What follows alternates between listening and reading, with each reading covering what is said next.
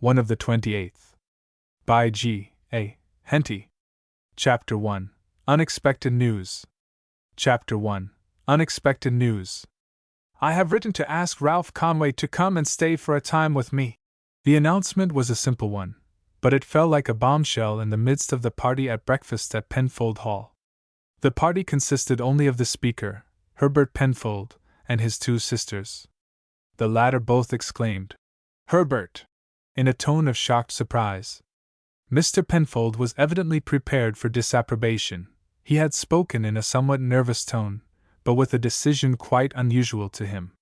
He had finished his last piece of toast and emptied his last cup of tea before making the announcement, and he now pushed back his chair, rose to his feet, and said, "Yes, I have been thinking of having him here for some time, and I suppose that as master of this house I am at liberty to ask whom I like.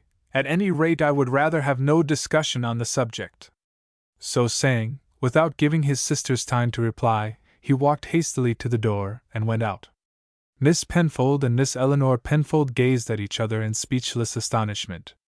So accustomed were they to settle everything that took place at Penfold Hall, that this sudden assumption of authority on the part of their brother fairly staggered them. Miss Penfold was the first to speak. "This is terrible, Eleanor! To think that after all these years Herbert's thoughts should still be turning toward that woman. But it is only what might be expected. The ingratitude of men is terrible. Here we have for the last 20 years been devoting our lives to him, not only keeping his house for him, but seeing that he did not fall a victim to any of the designing women who would have insinuated themselves into his good graces, and preventing him from indulging in all sorts of foolish tastes and bringing himself to ruin.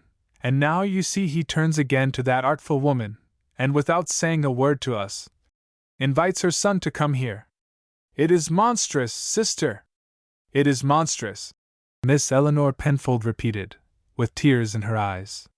"It is like flying in the face of Providence, sister. It is flying in our faces." Miss Penfold replied sharply. "And just at the present moment that is of more importance. To think that that man must have been brooding over this, and making up his mind to act in this way for weeks perhaps, and never to say a word to us upon the subject. I wonder he didn't ask the woman herself down. He never could have done such a shameless thing, Charlotte," her sister said, much shocked. "Of course, we must have left the house instantly." "I should not have left the house," Miss Penfold said firmly. "If the woman comes, and now he has asked the boy, it is quite possible that he may ask the mother. Our duty will be to remain here. You know we have been uneasy ever since her husband died. Herbert's infatuation concerning her has been pitiable, and we have always believed it has been that alone which has caused him to refuse so obstinately to enter into our plans, or to pay even decent courtesy to the various excellent young women we have from time to time asked down here, and who were in every way suitable for the position of mistress of this house, women full of sense, and who, with right guidance, would have made him perfectly happy. And now he flies in our faces and asks the boy down. I have had an idea for some little time that he has had something on his mind.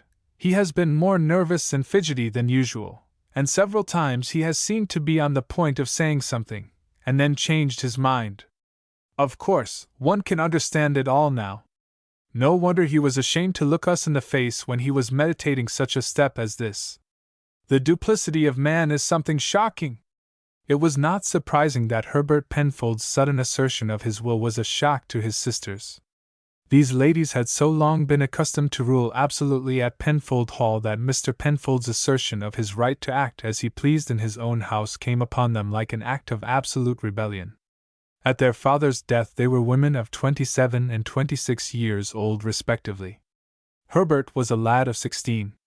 He was of a gentle and yielding disposition, and as their father for some years previous to his death had been a confirmed invalid, and they had had the complete management of the house, it was but natural that at his death they should continue in the same position.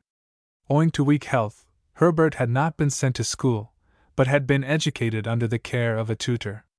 He had wished when he reached the age of 19 to enter one of the universities, but his sisters had been so opposed to the idea, and had represented so strongly to him his unfitness to take part in the rough sports of the young men, and how completely he would feel out of place in such companionship, that he had abandoned the idea, and had traveled on the continent for 3 years with his tutor, his sisters being for most of the time of the party. Soon after his return he had fallen in love with the daughter of Colonel Vernon, an officer living on half pay at Poole, which was the nearest town to Penfold Hall. The announcement of his engagement came like a thunderclap upon his sisters, who had agreed that it would be in all respects desirable that Herbert should not marry for some years.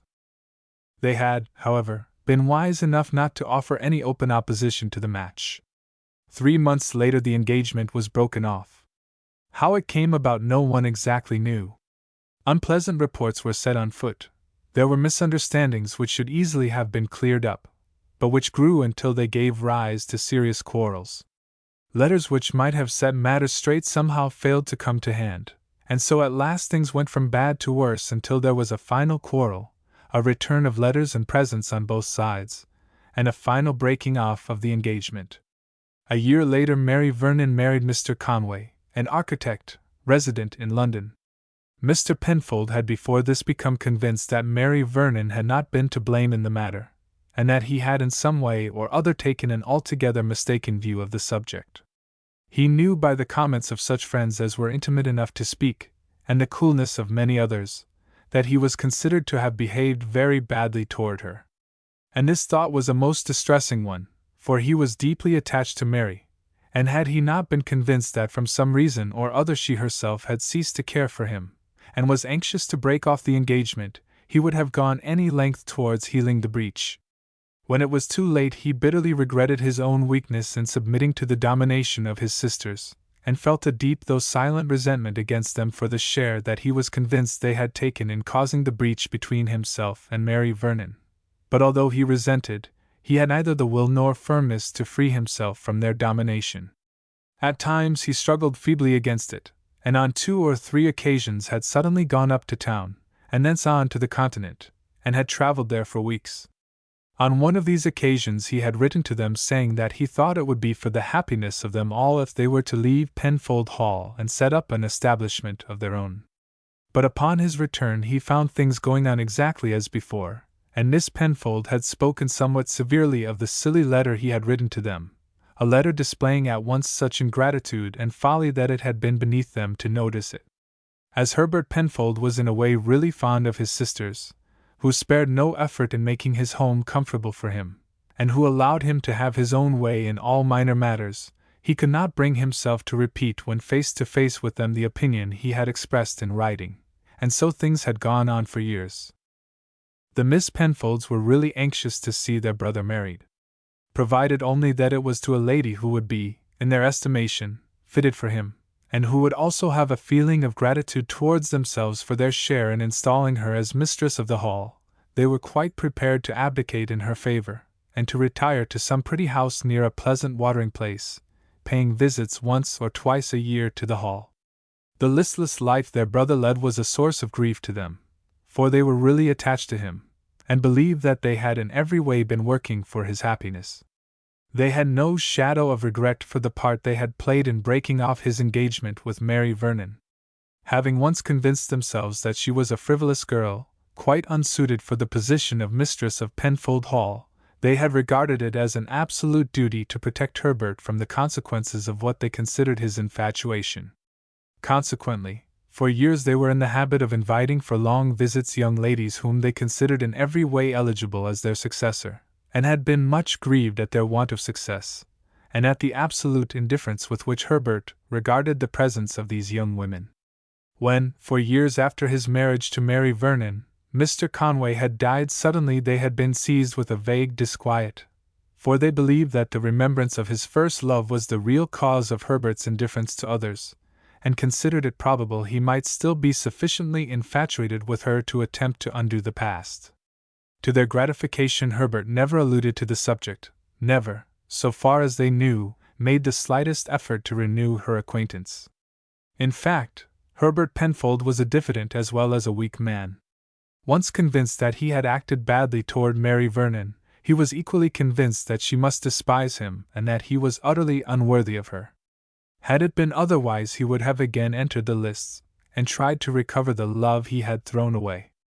Although he occasionally yielded to the entreaties of his sisters and showed himself with them at county gatherings, gave stately dinner parties at regular intervals, and accepted the invitations of his neighbors, he lived the life almost of a recluse. His sole companion and friend was the rector of the parish, who had been his tutor during his continental tour, and whom he had presented with the living which was in his gift, to the secret dissatisfaction of his sisters, who had always considered that Herbert's tutor had endeavored to set him against them. This had to some extent been the case, in so far, at least, that Mr. Withers, who had left college only a short time before starting with Herbert, had endeavored to give him habits of self-reliance and independence of thought, and had quietly striven against the influence that his sisters had upon his mind. It was not until after the Mary Vernon episode that the living had fallen vacant. Had it been otherwise, things might have turned out differently, for Herbert would certainly have sought his friend's advice in his troubles. After that, it was too late for his interference. Mr. Withers had watched the state of matters at the Hall, and his young wife had often urged him to try to induce Herbert Penfold to rouse himself and assert himself against his sisters, but the vicar remained neutral. He saw that though at times Herbert was a little impatient at the domination of his sisters, and a chance word showed that he nourished a feeling of resentment toward them, he was actually incapable of nerving himself to the necessary effort required to shake off their influence altogether, and to request them to leave the Hall. Nothing short of this would suffice to establish his independence, for after a mere temporary assertion of authority he would, if they remained there, assuredly speedily allow affairs to lapse into their present state, and the vicar thought that harm rather than good would be caused by his interference, and that, as his influence would be sure to be suspected, there would be a breach between the Hall and the rectory. As it was, the connection was an intimate one. Herbert was always glad to see him when he came in for a talk in the course of his rounds, or when he and his wife would come up to dine quietly. The Miss Penfolds were always ready with their purses to aid him to carry out his schemes for the good of the parish, and to sympathize with his young wife in her troubles. 4 of these she had a large share, all her children, save one girl, having been carried off in their infancy. Mabel Withers was as much at home at the Hall as at the rectory. She was chief pet and favorite with Mr. Penfold, and although his sisters considered that the rector allowed her to run wild, and that under such license she was growing up a sad tomboy, they could not withstand the influence of the child's happy and fearless disposition, and were in their way very kind to her. Such was the state of things at Penfold Hall when its owner's sudden announcement that he had invited young Ralph Conway to come to stay there had fallen like a bombshell upon his sisters. The invitation had caused almost as much surprise to Mrs. Conway as to the Miss Penfolds. Her father had died a few months after her marriage, and at the death of her husband she found herself left with an income of about $100 a year, the interest of the sum for which he had insured his life. To her surprise, she had a month or two later received an intimation from the lawyer who managed her business that a friend had arranged to pay the sum of £100 every quarter to her account, on condition only that no inquiry whatever should be made as to his or her identity. Mary Conway had thankfully accepted the gift, which had, however, caused her intense wonderment and curiosity. So far as she knew, neither her father nor her husband had any relations who could have afforded so handsome a gift. She knew that Colonel Vernon had been most popular with his regiment, and the supposition at which she finally arrived was that some young officer whom he had befriended in difficulties had, on coming into a large property, determined similarly to befriend the daughter of his former colonel. Had she been alone in the world she would have declined to accept this aid from an unknown benefactor, but for her son's sake she felt that it would be wrong to do so. The idea that the money might come from Herbert Penfold had once or twice occurred to her, only to be at once dismissed, for had she really believed that it came from him she could not, even for Ralph's sake, have accepted it. He had, as she believed, quarreled with her altogether without cause, her letters had been unanswered, and she considered the quarrel to have been simply a pretext upon the part of Herbert to break off an engagement of which he was tired. Words dropped, apparently by accident, by Herbert's sisters had, before the misunderstanding commenced, favored this idea, and although she had really loved him her disposition was too spirited to allow her to take the steps she otherwise might have done to set herself right with him. At any rate, she had no ground whatever for believing that Herbert, after the breach of the engagement, entertained any such feelings toward her as would have led him to come forward to assist her in any way after she had become the wife of another, and so for 12 years she had continued to receive her quarterly income. She had established herself in a pretty little house near Dover, where several old friends of her father resided, and where she had plenty of pleasant society among the officers of the regiments stationed there. Although far from rivaling Portsmouth or Plymouth in life and bustle, Dover was a busy town during the time of the Great War. The garrison was a large one, the Channel cruisers often anchored under the guns of the castle, and from the top of the hills upon a clear day for months a keen lookout was kept for the appearance from the port of Boulogne of the expedition Napoleon had gathered there for the invasion of England. The white sails of the English cruisers as they sailed up or down the Channel were clearly visible, and occasionally a privateer could be seen making its way westward with a prize it had picked up off Texel. Military and naval matters were the sole topics of conversation, and by the time he was 15 Ralph had fully determined to follow in his grandfather's footsteps and to become a soldier. Having passed almost all her life among military men, Mrs. Conway had offered no objections to his wishes, and as several of her father's old friends had promised to use their influence on his behalf, there was little doubt that he would be enabled to procure a commission as soon as he reached the regulation age. It was not often that the postman called at Mrs. Conway's with letters, for postage was expensive, and the people in those days only wrote when they had something particular to say. Mrs. Conway had just made breakfast when Ralph came in with a letter in his hand. "Here is a letter for you, Mother, but please don't open it until you have given me my breakfast. I am very late now, and shall barely have time to get through with it and be there before the gates close. Your porridge is quite ready for you, Ralph, so if you are late it will be your own fault, not mine. The eggs will be in before you have eaten it. However, I won't open the letter until you have gone, because you will only waste time by asking questions about it." Ralph began his bread and milk, and Mrs. Conway, stretching out her hand, took the letter he had laid beside his plate, and turning it over glanced at the direction to ascertain from which of her few correspondents it came. For a moment she looked puzzled, then, with a little start, she laid it down by the side of her plate. She had recognized the handwriting once so familiar to her. "What is it, Mother? You look quite startled. Who is it from?" "It is from no one you know, Ralph. I think it is from a person I have not heard from for some years. At any rate, it will keep until you are off to school. It's nothing unpleasant, I hope, Mother. Your color has quite gone, and you look downright pale. What should be the matter, you silly boy?" Mrs. Conway said, with an attempt to smile. "What could there be unpleasant in a letter from a person I have not heard from for years? There, go on with your breakfast. I expect you will hear some news when you get down into the town, for the guns in the castle have been firing, and I suppose there is news of a victory. They said yesterday that a great battle was expected to be fought against Napoleon somewhere near Leipzig." "Yes, I heard the guns, Mother, and I expect there has been a victory." "I hope not." "Why do you hope not, Ralph?" "Why, of course, Mother, I don't want the French to be beaten, not regularly beaten, till I am old enough to have a share in it. Just fancy what a nuisance it would be if peace was made just as I get my commission." "There will be plenty of time for you, Ralph," his mother said, smiling.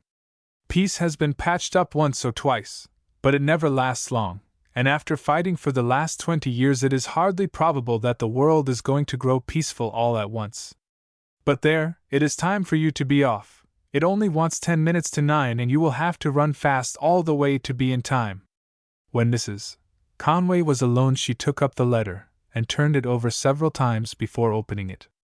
What could Herbert Penfold have written about after all these years? Mrs. Conway was but 36 years old now, and was still a pretty woman, and a sudden thought sent a flush of color to her face. "Never!" she said decidedly. "After the way in which he treated me, he cannot suppose that now." And then she stopped. "I know I did love him once, dearly, and it nearly broke my heart, but that was years and years ago. Well, let us see what he says for himself."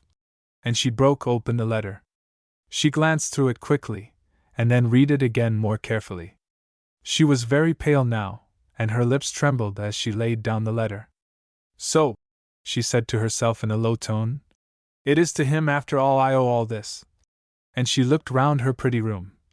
And I never once really suspected it. I am glad now, she went on after a pause, that I did not, for, of course, it would have been impossible to have taken it, and how different the last 12 years of my life would have been. Poor Herbert! And so he really suffered too, and he has thought of me all this time. For fully half an hour she sat without moving, her thoughts busy with the past. Then she again took up the letter and reread it several times. Its contents were as follows. Dear Mrs. Conway, you will be doubtless surprised at seeing my handwriting, and your first impulse will naturally be to put this letter into the fire. I am not writing to ask you to forgive my conduct in the old days. I am but too well aware how completely I have forfeited all right to your esteem or consideration. Believe me that I have suffered for my fault, and that my life has been a ruined one. I attempt to make no excuses. I am conscious that while others were to blame I was most of all, and that it is to my own weakness of will and lack of energy that the breach between us was due. However, all this is of the past and can now interest you but little. You have had your own sorrows and trials, at which, believe me, I sincerely grieved. And now to my object in writing to you. Although still comparatively a young man, I have not many years to live. When last in London I consulted 2 of the first physicians, and they agreed that, as I had already suspected, I was suffering from heart disease, or rather, perhaps, from an enfeebled state of my heart, which may at any moment cease to do its work. Naturally, then, I have turned my thoughts as to whom I should leave my property. My sisters are amply provided for. I have no other near relatives, and therefore consider myself free to leave it as I choose. I have long fixed my thoughts upon the daughter of a dear friend, the rector of Bilston. She is now 13 years old, and half my property is left her. I have left the other half to your son. The whole subject to an annuity to yourself, which you will not, I trust, refuse to accept. I have never thought of any woman but you, and I hope that you will not allow your just resentment against me to deprive me of the poor satisfaction of making what atonement lies in my power for the cruel wrong I formerly did you. Were I strong and in health, I can well imagine that you would indignantly refuse to receive any benefits from my hands, but knowing your kindness of heart, I feel sure that you will not sadden the last days of a doomed man by the knowledge that even after his death his hopes of ensuring the comfort of the one woman on earth he cared for are to be disappointed. I should like to know your son.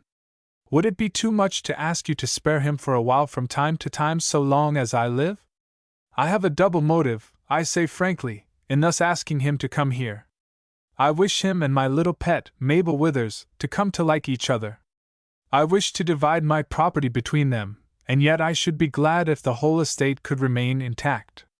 I should not be so foolish as to make a proviso that 2 persons who are as yet so young, and who may not in any way be suitable to each other, should marry.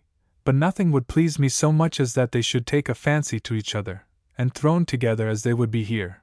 For Mabel is constantly at the house. It is just possible that one of those boy and girl affections, which do sometimes, although perhaps rarely, culminate in marriage, might spring up between them.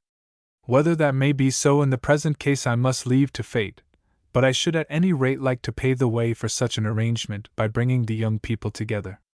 I need not say that it will be best that neither of them should have the slightest idea of what is in my mind, for this would be almost certain to defeat my object. If the proposal is agreeable to you, I hope that you will let Ralph come to me at the beginning of his holidays, which must, I fancy, be now near at hand.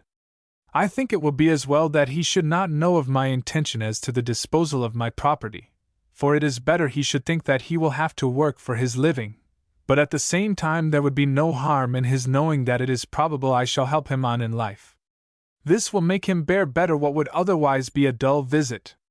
But I leave this matter entirely in your hands. You know the boy and I do not, and you can therefore better judge what will be best for him to know. And now, dear Mary, if you will pardon my once again calling you so, I remain your affectionate friend, Herbert Penfold. It was characteristic of Mrs. Conway that at the first reading of this letter she thought rather of the writer than of the bright prospects which his offer opened to her son. She thought rather of Herbert Penfold, her first love, now ill, if not dying, of the days of their engagement and its rupture than of the fact that her son was to inherit half the Penfold estates. She had been sorely hurt at the time, and even after all these years it was a pleasure to her to know that the quarrel was not, as she had often thought at the time, a mere pretext for breaking off the engagement, but that Herbert had really loved her, had cared for her all these years, and had been the mysterious friend whose kindness had so lightened her cares. I did not throw away my love after all, she said to herself, as with her eyes full of tears she stood at the window and looked out towards the sea. He cared for me enough to be faithful all this time and to think of me constantly, while I had almost forgotten the past. I ought to have known all the time that he was acting under the influence of others, those sisters of his, of course. I was always certain they hated me, hated the thought of my becoming mistress of Penfold Hall. I knew the influence they had over him. Herbert had no will of his own, it was the only fault I ever saw in him, and they could twist him round their little fingers. And now he is going to make Ralph his heir, or at least his heir with the girl he speaks of. It is a grand thing for Ralph, for the estates were worth, he told Papa, 8,000 a year, and if Herbert's little romance comes off, Ralph will have all.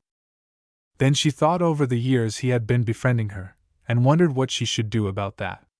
Finally, being a sensible woman, she decided to do nothing. Had she known it before, or learned the truth by other means, she would have refused absolutely to touch Herbert Penfold's money, but it would be indeed a poor return for his kindness were she now, when he was ill and feeble, and was about to bestow still further benefits upon her, to refuse to permit him any longer to aid her. She wished, as she read the letter over again, that he had expressed some desire to see her. She should have liked to have thanked him in person, to have told him how grateful she felt for his care and kindness, to have taken his hand again if but for a minute.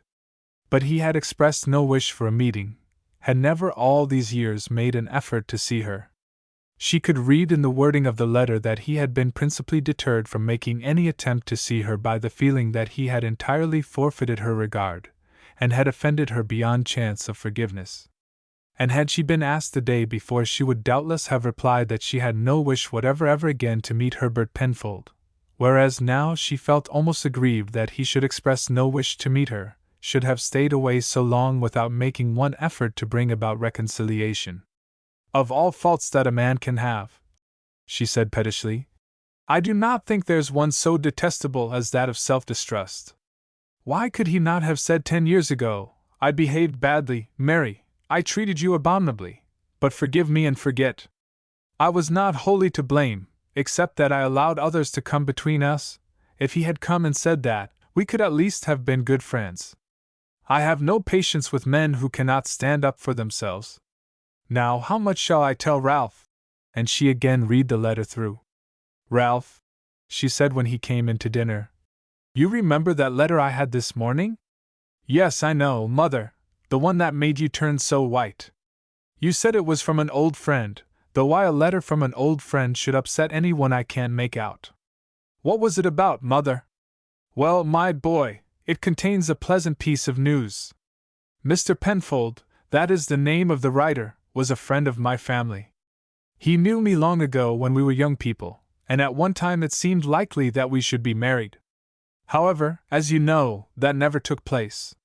However, it seems, as he says by his letter, that he has never altogether forgotten me, and he intends to help you on in life if you turn out as he would like to see you. He wishes you to go down to stay with him when your holidays begin. That sounds nice, Ralph said, and if he has got any boys about my own age it will be pleasant. He has no children, Ralph. He is what you may call an old bachelor, and lives with his sisters, or rather they live with him. That does not sound very cheerful, Mother. An old gentleman with 2 old ladies alone in the house can't make much fun. He is not an old gentleman, Ralph, Mrs. Conway said almost angrily. I told you we were young people together. Still, it may not be very lively for you, but you must put up with that. He evidently means to be very kind to you, and it will be of great advantage to you going down to stay with him. But what are you going to do with yourself, Mother, all alone here? I think he might have asked you as well as me. I shall do very well, Ralph. I have plenty of friends here. Where does Mr. Penfold live, Mother? Down in Dorsetshire. It is a very nice place, and only about a mile from the sea. But, as I say, I do not expect you will find it lively, but that you mustn't mind. It will be a very good thing for you, and will be well worth your while putting up with a little dullness for a time. Mr. Penfold is one of the kindest of men, but I do not think you will like his sisters much. Certainly you will not unless they are a good deal changed from what they were as I remember them. Still you must try to get on with them as well as you can, and I dare say you will find some pleasant companions in the neighborhood. I am sure you will do your best when I tell you that I am most anxious for many reasons that Mr. Penfold should like you. Of course I will do my best, Mother, though I must say that the lookout is not, according to your description, a very cheerful one, and I would a deal rather stop at home with you. We can't always do exactly as we like, Ralph, though that is a lesson you have as yet to learn. What day did you say your holidays began? Next Monday week, Mother. But I do hope I may have 2 or 3 days sailing with Joe Knight the fisherman before I go. Mr. Penfold says he will be glad to see you as soon as your holidays begin, Ralph. Still I suppose a day or 2 will make no difference, so we will settle that you shall go on Friday. As you go down to school this afternoon you had better tell Rogerson the tailor to come up this evening to measure you for a suit of clothes. You must look decent when you go down. And you know except your Sunday suit, you have got nothing fit to wear in such a house as that. I am afraid it's going to be a horrible nuisance altogether, Ralph said ruefully. However, I suppose it's got to be done as you say so, Mother, though it's hard breaking in on my holidays like that. He might just as well have asked me in school time.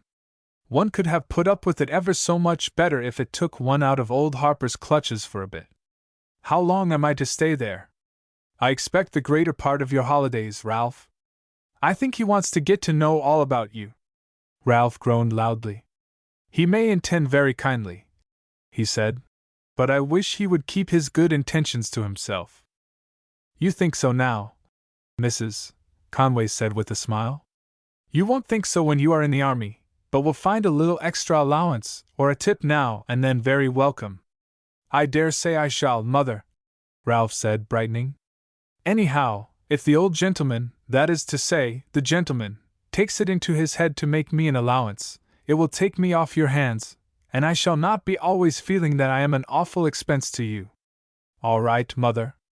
I think I can promise that I will be on my best behavior, and will try hard to get on even with his sisters. I wish he had asked Phil Landry to go down with me. 2 fellows can get on anywhere. I should have very little hope of your making a good impression if you went there with your friend Phil, Mrs. Conway said, smiling. I can believe in your good conduct while you are alone, but I should have no hopes whatever of you if you and he were together. But how am I to go, Mother? It seems such a tremendous way from here down into Dorsetshire. I have not thought anything about it yet, Ralph, but probably Mr. Penfold will give some instructions as to your journey when he hears from me that you are coming. Chapter 2. A Country Visit. Chapter 2. A Country Visit. When Ralph had gone off to school again, Mrs. Conway sat down to answer the letter, by no means an easy task, and she sat with the paper before her for a long time before she began. At last, with an air of desperation, she dipped her pen into the ink and began. My dear Herbert Penfold, it is difficult to answer such a letter as yours, to say all one feels without saying too much, to express the gratitude with which one is full, but of which one feels that you do not desire the expression. First, a word as to the past. Now that it is irreparable, why should I not speak freely? We were the victims of a mistake. You were misled respecting me. I foolishly resented the line you took, failed to make sufficient allowances for your surroundings, and even doubted a love that seemed to me to be so easily shaken. Thus my pride was, perhaps, as much responsible for what happened as your too easy credence of tales to my disadvantage. At any rate, believe me that I have cherished no such feelings as those with which you credit me toward you. Now that I know the truth, I can only regret that your life has been, as you say, spoiled by what can but be called a fatal misunderstanding. Next, I must thank you, although you make no allusion to it in your letter, for your kindness during past years. Of these, believe me, I never suspected that you were the author, and I need hardly say how deeply I have been touched at finding that the hand to which I and my boy owe so much is that of Herbert Penfold. Of this I will say no more. I leave you to picture my feelings and my gratitude. Also, most warmly I thank you for your intentions regarding my boy. He will be ready to come to you on Friday week. I suppose his best way will be to go by coach to London and then down to you, or he could take passage perhaps in a coaster. He is very fond of the sea. We had settled that he should enter the army, but of course I consider that nothing will be decided on this or any other point as to his future until I know your wishes on the matter. Lastly, dear Herbert, believe me that the news that you have given me concerning your state of health has caused me deep sorrow, and I earnestly hope and trust that the doctors may be mistaken in your case, that you may have a long life before you, and that life may be happier in the future than it has been in the past. I remain your grateful and affectionate Mary Conway. A fortnight later Ralph Conway took his place on the outside of the coach for London. As to the visit to this unknown friend of his mother, he anticipated no pleasure from it whatever, but at the same time the journey itself was delightful to him. He had never during his remembrance been further away from Dover than Canterbury, and the trip before him was in those days a more important one than a journey half over Europe would be at the present time. In his pocket he carried a piece of paper, on which his mother had carefully written down the instructions contained in the letter she had received in answer to her own from Herbert Penfold. Sewn up in the lining of his waistcoat were 5 guineas, so that in case the coach was stopped by highwaymen, or any other misfortune happened, he would still be provided with funds for continuing his journey. Under the seat was a small basket filled with sandwiches, and his head ought to have been equally well filled with the advice his mother had given him as to his behavior at Penfold Hall. As his place had been booked some days before, he had the advantage of an outside seat. Next to him was a fat woman, who was going up to town, as she speedily informed her fellow passengers, to meet her husband, who was captain of a whaler. "I see in the Gazette of today," she said, "as his ship was signalled off Deal yesterday, and with this air wind he will be up at the docks tomorrow, so off I goes. He's been away nigh 18 months, and I know what men is. Why, bless you, if I wasn't there to meet him when he steps ashore, as likely as not he would meet with friends and go on the spree, and I shouldn't hear of him for a week, and a nice hole that would make in his earnings. Young man, you are scrooging me dreadful. Can't you get a little further along?" "It seems to me, ma'am, that it is you who are scrooging me," Ralph replied. "This rail is almost cutting into my side now." "Well, we must live and let live," the woman said philosophically. "You may thank your stars nature hasn't made you as big as I am. Little people have their advantages. But we can't have everything our own way. That's what I tells my Jim. He is always wanting to have his own way. That comes from being a captain, but as I tells him, it's only reasonable as he is captain on board his ship I should be captain in my house. I suppose you are going to school?" "No, I am not. My school is just over." "Going all the way up to London?" "Yes." "That's a mercy," the woman said. "I was afraid you might be only going as far as Canterbury, and then I might have got some big chap up here who would squeeze me as flat as a pancake. Men is so unthoughtful, and seems to think as women can stow themselves away anywheres. I wish you would feel and get your hand in my pocket, young man. I can't do it nohow, and I ain't sure that I have got my keys with me, and that girl Eliza will be getting at the bottles and having men in, and then there will be a nice to-do with the lodgers. Can't you find it? It is in the fold somewhere." With much difficulty Ralph found the pocket-hole, and thrusting his hand in was able to reassure his neighbor by feeling among a mass of odds and ends a bunch of keys. "That's a comfort," the woman said. "If one's mind isn't at ease one can't enjoy traveling." "I wish my body was at ease," Ralph said. "Don't you think you could squeeze them a little on the other side and give me an inch or two more room?" "I will try," the woman said, "as you seem a civil sort of boy." Whereupon she gave 2 or 3 heaves, which relieved Ralph greatly, but involved her in an altercation with her neighbor on the other side, which lasted till the towers of Canterbury came in sight. Here they changed horses at the Fountain Inn. "Look here, my boy," the woman said to Ralph. If you feel underneath my feet, you will find a basket, and at the top there is an empty bottle. There will be just time for you to jump down and get it filled for me. A shilling's worth of brandy, and filled up with water. That girl Eliza flustered me so much with her wording and questions before I started that I had not time to fill it.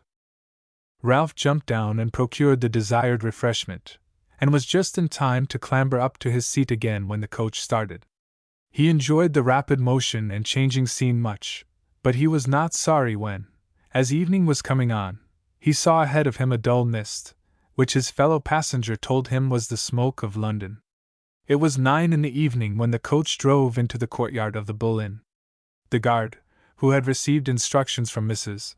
Conway, at once gave Ralph and his box into the charge of one of the porters awaiting the arrival of the coach, and told him to take the box to the inn from which the coach for Weymouth started in the morning.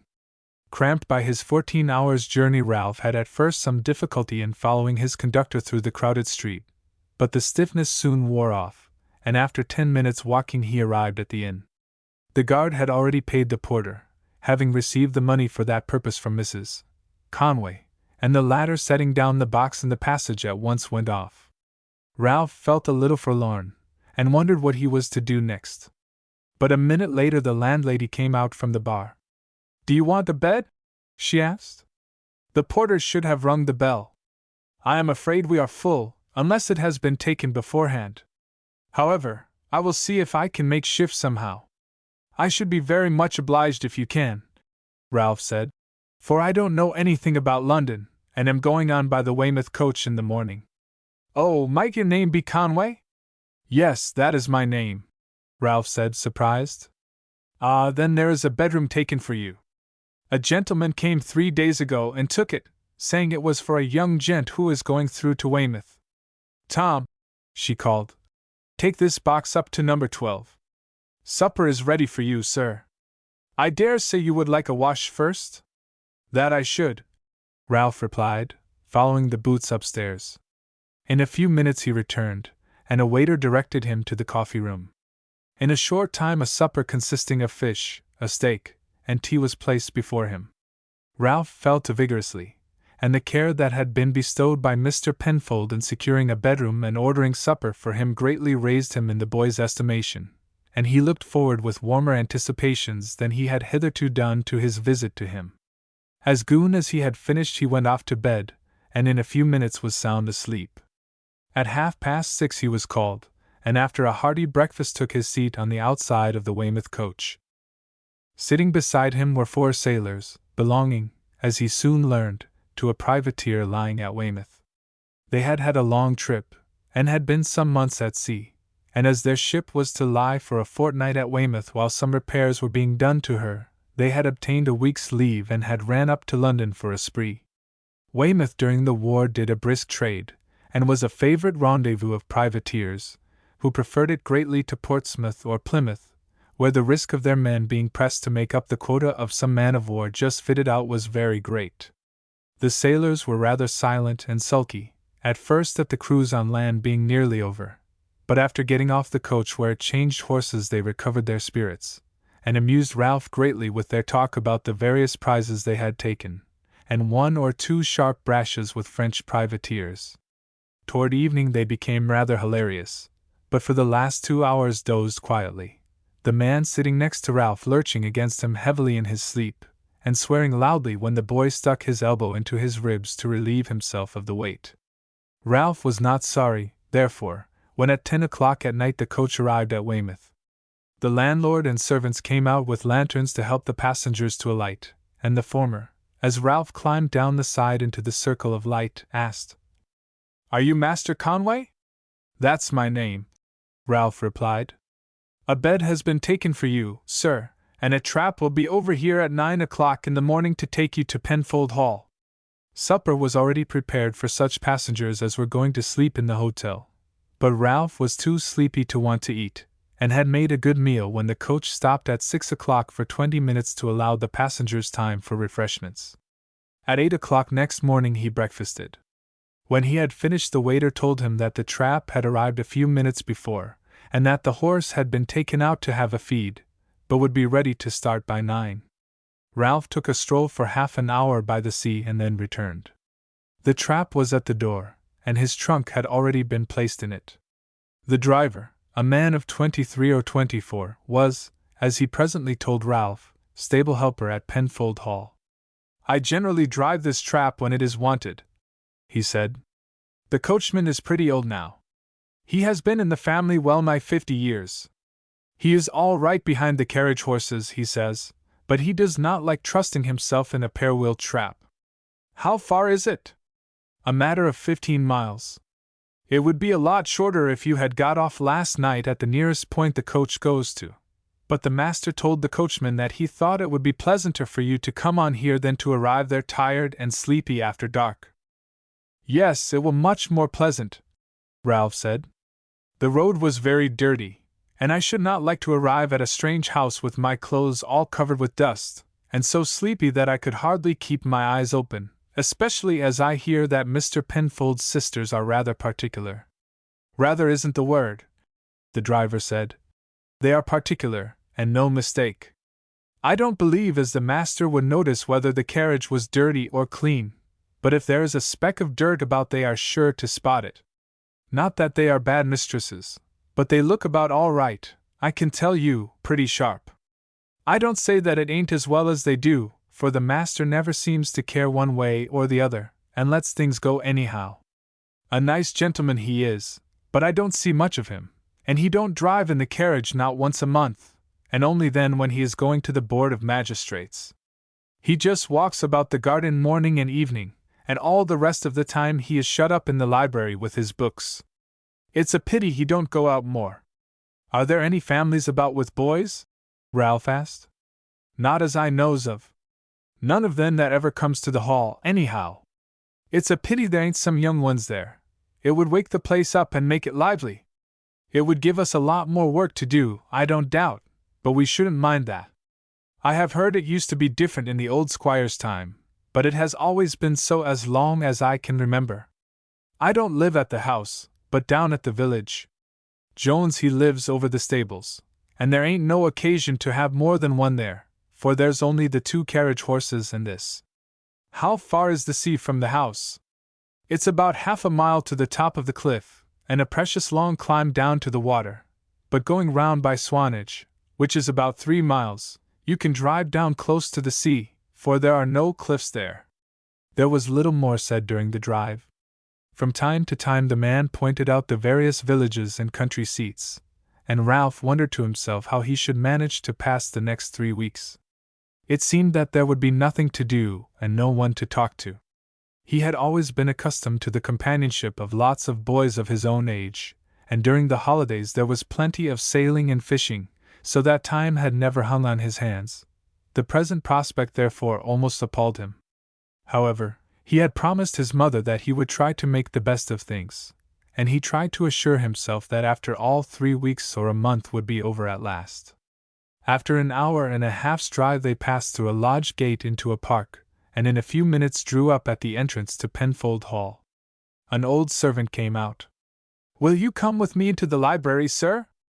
Mr. Penfold is expecting you. Your box will be taken up into your room." Ralph felt extremely uncomfortable as he followed his conductor across a noble hall, floored with dark polished oak, and paneled with the same material. A door opened, and a servant announced, "Master Conway." A gentleman rose from his chair and held out his hand. "I am glad to see you, Ralph Conway, and I hope your journey has been a pretty comfortable one. It is very good of you to come such a long distance to pay me a visit." "Mother wanted me to, sir," Ralph said honestly. "I don't think—" and he stopped. "You don't think you would have come of your own accord, Ralph?" "No, that is natural enough, my boy. At your age I am sure I should not have cared to give up my holidays and spend them in a quiet house among strangers. However, I wanted to see you, and I am very glad you have come. I am an old friend of your mother's, you know, and so desired to make the acquaintance of her son. I think you are like her," he said, putting his hand on Ralph's shoulder and taking him to the window and looking steadily at him.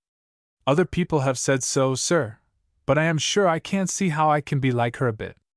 Mother is so pretty, and I am sure I am not the least bit in the world, and I don't think it's nice for a boy to be like a woman. This was rather a sore point with Ralph, who had a smooth, soft face with large eyes and long eyelashes, and who had, in consequence, been nicknamed Sally by his schoolfellows. The name had stuck to him in spite of several desperate fights, and the fact that in point of strength and activity he was fully a match for any boy of his own age. But as there was nothing like derision conveyed by it, and it was indeed a term of affection rather than of contempt, Ralph had at last ceased to struggle against it.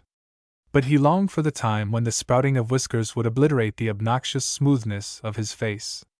Mr. Penfold had smiled at his remark. "I do not like girlish boys, Ralph, but a boy can have a girlish face and yet be a true boy all over. I fancy that's your case." "I hope so, sir. I think I can swim or run or fight any of the chaps of my own age in the school, but I know I do look girlish about the face. I have done everything I could to make my face rough. I have sat in the sun and wetted it with sea water every 5 minutes, but it's no use. I should not trouble about it. Your face will get manly enough in time, you may be sure, and I like you all the better for it, my boy, because you are certainly very like your mother. And now, Ralph, I want you to enjoy yourself as much as you can while you are here.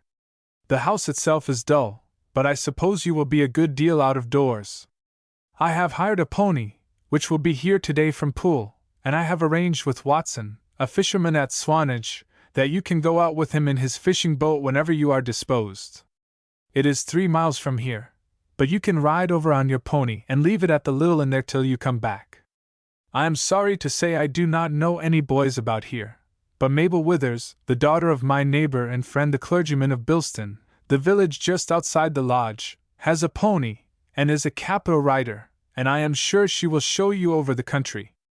I suppose you have not had much to do with girls?" he added with a smile at seeing a slight expression of dismay on Ralph's face, which had expressed unmixed satisfaction at the first items of the program. "No, sir, not much," Ralph said.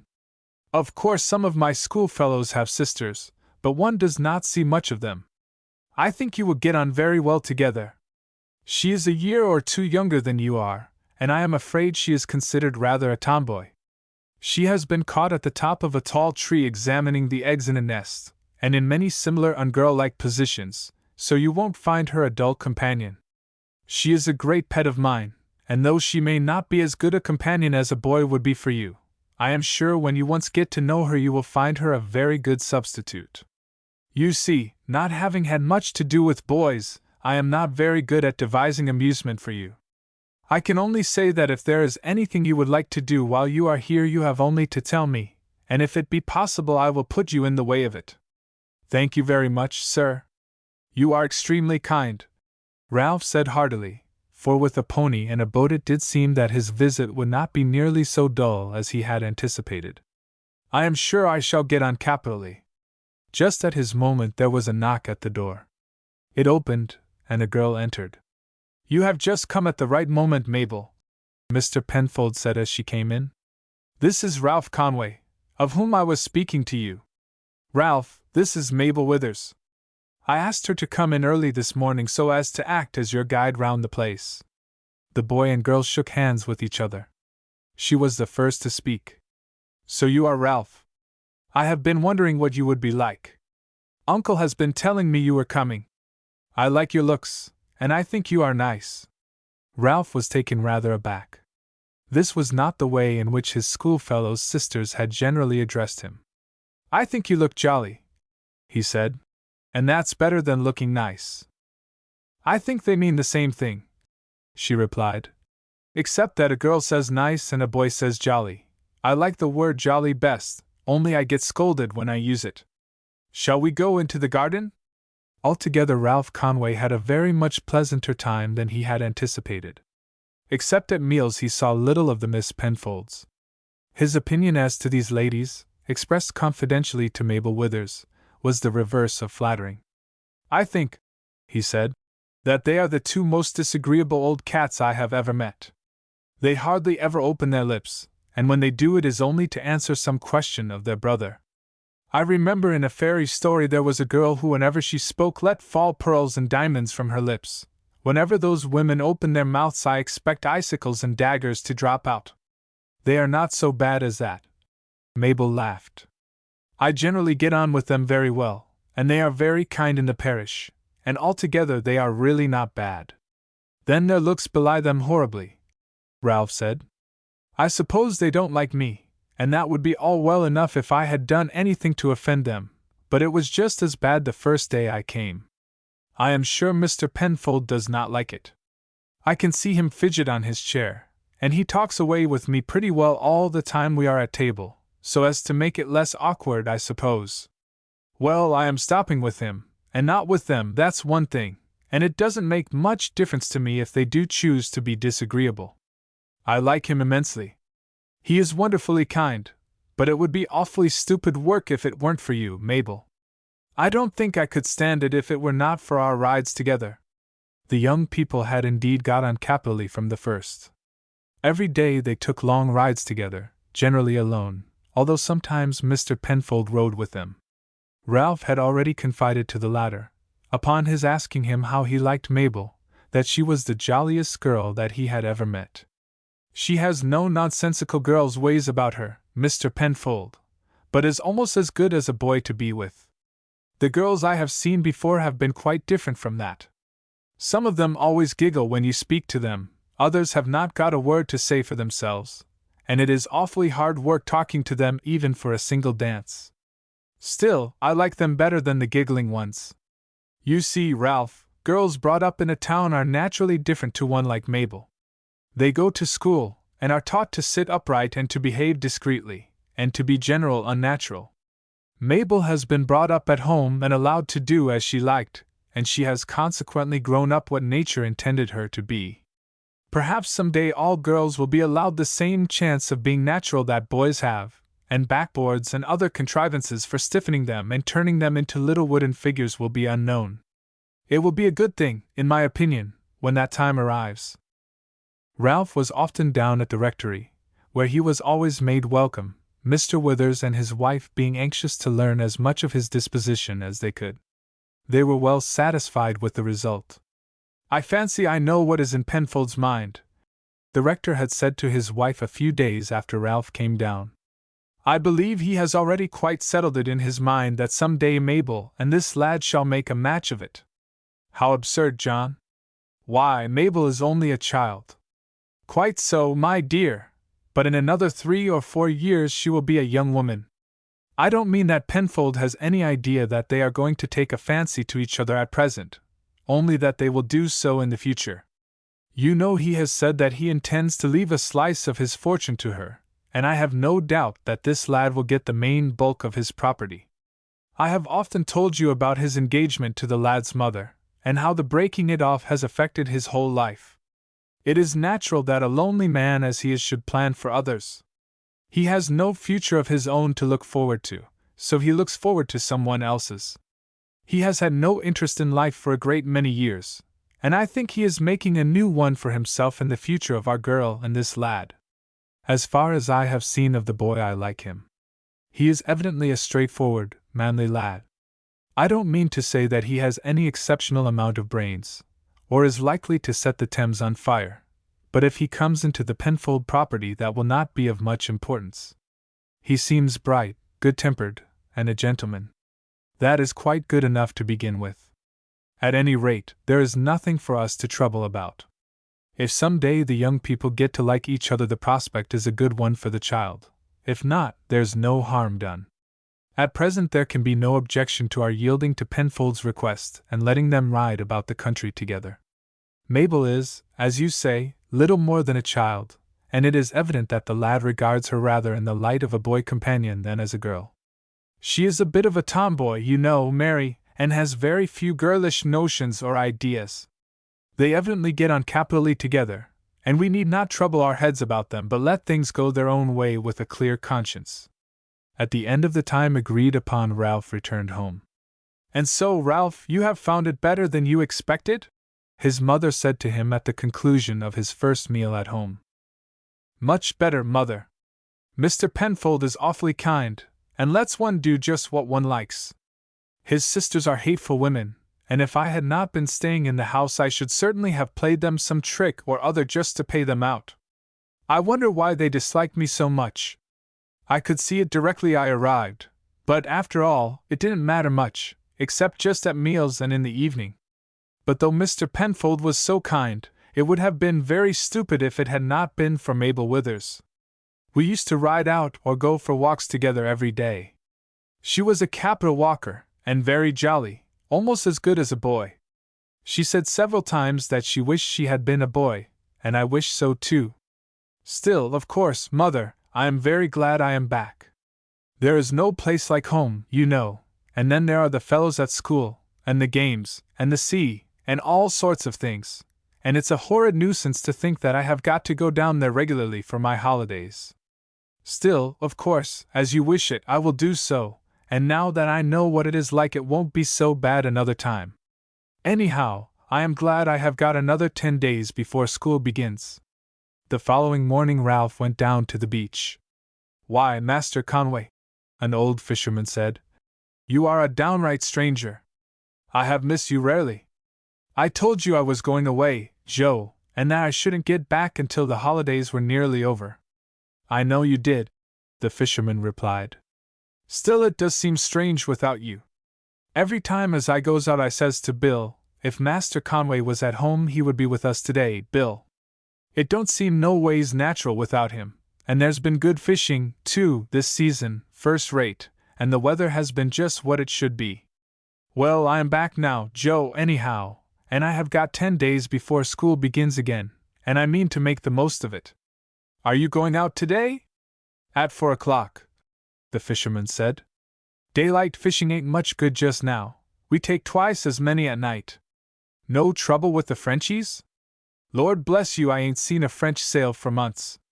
Our cruisers are too sharp for them, though they say a good many privateers run in and out of their ports in spite of all we can do, and a lot of our ships get snapped up. But we don't trouble about them. Why, bless your heart, if one of them was to run across us they would only just take our fish, and as likely as not pay us for them with a cask or two of spirits. Fish is a treat to them Frenchies, for their fishing boats have to keep so close over to their own shores that they can't take much. Besides, all their best fishermen are away in the privateers, and the lads have to go to fight Boney's battles with the Austrians or Russians, or Spanish or our chaps, or else to go on board their ships of war and spend all their time cooped up in harbor, for they scarce show now beyond the range of the guns in their forts. Well, will you come this evening? Yes, I think so, Joe. My mother doesn't much care about my being out at night, you know, but as I have been away all this time to please her, I expect she will let me do what I like for the rest of the holidays. Don't you come if your mother don't like it, Master Conway. There is never no good comes of boys vexing their mothers. I have known misfortune to follow it over and over again. Boys think as they know best what's good for them, but they don't, and sooner or later they are sure to own it to themselves. I shouldn't do it if I knew she really didn't like it, Joe, but I don't think she does mind my going out with you at any time. She knows she can trust you. Beside, what harm could come of it?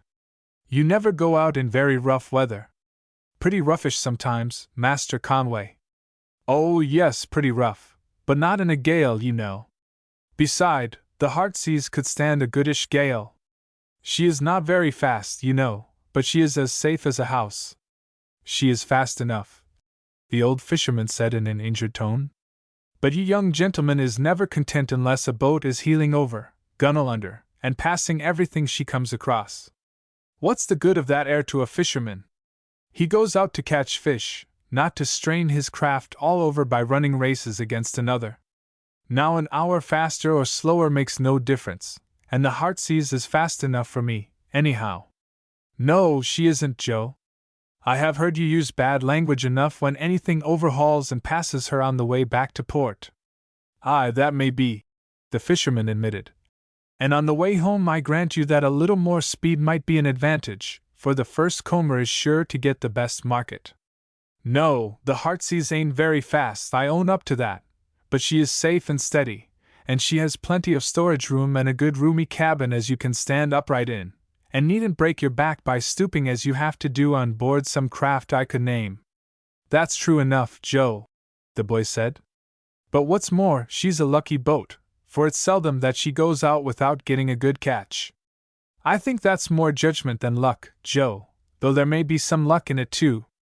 "I don't know about that, Master Conway. Of course one wants a sharp eye to see where the shoals are moving, but I believes in luck." "Well, sir, shall I see you again before the afternoon?" "I don't much expect so, Joe.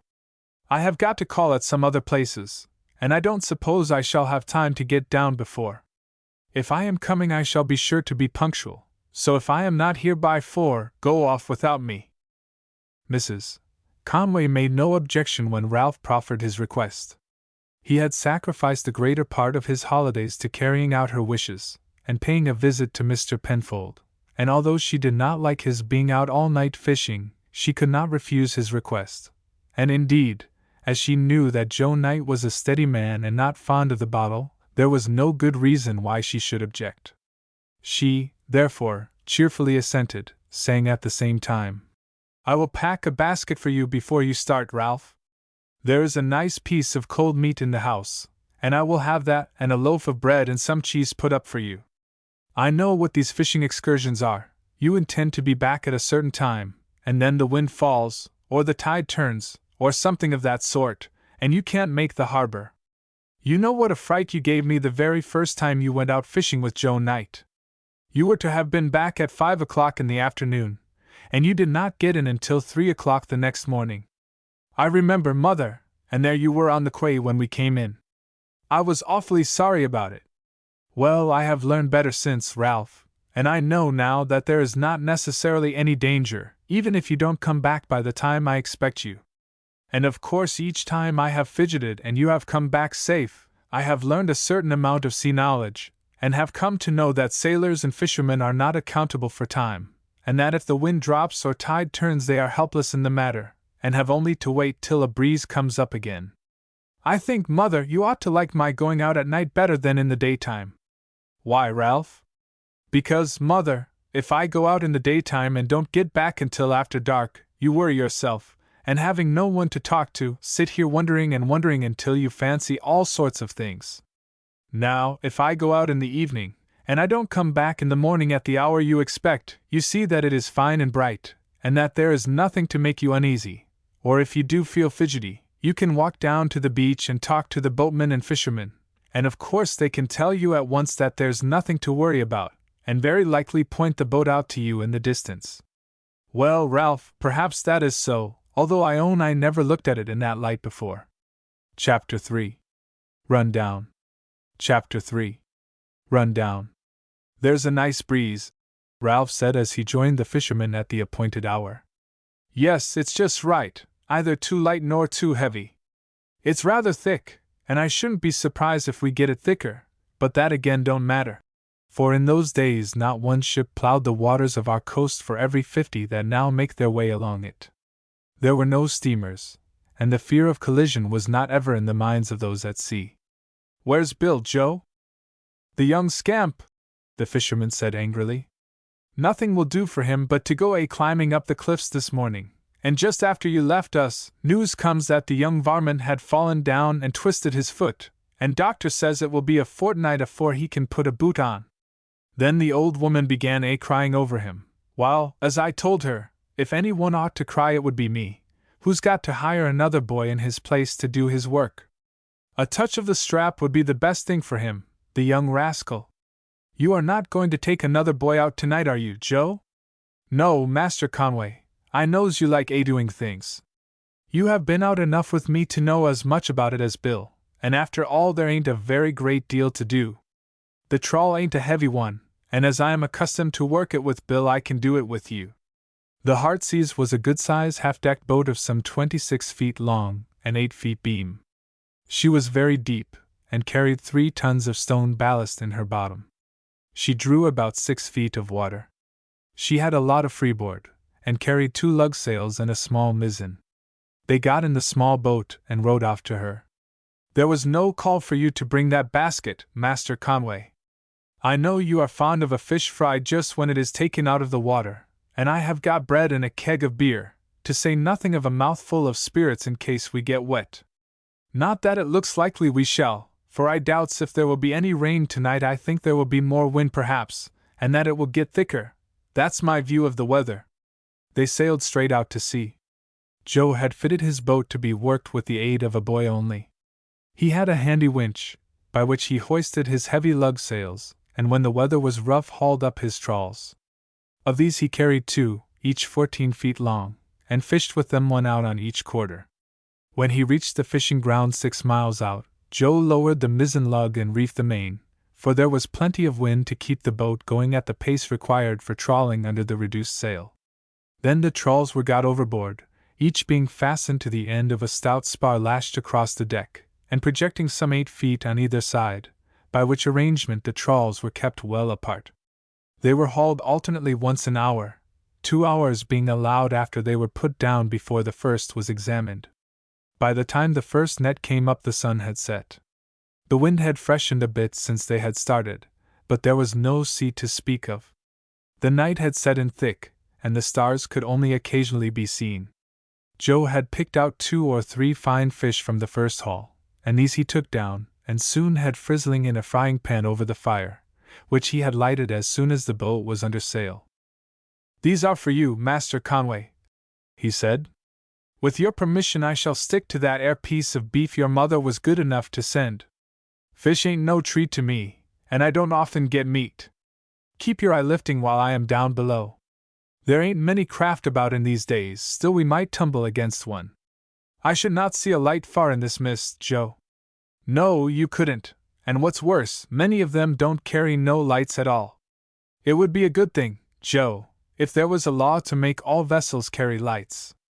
"Aye, lad, but you see in war times it ain't always convenient. A peaceful merchantman don't want to show her lights to any privateers that may happen to be cruising about, and you may be sure that the privateer don't want to attract the attention of peaceful traders until she is close upon them, or to come under the eye of any of our cruisers. No, there ain't many lights shown now, not in these waters. Folks prefer to risk the chance of running into each other rather than that of being caught by a French privateer." Now that the trawls were out there was no occasion for any one to attend to the helm, consequently when Joe announced that the fish were ready Ralph went down and joined him in the cabin. The first hours of the night passed quietly. Once an hour a trawl was hauled in and got on board, and as the catches were satisfactory Joe was in capital spirit. "You have brought good luck, Master Conway, and I notices I generally do well when you are out with me. I am getting more fish tonight than I have any night for weeks, and if it goes on like this till morning I shall make a good thing of it. I wants it bad enough, for I am in arrears a bit with my rent. The war has made everything so terrible dear that it is as much as a poor man can do to keep his head above water. What time is it now, Joe, do you think?" "About 2 o'clock, I reckon. It will begin to get light in a couple of hours, and at 5 we will up nets and make our way back." He had scarcely spoken when he shouted, "Ship ahoy! Look out for yourself, lad." Startled by the suddenness of the cry, Ralph looked round. He saw a crest of white foam a few yards away in the darkness. A moment later something dark passed over his head and a rope brushed his cheek, and as it did so a black mass struck the boat. There was a crash, a shock, and the Heartsease, after first heeling deeply over under the pressure, suddenly sank down like a stone. Ralph had staggered under the force of the collision, and would have fallen back as the boat heeled over, but instinctively he threw up his arms and his hand came in contact with the rope that had an instant before touched his cheek. He seized it with both hands, and threw his legs round it as the boat went down from under his feet, the whole thing being so sudden that it was nearly a minute before he could realize what had happened. Then he heard voices talking close by and, as it seemed, above him. "Hello!" he shouted. "Help!" A few seconds later the light of a lantern was flashed down upon him. Then a figure crawled out on the spar projecting above his head, seized him by the collar, and lifted him from the bobstay to which he was clinging on to the bowsprit. A minute later he was standing on the deck. "Thank you," he exclaimed. "Have you seen anything of the man who was with me? There were 2 of us on board. If not, please look for him at once." "I am afraid it's no use," one of the men said, with a strong foreign accent. "He has gone down and will never come up again. You come along with me to the captain." An uneasy feeling seized Ralph as he listened. He could see nothing, for the lantern had been placed in a bucket the moment that he touched the deck. At this moment a hail came from the stern of the vessel, and Ralph's fears were at once realized, for it was in French. The reply was in the same tongue, and he was led aft. "Take him down below, Jacques, and let's see what he is like. We have suffered no damage, I hope?" "Not as far as I could see by the light of the lantern, but the carpenter has gone below to see if she is making water." The captain led the way down into the cabin. This was comfortably furnished and lighted by a swinging lamp. "Do you come down, Jacques? I shall want you to interpret." The captain was surprised when he saw by the light of the lamp that the person they had rescued was a lad, well dressed, and evidently above the condition of fishermen. "Now, young sir, who are you?" he asked. "And what have you to say for yourself?" The question was translated by Jacques. "I like that," the lad said indignantly. "What have I to say for myself?" "I think it's what have you to say for yourselves? We were quietly fishing when you ran over us and sank the boat and drowned my friend Joe, and haven't even stopped for a moment to see if you could pick him up. I call it shameful and inhuman." The French captain laughed as Jacques translated the speech, the purport of which he had, indeed, made out for himself, for although he did not speak English he understood it to some extent. "Tell him it was his fault as much as ours.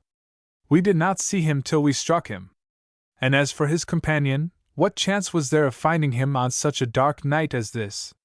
Why, by the time we had hove round and got back again we might not have hit it within a quarter of a mile. Besides, if he had been alive he would have shouted." Ralph saw, when he understood what the captain said, that there was truth in his words, and that the chances of discovering Joe would indeed have been slight even had the vessel headed round. "May I ask," he said, "what ship this is, and what you are going to do with me?" "The ship is La Belle Marie of Dunkirk. As to what we are going to do with you it is not so easy to say. Of course you can jump overboard again if you like, but if not you can stay on board until we have an opportunity of putting you ashore somewhere. How did you come to be on board a fishing smack? For I suppose it was a smack that we run down." "I live at Dover," Ralph replied, "and had only come out for a night's fishing." "Well, you are out of luck," the captain said. "That will do, Jacques. Take him forward and sling a hammock for him. Hang up his clothes in the cook's galley, they will be dry by the time he wakes." Ralph asked no questions, as he was taken forward, as to the character of La Belle Marie. 6 guns were ranged along on each side of her decks, and this, and the appearance of the captain's cabin, was sufficient to inform him that he had fallen into the hands of a French privateer. The craft had, indeed, left Dunkirk soon after nightfall, and was making her way down channel with every sail set when she had run down the unfortunate fishing boat. Jacques, as he hung up the hammock, explained to the sailors who crowded round the character of the passenger who had so unexpectedly come on board. "Poor lad," one of the sailors said good-naturedly. "He will be some time before he sees his mother again. He hasn't got a very bright lookout before him, a long voyage, and then a prison. I will go and see if the cook has got some water hot. A glass of spirits will do him good."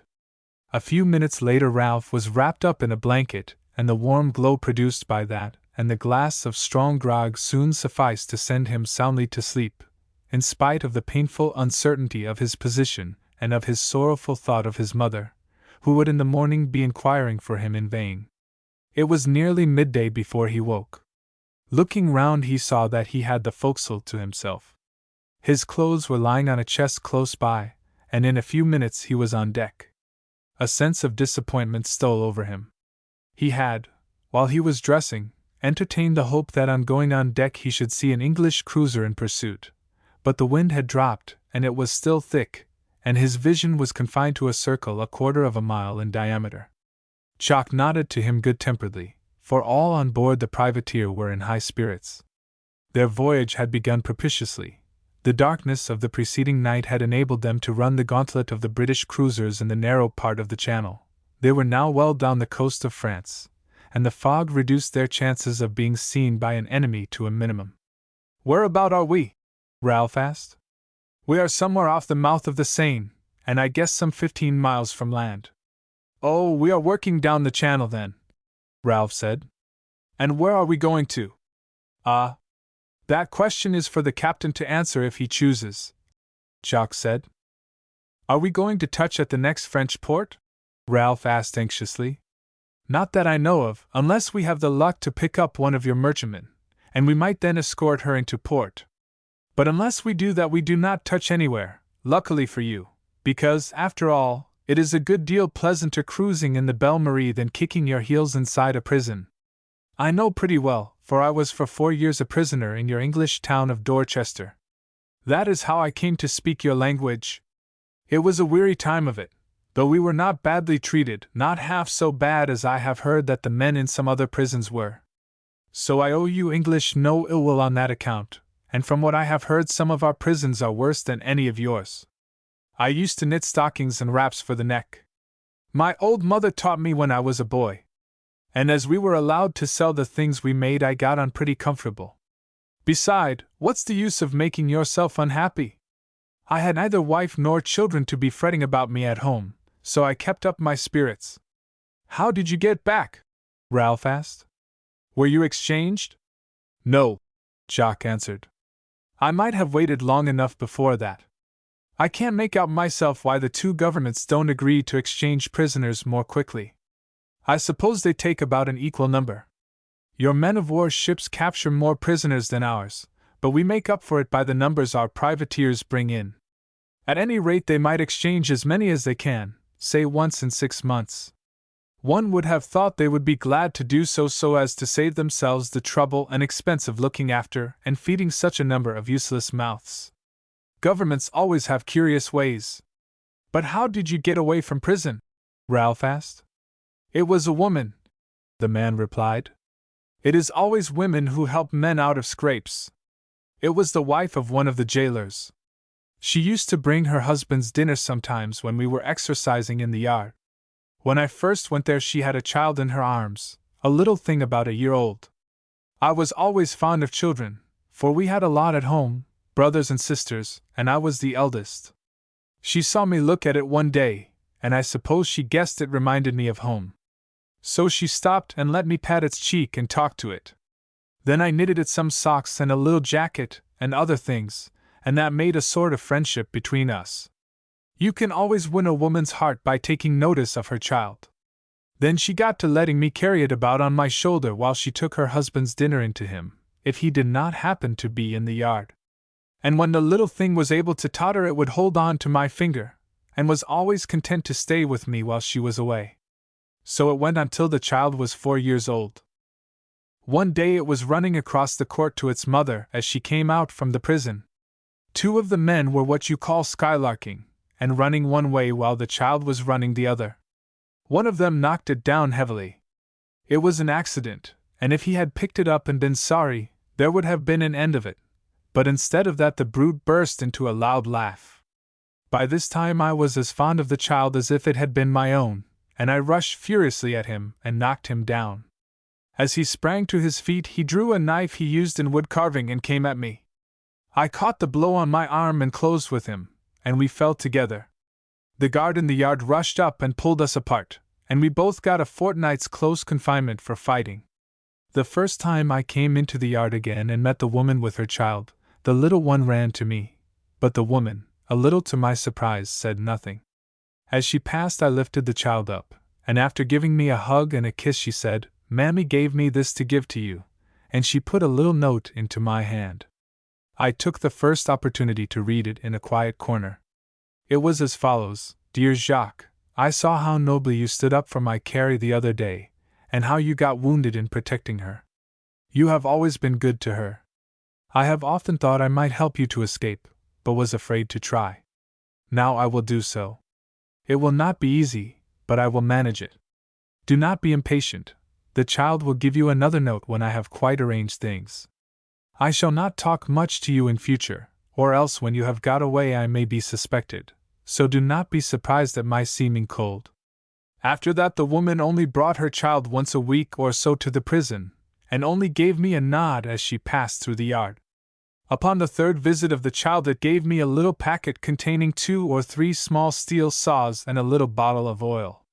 On the paper which held them was written, for the bars, "You shall have a rope next time." Sure enough, next time the child had hidden in its frock a hank of very thin cord, which I managed as I was playing with her to slip unobserved into my breast.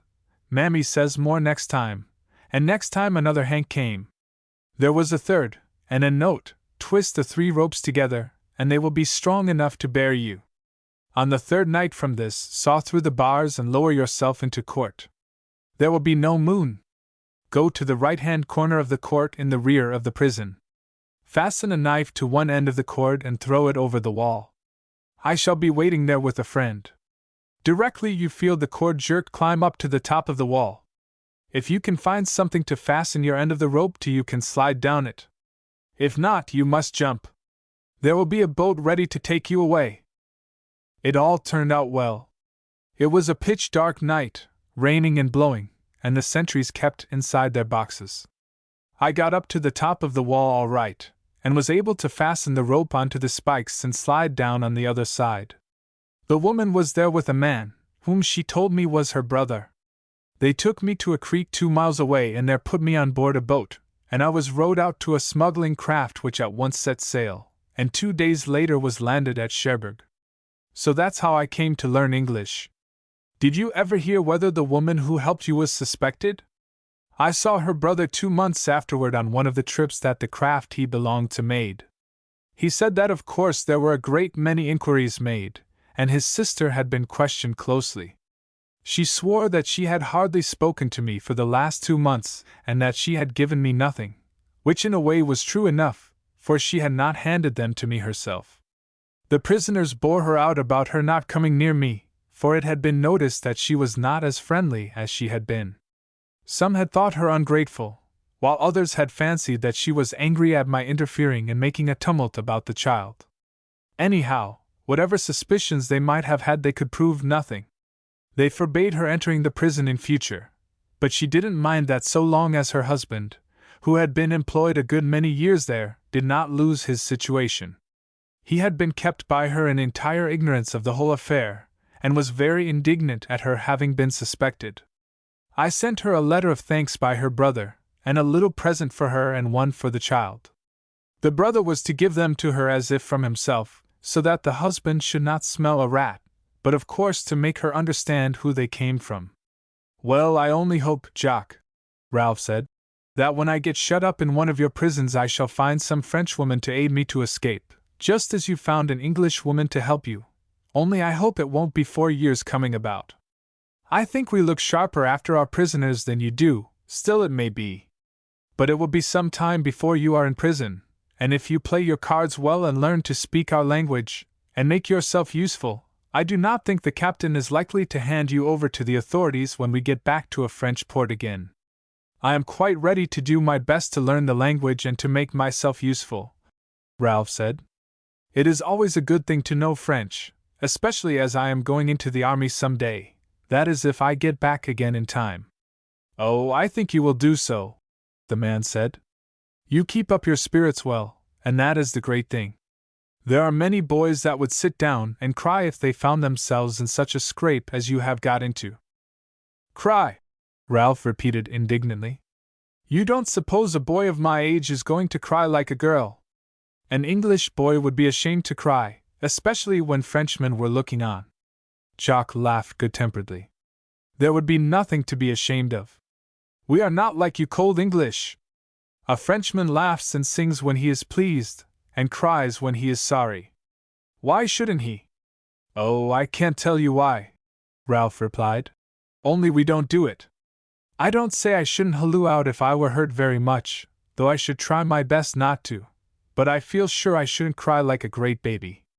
"Why, what would be the good of it?" Jacques shrugged his shoulders. "People are different," he said. "A man is not a coward because he cries. I have seen 2 boys fighting and pulling each other's hair and crying all the time, but they fought on. They did not cry because they were afraid. Pulling each other's hair! Ralph repeated contemptuously. They ought to have been ashamed of themselves, both of them. I don't call that fighting at all. I should call it disgusting. Why, in England even girls would hardly pull each other's hair. I have seen 2 or 3 fights between fishwomen in Dover, and even they did not go on like that. If that's the way French boys fight, no wonder our soldiers and sailors. But here it struck Ralph that the remark he was about to make would be altogether out of place under present circumstances. He was therefore seized with an opportune fit of coughing, and then turned the conversation by asking Jacques at what rate he thought the vessel was slipping through the water. A few minutes later the first mate came up and told Jacques to inform Ralph that the captain had ordered him to be supplied with clothes similar to those worn by the rest of the crew, and that he was to be told off to take his post regularly as a boy in the starboard watch. Ralph was well pleased at the news. He felt that his best chance was to make himself useful on board, and to become one of the crew as soon as possible, so that in case an English merchantman was met with and captured he should not be sent with her crew as a prisoner to a French port. As long as he was on board, various opportunities of escape might present themselves. He might slip away in port, or the brig might be captured by an English cruiser or privateer, whereas, once lodged in a French prison, the chances of such good fortune as had befallen Jacques were slight indeed. He therefore at once turned to with alacrity. That he would have a hard time of it for a bit he felt sure, for although in Jacques he had evidently found a friend, he saw by the scowling glances of several of the men as he passed near them that the national feeling told heavily against him. Nor was it surprising that it should be so. The animosity between the two nations had lasted so long that it had extended to individuals. Englishmen despised as well as disliked Frenchmen. They were ready to admit that they might be brave, but considered them as altogether wanting in personal strength. The popular belief was that they were half-starved, and existed chiefly upon frogs and hot water with a few bits of bread and scraps of vegetables in it which they called soup, and that upon the sea especially they were almost contemptible. Certainly the long succession of naval victories that our fleets had won afforded some justification for our sailors' opinion of the enemy.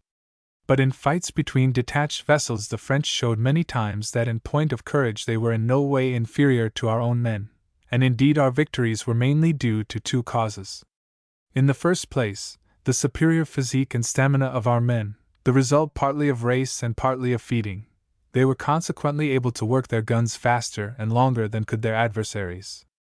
In the second place, the British sailor went into battle with an absolute conviction that he was going to be victorious, while the Frenchman, on the other hand, although determined to do his best to win, had from the first doubts whether the British would not be as usual victorious. It is probable that the French sailors hated us far more than our men did them. We had lowered their national prestige, had defeated them whenever we met them, had blockaded their ports, ruined their trade, inflicted immense damage upon their fisheries, and subsidized other nations against them, and were the heart and center of the coalition against which France was struggling to maintain herself. It was not therefore surprising that among the 110 men on board La Belle Marie there were many who viewed Ralph with hostile eyes and who only refrained from personal violence owing to the strict order the captain had given that he should be well treated. Toward midday the fog lifted suddenly and the wind freshened, and lookouts were stationed in the tops. There was little hope indeed of any English merchantmen having come over so far toward the French coast, but British cruisers might be anywhere. A few distant sails could be seen far out on the horizon proceeding up or down channel, but the captain of La Belle Marie had no idea of commencing operations until very much further away from the shores of England. All day the vessel ran down the French coast, and although he was a captive, and every mile reeled off the log took him further from home, Ralph could not help admiring the speed at which the brig slipped through the water, cutting the waves with her sharp bow and leaving scarcely a ripple behind her, so fine and clean was her run. Very different was this smooth, gliding motion from the quick plunge and shock of the bluff-bowed fishing boat to which he was accustomed. The sails had been scrubbed until there was not a speck upon them. The masts were lofty and tapering, the rigging neat and trim, and every stay as taut as iron. We could fight our ships better than the French, but as far as building and rigging went they were vastly our superiors, and La Belle Marie looked to Ralph almost like a gentleman's yacht in its cleanness and order, and in these respects vied with the men of war that he had so often watched from the heights of Dover. He had, however, but little time for admiration, for he was kept at work rubbing and polishing the guns and brass work, and was not idle for a minute from the time he came on deck dressed as a cabin boy on the morning after he was picked up until sunset. There were 2 French boys about his own age forward, and as soon as his work was done and the evening watch set they began to torment him, for, acting as they did as servants to the officers, they did not take share in the watch. Fortunately Jacques had gone below at the same time as Ralph, and when the boys, finding that their taunts had no effect whatever upon Ralph, began to get bolder, and one of them snatched off his cap, Jacques interfered at once. "Look here, youngsters," he said. "This young English boy is at present one of the crew of this brig, and he has just the same right to fair treatment as anyone else, so I warn you if you interfere with him you will have to fight him fairly. I know enough of these English boys to know that with your hands you would not have the least chance with him. He could thrash you both at once, for even little English boys do not wrestle, tear, and kick, but hit straight out just as the men do. With swords it would be different, but in a row between you and him it would be just the naked hands. So I advise you to leave him alone, for if you make him fight I will see fair play. All the time I was a prisoner in England I was well treated by his people, and just as I was treated myself and saw other French prisoners treated so I will see him treated. Before this voyage is over it is not impossible the tables will be turned, and that you may find yourselves prisoners in the hands of the English, so I recommend you to behave to him in the same way you would like to be treated yourselves if you were taken prisoners. I can see the lad is good-tempered and willing. He is a stranger here among us all, he can't speak a word of our language, and he has a right to fair treatment. When he gets to know our language he will be able to shift for himself, but until he does I mean to look after him, and anyone who plays tricks on him has got to talk to me." As Jacques Clary was one of the most powerful and active men on board the brig, this assertion was sufficient to put a stop to practical joking with Ralph, and the lad had a much easier time of it than he expected. The men, finding him willing to work and anxious to oblige in every way, soon took to him, and by paying attention to their talk, and asking the French name of every object on board the ship, it was not many days before Ralph found himself able so far to understand that he could obey orders, and pull and haul on any sheet that needed handling.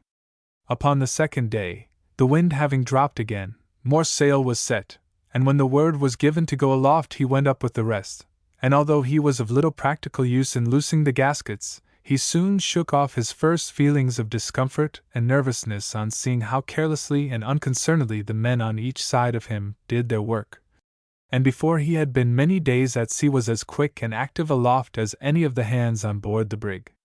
After running down nearly as far as Bordeaux the vessel's head was pointed west, and by nightfall the French coast was out of sight. A vigilant lookout was now kept, one man being constantly stationed aloft, and by the increased animation of the crew Ralph judged that they would soon arrive at a point where they should be on the course of homeward-bound merchantmen. He had quite made up his mind that, although ready in all other matters to do his duty as one of the crew of La Belle Marie, nothing should induce him to take part in a fight against his own countrymen. As soon as night fell sail was reduced, and in the morning when at 8 bells Ralph came on deck with his watch he found that the whole of the upper sails had been taken off her and the topsails lowered on the cap, and the brig was only moving through the water at the rate of 2 or 3 knots an hour. He guessed that she must be just upon the track of ships, and that her object in thus taking off sail was to catch sight of vessels in the distance while she herself would be unobserved by them. During the course of the day several sail were seen passing, but all at a considerable distance. Either the captain did not think that it was safe to commence operations at present, or he did not like the look of some of the passing vessels, but at any rate he made no movement to close with any of them, and it was not until nightfall that sail was again hoisted and the brig proceeded on her course. Ralph noticed that she carried no light, and that even the binnacle was carefully shaded so that its light could not be seen except by the helmsman. At midnight his watch went on deck, and Ralph perceived that while he had been below the sail had again been greatly reduced, and noticed that from time to time the officer on watch swept the horizon with his night-glass. He apparently observed nothing until about 2 o'clock, when he stood for some time gazing intently astern. Then he turned, gave an order to a sailor, who went below, and 2 or 3 minutes later the captain came on deck. After speaking to the officer, he too gazed intently astern. Then the ship's course was suddenly changed, the sheets eased off, and for half an hour she ran at a sharp angle to the course she had before been following. Then she was brought up into the eye of the wind and laid to. Although Ralph strained his eyes in the direction in which the captain had been looking, he could see nothing, but he had no doubt a sail had been seen coming up astern, and that the object of the change of course was to let her pass them without their being seen. He rather wondered that, instead of running off the wind, the captain had not put her about so as to take her position to windward instead of to leeward of the vessel behind, but he soon arrived at the object of the maneuver. There were no stars to be seen, and the bank of clouds overhead stretched away to the east, and the horizon there was entirely obscured, but to the west the sky was lighter, and a vessel would be clearly visible to the eye. The brig, therefore, in the position she had taken up could not be seen, while she herself would obtain a full view of the other as she passed her. In an hour the other ship came along. She was a large ship, full rigged, and the French sailors, who had all come on deck, now clustered against the bulwarks and eagerly discussed her. She was about 2 miles to windward, and opinions differed as to whether she was a man of war or an Indiaman. Ralph rather wondered that the privateer had not tried to get alongside in the darkness and take the vessel by surprise, but he understood now that there was a strong probability that the Belle Marie might have caught a Tartar and have suddenly run herself under the guns of a British frigate. As soon as the vessel had passed, the braces were manned and the yards swung round, and the brig continued her course. She was brought up almost to the wind's eye and sailed as closely as possible, so that when morning broke she should have recovered the leeway she had made and should be to windward of the vessel she was pursuing, no matter how much astern. Chapter 4. The Privateer's Rendezvous. Chapter 4. The Privateer's Rendezvous. When morning broke, the vessel that the privateer had been watching in the night was seen to be 3 miles directly ahead. She was a large vessel, and for some time opinions differed as to whether she was a frigate or an Indiaman, but when it became quite light a patch or two in the canvas showed that she could not be a man of war, and all sail was at once crowded on to the privateer. The other ship at once shook out more canvas, but half an hour sufficed to show that the privateer was much the faster vessel. The stranger took in the extra canvas she had set, and continued her course as if altogether regardless of the privateer. "They have made up their minds to fight," Jacques said to Ralph. "Now he finds that he can't outsail us, he has got on to easy working canvas. She is a big ship, and I expect carries heavier metal than we do. It may be that she has troops on board." The brig kept eating out to windward until she gained a position about a mile upon the starboard quarter of the Indiaman. Then the long pivot gun was leveled and the first shot fired. The crew had by this time all taken their places by the guns, and Ralph and the other boys brought up powder and shot from the magazine.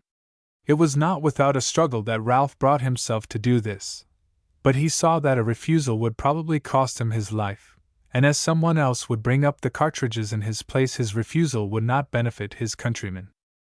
He had just come on deck when the gun was fired, and saw the water thrown up just under the ship's stern, and the shot was dancing away to leeward. The next shot struck the merchantman on the quarter. A moment later the vessel was brought up into the wind and a broadside of 8 guns fired.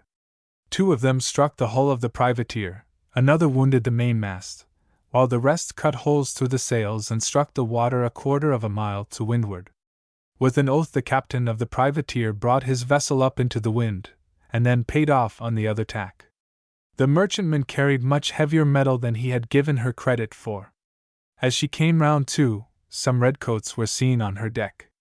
Apparently well satisfied with the display she had made of her strength, the ship bore off again and went quietly on her way, while the privateer was hove to and preventer stays put to the mainmast. Ralph remained below for some time.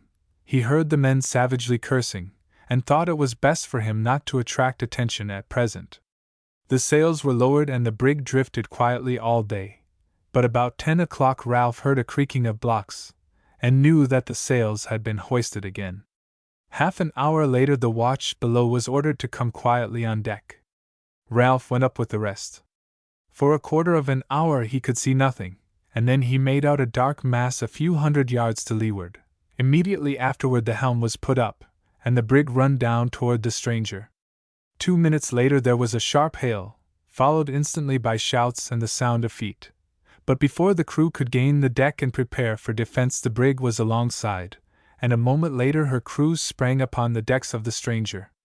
A few blows were given, but the resistance offered was slight, and in a very short time the crew were disarmed or driven below, and the vessel in the possession of the privateer. She proved to be a small bark on her way out to the Mediterranean. She carried only 20 hands and 4 small guns, and was laden with hardware. The privateer's crew at once set to work upon her. At first Ralph could not understand what they were about, but he was not long in discovering. The wedges round the mainmast were knocked out, the topmasts lowered to the deck, the shrouds and stays slacked off, and then the mast was lifted and carried on board the brig. As soon as this was done, the second mate of the brig with 8 sailors went on board as a prize crew. Everything was made taut and trim for them by the brig's crew. The English prisoners had already been disarmed and battened down in the hold, and the prize crew then hoisted sail and prepared to take her under mizzen and foremast only to a French port. This, if she had luck, she would reach in safety, but if on the way she fell in with a British privateer or cruiser she would of course fall an easy prey. No sooner was the bark on her way than the privateersmen set to work to lift out their injured mainmast, and to replace it with that they had brought on board from the bark. When daylight broke anxious glances were cast round the horizon, but although a few distant sails were seen, none of these were following a course that would bring them near the brig, and the latter without sail and with her foremast alone standing would not be likely to be noticed. Ralph could not help admiring the energy with which the crew worked. Ordinarily they were by no means a smart crew, and did their work in a slow and slovenly manner, but each man now felt the importance of getting everything into order before an enemy appeared, and so well did they work that by midday the new mast was in its place, and before sunset the topmast with all its yards and gear was up and the sails ready for hoisting. Ralph had been in a state of anxiety in the early part of the night lest he should be sent on board the bark and carried as a prisoner to France. But no one seemed to give a thought to him, and it was not until far on in the morning that the captain happened to notice him hard at work with the rest. "Ah, are you there?" he said. "If I had thought of it I should have sent you in to best in the bark." Ralph did not understand the words, but he guessed at the meaning, and said, smiling, "I am quite content to remain where I am. Tell him, Jacques Clary, that I have noticed that he works willingly, and as long as he behaves well he shall have the same treatment as if he belonged really to the crew. But warn him that if he is caught at any time making a signal, or doing anything to warn a vessel we may be approaching, his brains will be blown out at once." Jacques translated the warning. "That's all right," Ralph said. "Of course I should expect nothing else." As soon as the repairs were completed the sails were hoisted and the brig proceeded on her way. In the days that followed it seemed to Ralph that the tactics of the privateer had changed, and that there was no longer any idea of making prizes. A sharp lookout was indeed kept for any English cruisers, but no attention was paid to any sail in the distance as soon as it was determined that these were not ships of war. 4 days later, instead of there being as before 5 or 6 sail in sight at one point or other of the horizon, the sea was absolutely deserted. He remarked upon this to his friend Jacques. The latter laughed. "We are out of their course now, my lad. We passed the latitude of Cape St. Vincent yesterday evening, and we are now pretty well off the coast of Africa. 9 out of 10 of the ships we have seen were either bound to the Mediterranean or on their way home. Now that we have passed the mouth of the strait we shall not run across many sail." "Where are we going to, then?" Ralph said. "Well, I don't think there is any harm in telling you now that we are bound south, but how far is more than I know. I expect first we shall go west and try and pick up some prizes among the islands, and after that perhaps go round the Cape and lie in wait for Indiamen on their way home. You see, one of those ships is worth a dozen of these Mediterranean traders, and one is not bothered down there as one is between the strait and the channel with your cruisers and privateers. They swarm so there that one can hardly fire a gun without bringing them down on us." I don't suppose the captain would have meddled with that Indiaman if it hadn't been that he thought the owners would be pleased by a prize being sent in so soon.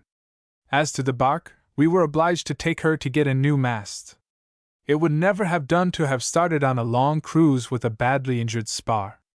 But I should think it would be difficult to send home prizes from the West Indies, Ralph said. Well, you see, although you have taken most of our islands, there are still 2 or 3 ports we can take prizes into. Beside, we can take the best goods out, and if the ship isn't worth the risk of sending to France, burn her.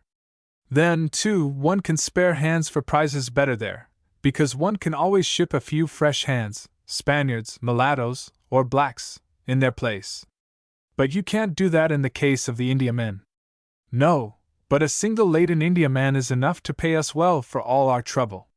We can put a crew of 30 hands on board her and send her home. There is little risk of a recapture till we get near France. We have only to hoist the English flag if we do happen to meet anything. Ralph was glad to hear that the ship was bound for the West Indies, as he thought opportunities for escape would be likely to present themselves among the islands. Madeira was sighted 3 days later, and after running south for another 400 or 500 miles, the brig bore away for the west. By dint of getting Jacques Clary to translate sentences into French, and of hearing nothing but that language spoken round him, Ralph had by this time begun to make considerable progress in the language. Not only was he anxious to learn it for the sake of passing away the time and making himself understood, but his efforts were greatly stimulated by the fact that if any of the crew addressed him in French, a cuff on the head was generally the penalty of a failure to comprehend him. The consequence was that when 6 weeks after sailing the cry of land was shouted by the lookout in the tops, Ralph was able to understand almost everything that was said, and to reply in French with some fluency. As the brig sailed along the wooded shores of the first island they fell in with, Ralph was leaning against the bulwarks watching with deep interest the objects they were passing. I can guess what you are thinking about, Jacques Clary said, taking his place quietly by his side. I have been through it all myself, and I can guess your feelings. You are thinking how you can escape. Now you take my advice and don't you hurry about it. You are doing well where you are. Now you begin to talk French and understand orders, it's a good deal easier for you than it was, and the men are beginning to regard you as one of themselves, but you may be sure that you will be watched for a time. You see, they daren't let you go. If you were to get to one of the English ports here, we should have 5 or 6 of your men of war after us in no time. If it was not for that, I don't suppose the captain would object to put you ashore. He has evidently taken a fancy to you, and is pleased with the way in which you have taken things and with your smartness and willingness. Beside, I don't think he considers you altogether as a prisoner. Running you down in the way we did in the Channel wasn't like capturing you in a prize, and I think if the captain could see his way to letting you go without risk to himself, he would do it. As he can't do that, he will have a sharp watch kept on you, and I advise you not to be in any hurry to try to escape. You must remember, if you were caught trying it, they would shoot you to a certainty. I should be in no hurry at all, Jacques, if it were not that the brig is hunting for English vessels. You know what you would feel yourself if you were on board a ship that was capturing French craft. Yes, that is hard, no doubt, Jacques agreed. And I don't say to you don't escape when you get a chance, I only say wait until the chance is a good one. Just at present we are not specially on the lookout for prizes. We are going to join 2 other vessels belonging to the same owners. They have been out here some time and have got a snug hiding place somewhere, though I don't think any one on board except the captain knows where. For 3 weeks the brig cruised among the islands.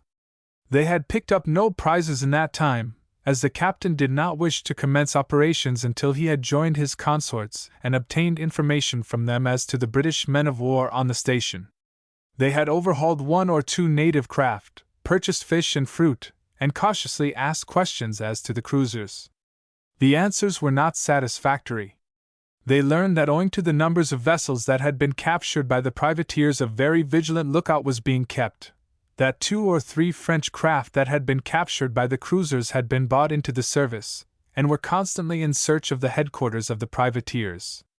This was bad news, for although the brig with her great spread of canvas could in light winds run away from any of the ships of war, it was by no means certain she would be able to do so from the converted privateers. One morning 2 vessels, a schooner and a brig, were seen coming round the headland. The captain and officers examined them with their telescopes, and a flag was run up to the masthead. Almost immediately 2 answering flags were hoisted by the strangers, and an exclamation of satisfaction broke from the captain. "We are in luck," he said. "If we had not run across them, we might have had to search for the rendezvous. I have got the spot marked down on the chart, but they told me before sailing that they understood it was very difficult to find the entrance, and we might pass by within 100 yards without noticing it." In half an hour the ships closed up together, and the captains of the other crafts came on board in their boats. A hearty greeting was exchanged between them and the captain of La Belle Marie, and the 3 then descended to the cabin. After a time they reappeared, and the visitors returned to their respective ships. 5 minutes later the schooner got under way, and La Belle Marie followed her, leaving the other brig to continue her cruise alone. Toward evening the schooner ran in toward a precipitous cliff, the brig keeping close in her wake. Ralph had no doubt that they were now close to the spot the privateers used as their rendezvous, but he could detect no opening into the cliff ahead, and it looked as if the schooner was leading the way to destruction. Not until within a cable's length of the shore could any opening be discovered by the keenest eye. Then, when the schooner was within her own length of the cliff, her helm was put about. She came round, and in a moment later disappeared. An exclamation of surprise broke from all on board the brig, for they now saw that instead of the cliff stretching in an unbroken line, it projected out at one point, and the precipitous headway concealed an extremely narrow passage behind it. A moment later the brig imitated the maneuver of the schooner and passed in between 2 lofty cliffs, so close that there were but a few yards to spare on either side of her. 50 yards ahead the channel made a sharp turn again, and they entered a basin of tranquil water 300 or 400 yards across. At the further end the shore sloped gradually up, and here several large storehouses had been erected, and ways laid down for the convenience of hauling up and repairing the vessels. "What do you think of that, youngster?" Jock said exultantly. "A grand hiding place, is it not?" "It is indeed," Ralph replied. "Why, they might cruise outside for weeks looking for the place and they wouldn't find it, unless a boat happened to row along at the foot of the cliffs." As soon as the anchor was down the crew were at once given leave to go ashore, and ramble about to stretch their legs after their 2 months' confinement on board. Ralph was proceeding to take his place in one of the boats, when the captain's eye fell upon him. "Come below with me, young fellow," he said in French. "Jacques Clary, I shall want you too." "I do not think there is much need of interpreting, Captain," the sailor said, as he followed the others into the cabin. "The lad can get on very fairly in French now, and will certainly understand the sense of anything you may say to him. Look here, my lad," the captain began. "You have been fairly treated since you came on board this brig." "I have been very kindly treated," Ralph said. "I have nothing whatever to complain of." "And we saved your life, did we not?" "Yes, sir, after first nearly taking it," Ralph said with a smile. "Ah, that was just as much your fault as ours. Little fish ought to get out of the way of great ones, and I don't consider we were in any way to blame in that matter. Still, there is the fact: in the first place we saved your life, and in the second we treated you kindly." "I acknowledge that, sir," Ralph said earnestly, "and I feel very grateful. You might have sent me with the crew of that bark to prison had you chosen, and I am thankful to you that you kept me on board and have treated me as one of the crew. Now, what I have to say to you is this, lad: I know that you are comfortable enough on board, and I have noticed that Jacques here has taken you specially under his wing. You work willingly and well and have the makings of a first-class seaman in you. Still, I can understand that you would much rather be with your own people, and would be rather aiding them in capturing us than in aiding us to capture them. Consequently, you will, if you see an opportunity, probably try to escape.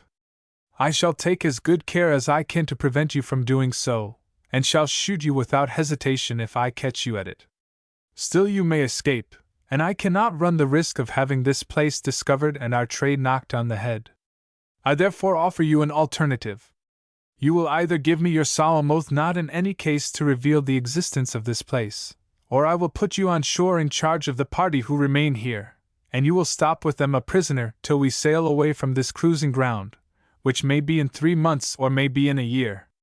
What do you say? Don't answer me hastily, and do not take the oath unless you are convinced you can keep it, however great the temptation held out to you to betray us." Ralph needed but a minute to consider the proposal. The oath did not bind him in any way to abstain from making an attempt to escape, but simply to guard the secret of the privateer rendezvous. If he remained here on shore, he would have no chance whatever of escape, and might moreover meet with very rough treatment from those left in charge of him. "I am quite ready to take the oath not to reveal the secret of this place, Captain," he said. "I do not think that in any case, after having been so kindly treated by you, I should have been inclined to betray you. However, as you offer me the alternative, I am ready to take any oath you like of silence, and that oath I will assuredly keep whatever pressure may be laid upon me, it being understood, of course, that the oath in no way prevents my taking any opportunity that may present itself of making my escape." "That is quite understood," the captain said. "That is a mere matter of business. You try to escape if you can, I shoot you if I catch you at it. But I do not think you are likely to succeed. But in justice to my employers and friends, I should not be justified in running even that slight risk unless convinced that if you succeed you will keep silence as to this. Now, what oath will you take?" "No oath can be more binding to me than my promise, sir. But at the same time I swear upon my word of honor that I will never give any information or hint that will lead any one to the discovery of this harbor." "That will do," the captain said. "I have liked your face from the moment you came on board, and feel that I can trust your word." "I am sure you can do that, Captain," Jock put in. "From what I have seen of the boy, I am certain he will keep the promise he has made." "Very well then," the captain said. "That is settled. You can go on shore in the next boat, and I shall advise you to take the opportunity, for I warn you that you will not get the chance of rambling on shore again until we return here next time. You need not come on board before tomorrow morning." Half an hour later Ralph went ashore with the last batch of sailors. He soon found that a general license had been granted. A barrel of rum and several casks of wine had been broached, and the men were evidently bent upon making up for the spell of severe discipline that they had lately gone through. Jock Clary had gone ashore in the same boat with Ralph. "What are you going to do, lad?" "I am going for a walk," Ralph said. "In the first place, everything is new to me and I want to see the vegetation, and in the second place I can see that in a very short time most of the hands will be drunk, and I dare say quarrelsome, and I don't want either to drink or quarrel. I think I am better away from them." "You are right, boy, and I don't care if I go too.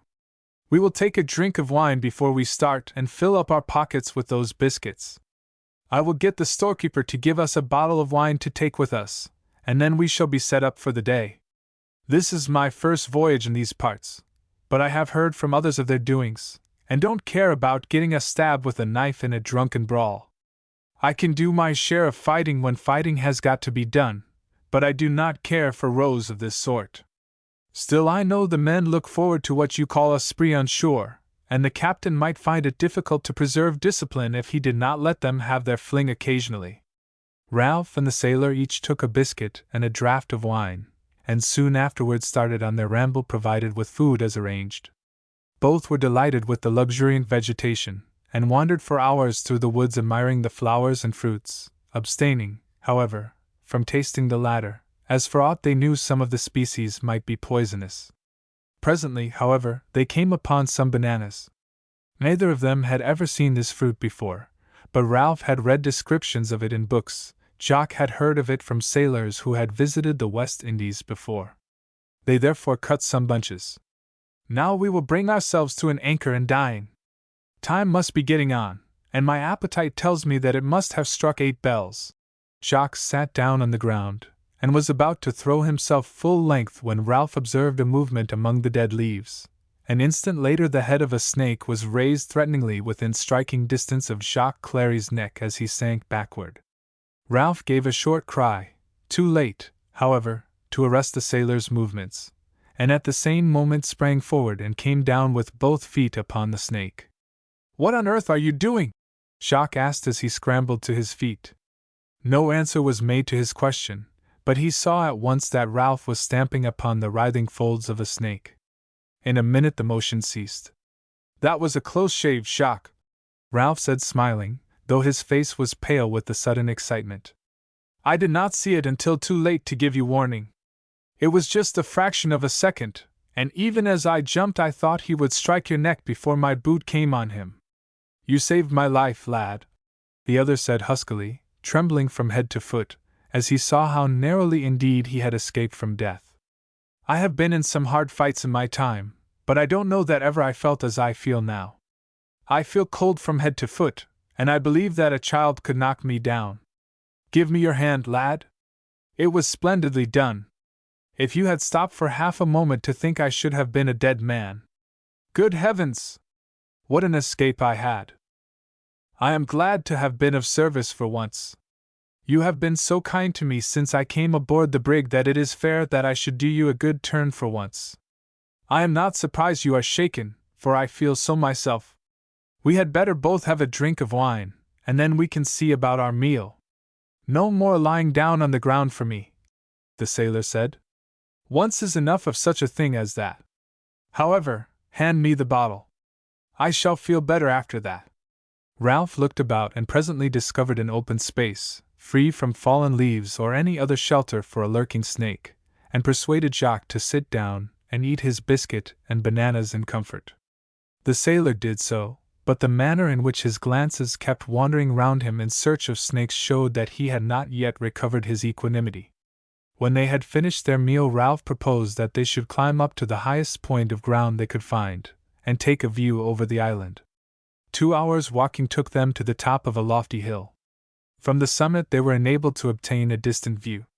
The island was, they judged, some 7 or 8 miles across, and fully twice that length. Several small islands lay within a few miles distant, and high land rose 20 miles off. This must be a large island, Ralph said. Do you know where we are, Jacques? I have no idea whatever, the sailor said.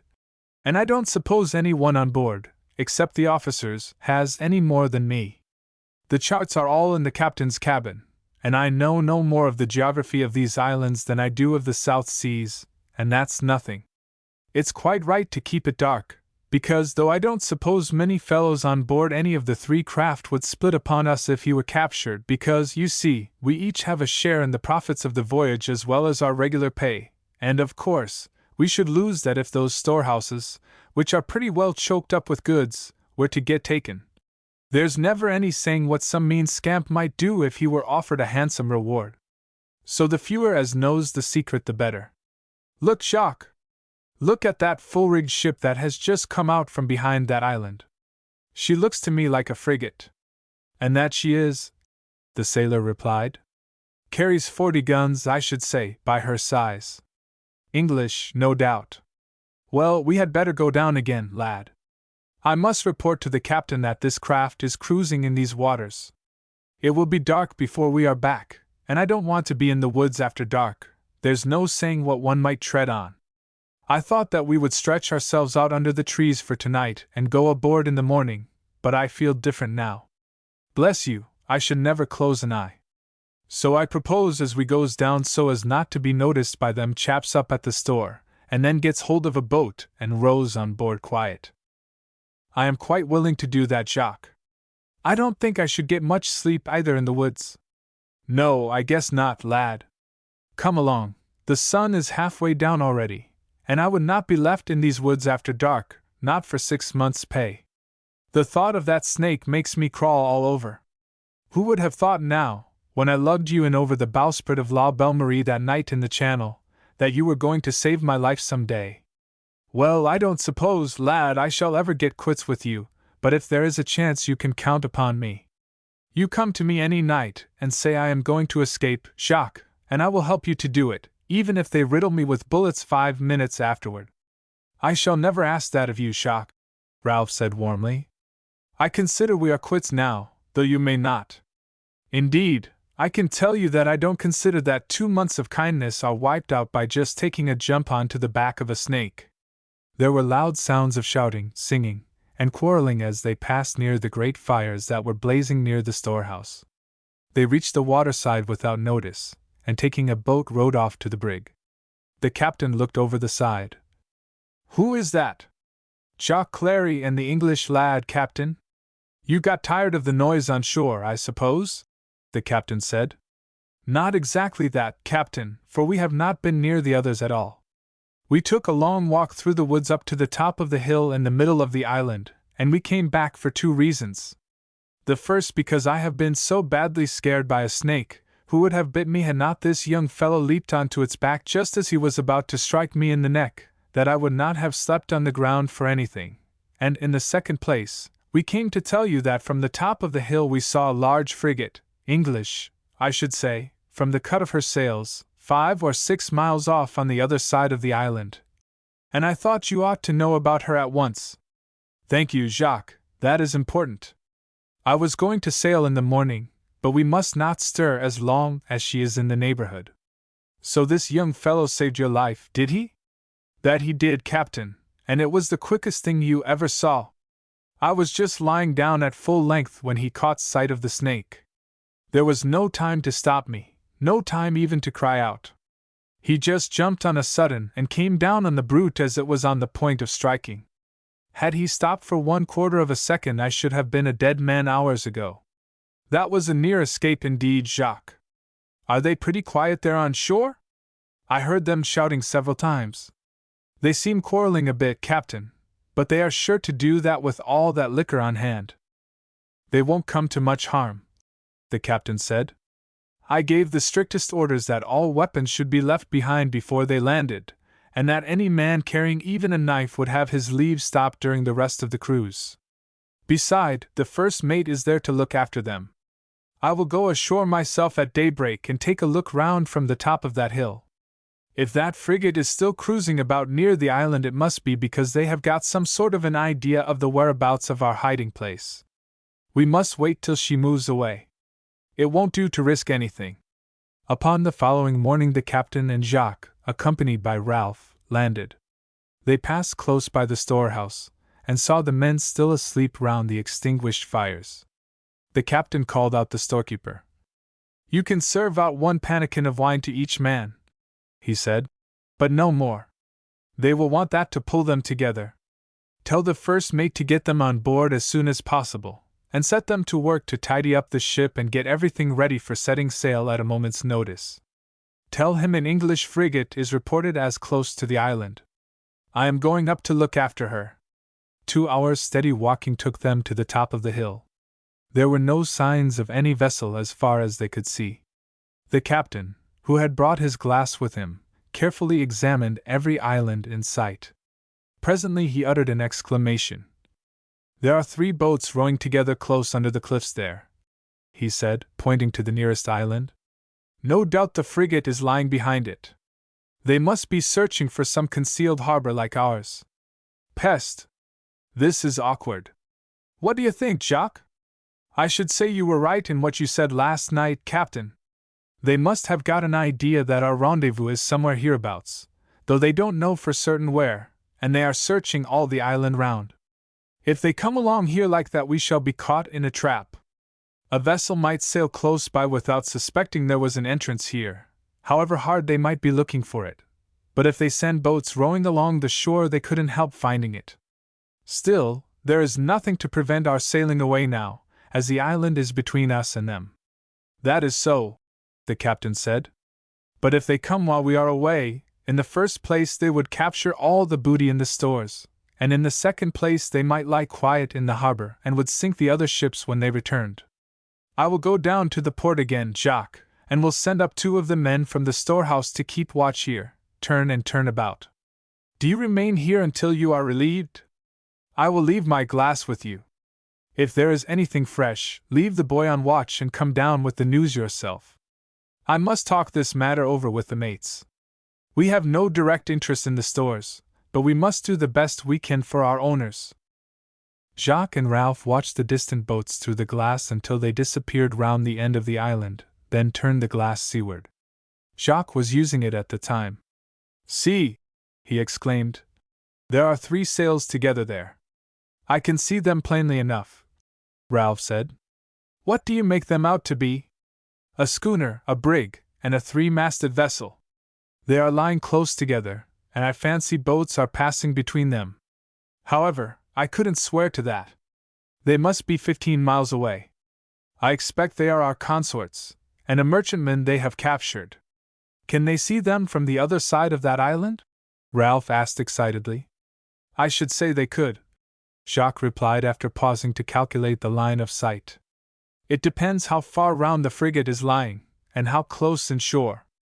But if they have sent any one up on the hill there, of course they can make them out as plainly as we can. Jacques handed the glass to Ralph. Yes, I think I can make out boats, Jacques. What do you suppose they are doing? Most likely they are transferring the valuable part of her cargo on board. What will they do with her then? I expect they will let her go, but of course that depends whether she is a new ship and worth taking the risk of carrying her to France. They don't burn or sink her then?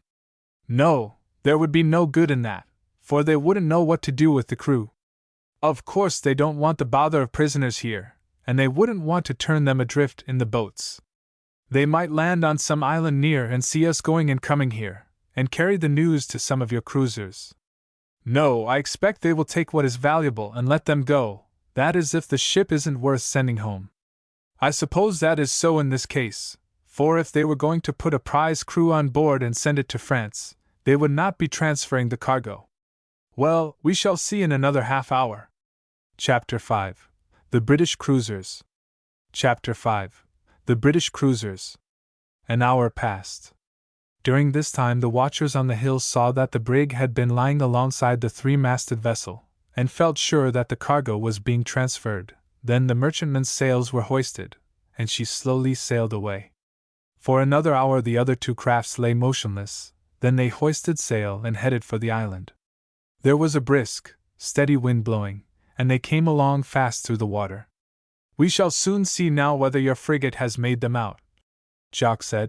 But I will not wait any longer but will go and tell the captain what is going on. In another hour the others will be up here to relieve you, then you can bring down the latest news. Left alone, Ralph watched anxiously the progress of the distant vessels, turning the glass frequently toward the other island, beyond the end of which he momentarily expected to see the white sails of the frigate appear. An hour passed. The schooner and the brig were now within about 4 miles of the nearest point of the island, and still there were no signs of the English ship. Presently he heard voices behind him, and 2 French sailors came up. Ralph was now free to return, but he thought he had better wait until the brig and schooner reached a point where they would be hidden by the island from the sight of anyone who might be watching on the hill 6 miles away. In another half hour they had reached this point. No signs had been seen of the frigate, and Ralph felt sure that she must have been anchored in some bay whose headland prevented her seeing the approaching craft, for had she noticed them she would assuredly have set out to intercept them before they reached the island, which lay almost dead to windward of them. He was just turning to go when one of the men gave a sudden exclamation. He turned round again and saw the frigate just appearing from behind the other island. She was close-hauled, and it was soon evident by her course that she was beating up for the point round which the other 2 ships had disappeared. Ralph was puzzled at this, for if she had made out the brig and schooner, her natural course would have been to have made for the other end of the island, so as to cut them off as they sailed past it, whereas they would now, when they gained the extremity of the island, find themselves 5 or 6 miles astern of the other 2 craft. The French sailors were equally puzzled, and there was a hot argument between them, but they finally concluded that her appearance at that moment must be accidental, and she could not have made out the privateers. They had just told Ralph to run down with the news to the harbor when a light was thrown upon the mystery, for from the other end of the island from which the frigate had emerged a large schooner appeared. Every sail was set, and her course was directed toward this other end of the island upon which the watchers were standing. The 2 French sailors burst out into a torrent of oaths, expressive of surprise and alarm, for it was evident that from the course the schooner was taking she intended to intercept the 2 privateers, and engage them until the frigate came to her assistance. "Run, boy! Run for your life!" one of them exclaimed. "And tell the captain." "But no, wait a moment!" and he directed the glass upon the schooner. "1,000 curses!" he exclaimed. "It is the Cerf schooner the English captured from us 6 months ago. She is the fastest craft in these waters. Tell the captain that I am coming after you, but your legs will beat mine." Ralph dashed off at full speed, but as soon as he had fairly distanced the French sailor he began to run more slowly. For the moment he had so entered into the feelings of his companions that he had identified himself with them, but now he had time to think, his sympathies swung round to the English ship. He did not particularly want La Belle Marie to be captured, for he had been so well treated on board her that he felt no ill will toward her. But her capture meant his deliverance. He thought over the matter as he ran, and wondered first why the frigate did not take the line to cut the privateers off, instead of going round by the other end of the island. He could only suppose that it was because the schooner was the fastest vessel, and was more likely to arrive in time at the point.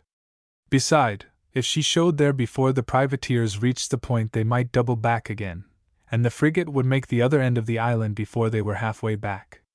It might be, too, that the captain has suspected the truth, knowing that the privateers had a rendezvous somewhere in that neighborhood, and that his object in remaining so long behind the island was to give them time to enter their port in ignorance of his being in the neighborhood.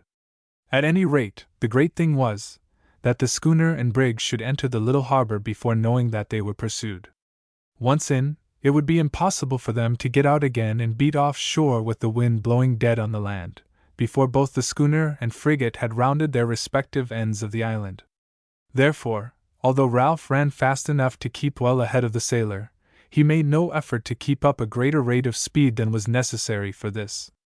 As soon as he reached the shore, a boat rowed off from the brig to fetch him. He saw with satisfaction that although the men were all on board, no preparations were made for getting under way at once, and indeed, the captain would have no anxiety for his own ship, as he would know that the privateers, if they saw the frigate coming out to meet them, would sail right away from the island, and the frigate would be sure to pursue until out of sight of land. "What news, boy?" the captain asked as the boat came close alongside. "Is the frigate in chase of the others?" "Yes, sir," Ralph replied. "The frigate and a schooner are both in chase." "Which way are they bearing?" "The privateers do not know they are chased, sir. The frigate did not show round the island over there until the schooner and brig were hidden behind the end of this island. She made toward the western end, and the schooner is making for the eastern end. The sailors who came up told me to tell you that the schooner is the Surf, one of the fastest vessels out here." The captain uttered an exclamation of dismay, which was echoed by those standing round him. "Row out through the entrance," he shouted to the coxswain of the boat, "and warn the others of the danger. Tell them to make straight out.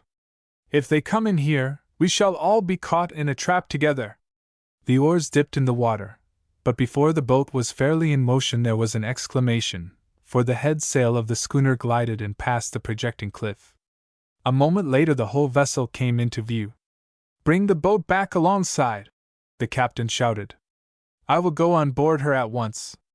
She may get out in time yet." As the schooner rounded up, her sails came down, and she headed straight toward the brig. The captain of the Belle Marie stood up in the stern sheet of the boat, shouting and waving his hands and gesticulating to them to get up sail again. Those on board the schooner looked on in surprise, unable to guess his meaning. "There are 2 English cruisers, one coming round each end of the island," he shouted as he approached the schooner. "Get out again if you can, otherwise they must catch us all in here." The captain in the schooner at once saw the emergency, and roared out orders. The boats were all lowered at once, and the men tumbled on board. Hawsers were lowered from the bows, and they began at once to tow her head round, for there was not a breath of wind in the landlocked harbor. "How much time have we got?" the captain asked as the schooner's head came slowly round. "I don't know," the other captain replied. "It's a question of minutes, anyhow. Ah, here is the brig!" And the boat dashed forward, and he gave similar orders to those that had been given to the schooner. "Get them both round," the captain shouted.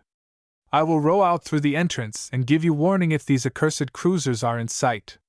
The boat dashed through the narrow entrance, and at once felt the full force of the breeze. "Dead on shore," the captain muttered bitterly.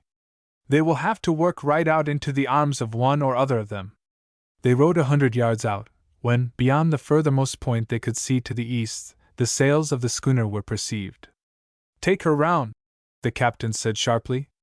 "It's too late now, we have got to fight for it." They rowed back through the entrance. The schooner, slowly towed by her boats, was approaching. "It is no use," the captain said. "You are too late. The schooner has rounded the end of the island, and with this breeze will be here in half an hour. You never can work out in time. Beside, they would see you come out, and even if you got away, which you couldn't do, they would come back and capture the depot. We have got to fight for it, that's evident, and the boats of a fleet could hardly make their way in here. We had best get the 3 craft moored with their broadsides to the entrance. We will blow the boats to tinder if they try to come in, and then we can load up with all the most valuable goods and slip out at night time. That is our only chance." The captain of the schooner jumped into the boat, and they again rowed out into the entrance. He saw at once that the other's advice was the only one to be followed. It would be impossible to beat off the shore before the schooner came up, and while they were talking the frigate appeared round the other end of the island. They therefore returned into the harbor. The Belle Marie's anchor was raised, and the 3 vessels moored head and stern across the harbor, 100 yards from the entrance. As soon as this was done, strong parties were sent ashore from each of the vessels, and 6 heavy ship's guns that had been landed from some captured vessel were dragged from their place near the storehouse and planted on the heights, so as to sweep the narrow channel. It was late in the evening before this was finished, and an earthwork thrown up to shelter the men working the guns from musketry fire. In the meantime the 2 ships of war had met outside, and again separating cruised several times from end to end of the rocky wall, evidently searching for the entrance through which the privateers they had been pursuing had so suddenly disappeared. In the morning the French sailors were at work early, and 2 or 3 strong chains were fastened across the mouth of the passage. "Now," the captain of the Belle Marie said exultantly, as he regained the deck of his ship, "we are ready to give them a warm reception. The boats of all the British cruisers on the station would never force their way through that gap." Ralph had not been called upon to assist in the work of preparation, he and Jacques having done their day's work on the journey to the top of the hill and back. He saw from the exultation in the faces of the Frenchmen that they considered their position was impregnable, and he shuddered at the thought of the terrible carnage that would ensue if the boats of the English vessels should try to force an entrance. The following morning a lookout on the cliffs reported that 2 boats had left the ships and were rowing toward the shore. On reaching the foot of the cliffs they rowed along abreast at a distance of 30 or 40 yards of the shores. They stopped rowing at the mouth of the entrance, and were suddenly hailed by the captain of the schooner, who was standing on the cliff above. "If you try to enter," he said, "you will be destroyed at once. We don't want to harm you if you will leave us alone, but we have guns enough to blow a whole fleet out of water, and will use them if we are driven to it. Thank you for your warning." A voice shouted back from the boats, and then an order was given, and they rowed back to the ships. "Well, have you found the place, Lieutenant Pearson?" the captain of the frigate asked as the young lieutenant stepped on deck. "Yes, sir, we have found it. It is just where the boat turned and came out again. I can see no signs of it now," the captain said, examining the shore with his telescope. "No, sir, you wouldn't until you were within 100 yards of it. But rowing close in as we were, we saw it some time before we got there. The rocks overlap each other, and there is a narrow channel some 50 yards long between them. Apparently this makes a sharp turn at the other end and opens out. We saw nothing of the vessels we were chasing yesterday, but on high ground facing the channel there is a battery of 6 guns planted so as to rake anything coming in. There are some chains across the end. While we were lying on our oars there we were hailed." And he then repeated the warning that had been given. "Nasty place to get into, eh?" the captain said thoughtfully. "Very nasty, sir. You see, the guns would play right down into the channel, then there are the chains to break down, and perhaps more batteries, and certainly the ships to tackle when we get inside." "Is there width for the frigate to enter?" the captain asked. "Just width, I should say, and no more, sir. We should certainly have to get the yards braced fore and aft, but the ship herself would go through with something to spare, I should say." "What depth of water is there close inshore?"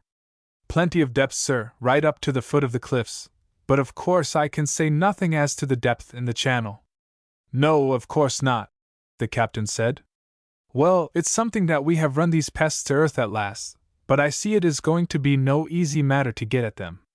The captain now signaled to the captain of the schooner to come on board, and when he did so the two officers retired to the cabin together, and had a long consultation. The young officer on coming on deck got into his boat, and taking Lieutenant Pearson with him rowed for the cliffs, a few hundred yards to the west of the inlet. Here they could obtain a view of the channel and its surroundings. Not a man was to be seen. The muzzles of the 6 guns pointed menacingly down into the passage, and the chains could be seen just above the water's edge. I think we will go back now, Mr. Pearson. I really think we ought to be very much obliged to those fellows for not sinking us.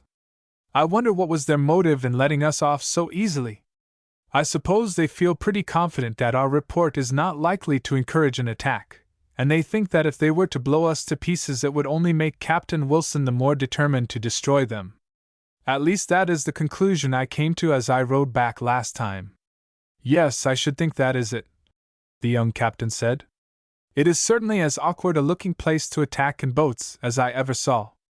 Of course, were it not for the chains my vessel could get in, and I dare say she has been in there many a time before we captured her, but it would be a very risky thing to take the frigate in without knowing anything of the depth of water either in the channel or inside. Both returned to the frigate. Mr. Pearson's report is fully borne out, Captain Wilson. It would be a most desperate enterprise to attack with our boats.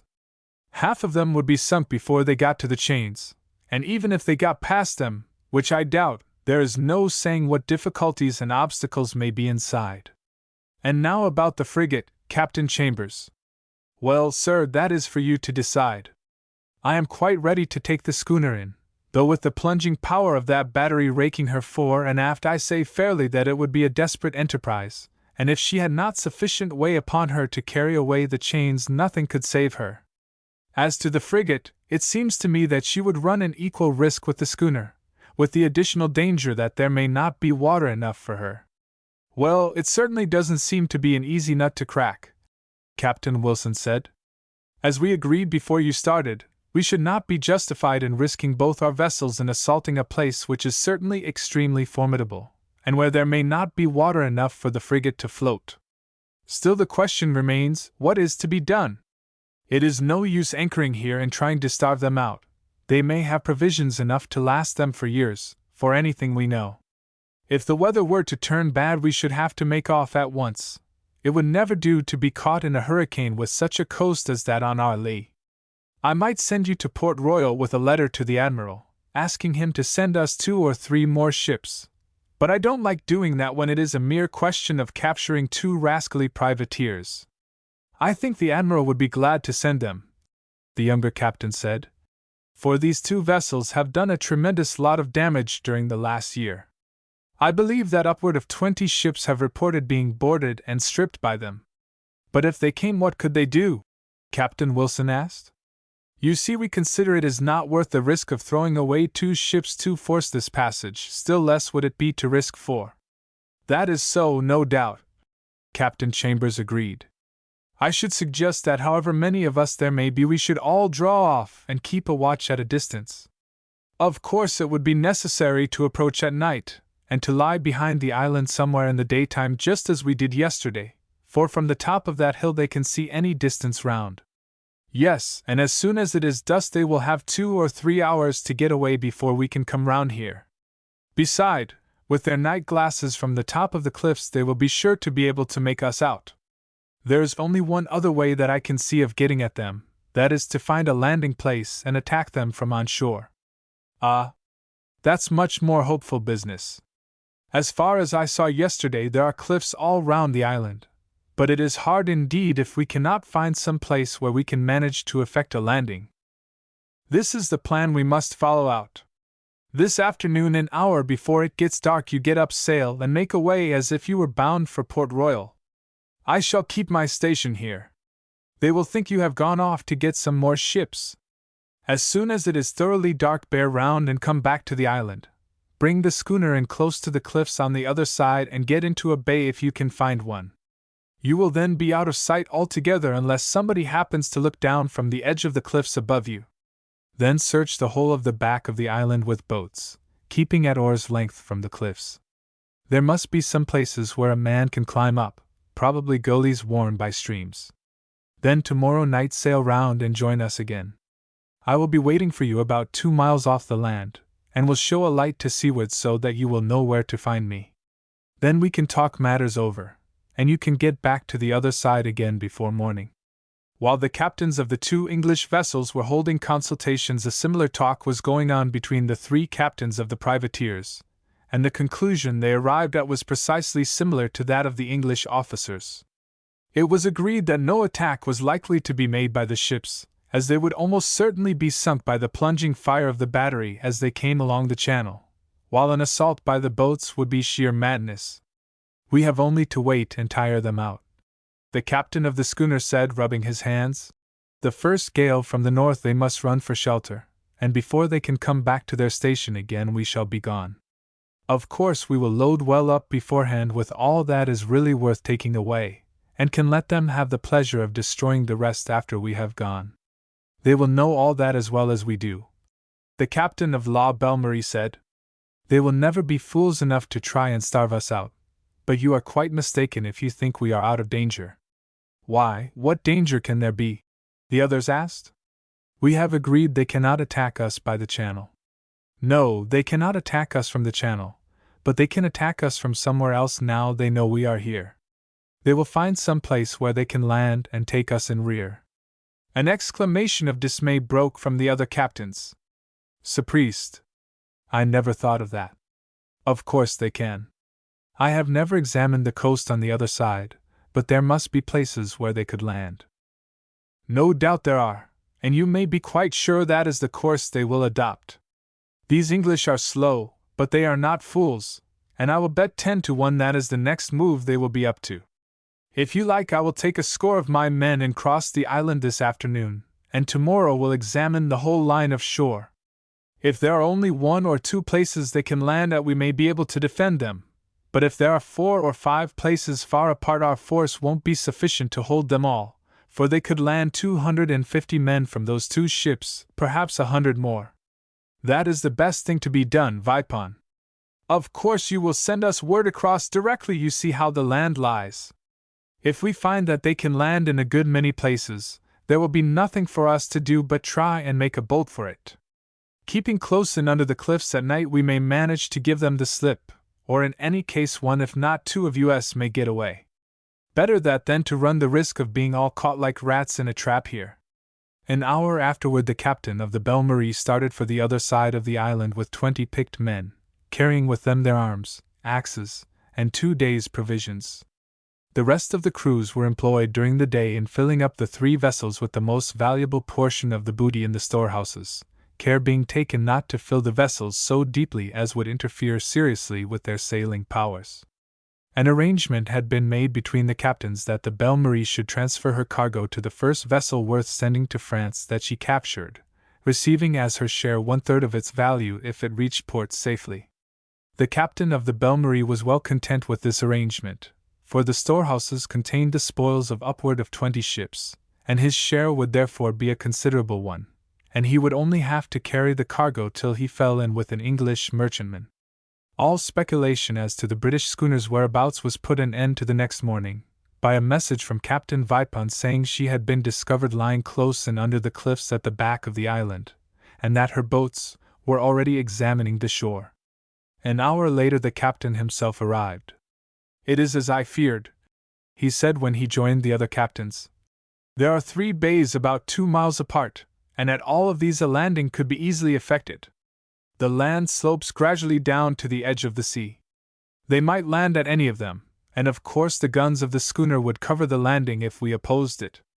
Still we might beat them back," one of the others said.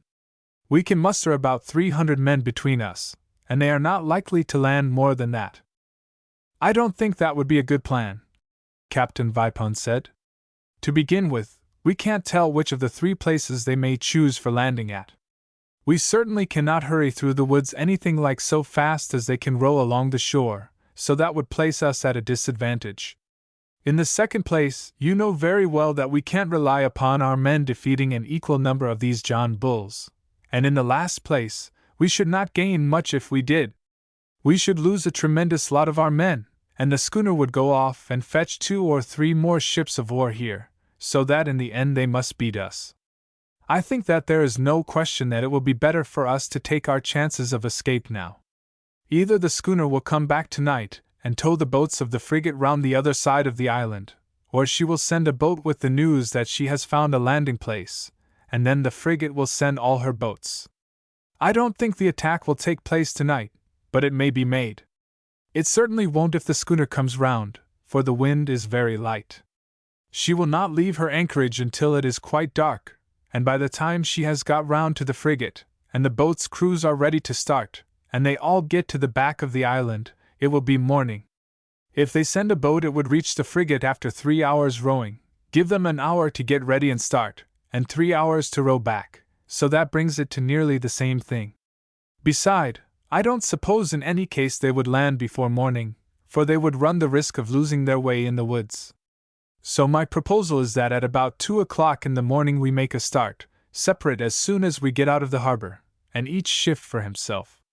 The frigate will have more than half her crew away, and being so short-handed will not be so smart with her sails, and will not be able to work half her guns, so that at the outside 2 out of the 3 of us ought to get safely off.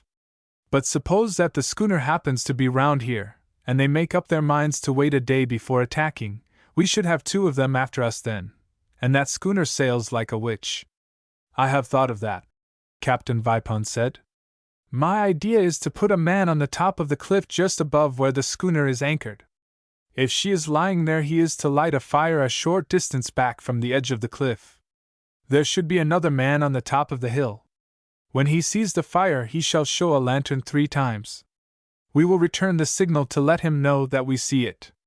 If the schooner goes away early in the evening, the lookout is not to light the fire until he sees her returning, at whatever hour it may be. The moment we see the light, we will set sail. But how about the 2 signalers? One of the other captains said. They would be left behind and might not get the chance of rejoining us again. I have thought of that too, Captain Vipon said. I have an English lad on board whom I picked up in the Channel. He is a smart lad, and has been working as one of the crew. He would of course be glad to stay behind, because it will give him the chance of rejoining his friends. That would do capitally. But how about the other man? You see, if he showed himself he would be made prisoner and sent to England. If he didn't show himself, he might be on this island for years before he got a chance of joining a French ship. It would need a high bribe to induce anybody to run such a risk as that. This was so evident that there was silence for 2 or 3 minutes, then Captain Vipon spoke again. I have a man who would be more likely to do it than anyone else, I think, because he has taken a strong fancy to this young English boy. He is a good hand, and I don't like losing him. Still, the thing is so important that I should not hesitate at that. Still, we must offer him something good to run the risk, or rather the certainty of imprisonment. I propose that his name shall be put down on the books of all 3 ships, so that if he ever gets back to France again, he will have a fair certainty of a good lot of prize money, for it will be hard luck if 2 out of the 3 of us do not manage to get back safely. The other captains agreed to this. He will be here in half an hour, Captain Vipon said. The men were sitting down to a meal when I came away, and I ordered them to make their way back as soon as they had done. If he refuses, the only other way I can see will be for all the men to cast lots, when, of course, whoever stays would get his 3 shares as we agreed. Half an hour later the 20 men arrived from the other side of the island. As soon as they came on board, Captain Vipon called Jacques into the cabin, and told him that it would be necessary to leave 2 men behind, explaining the duties they would have to perform. Now, Jacques, he said when he had finished, I thought that perhaps you would be more likely than any other man on board the 3 ships to volunteer for this work. I volunteer, Jacques said in astonishment. What should make you think of such a thing, Captain? For this reason, Jacques, I have settled to leave the English lad here as one of the signalers. Of course he will gladly undertake the job, as it will enable him to join his friends when they land, and as you like him and he likes you, he might be able to make things easy for you. In the second place, we have determined that the name of whoever stops shall be borne on the ship books of all 3 vessels to the end of their cruise, so that there would be a good bit of money coming even if only one out of the 3 ships gets back, and enough to set you up for life if all 3 get back safely. Of course, you may have a spell of imprisonment, but it is likely that one at least of the ships may be caught going out tonight, and if it happened to be ours, you would get the prison without the prize money. That is so, Jock agreed. If you give me half an hour to think it over, I will give you an answer. It's come upon me sudden like. I will talk it over with the boy. I suppose I can tell him, Captain? On regaining the deck, Jock looked about for Ralph. Come and sit along with me out on the bowsprit, lad. I want to have a private talk with you. Somewhat surprised, Ralph followed his friend out onto the bowsprit. Now, boy, he said, I have got a bit of news to tell you that will be pleasant to you.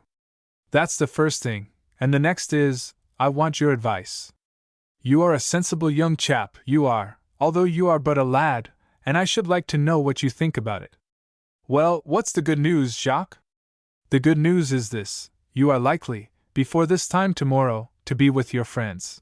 Ralph gave such a start of delight that he nearly slipped off the bowsprit. How is that, Jacques? It seems too good to be true. This is the way of it, Jacques said. The 3 vessels are all going to cut and run tonight. That schooner of yours is round the other side of the island, and we want to be sure she is stopping there. Then there will only be the frigate to deal with, and in these light winds and dark nights we ought to be able to give her the slip. But the only way to be sure the schooner keeps the other side is to watch her. So 1 man is to be placed on the cliff above her, and at 2 o'clock in the morning, if she is still there, he is to light a fire well back from the cliff, so that the light will not be seen by her. Another man is to be on the top of the hill, where we were together, with a lantern. You see, we can just see the top of the hill from here. When he sees the fire, he is to show a light 3 times. If he sees it answered here, he will know it's all right, and his work is done. If not, of course he shows the lights again until it's answered. Now they are going to leave you as one of the 2 signalers, and of course all you will have to do will be to wait for a bit, and then come down and join your friends. That is capital, Ralph said. Nothing could be better. Now, what is the other matter that you want my advice about, Jacques? Well, you see, it will be awkward for the other man, for he will either have the choice of coming down and giving himself up and being carried off as a prisoner, or of stopping on this island perhaps for years till a French ship happens to come along, for once off the Marie will continue her cruise to the Indian seas, and the other 2 will make straight for France. Of course there is another course which might be taken. A boat might be hidden away for him, and he might go for a cruise on his own account and take the chance of being picked up. Well, they have offered to the man as stops to put his name down on the books of all the 3 craft. That means, of course, that he will get a share in the prize money of all 3 ships if they get back. That's a pretty good offer, you know. You see, a fellow on board may get captured or killed in battle or wrecked, and in that case there would not be a penny of prize money. The man who stops here is sure of prize money if only one of the 3 craft get back to France. Now, they ask me if I will undertake it. I should be better off than the others, because in the first place I shall have you to talk with till I get to prison, and in the next place, as I can talk English, I can get on a good deal better in prison than other fellows would do. Now, what's your advice, lad? I should say certainly accept the offer, Jacques. You see, I can tell them all what a good friend you have been to me, and it may be they will let you go free. But even if they don't, I could make it pleasant for you with the men, and you may be sure that if they take you to an English prison I will do all I can to get you out of it. You see, when you get back to France you would have really a good sum coming to you from these 3 ships. The 2 that have been out here have collected a tremendous lot of valuable plunder, and the Belle Marie is likely to get quite as much if, as you say, she is going to spend 2 years out in the Indian seas. So I really think you would be wise to take the offer. Another thing, if you like I will not show myself at all, but will stop here with you, and we will take a boat together and make for some port, where we can give out that we are shipwrecked sailors. No, lad, that wouldn't do, though I thank you for your offer. You might get a ship back to England, but I should have very little chance of getting one for France. No, but we might get one together for America, and from there you might get to France easily enough. Jacques thought for some minutes. No, lad, I will give myself up with you. We might get lost in a boat, seeing that neither of us know the geography of these seas. We might get short of water, or caught in a hurricane. No, I will give myself up. I know the worst that way, anyhow. Another spell in an English prison, but from that I may either get exchanged, or escape, or the war come to an end. So that's the best thing for me to do. Chapter 6. Home again. Chapter 6. Home again. Having decided to stay as one of the signalers, Jacques proceeded at once to the captain's cabin. I am glad you have decided so, Jacques. It would have been a troublesome business to cast lots, and some of the men might have absolutely refused doing so, so I am glad it's settled. I have arranged with the other captains that you shall have an advance of 20 Napoleons. You had best hide them about you, you may find them come in useful. The boy is to have 10. Of course he is glad of the chance, but at the same time he is doing us good service, and he has worked well since he came on board. It will help him to get a passage home. Thank you, Captain. That 20 Napoleons may help me to get out of an English prison. I will manage a hiding place for them. And now I think, Captain, we will be off at once, at least as soon as we have had our dinner.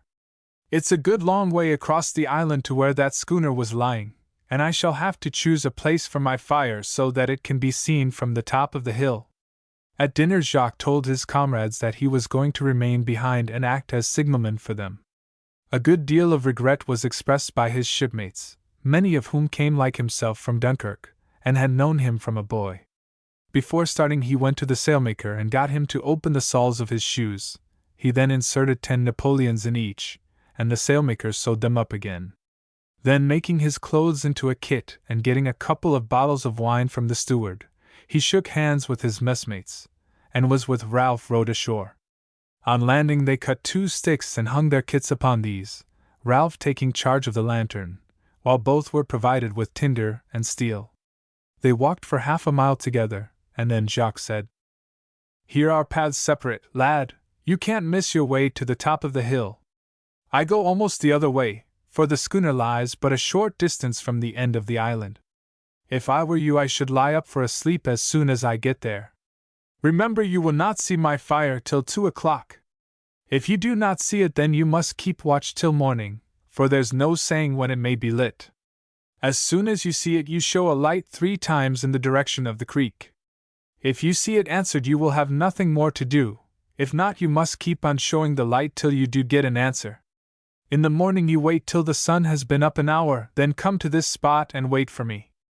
I shall start at daybreak, but I have a lot further to walk than you have, so I shan't be there before you. If we find your people haven't come into the harbor we will wait till they do so, then when they find that there is no one there we can show ourselves quietly. But if we got there first they might begin to shoot directly they saw us without stopping to ask any questions. Ralph made his way up to the top of the hill, threw himself down under some trees near the summit, and was soon fast asleep. When he awoke it was already dark. He lit his lantern, covered it up in his jacket, and took his station at the highest point. He had plenty to think about. Another 12 hours and he would be with friends. He had no reason to complain of the treatment he had received on board the privateer, but had he remained with her he might not have returned to France for a couple of years, and would then have had difficulty in crossing to England. Beside, it was painful to him to be with men fighting against his country, and each prize taken instead of causing delight to him as to his comrades, would have been a source of pain. But most of all he thought of his mother, of how she must have grieved for him as dead, and of the joy there would be at their reunion. The hours therefore passed quickly, and he could scarcely believe it to be 2 o'clock when he suddenly saw the light of a fire far away toward the end of the island. A glance at the stars showed him that the time was correct. He rose to his feet, and taking the lantern held it aloft, then he lowered it behind a bush and twice raised it again. He knew exactly the direction in which the harbor lay, and no sooner had he put down the lantern for the 3rd time than 3 flashes of light followed in close succession. He knew that everything would be prepared in the afternoon for the start. Orders had been issued before he left that the oars of the boats were to be muffled, that the chains at the entrance of the channel were to be removed, and the ships got in a position, with shortened cables, for a start. He could picture to himself, as he stood there gazing into the darkness, that the men would be already in the boats awaiting his signal, and as soon as it was seen they would begin to tow the vessels out of the harbor. During the daytime the frigate cruised backward and forward under easy sail some 2 miles off the entrance, but the sailors believed that at night she came very much closer to the shore, the lookout with night glasses having reported that she had been seen once or twice within a quarter of a mile of the entrance to the channel. Half an hour passed without any sign that the frigate was aware that the ships were leaving the harbor. Then Ralph heard the sound of a distant musket shot, followed by several others, and had no doubt that one of the frigate's boats on watch near the channel had discovered them. A few minutes later there was a flash some distance out at sea, followed after an interval by the deep boom of a gun. Then came a broadside, followed by a steady fire of heavy guns. These were evidently fired on board the frigate, no answering sounds from the French ships meeting his ear. He could see by the direction of the flashes that the frigate was under way. The firing continued for 2 hours, becoming more and more distant, and then it ceased altogether. When the sun rose he saw the frigate some 20 miles away. There was a smaller craft 2 or 3 miles further off, and 2 others were visible 10 or 12 miles further away to the west. 2 of the privateers had evidently made their escape, and the third seemed to be leaving her pursuer behind, for the wind was exceedingly light. Some miles nearer to the island than the frigate a schooner was visible. She was heading for the 2 vessels that had gone toward the west, but as these were fully 15 miles to windward her chance of overtaking them appeared to be slight. Ralph waited an hour, and then proceeded at a leisurely pace toward the spot where he was to meet Jacques. He was but 5 minutes at the spot agreed upon when he saw him coming through the trees. "I heard nothing of the landing parties," he said as the French sailor approached. "The reason is not far to search for," he replied. "They did not land at all, and I did not much expect that they would. The boats from the frigate arrived a few minutes before I lighted my fire. I was lying down at the edge of the cliff, looking right down upon her deck. They came up in a body, rowing with muffled oars. I could just hear the sound of their talking when they came on deck. As soon as I had the fire fairly alight I saw your signal and then went back to watch them. Everything was quiet till I heard the boom of the first gun, then I heard silence, ordered on the schooner. I suppose someone had said that he heard a gun, and others didn't. Of course the sound did not come to them under the shelter of the cliff as it did to me. Then came the sound of another gun, and then 3 or 4 close together. Then orders were given sharply, the capstan was manned and the anchor run up, and they were not a minute getting her sails set. But under the shelter of the cliff there was not enough wind to fill them, and so the boats were manned, and she went gliding away until I could no longer make her out. They guessed, of course, that our craft were making off, and went to help the frigate. They were too late to be of any use, Jacques. Ah! You have seen them from the top of the hill. I did not think of that.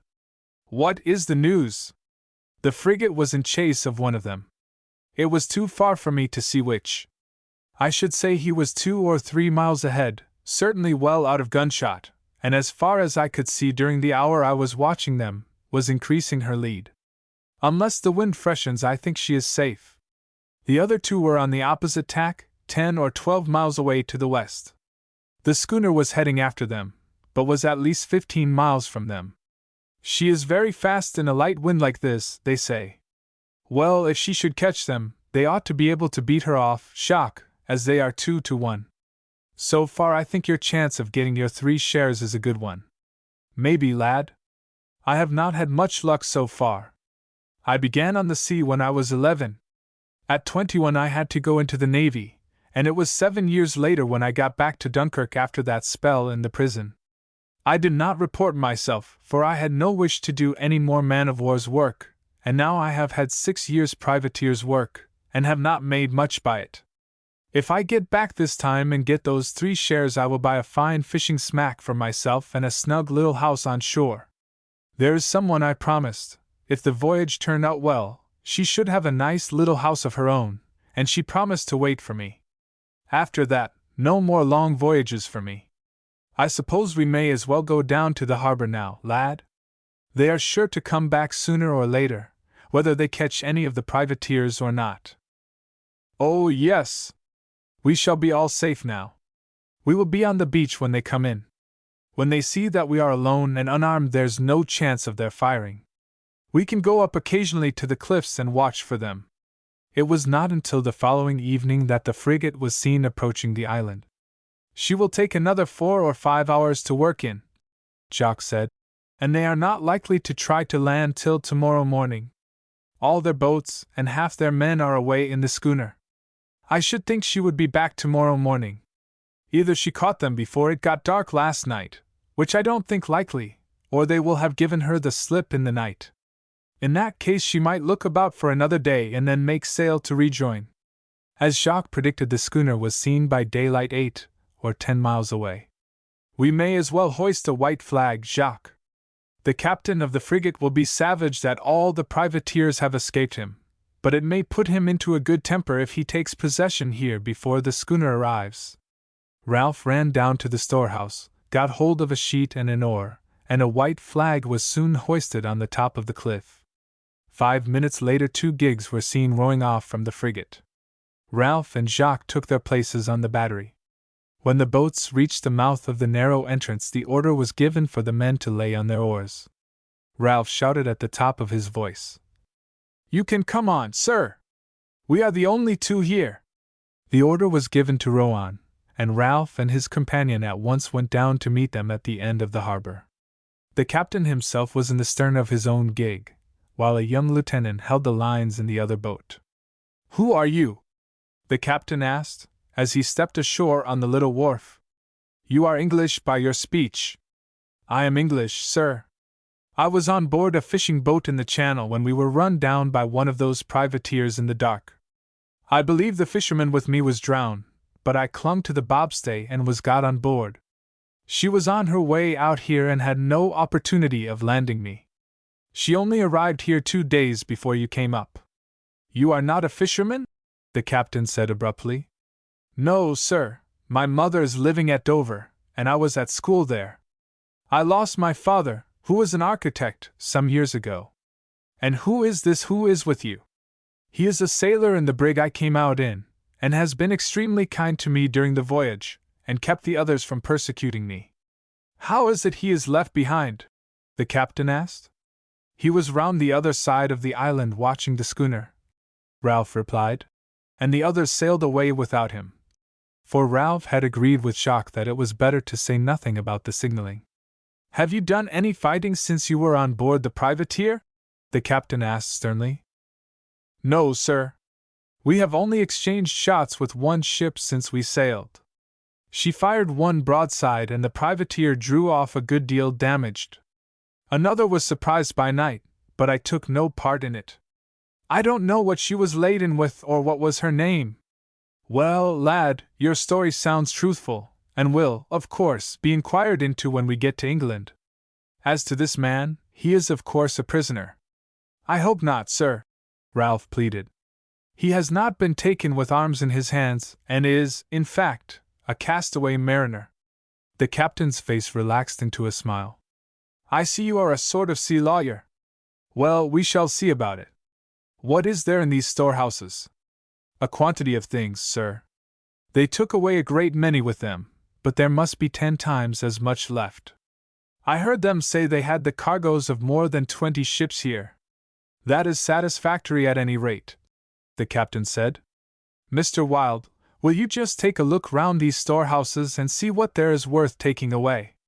You had better take my boat's crew as well as your own to help you to turn things over. Are you quite sure, lad, that there is no one beside yourselves on the island?" "I can't say that, sir. The orders were for all hands to embark last night, and so far as I know none of them were left behind except Jacques Clary. We have been here for 2 days now and have seen no one, so I do not think anyone else can have been left." "How did you get on board the brig?" the captain asked. "I suppose you cannot speak French?" "I couldn't speak any French when I first was got on board, sir, but I picked up a great deal on the voyage out. Jacques speaks English very well. He was a prisoner in England for 3 years, and learned it there, and it was that which caused him to speak to me directly he had got me on board, for no one else understood me. So he set to work at once to help me in my French, so that I could get along. The captain was very kind too. He said that as I had been picked up in that way he should not treat me as a prisoner, but he expected me to make myself useful, and of course I did so. It was the only way of having a comfortable life. Is this the only place the privateers had on shore here? The captain asked, looking round. I only see 1 or 2 huts. The storekeepers lived in them, sir. They stopped behind to look after things when the privateers were away. The men slept on board their vessels, only landing to disembark the cargoes they had captured, and for a drunken spree when they first returned. I am sure they have no other place. So your brig only arrived here 4 days ago? I was puzzled in the morning when I saw there were 2 brigs and a schooner when we had only expected 1 brig. Of course your arrival accounts for that. What was her name, and how many guns and men did she carry? She was La Belle Marie of Dunkirk, Ralph replied. She carried 14 guns, mostly 18-pounders, and a 32-pounder on a pivot. She had 80 hands at first, but 8 of them went away in the prize. Do you know whether she has gone off straight for France or whether she is going to remain here? From what I gathered from the men, sir, I believe the other 2 privateers are going straight home. They loaded up from the storehouses, taking, of course, the most valuable stuff. There was a great deal of copper, but what the rest was I do not know. Our brig was loaded up too, but I believe her intention was to transfer her cargo into the first prize she took and send it to France. I do not know whether she was going to cruise about here for a time, but I should rather think that now that her consorts have gone and this place been discovered she will not stay here, for she never intended to cruise in these waters long. I know that her destination was the Indian Ocean, and she intended to capture Indiamen on their way out or home. In that case our expedition has been more satisfactory than I expected, the captain said. We shall have discovered and destroyed their depot here, captured anyhow some valuable stuff, and caused the 2 privateers that we have been hunting for so long to leave the islands, to say nothing of this brig of yours, of which we had not heard. Well, Mr. Wilde, what is your report?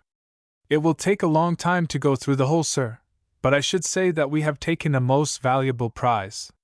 Part of the goods consist of produce of these parts, puncheons of rum and hogsheads of sugar in any number. Then I see they have left a good many tons of copper behind them, overlooked them, I suppose, in the hurry of loading.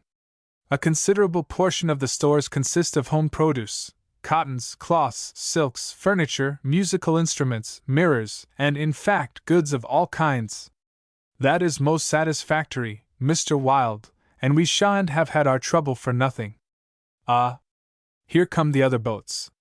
As he spoke the pinnaces, longboats, and cutters of the 2 ships of war dashed into the harbor, and in a minute or 2 reached the landing place. So they gave you the slip as well as me, Chambers? Captain Wilson said. Confound them, yes.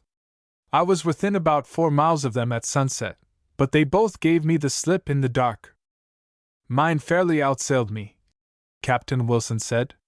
I am afraid we have made rather a mess of the affair, though we acted for the best, and I don't see how we could have done otherwise. However, I have learned that the brig and the schooner we have been chasing so long have made straight for France, so that we shall have no more trouble with them. The other brig, which only arrived 2 days before we chased the others in here, has, it is believed, also gone off. So we shan't have done so badly, for we can report that we have found out and destroyed their nest here, and I fancy from what my lieutenant says we have made a very valuable capture, enough to give us all around some in prize money. That will be some consolation. The other laughed. But I would give my share of it if I could but have come up with and engaged those rascally craft I have been hunting all over the islands for these last 2 years. Whom have we got here? 2 prisoners. Well, I hardly know whether they can be called prisoners. One is an English lad who was in a boat they run down in the channel, and who, I dare say, they were glad to get rid of. It seems that he is a gentleman's son, and his story is clear enough. The other belongs to the brig I chased, which it seems only arrived here 2 days ago. The young fellow says that he has been particularly kind to him, and has begged me to regard him in the light of a castaway sailor, seeing that he was found here unarmed and away from his ship. I think there is something in his plea, and as there is no credit or glory to be obtained from handing over one prisoner, I consider that under the circumstances we shall be justified in letting him go ashore quietly and in saying nothing about it. At one time the man was a prisoner of war in England and has picked up our language, so I dare say he will be able to manage to find his way home without difficulty. What are you thinking of doing with all this stuff? Captain Chambers asked, pointing to the storehouses. I think we had better take it away with us. I don't like turning the Alert into a storeship, but it would be better to do that than to have the expense of chartering 2 or 3 ships to come here to fetch it away. Besides, if I did that, you would have to stop here until it is all carried away, and to burn the storehouses afterward. Then by all means let us load up, Captain Chambers said. I certainly have no wish to be kept here for 6 weeks or a couple of months.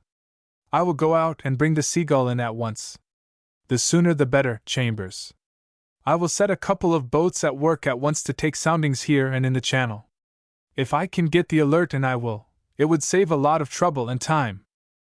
It was found that the channel and the harbor inside contained an abundance of water for the frigate. The width between the rocks was, however, only just sufficient to let her through, and therefore, while the schooner sailed boldly in, the frigate was towed in by her boats. The next morning the work of shipping the contents of the storehouses commenced, but so large was the quantity of goods stored up that it took 6 days of hard work before all was safely on board. The sailors, however, did not grudge the trouble, for they knew that every box and bale meant so much prize money. I hope we shall meet nothing we ought to chase on our way to Port Royal, Captain Wilson said, looking with some disgust at the 2 vessels. It has brought the Alert nearly 2 feet lower in the water, while as to the Seagull she is laden down like a collier. Yes, her wings are clipped for the present, Captain Chambers replied. Of course those rascals carried off the pick of their booty with them, but we may be well content with what they left behind. It will be the best haul that we have made for some years. As a rule, the most we have to hope for is the money fetched by the sale of any privateer we may catch, and they generally go for next to nothing. I retract what I said that I would give my share of the prize money to come up with the privateers. I certainly never calculated on such a haul as this. I suppose they intend to have gone on storing away their booty till the war came to an end, and then to have chartered a dozen ships to carry it away. Captain Wilson had introduced Ralph to the midshipmen, telling them he would be in their mess till he reached port. He was soon at home among them, and his clothes were replaced by some they lent him. Jacques made himself equally at home among the crew. Captain Wilson had intimated to the first lieutenant that the man was not to be considered as a prisoner, but as a castaway, picked up on the island, and from his cheery temper, his willingness to lend a hand and make himself useful in any way, and his knowledge of their language, he was soon a favorite with them. When all the goods were on board, fire was applied to the storehouses and huts. The 2 vessels were then towed out of the harbor, and hoisting sail, made for Port Royal. The winds were light, and it was 6 days before they entered the harbor. A signal was at once hoisted from the flagship there for the captain to come on board. I have no doubt he is in a towering rage at our appearance, Captain Wilson said to the first lieutenant. But I fancy he will change his tone pretty quickly when he learns what we have got on board. His share of the prize money will come to a pretty penny. The next morning a number of lighters came alongside the ships, and the work of discharging the cargo commenced. After breakfast Ralph and Jacques were rowed ashore. You will want some money to pay for your passage, young gentleman, Captain Wilson said to Ralph before leaving the ship. I will authorize you to tell an agent that I will be security for the payment of your passage money. I am very much obliged to you, sir, Ralph replied, but I shall work my way home if I can. I have learned to be pretty handy on board the privateer, and I would as lief be working forward as dawdling about aft all the way home. Beside, I don't want to inconvenience my mother by her being called upon suddenly to pay 30 or 40 pounds directly I get home. I have caused her trouble enough as it is. That's right, my lad, the captain said. I like your spirit. Have you money enough to pay for your hotel expenses while you are waiting for a ship? Yes, thank you, sir. The French captain said I had fairly earned wages, and gave me 10 Napoleons when he started. He must have been a good sort of fellow, the captain said, though I wish we had caught him for all that. Well, goodbye, and a pleasant voyage home. Ralph put up at a quiet boarding house, kept by a mulatto woman. He and Jacques got a fresh rig out of clothes at once, and went down to the port to inquire about ships.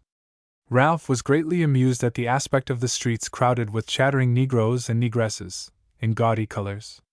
The outlay of a few pence purchased an almost unlimited supply of fruit, and Ralph and his companions sat down on a log of wood by the wharves and enjoyed a feast of pineapples, bananas, and custard apples. Then they set about their work. In an hour both were suited. Jacques Clary shipped as a foremast hand on board an American trading schooner, which was about to return to New York, while Ralph obtained a berth before the mast in a fine bark that would sail for England in a few days. Next morning they said good-bye to each other, for Jacques had to go on board after breakfast. They made many promises to see each other again when the war came to an end. I shall never forget your kindness, Jacques, and if I am still at Dover when peace is proclaimed, I will run over to Dunkirk by the very first vessel that sails. As for the kindness, it is nothing, Jacques replied. And beside that, you saved my life from that snake. I dream sometimes of the beast still. And it was really owing to you that I am here now, and that I shall get around some coming to me when I return home. If it hadn't been for you, I should not have been chosen to stop behind and get 3 shares instead of one of the prize money. And in the next place, it is your doing that I am free to start at once, and to make my way back as soon as I can, instead of spending 4 or 5 years, it may be, in an English prison. Why, my Louise will be ready to jump for joy when she sees me arrive, instead of having to wait another 2 years for me, with the chance of my never coming back at all. And she will hardly believe me when I tell her that I shall be able to afford to buy that fishing boat and set up in a house of our own at once. And she will be most surprised of all when I tell her that it is all owing to an English boy I fished on board on a dark night in the Channel. Well, Jacques, we won't dispute as to which owes the other most. Anyhow, except for my mother, I am not sorry I have made the trip in the Belle Mare. I have seen a lot of life, and have had a rare adventure. And I have learned so much of sailor's work, that if I am ever driven to it I can work my way anywhere before the mast in future. Ralph went on board his own ship as soon as he had seen Jacques off, and was soon hard at work assisting to hoist on board hogsheads of sugar and other produce. He was startled by the sound of a heavy gun. It was answered presently by all the ships of war in the harbor and by the forts on shore, and for 5 minutes the heavy cannonade continued. The captain, who had been on shore, crossed the gangway onto the ship as the crew were gazing in surprise at the cannonade, exchanging guesses as to its cause. I have great news, lads, he said. Peace is proclaimed, and Napoleon has surrendered, and is to be shut up in the Isle of Elba in the Mediterranean. No more fear of privateers or French prisons. The crew burst into a hearty cheer. This was indeed surprising news. It was known that Wellington was gradually driving back the French marshals in the south of France, and that the Allies were marching toward Paris. But Napoleon had been so long regarded as invincible that no one had really believed that his downfall was imminent. 4 days later the cargo was all on board, and the Fanny sailed for England. The voyage was accomplished without adventure. As soon as the vessel entered dock and the crew were discharged, Ralph landed, and having purchased a suit of landsman clothes, presented his kit to a lad of about his own age, who had been his special chum on board the Fanny, and then made his way to the inn from which the coaches for Dover started. Having secured a place for next day, dined, and ordered a bed, he passed the evening strolling about the streets of London, and next morning at 6 o'clock took his place on the coach. Going back from school, I suppose, young gentleman? A military-looking man seated next to him on the coach remarked as soon as they had left the streets behind them, and were rattling along the Old Kent Road. No, I am not going home from school, Ralph said with a smile. At least not from the sort of school you mean, though I have been learning a good deal too. I arrived yesterday from the West Indies. Indeed, the gentleman said, scrutinizing him closely. I see you look sunburned and weather-beaten now that I look at you. But somehow I should not have put you down as a sailor.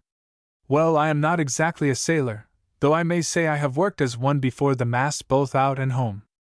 That was my first experience, and I suppose one takes longer than that to get the regular nautical manner.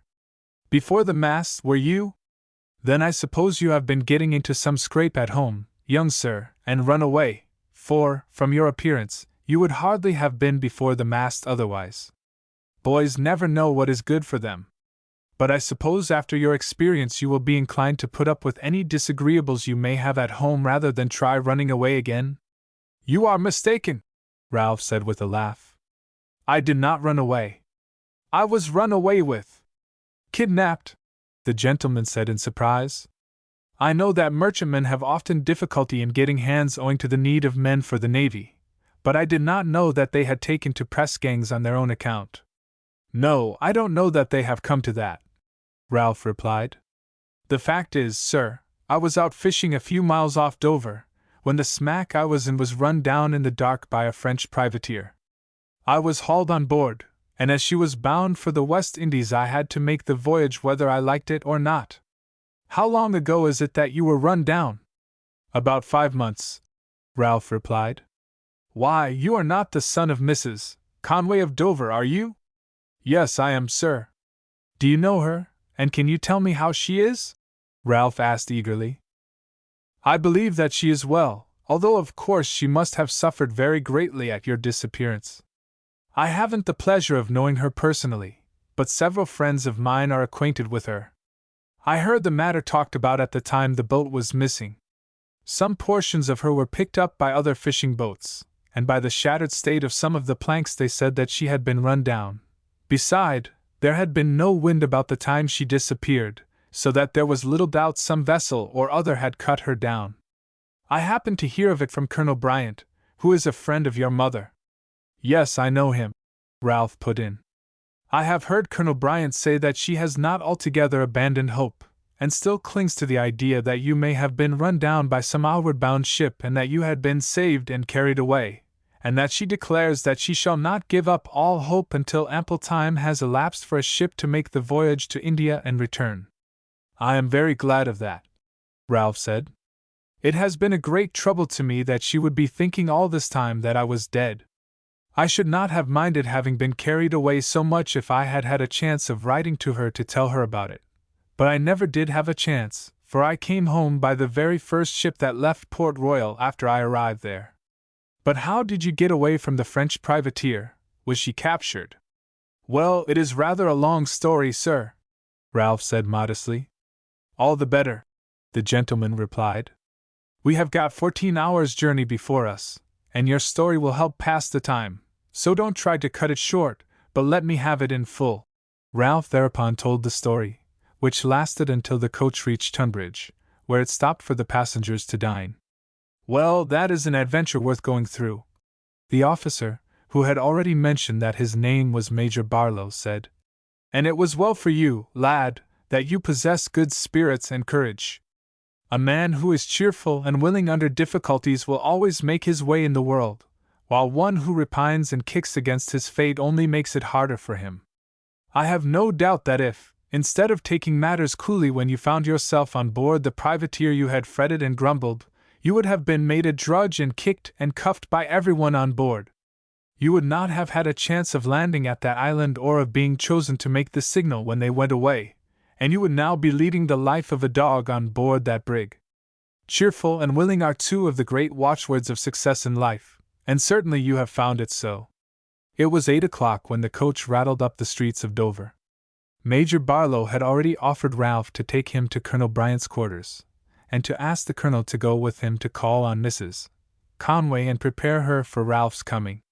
Chapter 7. A Commission. Chapter 7. A Commission. Colonel Bryant was just rising from dinner at the mess when Major Barlow and Ralph arrived at the barracks, and after congratulating the lad on his return he willingly agreed to accompany them to Mrs. Conway. A quarter of an hour's walk took them to her house. Ralph remained outside when the two officers entered. Colonel Bryant lost no time in opening the subject. I have brought my friend Major Barlow to introduce to you, Mrs. Conway, because he has happened to hear some news that may, I think, bear upon the subject that you have most at heart. Ralph! Mrs. Conway exclaimed, clasping her hands. We think it may refer to your son, Mrs. Conway, Major Barlow said. I have just returned from town, and happened to hear that a vessel had been spoken with that reported having picked up a lad from a smack run down in the channel some 5 months ago, which corresponds pretty well, I think, with the time your son was missing. Just the time, Mrs. Conway said. Did they not say the name? Well, yes. The name, as far as I heard it, for as I had not the pleasure of knowing you, I was not of course so interested in the matter, was the same as yours. I think that there is no doubt about it, Mrs. Conway, Colonel Bryant said kindly. I consider you may quite set your mind at ease, for I have no doubt whatever it is your son who has been picked up. Mrs. Conway was so much overcome that she sank into a chair and sat for a short time with her face in her hand, crying happy tears and thanking God for His mercy. Then with a great effort she aroused herself. You will excuse my emotion, gentlemen, and I am sure you can understand my feelings. I am thankful indeed for the news you have brought me. I have never ceased for a moment to hope that my boy would be restored to me, but the knowledge that it is so, and that God has spared him to me, is for the moment overpowering. And where was the ship met with, Major Barlow, and where was she bound for? How long do you think it is likely to be before Ralph comes home? Well, Mrs. Conway, Major Barlow said, hesitating a little. The ship was bound for India, but I understood from what was said that the vessel, that is the vessel that brought the news, had also brought home the lad who had been carried away. Then, in that case, Mrs. Conway cried, he may be home in a day or two. Perhaps, and she paused and looked from one to the other. Perhaps he is here already, Colonel Bryant said gently. Yes, Mrs. Conway, if you feel equal to it you may see him at once. No word was needed. Major Barlow opened the door, went through the hall, and called Ralph, and in another moment the lad was clasped in his mother's arms, and the two officers without another word went quietly out and left them to themselves. It was some time before a coherent word could be spoken by mother or son, and it was not until they had knelt down together and returned thanks to God for Ralph's restoration that they were able to talk quietly of what had passed. Then Mrs. Conway poured out question after question, but Ralph refused to enter upon a narrative of his adventures. It's a long story, mother, and will keep very well till tomorrow. It is past 9 o'clock now, and I am sure that you want a night's rest after this excitement, and after 14 hours on a coach, I shan't be sorry to be in bed myself. Beside, I want you to tell me first how you have been getting on while I have been away, and all the news about everyone, but even that will keep. I think, mother, a cup of tea first, and then bed will be best for us both. The next morning Ralph related all his adventures to his mother, who was surprised indeed at his story. I suppose poor old Joe was never heard of, mother? No, Ralph. His son has been up here a good many times to inquire if we had any news of you. He has gone into another fishing boat now, and his sister has gone out to service. Their mother died years ago, you know. I was afraid that he had gone straight down, mother. Nobody on board the brig heard any cry or shout for help. He must have been injured in the collision. I must write today to Mr. Penfold. He has written to me several times, and has been most kind. He has all along said that he believed you would turn up one of these days, for as the weather was fine and the sea fairly calm when you were run down, the probabilities in favor of your being picked up were great, especially as you were such a good swimmer. I am sure he will be delighted to hear of your return. I hope he will not be wanting me to go straight off down there again, Ralph said ruefully. I was only back with you one day, mother, after my visit to them, and now I have been 5 months away. It will be very hard if I am to be dragged off again. I am sure Mr. Penfold will not be so unreasonable as to want to take you away from me, Mrs. Conway said. And am I to go back to school again, mother? Not now, certainly, Ralph. The holidays will be beginning in a fortnight again. Beside, you know, we were talking anyhow of your leaving at the end of this half-year. That's right, mother. It's high time I was doing something for myself. Beside, After doing a man's work for the last 5 months, I shouldn't like to settle down to lessons again.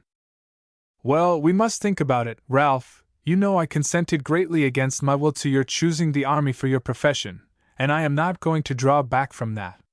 You are just 16 now, and although that is rather young, I believe that a good many lads do get their commissions somewhere about that age.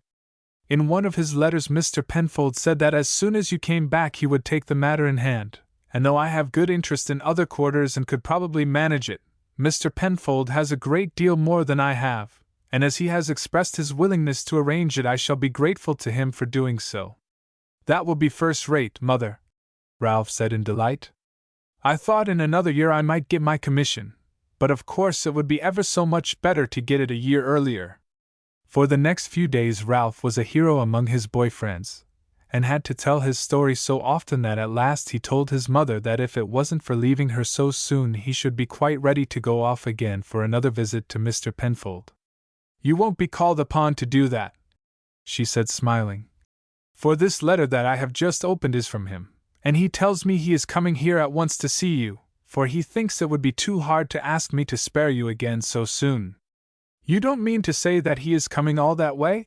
Ralph said in surprise. Well, I am very glad. He asks me in his letter, Mrs. Conway said with a passing smile of amusement, if I can take in a young friend of his, Miss Mabel Withers. He says she has never been from home before, and that it would be a treat for her to get away and see a little of the world. He is going to stop a few days in London, and show her the sights on his way back. That will be very jolly, Mother. You know I told you what a nice sort of girl she was, and how well we got on together. I don't know how I should have got through my visit there if it hadn't been for her. Her father and mother were very kind too, and I was often over at their house. Mr. Penfold had not succeeded in inducing Mr. and Mrs. Withers to allow Mabel to accompany him without much argument. You know what I have set my mind on, Mrs. Withers, he said. But of course such an idea doesn't enter the young people's heads. It would be very undesirable that it should do. But now Ralph has returned he will be wanting to get his commission at once, and then he may be away on foreign service for years, and I do think it would be a good thing for the young people to see as much of each other as possible before he goes. If anything happens to me before he comes back, and you know how probable it is that this will be the case, they would meet almost as strangers, and I do want to see my pet scheme at least on the way to be carried out before I go. It would be a treat for Mabel, and I am sure that Mrs. Conway will look after her well. How long are you thinking of stopping there, Mr. Penfold? Oh, 10 days or a fortnight. I shall be a day or two in town as I go through, for I want to arrange about Ralph's commission. Then, perhaps, I shall persuade Mrs. Conway to come up with Ralph to town with us, and to go about with the young people to see the sights. Now, if you and Mrs. Withers would join us there, that would complete my happiness. The clergyman and his wife both said that this was impossible. But Mr. Penfold urged his request with so much earnestness that at last they agreed to come up to town and stay with him at a hotel. And indeed, when they recovered from the first surprise at the proposal, both of them thought that the trip would be an extremely pleasant one, for in those days it was quite an event in the lives of people residing at a distance from a town to pay a visit to the metropolis. Then everything is arranged delightfully, Mr. Penfold said. This will be a holiday indeed for me, and however much you may all enjoy yourselves, I shall enjoy myself a great deal more. Now I suppose I may tell Mabel of our arrangement. But you don't know that Mrs. Conway will take her in yet. Surely you are going to wait to hear from her? Indeed I am not, Mrs. Withers. I am as impatient as a schoolboy to be off. And I am perfectly certain that Mrs. Conway will be very glad to receive her. She knows Mabel, for I have given her an idea of my fancy about that matter, and of course she will be glad to learn something of your girl.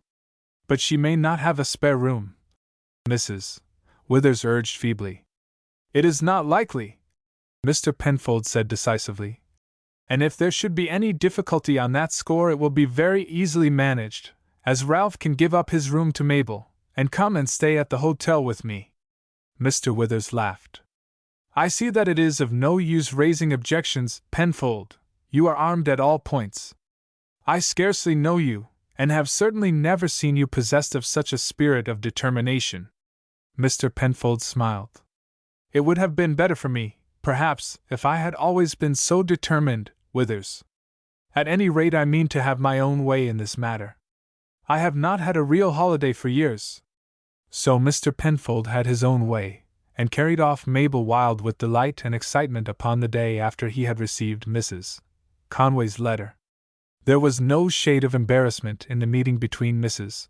Conway and the man who had once been her lover. It was like two old and dear friends who had long been separated and now come together again. Mr. Penfold's first words after introducing Mabel had reference to Ralph. "Your boy has grown quite a man, Mary, in the last 6 months. I scarcely recognized the bronzed young fellow who met Vis at the coach office as the lad who was down with me in the summer. Don't you see the change, Mabel?" "Yes, he is quite different," the girl said.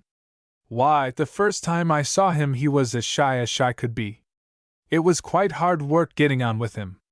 Now he seems quite a man." "Nothing like that yet, Mabel," Ralph protested. "Not a man!" Mr. Penfold exclaimed. "What? After wandering about as a pirate, capturing ships, and cutting men's throats for anything I know, and taking part in all sorts of atrocities. I think he's entitled to think himself very much a man." Ralph laughed. "Not as bad as that, Mr. Penfold.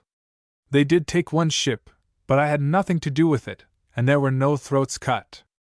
I simply made a voyage out and back as a boy before the mast, and, as far as I have been concerned, the ship might have been a peaceful trader instead of a French privateer." "Well, Mary, you have not changed much all these years," Mr. Penfold said, turning to Mrs. Conway, while the two young people began to talk to each other. "I had thought you would be much more changed, but time has treated you much more kindly than it has me. You are 37, if I remember right, and you don't look 30. I am 40, and look at the very least 10 years older." Mrs. Conway did not contradict him, for she could not have done so with truth. "You are changed, Herbert, a great deal changed," she said sadly. "Although I should have known you anywhere. You are so much thinner than when I saw you last, but your eyes have not changed, nor your smile. Of course your hair having got gray makes a difference, and she stopped. I am changed altogether, Mary. I was a headstrong, impetuous young fellow then. I am a fragile and broken man now. But I am happy to meet you again. Very happy in the thought that I can benefit your son. I have an interest in life now that I wanted before, and in spite of my being anxious about Ralph while he was away, have been happier for the last 6 months than I have been for 17 years past." Mrs. Conway turned away to conceal the tears that stood in her eyes, and a moment later said, "I am a most forgetful hostess, Mabel. I have not even asked you to take off your things. Please come along and let me show you your room. Supper will be ready in a minute or two, and here are we stopping and forgetting that you and Mr. Penfold must be almost famished." As soon as they had sat down to supper, Mr. Penfold said, "By the way, Ralph, I have a piece of news for you. We stopped a couple of days, you know, in town, and I saw my friend at the Horse Guards and had a chat about you. He seemed to think that you would be better if you were a few months older, but as he acknowledged that many commissions had been given to lads under 16, and as you had just arrived at that age, and as I told him you have had no end of experience with pirates and buccaneers, and all that sort of thing, he was silenced, and your commission will appear in the next Gazette." "Oh, Mr. Penfold!" Ralph exclaimed as he leaped from his seat in delight. "I am obliged to you. That is glorious. I hardly even hoped I could get a commission for some months to come. Don't look sad, Mother," he said, running round and kissing her.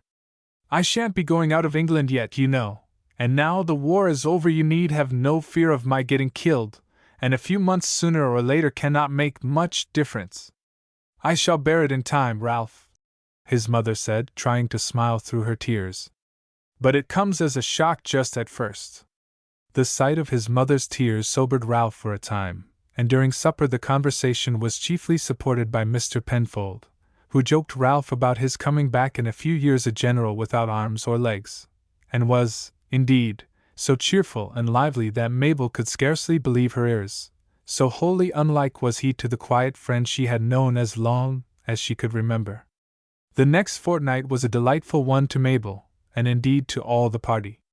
Every day they went driving excursions through the country round. Ramsgate and Deal and Folkestone were visited, and they drove over to Canterbury and spent a night there visiting the grand cathedral and the old walls. The weather was too cold for the water, for Christmas was close at hand, but everything that could be done was done to make the time pass happily. Mrs. Conway exerted herself to lay aside her regrets at Ralph's approaching departure, and to enter into the happiness which Mr. Penfold so evidently felt.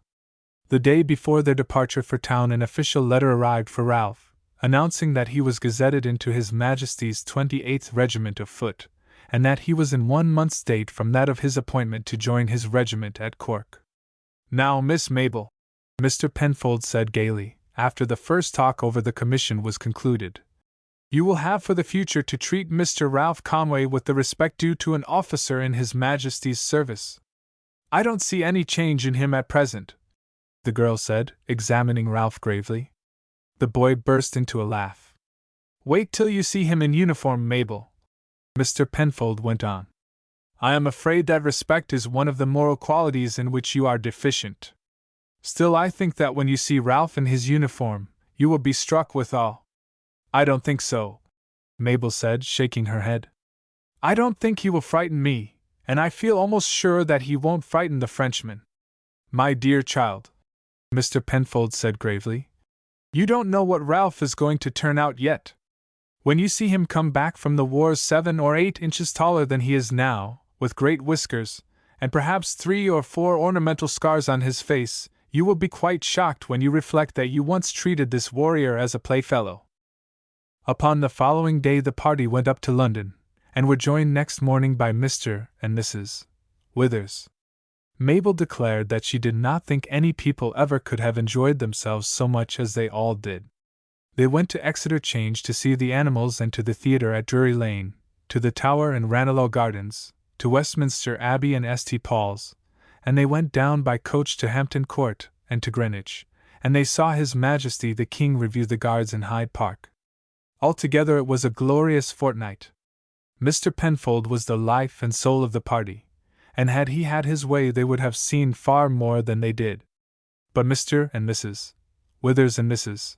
Conway all said that they wanted to enjoy themselves and not to be worn out, and several times they stayed at home when Mr. Penfold and the 2 young people went to see sights, or to wander about the streets and look at the shops, which was as great a treat as anything. Mr. Penfold went with Ralph to a military tailor and ordered his outfit, and to other shops, where he purchased such a stock of other garments that Mrs. Conway declared Ralph would require nothing for years. On the last day of the fortnight the uniforms and trunks and clothes all arrived at the hotel, and of course Ralph had to dress up and buckle on his sword for the first time. Mrs. Conway shed a few tears, and would have shed more had not Mr. Penfold made every one laugh so, and Mabel was seized with a fit of shyness for the first time in her life when Mr. Penfold insisted that the ladies should all kiss the young officer in honor of the occasion. And the next morning the whole party went down to the wharf below London Bridge to see Ralph on board the packet for Cork. Before leaving the hotel Mr. Penfold slipped an envelope with 10 crisp £5 notes in it into Ralph's hand. "I have paid in, my boy, £200 to the regimental agents, and in future shall make you an allowance of the same amount every year. You will see what other officers spend. My advice to you is, do not spend more than others, and do not spend less. Money will keep very well, you know, and a little reserve may always come in useful. When you once go on foreign service you will not find much occasion for money. I want you just to hold your own with others. I consider that it is quite as unfortunate for a young man to spend more than those around him as it is for him to be unable to spend as much. No, I don't want any thanks at all. I told your mother I should look after you, and I am going to, and it has given a vast pleasure to me to have such an interest. Write to me occasionally, my boy, your letters will give me great pleasure. And should you get into any scrape, tell me frankly all about it." The evening before Mrs. Conway had had a long talk with Ralph. I do not think I need to give you much advice, my boy. You have already been out in the world on your own account, and have shown that you can make your way. You are going into a life, Ralph, that has many temptations. Do not give way to them, my boy. Above all, set your face against what is the curse of our times, overindulgence in wine. It is the ruin of thousands. Do not think it is manly to be vicious because you see others are. Always live, if you can, so that if you kept a true diary you could hand it to me to read without a blush on your cheek, and always bear in mind that though I shall not be there to see you, a higher and purer eye will be upon you. You will try, won't you, Ralph? I will indeed, mother. Mr. Penfold did his best to keep up the spirits of all of the party when they parted on board the packet, but Mrs. Conway quite broke down at last. Mabel cried unrestrainedly, and his own eyes had a suspicious moisture in them as he shook hands with Ralph. Fortunately, they had arrived a little late at the wharf, and the partings were consequently cut short. The bell rang, and all the visitors were hurried ashore. Then the hawsers were thrown off and the sails hoisted. As long as the party remained in sight, Ralph stood on the stern waving his handkerchief to them. Then, having removed the traces of tears from his cheeks, he turned to look at what was going on around him. The packet was a brig of about 200 tons, and she carried about 20 passengers, of whom fully half Ralph judged by their appearance to be military men.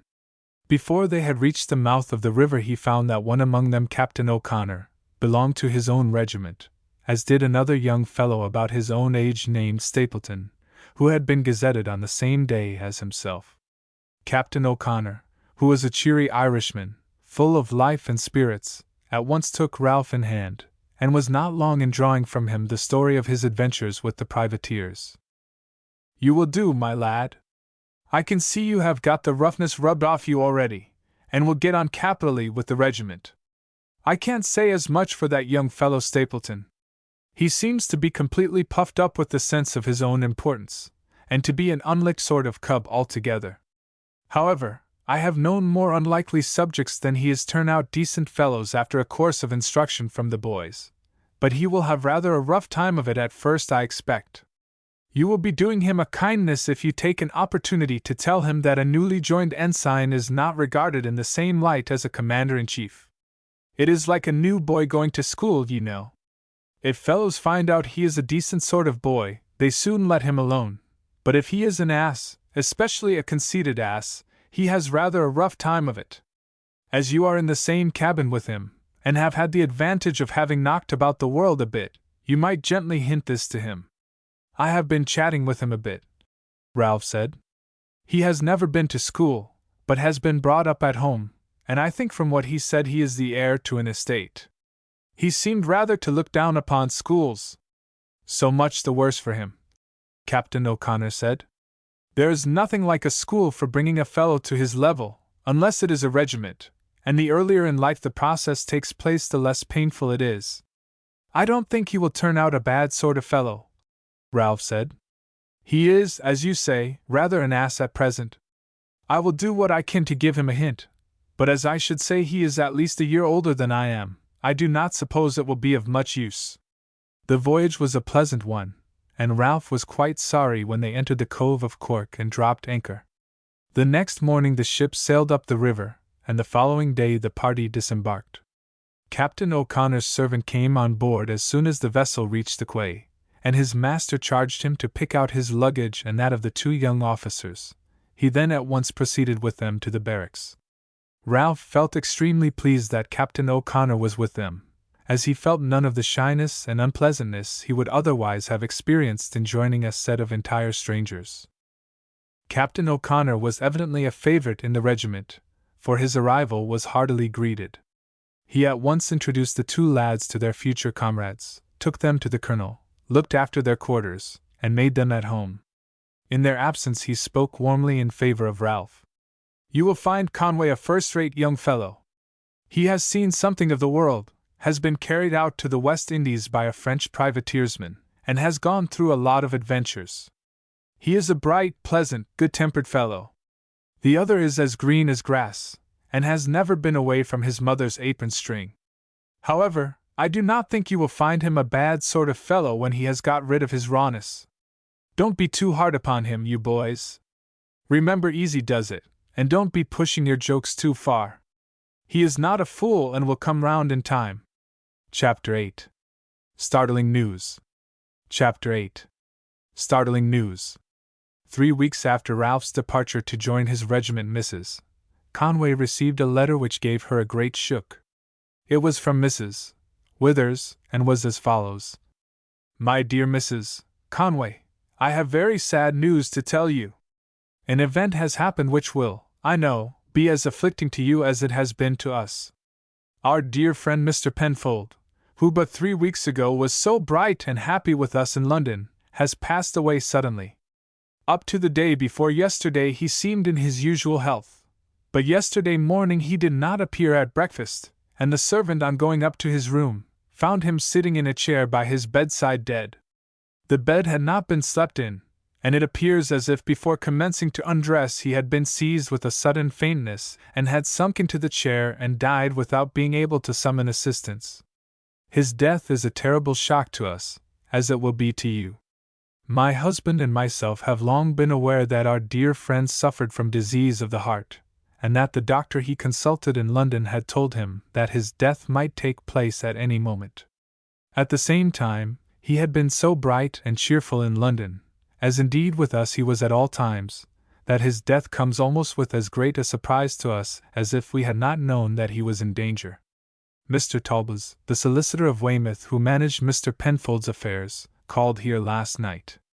The funeral is to take place on Thursday, and had Ralph been in England he said that he should have written to him to come down to it, which he could have done in time had he started immediately he received the letter announcing the event, but as he is over in Ireland, of course nothing can be done. He said that had Ralph come he should have suggested that you also should be present at the reading of the will, but that as matters stand he did not think there was any occasion to trouble you. I should tell you that Mr. Talbot appeared a good deal worried, and one of his reasons for calling was to ask my husband whether he knew where Mr. Penfold was in the habit of keeping his papers. It seems that upon the day after his return from London Mr. Penfold called upon him and took away his will, saying that he wanted to look over it, as he had 2 or 3 slight alterations that he wanted to make, and he would bring it back in the course of a day or 2 and get him to make the changes required. From that time Mr. Penfold had not been in Weymouth, and indeed, had scarcely left the house except to come down here, for, as he said to my husband, he did not feel quite himself, and supposed it was a reaction after his late dissipations. Mr. Talbot, who is one of the executors named in the will, had searched for it in the afternoon among Mr. Penfold's papers, but found that it and several other documents, leases and so on, of importance were all missing. He had asked Miss Penfold if she knew where her brother was in the habit of keeping important papers, but she replied shortly that she knew nothing whatever of her brother's business matters.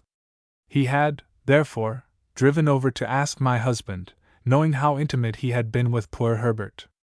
He knew, it seems, that Mr. Penfold had some secure place for such papers, because he had one day spoken to him upon the subject, saying it would be more prudent for him to leave the leases in the strong box in his office at Weymouth. But Herbert replied that they were stowed away in a far safer place, and that he had not the least fear in the world of their being stolen. Now, this is just what my husband knew also. Once when they were chatting together Herbert mentioned that the house, like many other old mansions, contained a secret chamber. He said, "I can't tell you where it is, Withers, for although it is never likely to be used again, the knowledge of this hiding place has been passed down from generation to generation as a family secret. I gave a solemn promise never to reveal it when I was first informed of its existence, and although in these days there is no occasion to hide priests or conspirators, I do not consider myself released from the promise I gave. Possibly some day the hiding place may prove of value again. There may be a price set on the head of a Penfold, who can tell? Anyhow, it is likely to remain a secret as long as the old house stands, and in the meantime I find it a useful place for keeping things that I do not want lying about." Mr. Talbot appeared very vexed at hearing what my husband said. "It is very strange," he said, "that sensible men will do such foolish things. It is probable enough that Herbert Penfold has placed this will in the hiding place you speak of, and in that case I foresee that we shall have no end of trouble. I know you are both aware of the nature of Mr. Penfold's will, and you may be sure that if those sisters of his also know of it, whether they do or not I can't say, they will bitterly resent it. I know enough of the family history to know that. It was evident by Miss Penfold's answer to me today that either she does not know the secret of this hiding place, which is of course possible, or that if she does know she does not mean to say. I should imagine myself that she does know. Had Herbert Penfold been of age when his father died, it is likely enough that he only as head of the family would have been told by his father of its existence. But you see he was but a lad at that time, while the Miss Penfolds were women, and were therefore probably informed of the secret. It is very awkward, extremely awkward. Of course the will may turn up between this and the funeral, but if not I hardly know what steps had best be taken. If those Penfold women have made up their minds that this will shall not see the light, they are likely to carry it through to the end. My husband quite agreed with Mr. Talbot about that, and so do I. I have never been able to abide them, though, as my husband says, they are good women in many respects, and always ready to help in parish matters. Still I can't abide them, nor I am sure have you any reason to do so, for when I and my husband first came here we learned a good deal of the part they had played in a certain matter, and that of course set me altogether against them. Of course, my dear Mrs. Conway, I do not wish to alarm you about the will, still you ought to know how things stand, and my husband this morning asked me to tell you all there was to tell. I hope in a few days to be able to write and give you better news. Things may not be as they fear. Mrs. Conway sat for a long time with this letter before her. She had not read it straight through, but after glancing at the first few lines that told of the death of Herbert Penfold she had laid it aside, and it was a long time before she took it up again. He had been the love of her youth, and although he had seemingly gone for so many years out of her life, she knew that when she had found how he had all this time watched over her, and so delicately aided her, and that for her sake he was going to make Ralph his heir, her old feeling had been revived. Not that she had any thought that the past would ever return. His letters indeed had shown that he regarded his life as approaching its end, but since the receipt of that letter she had always thought of him with a tender affection as one who might have been her husband had not either evil fate or malice stepped in to prevent it. The fortnight they had spent in London had brought them very close together. He had assumed the footing of a brother, but she had felt that pleasant and kind as he was to all the rest of the party it was for her sake alone that this festivity had been arranged. They had had but one talk together alone, and she had then said that she hoped the expressions he had used in his letter to her with reference to his health were not altogether justified, for he seemed so bright and well. He had shaken his head quietly and said, "It is just as well that you should know, Mary. I have seen my physician since I came up to town, and I don't think it will last much longer. A little time ago I did not wish it to last, now I should be glad to go on until I can see my little scheme realized, but I am quite sure that it is not to be. Anyhow I am ready to go when I am summoned, and am happy in the thought that the few people I care for are all in a fair way to be happy. Don't cry, dear. I don't want a single cloud to hang over our memories of this time. I am happier than I have ever been in my life, and I want you and all of them to be very happy too. I have set my mind upon that, and if I see a cloud on your face it will spoil it all." Still, in spite of this, she had hoped the doctor might have taken too gloomy a view of the case, and that Herbert Penfold's death might yet be a distant event. And now it was all over. Herbert Penfold was dead. The heart that had beat so kindly for her was silenced forever. It was then a long time before Mrs. Conway recovered sufficiently from her emotion to take up the letter again. She did so with an air almost of indifference. She had learned the news, and doubtless all this long epistle contained many details of comparatively little interest. But as she read, her air of languid grief gave way to an expression of keen interest, and she skimmed through the last page or two with anxious haste.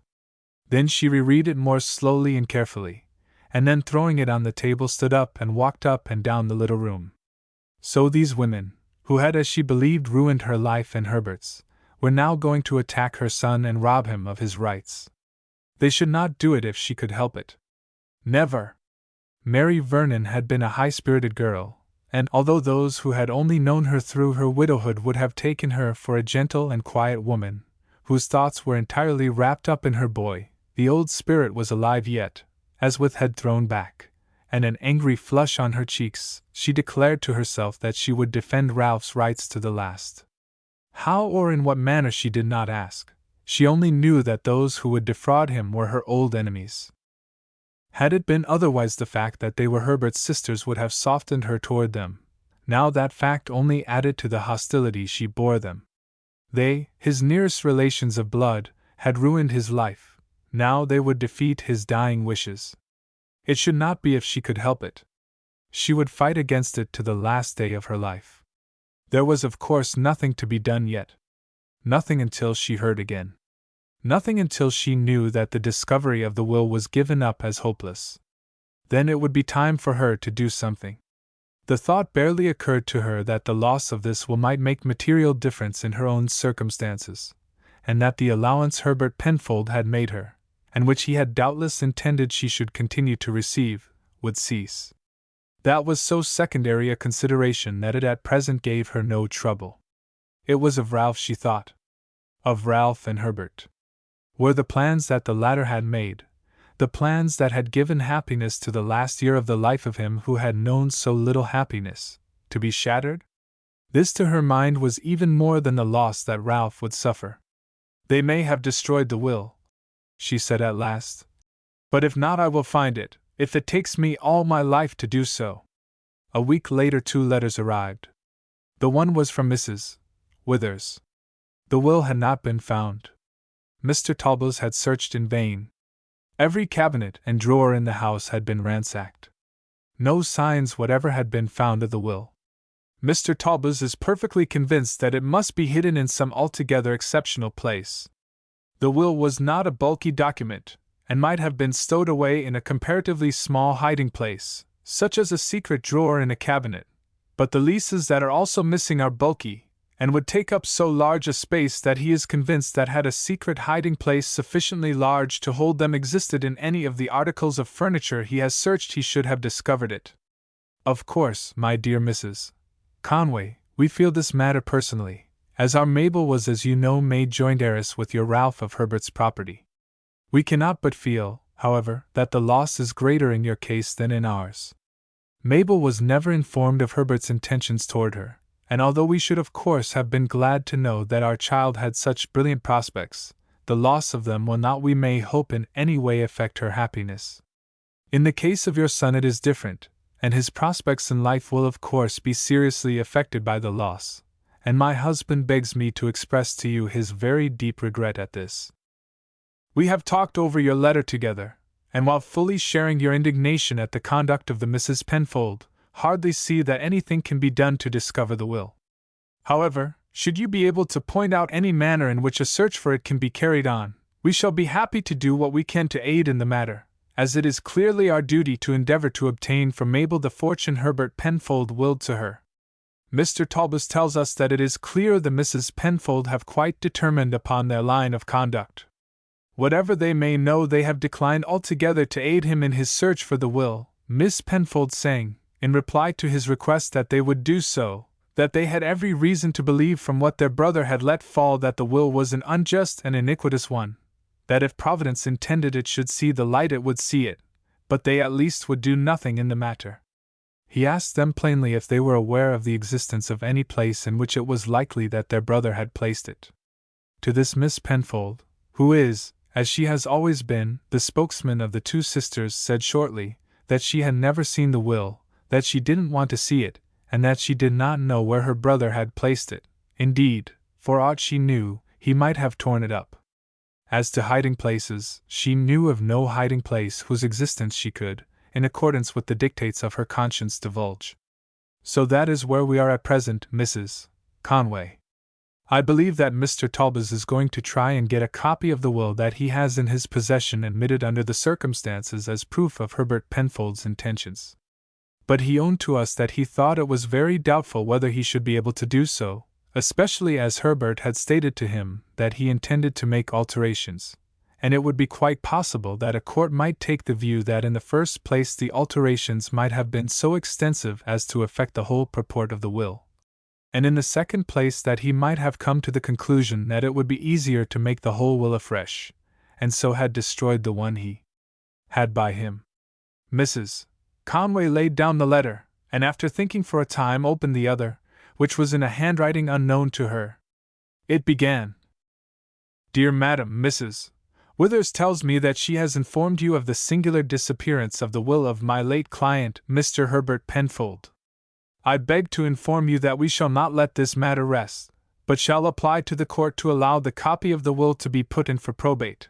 If that is refused, for authorization to make a closer search of the hall than we have hitherto been able to do, supporting our demand with affidavits made by the Rev. Mr. Withers and ourselves of our knowledge that the late Mr. Penfold was accustomed to keep documents in some secret receptacle. In the second place, we are glad to inform you that the annual sum paid by us into the Kentish Bank to your credit will not be affected by the loss of the will, for at the time when that payment first commenced, Mr. Penfold signed a deed making this payment a first charge on the rents of 2 of his farms during your lifetime. This assignment was of a binding character, and of course continues to hold good. We shall consider it our duty to acquaint you from time to time with the course of proceedings in the matter of the late Mr. Penfold's will." Little as Mrs. Conway had thought of herself from the time when she first heard that the will was missing, the news that her income would remain unchanged delighted her. She had formed no plans for herself, but had vaguely contemplated the necessity of giving up her house as soon as it was decided that the will could not be found, selling her furniture, and for the present taking a small lodging. She was glad that there would be no occasion for this, but very much more glad that she should be able now to make Ralph an allowance of £70 or £80 a year, which would make all the difference between his living comfortably and being obliged to pinch himself in every way to subsist upon his pay. It would also enable her to carry out without difficulty any plans she might determine upon.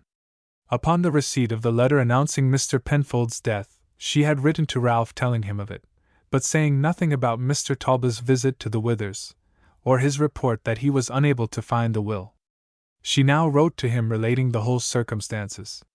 He had not previously known Mr. Penfold's intention to make him his heir, being only told that he intended to push his way in life, and had considered that the promise was carried out by his obtaining him a commission and arranging some allowance. His mother was glad of this now. "Of course the loss of Mr. Penfold's will, my boy, will make a difference to you, as there can be no doubt that he had made some provisions in it for the regular payment of the allowance he had so kindly promised you. This, unless the will is found, you will of course lose. Having been a soldier's daughter, I know that to live comfortably in the army it is necessary to have something beyond your pay, but fortunately I can assist you a little. I have now one less to feed and clothe, and no schooling expenses, and I have been calculating things up, and find that I can allow you £75 a year without making any difference in the manner of my living. You will be able to see that for yourself. You need, therefore, feel no hesitation in accepting this allowance. It is not a large one, but I know it will make a very great difference in your comfort, and it will be a great pleasure to me to know that you will be able to enter into what amusements are going on, and not to look at every penny. It makes all the difference in the world whether one has 4 and 6 or 9 shillings a day to live upon. You wrote and told me of the handsome present Mr. Penfold made you at parting. This, my boy, I should keep if I were you as a reserve, only to be touched in case of unexpected difficulties or needs. No one can ever say when such needs may occur. I hope you will not pain me by writing to say you don't want this allowance, because nothing you can say will alter my determination to pay that allowance regularly every quarter into your agent's hands, and it will be, of course, very much more pleasant to me to know that it is as much a pleasure to you to be helped by me as it is to me to help you. I have heard several times from Mrs. Withers, they are all well, and she asked me to send their remembrances to you when I write. I do not give up all hope that the will may be found one of these days, but it is just as well that we should not build in the slightest upon it." Ralph's reply came in due time, that is in about a fortnight afterward, for Mrs. Conway's letter had first to go by coach to London, and then a 2 days' journey by the mail to Liverpool, then by the sailing packet across to Dublin, and then down to Cork by coach. He had already written expressing his regret at the news of Mr. Penfold's death. "My dear mother," he began, "it is awfully good of you to talk about making an allowance to me. After what you say, of course I cannot think of refusing it, though I would do so if I thought the payment would in the slightest way inconvenience you.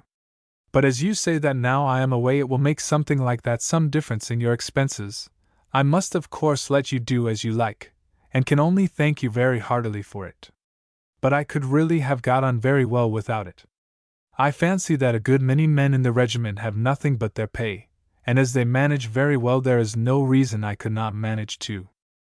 Of course in war times things are not kept up so expensively as they were before, and lots of men get commissions who would not have done so when the army was only half its present size, and was considered as a gentlemanly profession instead of a real fighting machine. However, as you say, it is a great deal more pleasant having 9 shillings a day to live on instead of 4 and 6pence. I am getting on capitally here. Of course there is a lot of drill, and it is as much as I can do not to laugh sometimes. The sergeant, who is a fierce little man, gets into such wild rages over our blunders. I say our blunders, for of course Stapleton and I are drilled with the recruits. However, I think that in another week I shall be over that, and shall then begin to learn my work as an officer. They are a jolly set of fellows here, always up to some fun or other. I always thought when fellows got to be men they were rather serious, but it seems to me that there is ever so much more fun here among them than there was at school. Of course newcomers get worried a little just as they do at school. I got off very well, because, you see, what with school and the privateer I have learned to take things good-temperedly. And when fellows see that you are as ready for fun as they are, they soon give up bothering you. Stapleton has had a lot more trouble, because, you see, he will look at things seriously. I think he is getting a little better now, but he used to get quite mad at first, and of course that made fellows ever so much worse. He would find his door screwed up when he went back after mess, and as soon as they found that he was awfully particular about his boots, they filled them all full of water one night. Then someone got a ladder and threw a lot of crackers into his bedroom in the middle of the night, and Stapleton came rushing down in his nightshirt with his sword drawn, swearing he would kill somebody. Of course I have done all I can to get them to leave him alone, for he is really a good fellow, and explained to them that he had never been to school, or had a chance of learning to keep his temper. But he is getting on now, and will, I think, soon be left alone. This has been an awfully long letter, and there is only just enough candle left for me to get into bed by.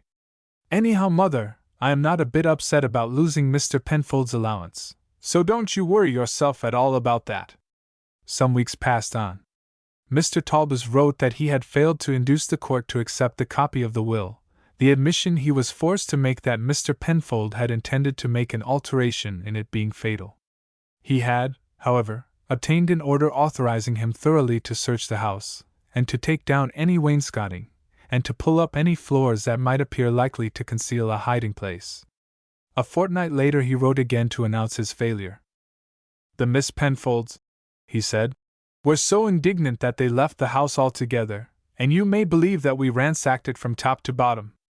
I had 4 carpenters and 2 masons with me, and I think we tapped every square foot of wall in the house, took down the wainscoting wherever there was the slightest hollow sound, lifted lots of the flooring, and even wrenched up several of the hearthstones, but could find nothing whatever, except that there was a staircase leading from behind the wainscoting in Mr. Penfold's room to a door covered with ivy, and concealed from view by bushes to the left of the house, but the ivy had evidently been undisturbed for 50 years or so. This passage, even if known to Mr. Penfold, had certainly not been used in his time.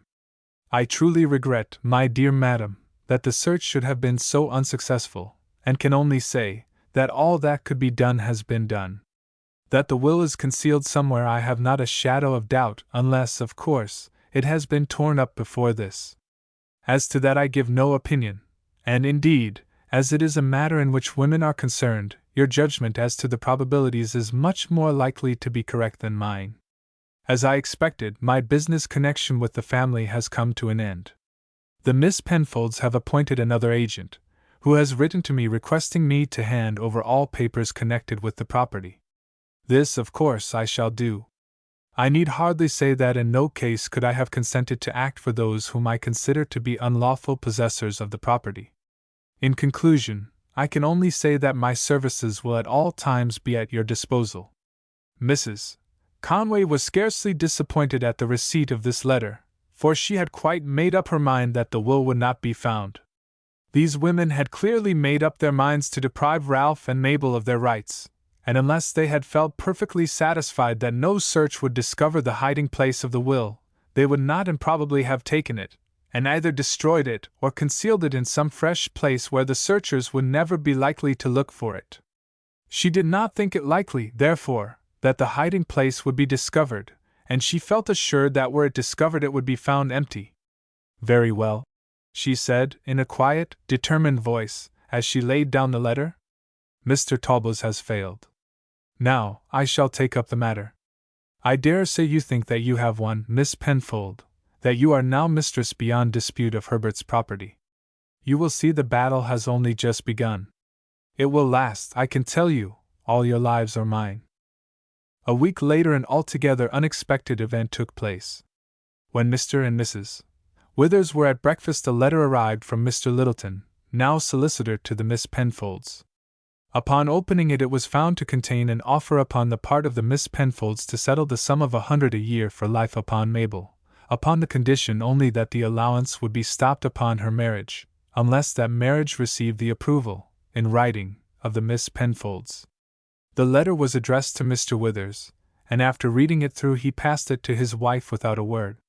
She was too surprised to say anything for a moment, especially as Mabel was in the room, and she laid the letter beside her until breakfast was over and Mabel had gone out.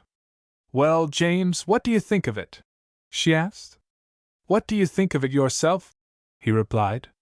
Mrs. Withers hesitated, and then said, "Well, James, it is a sort of thing that requires so much thinking about that I have scarcely had time to turn it over in my mind yet, especially with Mabel there eating her breakfast opposite, and having no idea that this letter contained anything of such importance to her. I would really rather hear what you think about it." Mr. Withers remained silent, and she went on. "Of course it would be a very nice thing for Mabel to have such a provision for life." A slight smile passed across Mr. Withers' face, and his wife saw that that was not at all the way in which he looked at it. "That is just like you men, James," she said a little pettishly. "You ask us what we think about things when you have perfectly made up your minds what you mean to do, whether we agree with you or not. I don't think that's often the case with us. Still, I did want to see whether the matter would have struck you at once in the same light in which I see it, and I perceive that it has not. Well, James, let me hear your view of the matter. I dare say I shall agree with you when you tell me what it is." "Well then, Amy," Mr. Withers said seriously, "it appears to me that we cannot accept this offer for Mabel." Mrs. Withers looked a little blank. The living was not a rich one, and assured as they had been by Mr. Penfold that he intended to provide for Mabel, they had not endeavored to lay by anything for her, and had freely dispensed their surplus income among the sick and needy of the parish. The disappearance of the will had disappointed their hopes, and raised many anxious thoughts in Mrs. Withers' mind respecting Mabel's future, and the offer contained in the letter had therefore filled her with pleasure. But she greatly valued her husband's judgment, and therefore only replied, "Why, dear?" "Well, you see, wife, we are both thoroughly agreed that these ladies are depriving Mabel of the fortune Herbert Penfold left her. They are concealing or have destroyed his will, and are at present in what we may call fraudulent possession of his property. Now, I do not think that under these circumstances we can accept a favor at their hands. To do so would be practically to acquiesce in what we consider the robbery of our child, and the acceptance would of course involve a renewal of friendly relations with them, a thing which, believing as we do that they are acting wickedly, would be distasteful in the extreme, not to say impossible." "Of course you are right, dear," Mrs. Withers said, rising from her seat and going over and kissing her husband tenderly. "I had not thought of it in that light at all. In fact, I had hardly thought about it at all, except that it would be nice to see Mabel provided for. It would be nice, my dear. But we surely need not be anxious about her. We may hope that she will make a happy marriage. We may hope, too, that we may be spared long enough to make some provision for her, for, of course, we must now curtail our expenses and lay by as much as we can for her. Lastly, dear, we need not be anxious, because we trust that God will provide for her should we not be enabled to do so. But even were I sure that we should both be taken together, I would rather leave her in His hands than accept money wrongfully obtained and condone an abominable action. There is, too, another point from which the matter should be looked at. You see this curious condition that they propose, that the annuity shall be forfeited unless you marry with their sanction. Why should they propose such a condition? I am sure I don't know, James, for of course, we should never give our sanction to her marriage unless we approved of her choice, and surely the Miss Penfolds would not disapprove of a choice that we approved of. Well, they might, my dear. You know how bitterly they disliked Ralph Conway, and how they resented his being at the Hall. It is quite possible they may have had some idea of Herbert's views about him and Mabel, and are determined that he shall not benefit through Mabel by 1 penny of their brother's property. And this clause is specially designed so that in case the two young people ever should come together they may be able, if not to stop it, at any rate to stop the annuity. That is the only interpretation I can give to this condition. Very likely that is so, James. Really, these women seem to get more detestable every day. Mr. Withers smiled at his wife's vehemence. There is still another reason why we cannot take the money. Ralph Conway has been as much defrauded as Mabel, and his mother, as you see by her letters, is determined not to sit down quietly under the wrong. What she means to do I have not the slightest idea, nor do I think that there is the most remote probability she will ever succeed in finding the will. Talbot appears to have made a most thorough search of the house, and do what she will she cannot have any opportunity of searching as he has done. Still, she clearly has something on her mind. She intends to make some attempt or other to discover the will, which, if found, will benefit Mabel equally with her son. Therefore we cannot but regard her as our friend and ally now. Were we to accept the money from Mabel we should in fact be acquiescing, not only in the wrong done to her but in that done to Ralph. We should, in fact, be going over to the enemy.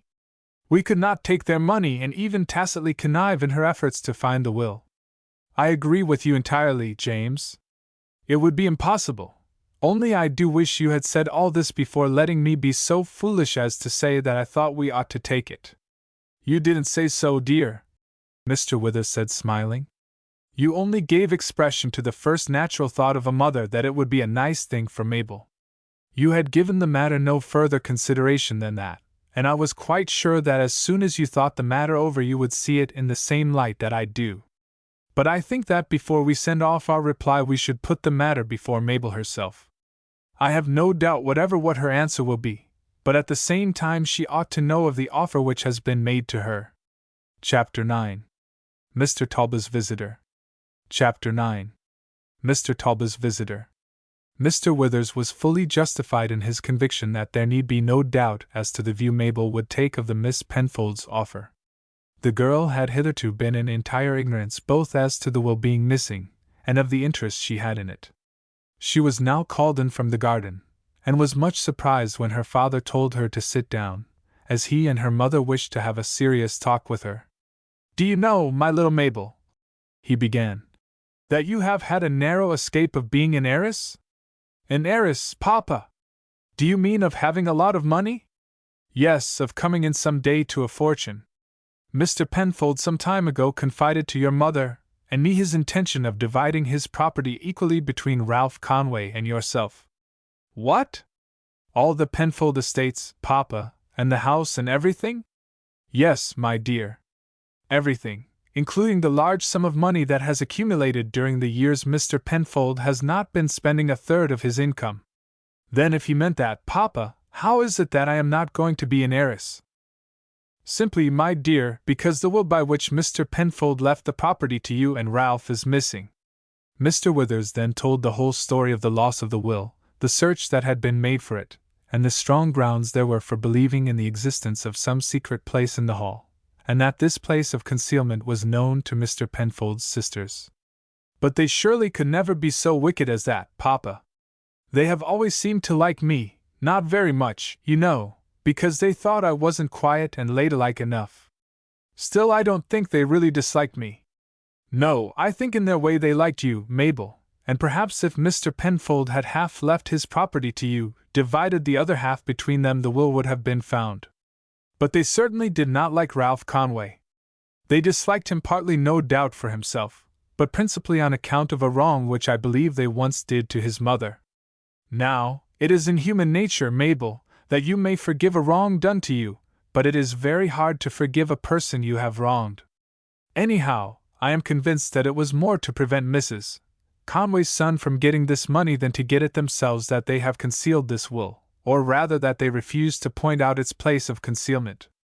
But it does seem hard, Papa, that Mr. Penfold should have left everything to Ralph and me and nothing to his sisters. The Miss Penfolds have a very comfortable income of their own, Mabel, and their brother might very well have thought there was no occasion for them to have more. Beside, although they lived in his house, and indeed managed it, and him, Mr. Penfold had, I know, strong reason to believe that they had ruined his life. But this is a matter into which we need not go. Well, Mabel, the Miss Penfolds have just given a proof that they do not dislike you.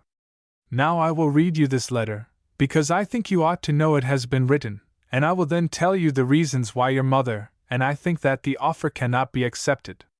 Mabel listened in silence until her father had finished the arguments he had used with his wife, with the exception only of that relating to the Miss Penfold's motives in putting in the condition concerning Mabel's marriage.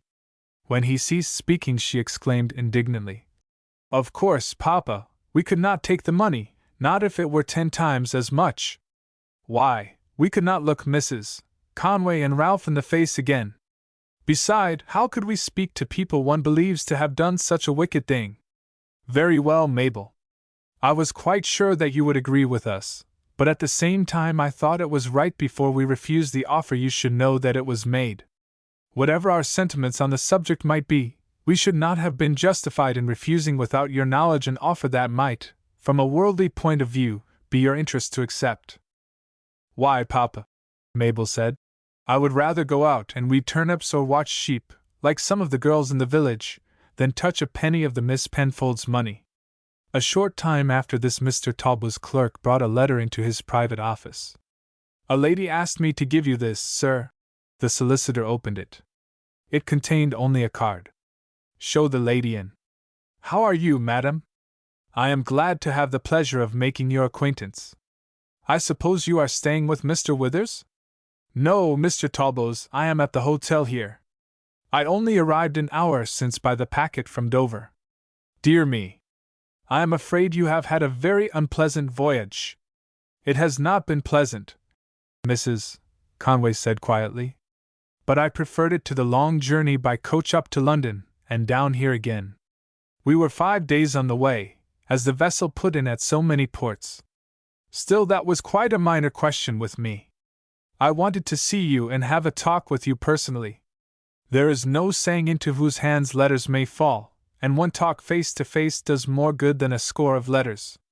Mr. Talbot looked rather surprised, and the idea flashed across his mind that the only business Mrs. Conway could want to see him about must be some proposal for raising money upon the security of her annuity. "I presume, Mr. Talbot, from what I hear, that you are as thoroughly convinced as I am myself that this will of Mr. Penfold's is in existence, and is hidden somewhere about the Hall?" "Yes, I think so, Mrs. Conway. That is, supposing it has not been destroyed." "Do you think it likely that it has been destroyed, Mr. Talbot?" "Well, that I cannot say," the solicitor said gravely. "I have, of course, thought much over this matter. It is one that naturally vexed me much for several reasons. In the first place, Mr. Withers and you yourself had been good enough to place the matter in my hands, and to authorize me to act for you, and it is always a sort of vexation to a professional man when his clients lose their cause, especially when he is convinced that they are in the right. In the second place, I am much disturbed that the wishes of my late client, Mr. Penfold, should not have been carried out. Thirdly, I feel now that I myself am somewhat to blame in the matter, in that I did not represent to Mr. Penfold the imprudence of his placing valuable papers in a place where, should anything happen to him suddenly, they might not be found. Of course I could not have anticipated this hostile action on the part of the Miss Penfolds. Still, I blame myself that I did not warn Mr. Penfold of the possibility of what has in fact happened taking place. Lastly, and he smiled, I have a personal feeling in the matter. I have lost a business that added somewhat considerably to my income. I don't think any of us have thought of blaming you in the matter, Mr. Talbot. I am sure that I have not. You could not possibly have foreseen that Mr. Penfold's sisters were likely to turn out thieves. Well, that is rather a strong expression, Mrs. Conway, though natural enough I must admit in your position as Mr. Ralph Conway's mother. You see, there is a difference between concealing and not disclosing. Mr. Penfold himself concealed the will. The Miss Penfolds simply refused to assist us in our search for it, and as the nearest heirs take possession of the property. Quite so, Mrs. Conway. I am not defending their conduct, which morally is dishonest in the extreme, but I doubt whether any court of law would find it to be a punishable offense. Well, now, Mr. Talbot, I want you to let me know whether you suspect that they have destroyed the will, which, I suppose, would be a punishable offense. Certainly the destruction of the will, in order that those who destroyed might get possession of property, would be criminal. Well, I don't know. I have thought it over in every sense, and think the balance of probability is against their having destroyed it. In the first place, the Miss Penfolds doubtless consider that the will is so securely hidden there is little, if any, chance of its being discovered. That this is so we know, from the fact that although I ransacked the house from top to bottom, pulled down wainscoting, lifted floors, and tried every imaginable point which either I or the men who were working with me suspected to be a likely spot for a hiding place, we did not succeed in finding it. Now, I have noticed that ladies have at times somewhat peculiar ideas as to morality, and are apt to steer very close to the wind. The Miss Penfolds may consider themselves perfectly justified in declining to give us any assistance in finding the will, soothing their consciences by the reflection that by such refusal they are committing no offense of which the law takes cognizance. But while doing this they might shrink from the absolutely criminal offense of destroying the will. I do not say that now they have entered upon the path they have that they would not destroy the will if they thought there was a chance of its being discovered. I only say that, thinking it to be absolutely safe, they are unlikely to perform an act which, if discovered, would bring them under the power of the law. They may consider themselves free to believe, or if not actually to believe, to try and convince themselves, that for aught they know their brother may have destroyed the will, and that it is not for them to prove whether he did so or not. Upon these grounds, therefore, it seems to me probable that the will is still in existence, but I acknowledge that so far as its utility is concerned it might as well have been destroyed by Mr. Penfold himself or by his sisters. Well, Mr. Talbot, no doubt you are thinking that you might as well have expressed this opinion to me on paper, and that I have troubled myself very unnecessarily in making this journey to have it from your own lips. Well, yes, Mrs. Conway, I do not deny that this was in my mind. It would have been useless for me to make the journey had this been all, Mr. Talbot. I am very glad to have heard your opinion, which agrees exactly with that which I myself have formed, but it was scarcely with the object of eliciting it that I have made this journey. We will now proceed to that part of the subject. We agree that the will is probably still in existence, and that it is hidden somewhere about the hall. The next question is, how is it to be found? That is a very difficult question indeed, Mrs. Conway. Yes, it is difficult, but not, I think, impossible. You have done your best, Mr. Talbot, and have failed. You have no further suggestion to offer, no plan that occurs to you by which you might discover it? None whatever, Mr. Talbot said decidedly. I have done all that I could do, and have, in fact, dismissed the question altogether from my mind. I had the authority of the court to search, and I have searched very fully, and have reported my failure to the court. The power to search would certainly not be renewed unless upon some very strong grounds indeed. I suppose not, Mr. Talbot. That is what I expected. Well, it seems to me that you having done all in your power for us, your clients, and having now relinquished your search, it is time for us, or some of us, to take the matter in hand. Mr. Talbot looked surprised. I do not quite understand, Mrs. Conway, how you can take it in hand. No? Well, I can tell you, Mr. Talbot, that I am going to do so. I am not going to sit down quietly and see my son robbed of his inheritance. I have quite made up my mind to devote my life to this matter, and I have come, not to ask your advice, for I dare say you would try to dissuade me, and my resolution is unalterable, but to ask you to give me what aid you can in the matter. I shall be glad to give you aid in any way, Mrs.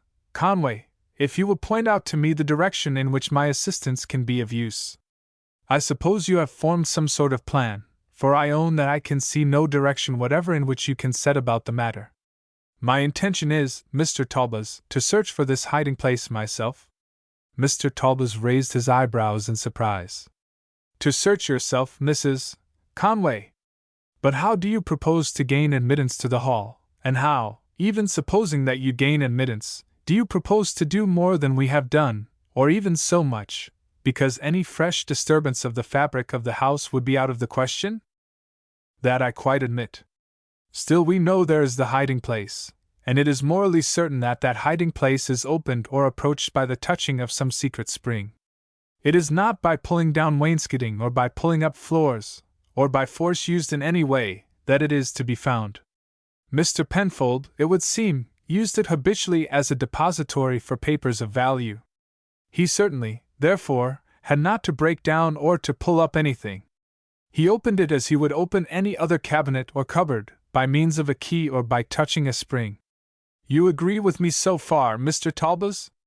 Certainly, Mrs. Conway. There can be no doubt in my mind that this hiding place, whether a chamber or a small closet, is opened in the way you speak of. Very well then, all that has to be looked for is a spring. No force is requisite, all that is to be done is to find the spring. Yes, but how is it to be found? I believe we tried every square foot of the building. I have no doubt you did, but it will be necessary to try every square inch, I will not say of the whole building, but of certain rooms and passages. I think we may assume that it is not in the upper rooms or servants' quarters. Such a hiding place would be contrived where it could be used by the owners of the house without observation from their dependents, and would therefore be either in the drawing-room, dining-room, the principal bedchambers, or the passages, corridors, or stairs between or adjoining these. I quite follow you in your reasoning, Mrs. Conway, and agree with you. Doubtless, the place is so situated as to be what I may call handy to the owners of the hall, but I still do not see how you are going to set about finding it. I am going to set about it by going to live at the hall. Going to live at the hall, Mrs. Conway? But how is that possible under the circumstances? You are, I should say, the last person whom the Miss Penfolds would at present invite to take up her residence there. I agree with you, if they had any idea of my identity, but that is just what I intend they shall not have. My plan is to go there in the capacity of a servant. Once there I shall examine, as I say, every square inch of the rooms and places where this hiding place is likely to exist. Every knob, knot, or inequality of any kind in the woodwork and stonework shall be pressed, pulled, and twisted until I find it. I am aware that the task may occupy months or even years, for, of course, my opportunities will be limited. Still, whether months or years, I intend to undertake it and to carry it through, if my life is spared until I have had time thoroughly and completely to carry it out. Mr. Talbot was silent from sheer astonishment. Do you really mean that you think of going there as a servant, Mrs. Conway? Certainly I do, she replied calmly. I suppose the work will be no harder for me than for other women, and whereas they do it for some £10 or £12 a year, I shall do it for a fortune. I see not the slightest difficulty or objection in that part of the business. I shall, of course, let my house at Dover, making arrangements for my son's letters there being forwarded, and for my letters to him being posted in Dover. I shall have the satisfaction that while engaged upon this work my income will be accumulating for his benefit. I own that I can see no difficulty whatever in my plan being carried out. Now, as to the assistance that I wish you to give me. It could, perhaps, have been more readily given by Mr. Withers, for naturally he would know personally most of the servants of the hall, as the majority of them doubtless belonged to the village. But Mr. Withers, as a clergyman, might have conscientious scruples against taking any part in a scheme which, however righteous its ends, must be conducted by what he would consider underground methods, and involving a certain amount of deceit. At any rate, I think it better that neither he nor Mrs. Withers should have any complicity whatever in my plans. I therefore come to you. What I want, in the first place, is to find out when a vacancy is likely to be caused by some servant leaving. Secondly, if no such vacancy is likely to occur, for a vacancy to be manufactured by inducing some servant to leave, a present of a year's wages would probably accomplish that. Thirdly, the vacancy must occur in the case of some servant whose work would naturally lie in the part of the building I have to examine. Finally, it must be arranged that I can be so recommended as to ensure my getting the place. Mr. Talbot was silent for some time. Certainly your plan does appear feasible, Mrs. Conway, he said at length. It does seem to me that if once installed in the way you propose at the Hall, and prepared to spend, as you say, months or even years in the search, it is possible and even probable that in the end you may light upon the spring that will open this mystery. You must be prepared to face much unpleasantness. You will have for all this time to associate with servants, to do menial work, to relinquish all the luxuries and appliances to which you have all your life been accustomed, and possibly to fail at last. Still, if you are prepared to face all this, there does appear to me to be a possibility of your enterprise being crowned with success. I have thought it all over, Mr. Talbot, and am quite prepared to submit to all the sacrifices you mention, which, however, will scarcely be felt by me to be sacrifices, working, as I shall be, for the future of my son. And now, can I rely upon your assistance? You shall have any assistance I can give, assuredly, Mrs. Conway. The matter is by no means a simple one, still I can see no reason why it should not be successfully carried out. It must take time, that I quite anticipate, Mr. Talbot. Time, fortunately, is of no consequence. Well, Mrs. Conway, Mr. Talbot said, after sitting for some minutes in thought, it is a matter that will require careful thinking over. How long do you intend staying here? Just as long as it is necessary, Mrs. Conway said. A day or a month? I have not given my own name at the George, but shall be known there as Mrs. Brown. As you saw, I sent my card in an envelope, so that even your clerk should not be aware that Mrs. Conway was in Weymouth. But, the solicitor said suddenly, surely the Miss Penfolds knew you in the old time? Certainly they did. But to begin with, that is nearly 20 years ago, and of course, I have changed very much since then. Not very much, Mrs. Conway, the lawyer said. For I once had the pleasure of seeing you when I went to the Hall to see Mr. Penfold on business. I do not say that I should have known you anywhere, but having had your card I remembered you at once when you came into the room, and indeed, if you will excuse my saying so, you might pass anywhere as 30. So much the better for my purpose at present, Mrs. Conway replied. 30 will do very well for the age of a housemaid at the Hall. I should imagine the Miss Penfolds would prefer a woman of that age to a young girl. Beside, you see, I must be an upper housemaid in order to have charge of the part of the house I want to examine.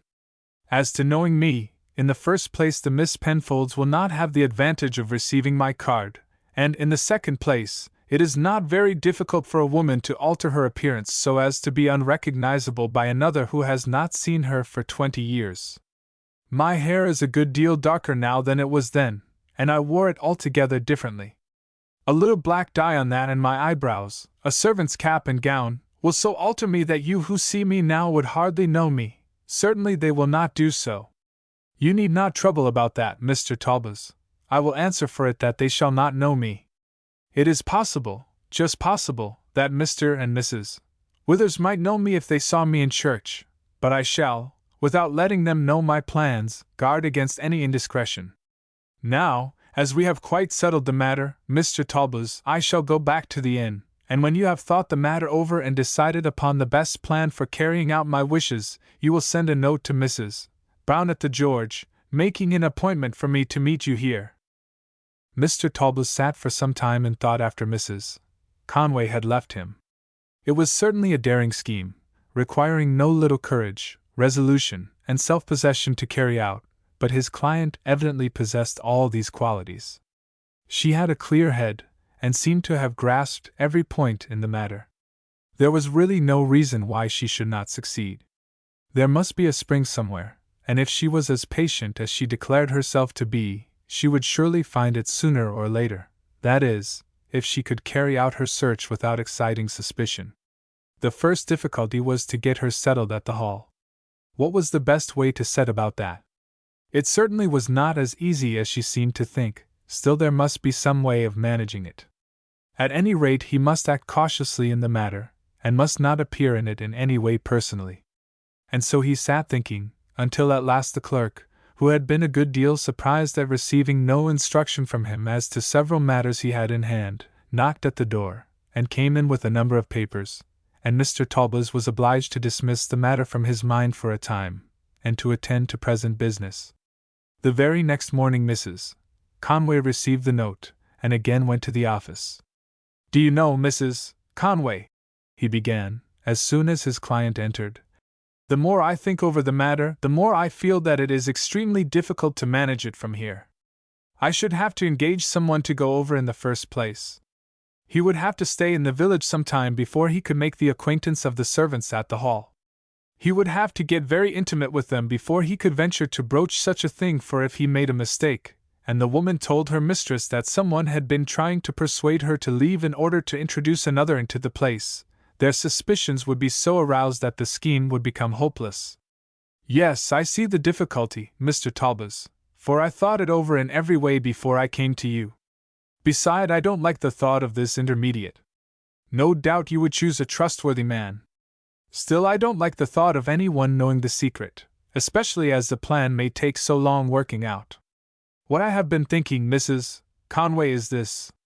No doubt the servants at the Hall have taken sides on this matter. Of course, from our searches there they know that Mr. Penfold's will is missing, and that it is because it is missing that the Miss Penfolds are now mistresses there.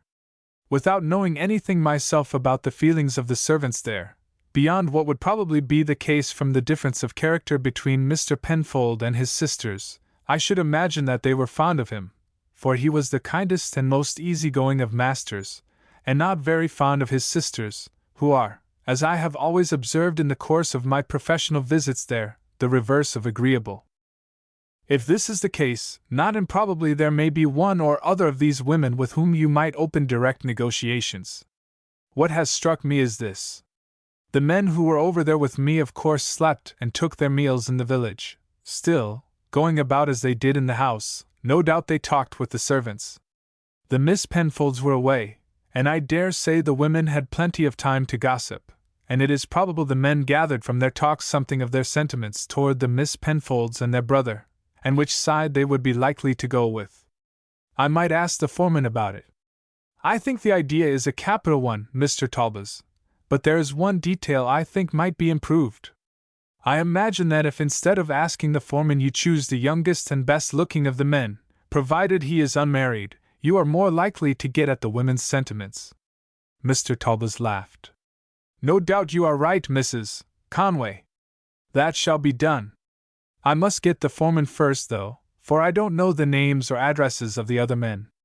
I shall tell him frankly that I want to find out the opinions of the servants at the Hall about the missing will, ask him which of his men was the most given to gossip with them, and tell him to send him here to me at 10 o'clock tomorrow morning.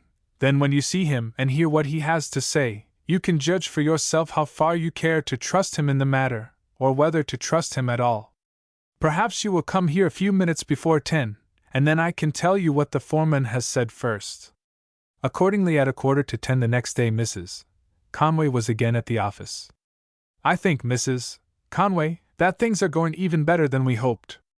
The foreman said that from what little talk he had with the servants, he thought they had all been attached to Mr. Penfold, and that his sisters were by no means popular among them.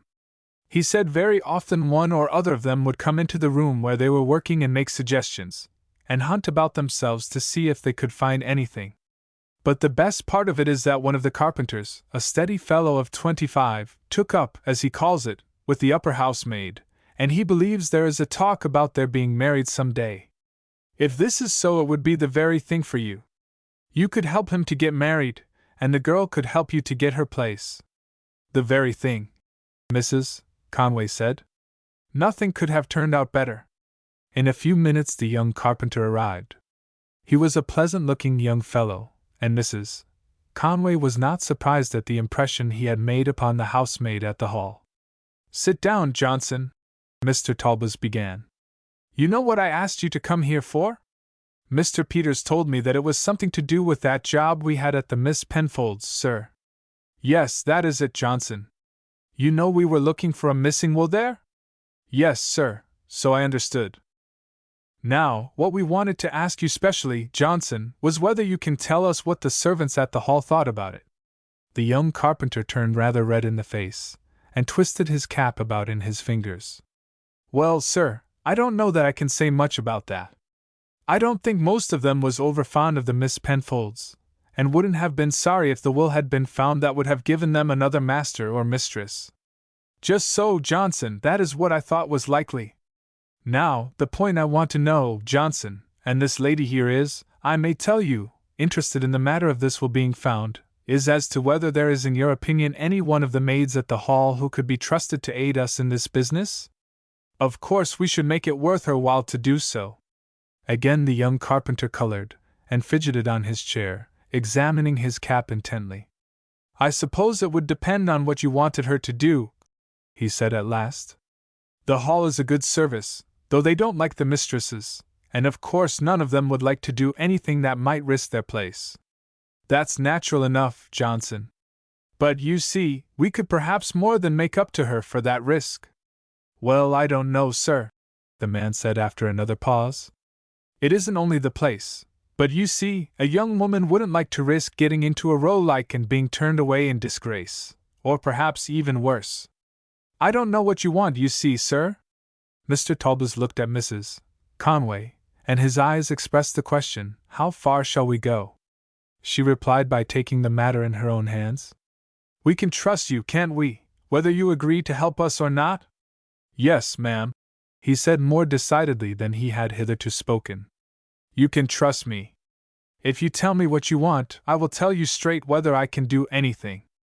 If I don't like it, the matter shan't go beyond me." "Very well, then, I will tell you exactly what we want. We believe that the will is still there, and we believe that if someone in the house were to make a thorough search it might be found. It is right that it should be found, and that the property should go to those to whom Mr. Penfold left it, and who are now being kept out of it by the Miss Penfolds.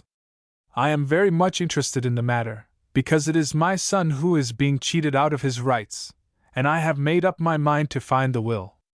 Now, what I want to know is, do you think that one of the housemaids would be willing to give up her place and introduce me as her successor, if I gave her £25? That would be a nice little sum, you know, to begin housekeeping with."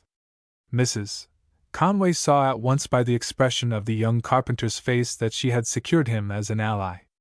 "I think that might be managed, ma'am," he said in a tone that showed her he was endeavoring to hide his gladness. "Yes, I think that could be managed. There is certainly a young woman at the Hall." And he stopped. Mrs. Conway helped him. "I may tell you, Mr. Johnson, that the foreman hinted to Mr. Talbot that he thought you and the upper housemaid were likely one of these days to come together, and that is principally why we spoke to you instead of to one of the others who were there. We thought, you see, that she might probably be leaving her place one of these days, and that perhaps this £25 might enable you and her to marry earlier than you otherwise would have done. In that case, you see, it would suit us all. You and she would, moreover, have the satisfaction of knowing that you were aiding to right a great wrong, and to restore to those who have been defrauded the property Mr. Penfold intended for them. What do you say?" "Well, ma'am, I think that, as you say, it would be doing the right thing, and I don't deny that Martha and I have agreed to wait a year or two, till we could save up enough between us for me to start on my own account, for as long as I am a journeyman, and liable to lose my work any day, I would not ask her to come to me. But what with what we have laid by, and this money you offer, I think we might very well venture." And his radiant face showed the happiness the prospect caused him. "Very well, then. We may consider that as settled," Mrs. Conway said. "What I want is for you to tell your Martha that she is to give notice to leave at once, and that if she has an opportunity she is to mention to Miss Penfold that she has a friend who is out of place at present, and whom she is sure will suit. Of course, as she will say that she is going to leave to be married, Miss Penfold cannot be vexed with her, as she might be otherwise, and may take her friend on her recommendation. But suppose she shouldn't, ma'am? And the young carpenter's face fell considerably at the thought. Where would Martha be then? I shall pay the money, of course, Mrs. Conway said, whether I get the place through her or not. I should think that Miss Penfold will very likely be glad to be saved the trouble of looking for another servant. But if not, I must try some other way to get the place. What name am I to say her friend has? Let me think. And Sibthorpe. But suppose she asks about where her friend has been in service, ma'am, and about her character? We will settle that afterward. The first thing to do is for you to go over and see her, and ask her if she is willing to leave and do this. I think I can answer for that, ma'am, the young carpenter said with a quiet smile. Very well. Still, we had better have it settled. Will you go over today and see her? And then by tomorrow Mr. Talbot and I will have talked the matter over and settled about the other points. Of course you will tell her not to give notice until she has heard from you as to what she is to say about me. Very well, ma'am. I will start at once. I can arrange about the character, Mr. Talbot said when they were alone. I have a cousin in London, to whom I shall write and explain the matter, and who will, I am sure, oblige me by writing to say that Sibthorpe is all that can be desired as a servant, steady, quiet, industrious, and capable. Well, I really congratulate you, Mrs. Conway. At first I thought your project a hopeless one, now I think you have every chance of success. Chapter 10. On Detachment. Chapter 10. On Detachment. Ralph was soon at home in the regiment. He found his comrades a cheery and pleasant set of men, ready to assist the newly joined young officers as far as they could. A few rough practical jokes were played, but Ralph took them with such perfect good temper that they were soon abandoned.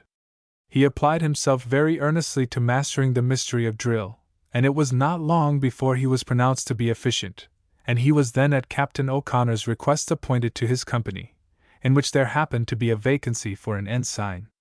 He had had the good luck to have an excellent servant assigned to him. Dennis Mulligan was a thoroughly handy fellow, could turn his hand to anything, and was always good-tempered and cheery. The fellow is rather free and easy in his ways, Captain O'Connor told Ralph when he allotted the man to him. But you will get accustomed to that. Keep your whiskey locked up, and I think you will be safe in all other respects with him. He was servant to Captain Daly, who was killed at Toulouse, and I know Daly wouldn't have parted with him on any account. His master's death almost broke Dennis' heart, and I have no doubt he will get just as much attached to you in time. These fellows have their faults, and want a little humoring, but take them as a whole, I would rather have an Irish soldier servant than one of any other nationality, provided always that he is not too fond of the bottle. About once in 3 months I consider reasonable, and I don't think you will find Mulligan break out more frequently than that. Ralph never regretted the choice O'Connor had made for him, and found Dennis an excellent servant, and his eccentricities and the opinions which he freely expressed afforded him a constant source of amusement. A few days later Captain O'Connor came into his room. Pack up your kit. The company is ordered on detached duty, and there's an end to your dancing and flirting. I don't know about flirting, Ralph laughed. As far as I can see you do enough for the whole company in that way. But where are we going to? We are ordered to Ballaport. An out-of-the-way hole as a man could wish to be buried in. It seems that there are a lot of stills at work in the neighborhood. The gauger has applied for military aid. A nice job we have got before us. I have had my turn at it before, and know what it means. Starting at nightfall, tramping 10 or 15 miles over the hills and through bogs, and arriving at last at some wretched hut only to find a wretched old woman sitting by a peat fire, and divil a sign of still or mashed tubs or anything else. We start the first thing tomorrow morning, so you had better get your kit packed and your flask filled tonight. We have 19 miles march before us, and a pretty bad road to travel. I have just been into Desmond's quarters, and he is tearing his hair at the thought of having to leave the gaieties of Cork. "I think it is a nice change," Ralph said, "and shall be very glad to have done with all these parties and balls. Ballaport is near the sea, isn't it?" "Yes. About a mile away, I believe. Nearly 40 miles from here." The detachment marched next morning. Ralph enjoyed the novelty of the march, but was not sorry when at the end of the second day's tramp they reached the village. The men were quartered in the houses of the villagers, and the officers took rooms at the inn. Except when engaged in expeditions to capture stills, of which they succeeded in finding nearly a score, there was not much to do at Ballaport. All the gentry resident within a wide circle called upon them, and invitations to dinners and dances flowed in rapidly. As one officer was obliged to remain always in the village with the detachment, Ralph seldom availed himself of these invitations. O'Connor and Lieutenant Desmond were both fond of society, and, as Ralph very much preferred staying quietly in his quarters, he was always ready to volunteer to take duty upon these occasions. Ballaport lay within a mile of the sea, and Ralph, when he had nothing else to do, frequently walked to the edge of the cliffs, and sat there hour after hour watching the sea breaking among the rocks 300 or 400 feet below him, and the sea birds flying here and there over the water, and occasionally dashing down to its surface. A few fishing boats could be seen, but it was seldom that a distant sail was visible across the water, for not one vessel in those days sailed for the west to every 50 that now crossed the Atlantic. The rocks upon which he sat rose in most places almost sheer up from the edge of the sea, but occasionally they fell away, and a good climber could make his way over the rough rocks and boulders down to the water's edge. As, however, there was nothing to be gained by it, Ralph never made the attempt. Looking back over the land, the view was a dreary one. There was not a human habitation within sight. The hills were covered with brown heather, while in the bottoms lay bogs, deep and treacherous to those who knew not the way across. It was rarely that a human figure was visible. Once or twice a day a revenue man came along the edge of the cliff, and would generally stop for a talk with Ralph. "There was," he said, "a good deal of smuggling carried on along that part of the coast during the war, but there is not so much of it now, though no doubt a cargo is run now and then. It does not pay as it did when the French ports were all closed, and there was not a drop of brandy to be had save that which was run by the smugglers. Now that trade is open again, there is only the duty to save, and I fancy a good many of the boats have gone out of the business. You see, the revenue has got its agents in the French ports, and gets news from them what craft are over their loading, and what part of the coast they come from. Along the English coast there is still a good deal of it. Their lace pays well, but there is not much sale for lace in Ireland, and not much sale for brand either, excepting in the towns. The peasants and farmers would not thank you for it when they can get homemade whiskey for next to nothing. I suppose that there is a good deal of that going on. Any amount of it, sir. For every still that is captured I reckon there must be 100 at work that no one dreams of, and will be as long as barley grows, and there are bogs and hills all over the country, and safe hiding places where no one not in the secret would dream of searching. The boys know that we are not in their line of business, and mind our own affairs. If it were not for that, I can tell you, I wouldn't go along these cliffs at night for any pay the king would give me, for I know that before a week would be out my body would be found some morning down there on the rocks, and the coroner's jury would bring in a verdict of tumbled over by accident, although there wouldn't be a man of them but would know better. Well, I am sure I don't want to find out anything about them. I belong to the detachment in Ballaport, and of course if the gauger calls upon us we must march out and aid him in seizing a still. But beyond that it's no affair of ours." And yet, although he so seldom saw anyone to speak to, Ralph had sometimes a sort of uncomfortable feeling that he was being watched. Once or twice he had caught a glimpse of what he thought was a man's head among some rocks, but on walking carelessly to the spot he could see no signs of anyone. Another time, looking suddenly round, he saw a boy standing at the edge of some boggy ground where the land dipped suddenly away some 200 yards from the edge of the cliff. But directly he saw that he was observed he took to his heels, and speedily disappeared down the valley. Ralph did not trouble himself about these matters, nor did he see any reason why any one should interest himself in his movements. Had he wandered about among the hills inland he might be taken for a spy trying to find out some of the hidden stills, But sitting here at the edge of the cliff watching the sea, surely no such absurd suspicion could fall upon him. Had he been there at night, the smugglers might have suspected him of keeping watch for them. But smugglers never attempted to run their cargoes in broad daylight, and he never came down there after dark. One day a peasant came strolling along.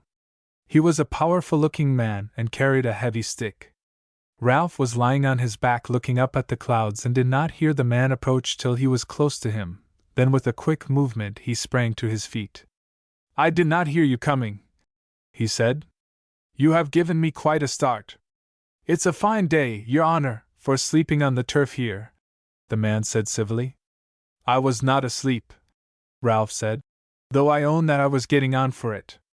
"Is your honor expecting to meet anyone here?" the man asked. "Sure, it's a mighty lonesome sort of place." "No, I am not expecting anyone. I have only come out for a look at the sea. I am never tired of looking at that." "It's a big lot of water, surely," the man replied, looking over the sea with an air of interest as if the sight were altogether novel to him. "A powerful lot of water. And I have heard them say that you often come out here?" "Yes, I often come out," Ralph assented. "Don't you think now it is dangerous so near the edge of the cliff, your honor? Just one step and over you would go, and it would be 10 chances to 1 that the next tide would drift your body away, and divil a one know what had become of you." "But I don't mean to take a false step," Ralph said. "Sure, there's many a one takes a false step when he isn't dreaming about it, and if ye didn't tumble over by yourself, just a push would do it." "Yes, but there is no one to give one a push," Ralph said. "Maybe and maybe not," the man replied. "I don't say if I was a gentleman, and could spend me time as I liked, that I would be sitting here on the edge of these cliffs, where you might come to harm any minute." "I have no fear of coming to harm," Ralph answered. "And I should be sorry for any one who tried. I always carry a pistol. Not that I think there is any chance of having to use it, but it's always as well to be prepared."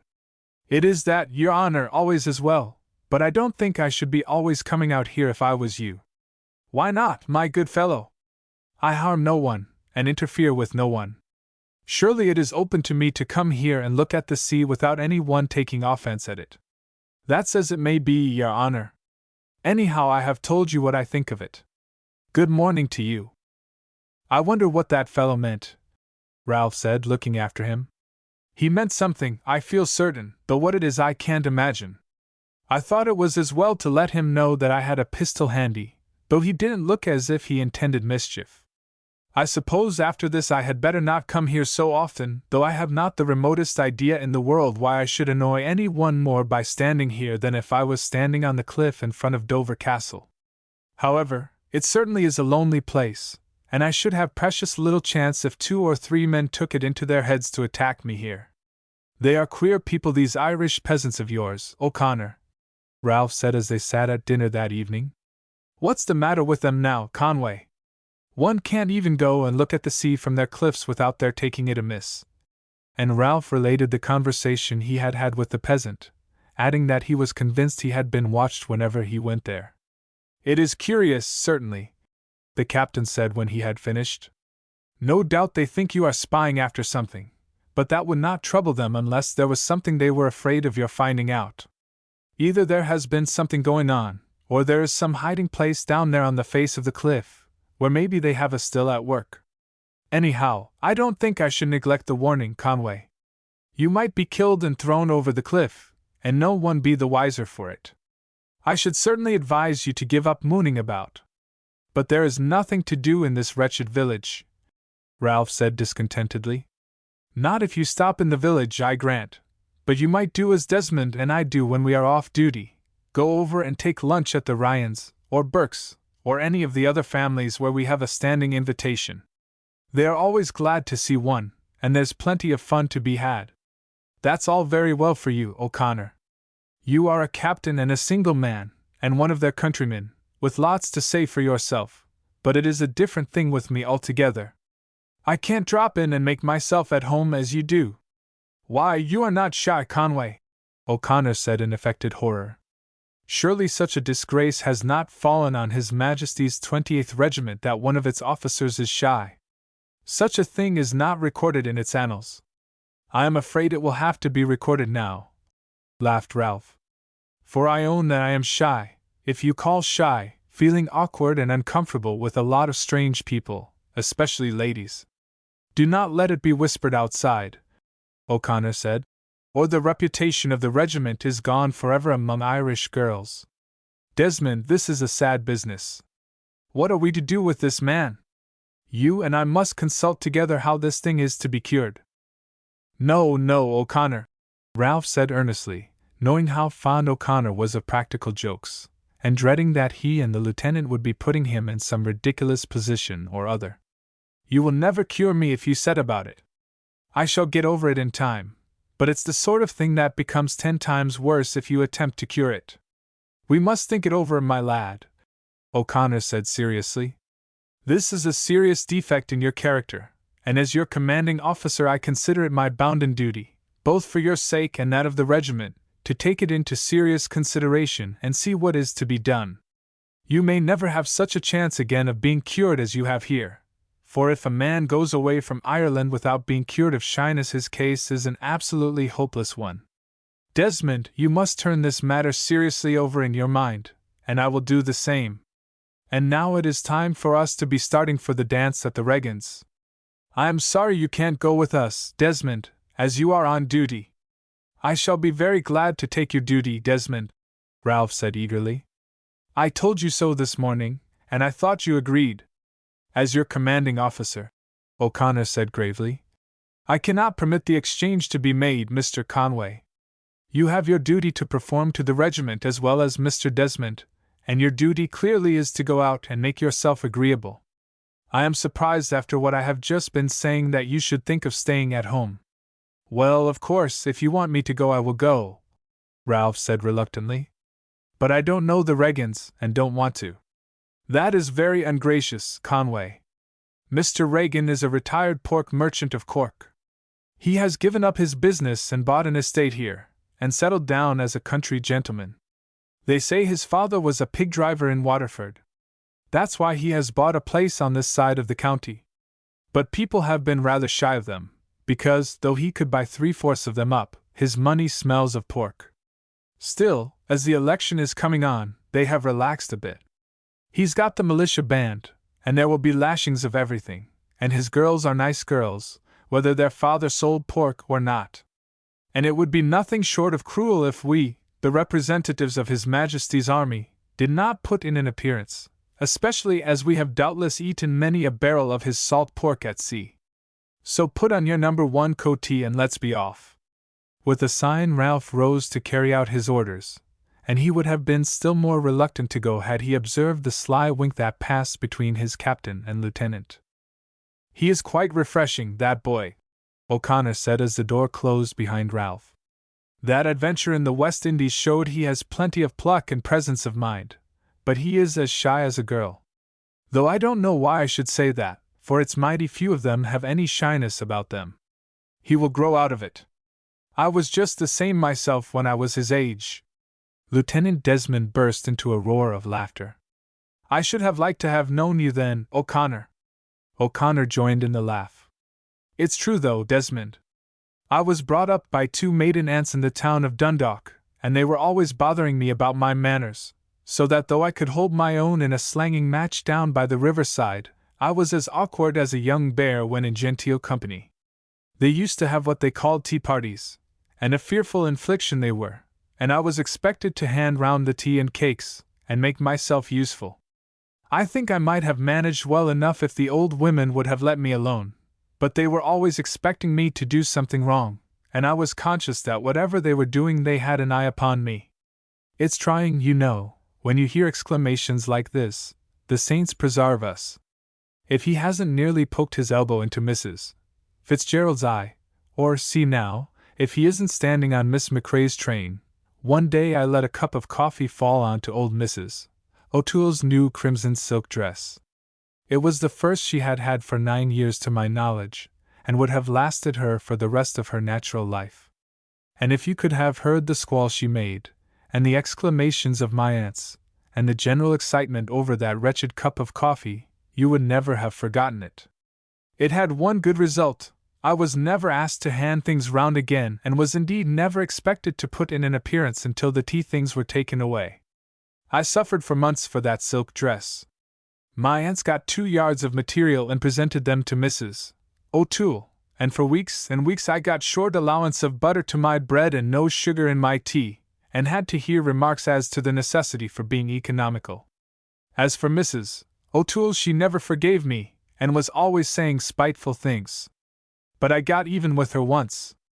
One evening the doctor, who was her partner at whist, was called out, and I was ordered to take his place. Now, I played a pretty good game at whist, better than the doctor did by a long chalk, I flattered myself, but I didn't often play at home unless I was wanted to make up a table, and very glad I was to get out of it, for the ill temper of those old harridans when they lost was something fearful. It was only penny points, but if they had been playing for £5 they couldn't have taken it more to heart, and of course if I had the misfortune of being their partner they put it down entirely to my bad play. Well, we held good cards, and at last we only wanted the odd trick to win. I held the last trump. Mrs. O'Toole was beaming as she led the best spade, and felt that the game was won. I could not resist the temptation, but put my trump on her spade, led my small card, and the game was lost. Mrs. O'Toole gave a scream and sank back in her chair almost fainting, and when she recovered her breath and her voice went on like a maniac, and had a desperate quarrel with my aunts.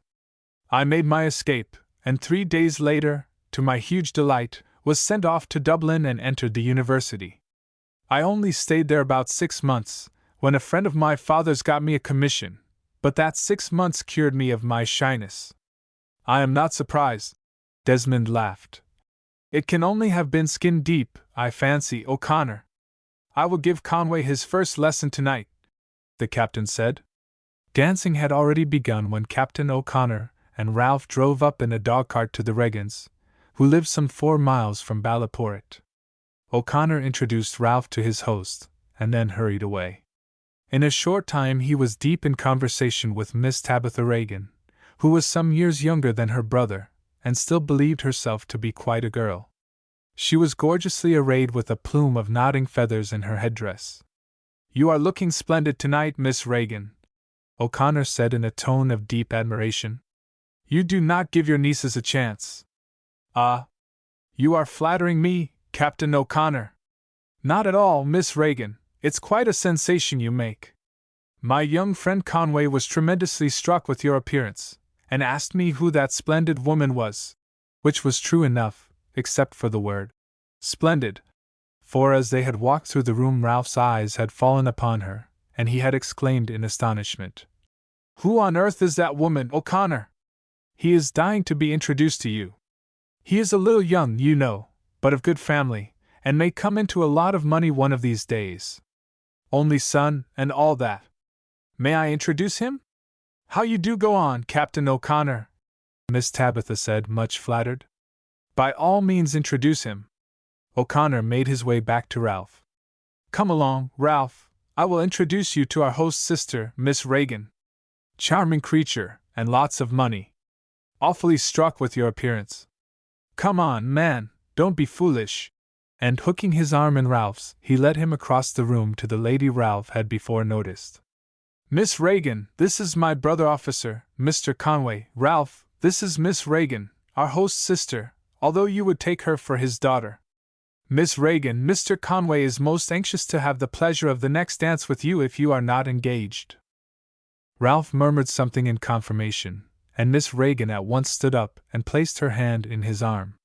Ralph gave a reproachful glance at his captain as he moved away. Fortunately, he was not called upon to say much, for Miss Regan burst out, "It is too bad of you not having been here before, Mr. Conway, quite rude of you. Captain O'Connor has spoken of you frequently, and we girls have been quite curious to see you.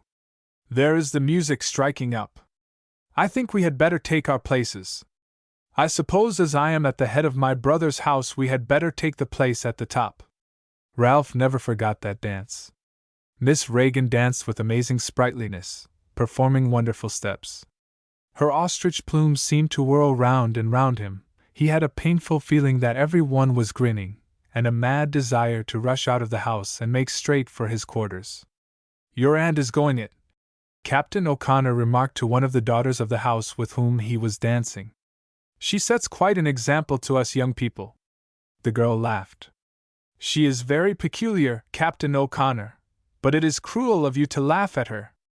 I do wish she wouldn't wear such wonderful headdresses, but she once went to court a good many years ago at Dublin, and somebody told her that her headdress became her, and she has worn plumes ever since." "I am not laughing at her, Miss Regan," O'Connor said gravely. "I am admiring her. Conway is doing nobly too.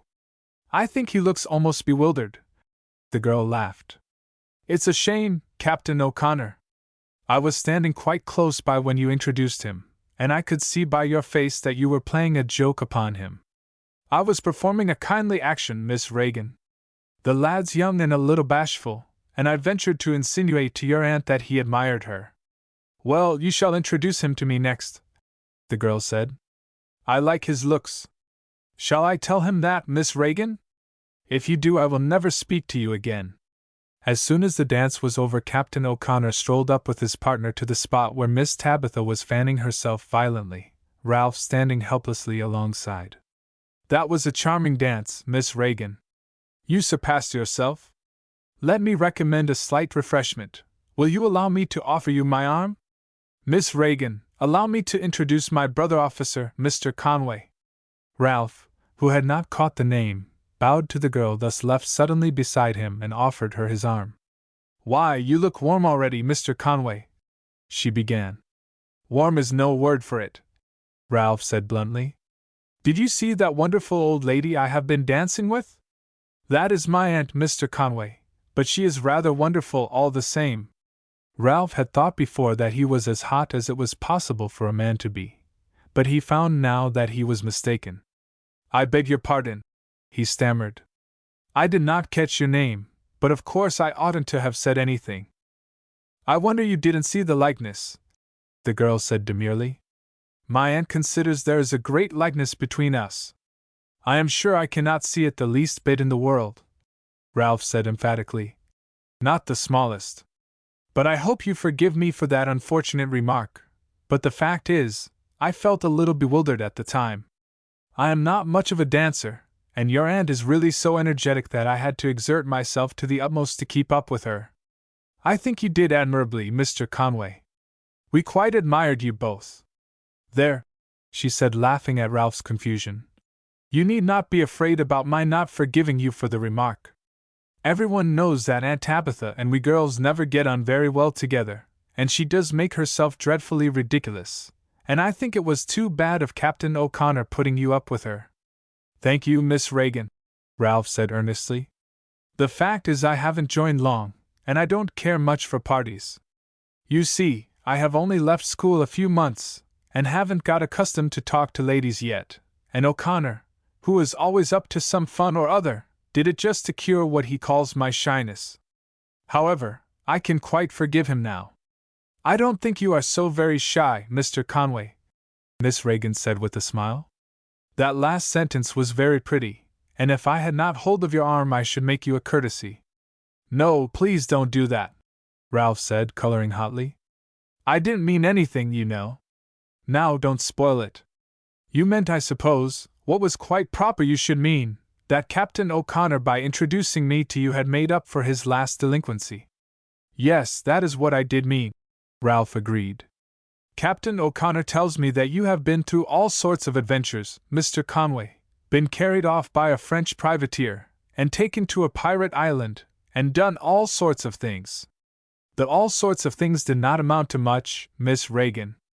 I made myself as useful as I could, and picked up French, and at last when the privateer sailed away I walked down to the shore and met our sailors when they landed. There was, I can assure you, nothing in any way heroic about the part one had to play. Still it was an adventure.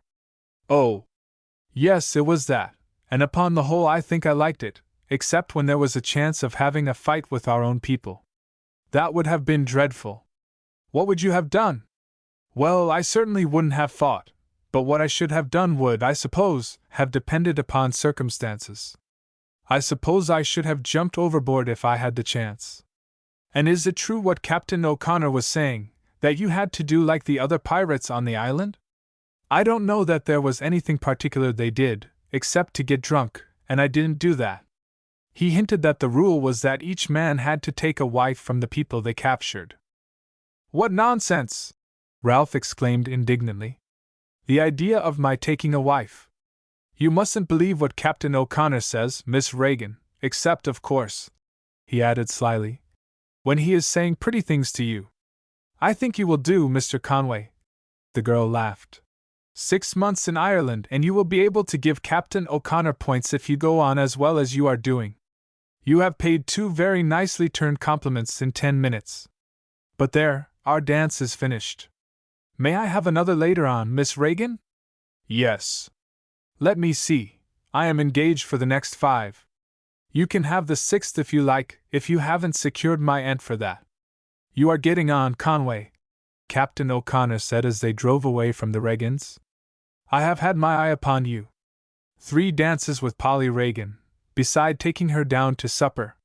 It was too bad of you putting me on to her aunt in that way. O'Connor laughed. It was a capital thing for you, youngster, and paved the way for you with Polly, who, by the way, is not such a respectful niece as she might be. But she is a very nice little girl. I had thought of making up in that quarter myself, but I see it's no use now. None at all, Ralph said seriously. We are not actually engaged, you know, but I think we understand each other. What? Captain O'Connor exclaimed in a changed voice. You are not such a young ass as to get engaged before you have joined 3 months? Ralph burst into a laugh. That's good, he said. It is not often I get a rise out of you, O'Connor.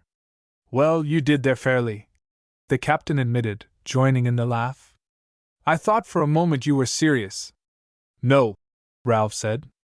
I may make a fool of myself in other directions, but I don't think I am likely to in that sort of way. Prior attachment, eh? Captain O'Connor asked quizzically. Ah, that's a secret, O'Connor, Ralph laughed.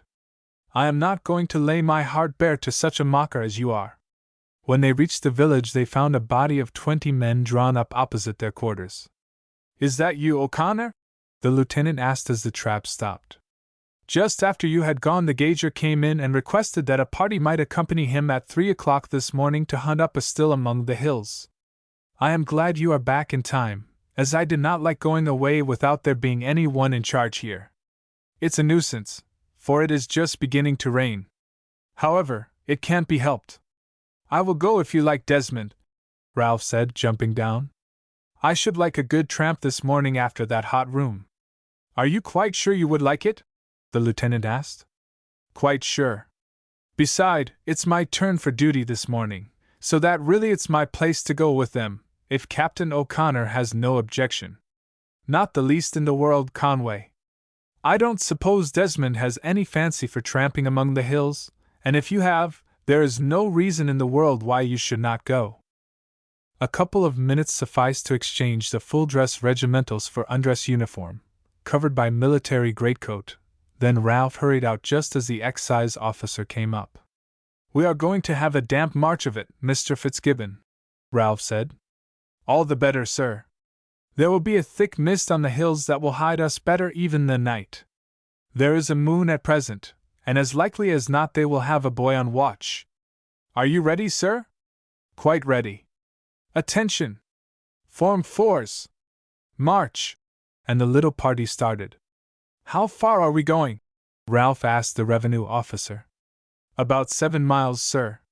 It's about 3:30 now. We shall be there somewhere about 6. It does not begin to be light until 7, so there is no particular hurry.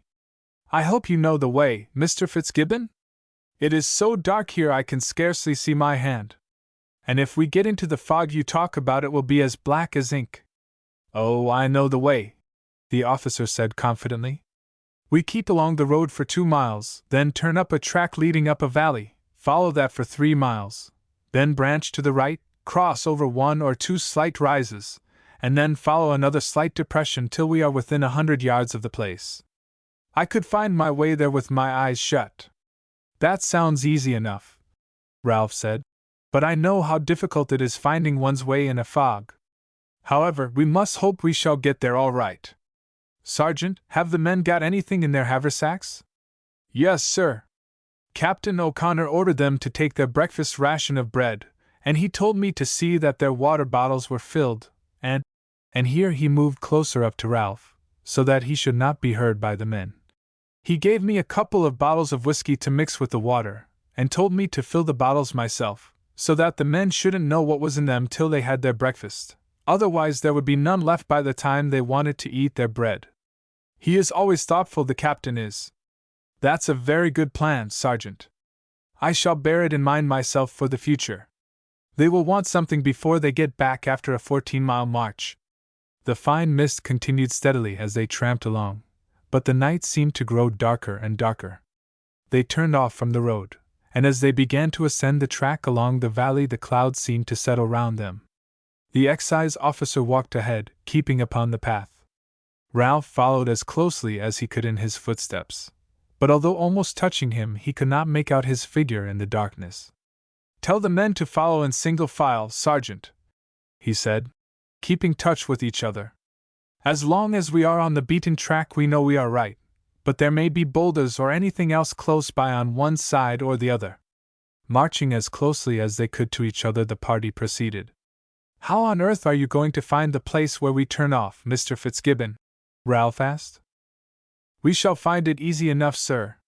The path regularly forks, and there is a pile of stones at the junction, which makes as good a guide as you can want on a dark night. We can't miss that even on a night like this. Ralph had struck a light with his flint and steel, and looked at his watch at the point where they turned off from the road, and he did the same thing 2 or 3 times as they went along. It's an hour and 20 minutes since we turned off, Mr. Fitzgibbon. Even allowing for our stoppages when we have got off the path, we ought to be near the turning now. Yes, I fancy we are not far off now, sir. I can feel that we are rising more sharply, and there is a rise in the last 100 yards or so before we reach the place where the road forks. We had better go a little more slowly now, sir. Another 5 minutes there was a stumble and a fall in front of Ralph. Halt! He exclaimed sharply. What is it, Mr. Fitzgibbon? I have fallen over the pile of stones, the officer said, and hurt myself confoundedly. Don't you think we had better halt till daylight? I think we can keep on, sir. The nearer we get there the better, and if we should miss the path we can halt then and wait till daybreak. Well, we can do that, Ralph agreed. I will go on ahead, sir, 20 or 30 yards at a time and then speak, and you can bring the men on to me, then I will go on again. It will be slow work, but I can keep the path better if I go at my own pace. Ralph agreed, and they proceeded in this manner for some time. I don't think we are on the track now, Ralph said at last. Oh, yes, we are, the officer replied confidently. Ralph stooped and felt the ground. The grass is very short, he observed, but it is grass. The officer followed his example. Oh, it is only a track now, he said. Just a footpath, and the grass is not worn off. I am convinced we are right. Well, Ralph said, just go a little way to the right and left, and see if the grass gets longer. It seems to me all the same. The officer did so, and was obliged to own that he could not perceive any difference. Ralph now spread his men out in a line and directed them to feel on the ground to see if they could discover the track. They failed to do so, and Ralph then ordered them together again. We will halt here, Sergeant, till daylight. It's no use groping about in the dark.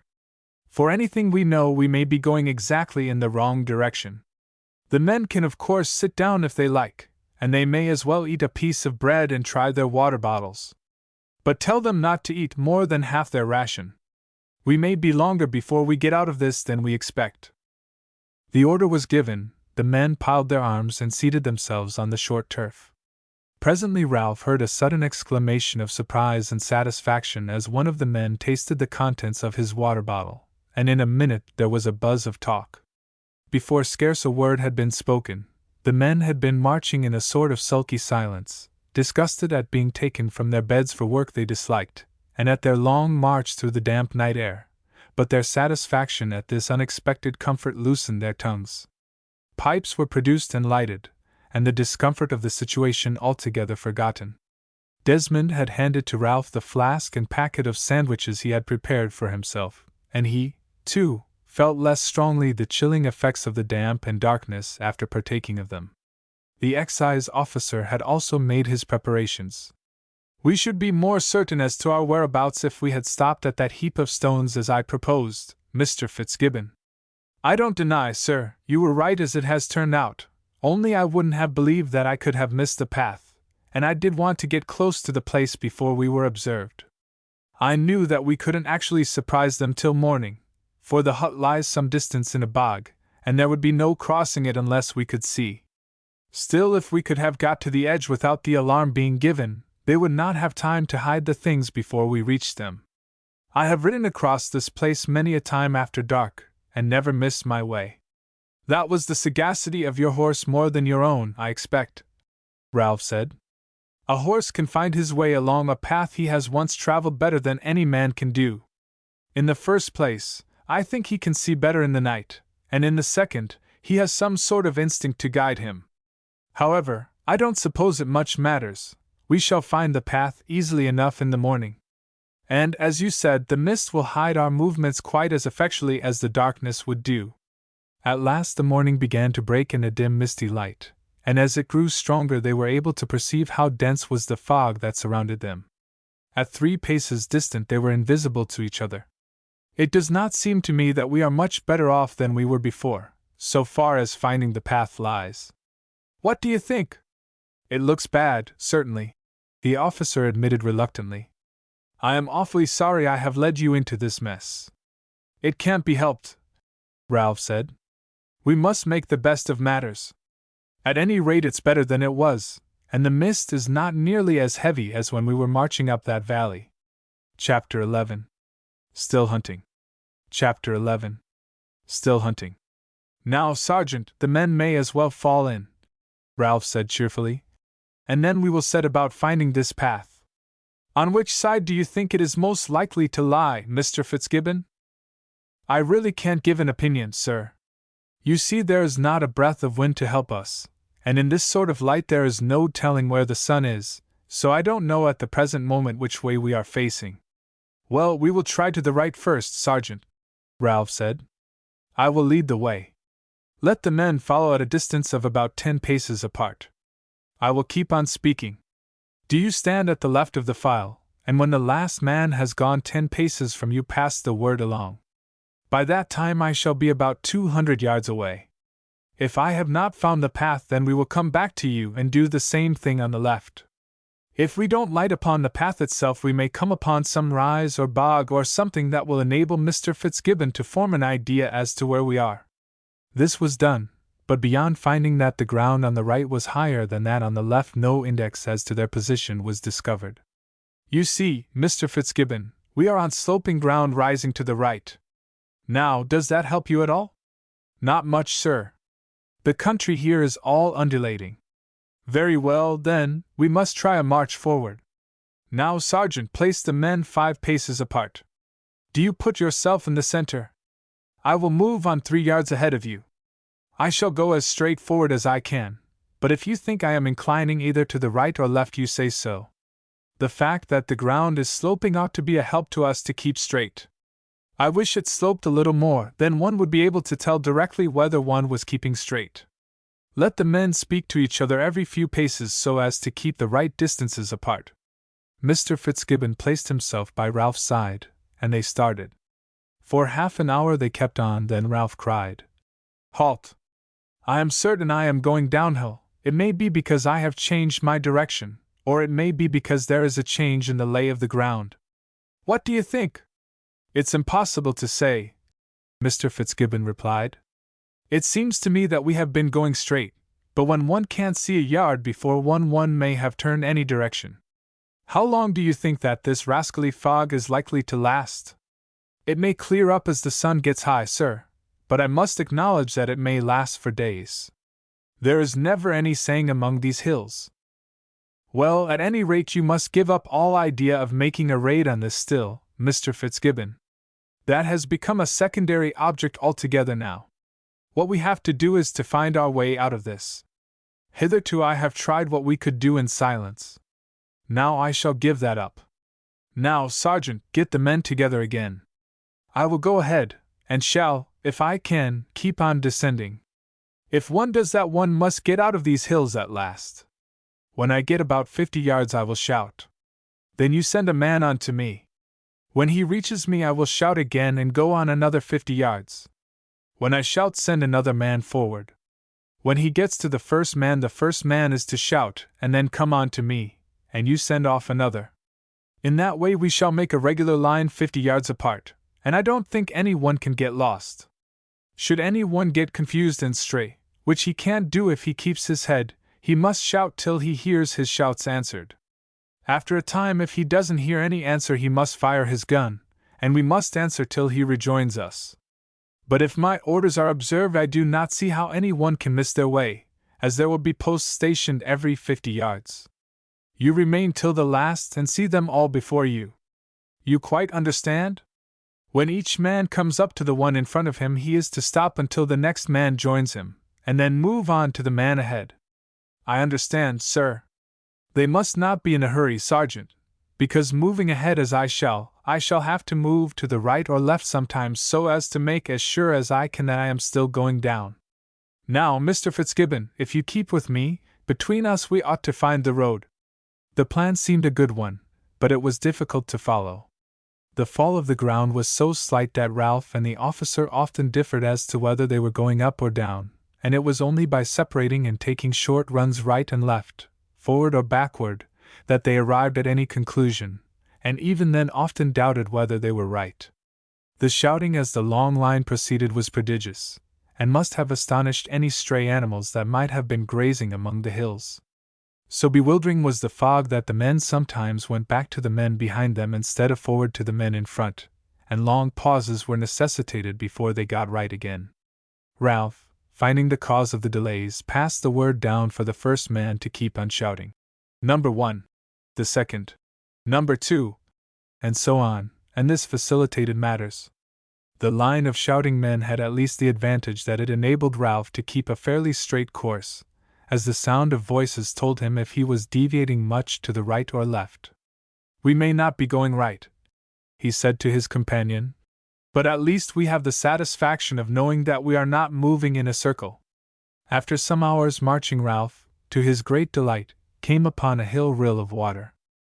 Thank goodness, he said, we have got a guide at last. If we follow this we must get somewhere. We need not go on in this tedious way, but will halt here till all the men come up. It was half an hour before the sergeant arrived. We have got a guide now, Sergeant, and can push on. I suppose you have no idea what stream this is, Mr. Fitzgibbon? Not at present, the officer admitted. There are scores of these little rills about. They make their way down from the bogs at the top of the hills, and there is nothing to distinguish one from the other. They now tramped on briskly, keeping close to the little stream. Sometimes the ground became soft and marshy, and it was difficult to follow its course. But they went straight on, and after 3 more hours' marching came upon a road that crossed the stream over a little culvert. There was a cheer from the tired men as they stood on hard ground again. Now, the question is, shall we turn to the right or the left, for we have not the faintest idea as to the points of the compass. What do you say, Mr. Fitzgibbon? I should say that it is an even chance, but at any rate whichever way we go we are sure to come in time upon a hut or village, and be able to find out where we are. Very well, then, we will take the right, Ralph said. Form 4's Sergeant. We shall get on better by keeping in step. Now, Sergeant, if any of the men can sing, let him strike up a tune with a chorus. That will help us along. There was a little hesitation, and then one of the men struck up a song, and with renewed life and energy they all marched along. It was nearly an hour before they heard the welcome sound of voices close by. Ralph halted his men and proceeded toward this sound, and then discovered what the fog had prevented them from seeing before, that they were passing through a village, the voices being those of some women who were brought to their doors by the sound of music, and who were somewhat puzzled at the, to them, mysterious sounds. What place is this? Ralph asked. It is Kilmarnocket. Bless me!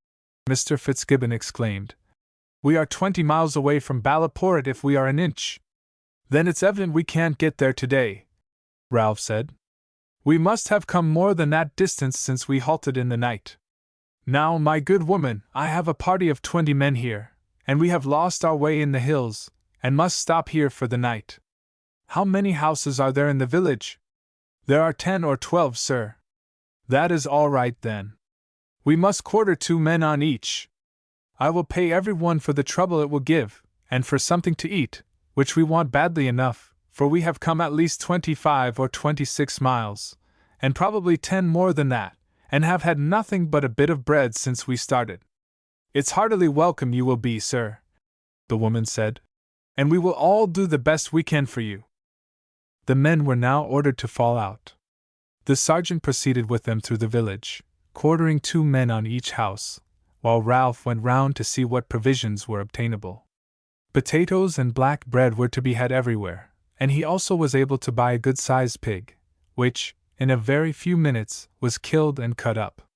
We have reason to consider ourselves lucky indeed, Ralph said, as he sat down with the excise officer half an hour later to a meal of boiled potatoes and pork chops roasted over a peat fire.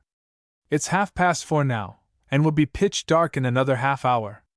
If we had not struck upon that stream we should have had another night out among the hills. Ralph's first measure after seeing his men quartered in the village was to inquire for a boy who would carry a message to Ballaporet, and the offer of £50 produced 4 or 5 lads willing to undertake it. Ralph chose one of them, an active-looking lad of about 15, tore out a leaf from his pocket-book, and wrote an account of what had happened, and said that the detachment would be in by 2 o'clock on the following day. Then directing it to Captain O'Connor or Lieutenant Desmond, whichever might be in the village, he gave it to the lad, who at once started at a trot along the road in the direction from which they had come. He will be there in 4 hours, Mr. Fitzgibbon said. It's a regular road all the way, and he can't miss it even in the dark. It's lucky we turned the way we did, for although it was taking us further from home it was but 2 miles along the road here, while, if we had gone the right way, it would have been 6 or 7 before we arrived at the next village. I think we are lucky all round, Ralph said. An hour ago if any one told us we were going to sit down at 4:30 to a hot dinner of pork and potatoes we should have slain him as a scoffer. It would have seemed altogether too good to be true. Ralph had no difficulty in purchasing whiskey, and he ordered the sergeant to serve out a tot to each man with his dinner, and another half an hour later, and by 7 o'clock there was scarcely one of the tired men who was not already asleep. The next morning they started at 8 o'clock, having had a breakfast of potatoes before they fell in. Ralph rewarded the peasants generously for their hospitality, and the men set off in high spirits for their tramp, and reached Ballaporet at 2:30 in the afternoon. You gave us a nice scare yesterday, Conway, was Captain O'Connor's greeting as they marched in. When 12 o'clock came and you didn't come back I began to think you must have lost yourselves, and a nice time we had of it till your messenger arrived at 8. It was no use sending out to look for you on the hills. But I went out with a party, with 2 or 3 men to guide us, to the end of a valley up which a path went. Beyond that there was no going, for one couldn't see one's hand. I stayed there an hour, firing off guns once a minute, and as there was no reply was sure that you must be a good distance off, wherever you were, so there was nothing to do but to come back and hope you had found shelter somewhere. Come in, lad, I have got some hot lunch waiting for you. Come in, Mr. Fitzgibbon. It's lucky I didn't catch you yesterday, or I should have considered it my duty to have hung you forthwith for decoying His Majesty's troops among the hills. Well, Conway, you didn't bargain for all this when you offered to change places with me, Lieutenant Desmond said when they were seated at table. No, but now it's all over I am glad I did change, in spite of the tramp we had. It has been an adventure, and beside, it was a good thing to learn how best to get out of a fog. How did you manage, Conway? Captain O'Connor asked. For once lost in such a fog as that on those hills there really does not seem anything to be done. Ralph related the various steps he had taken, and how, eventually, they had come upon running water and followed it down to a road. Well, I really think you have done remarkably well, youngster. I shouldn't be surprised if we have some more tramps before us, for I had a letter this morning from the colonel saying that the fellow known as the Red Captain, a notorious scoundrel who has been with his gang committing all sorts of atrocities in Galway, has made the place too hot for him at last, and is reported to have made his way down to the south coast, somewhere in this direction, and we are ordered to keep a sharp lookout for him. He is an unmitigated ruffian, and a desperate one. He has shot several constables who have tried to capture him, and as he has 3 or 4 men with him nearly as bad as himself, I expect we shall have some trouble with him. There has been a reward of £100 for his capture for a long time, but so far without success.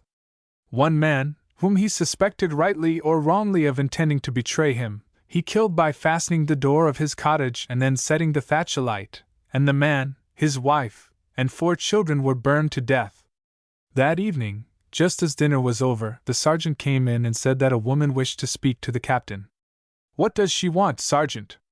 She won't say what she wants, sir, only that she wishes to speak to you privately. Show her in then, sergeant. The sergeant brought in the woman and then retired. As soon as the door closed behind him, the woman threw back the shawl which had hitherto almost covered her face. She was about 25 years old, and strikingly pretty. What can I do for you? Captain O'Connor asked. The sergeant says you wish to speak to me on some particular business. Yes, sir, sure, and it is very particular business. You don't wish to speak to me quite alone, I suppose? O'Connor asked, seeing that she hesitated. No, your honor. Seeing that these gentlemen are all officers, there is no reason in life why they should not hear what I have to say. But sure, sir, it's little my life would be worth if it were known outside these walls that I had been here. My name is Bridget Moore, sir, and I belong to County Galway. Well, your honor, there was a desperate villain, they called the Red Captain, there. He was hiding in the hills for some time near the little farm my husband holds. We did not know who he was, how should we? But thought he was hiding because the revenue officers were after him on account of a bit of a still or something of that kind. But we found out one day, when he had been taking too much of the crater and was talking big like, that he was the Red Captain. My Dennis was troubled in his mind over it. Of course he was not one to inform, but he had heard so much of the Red Captain and his doings that he was uneasy at the thought of having him as a neighbor.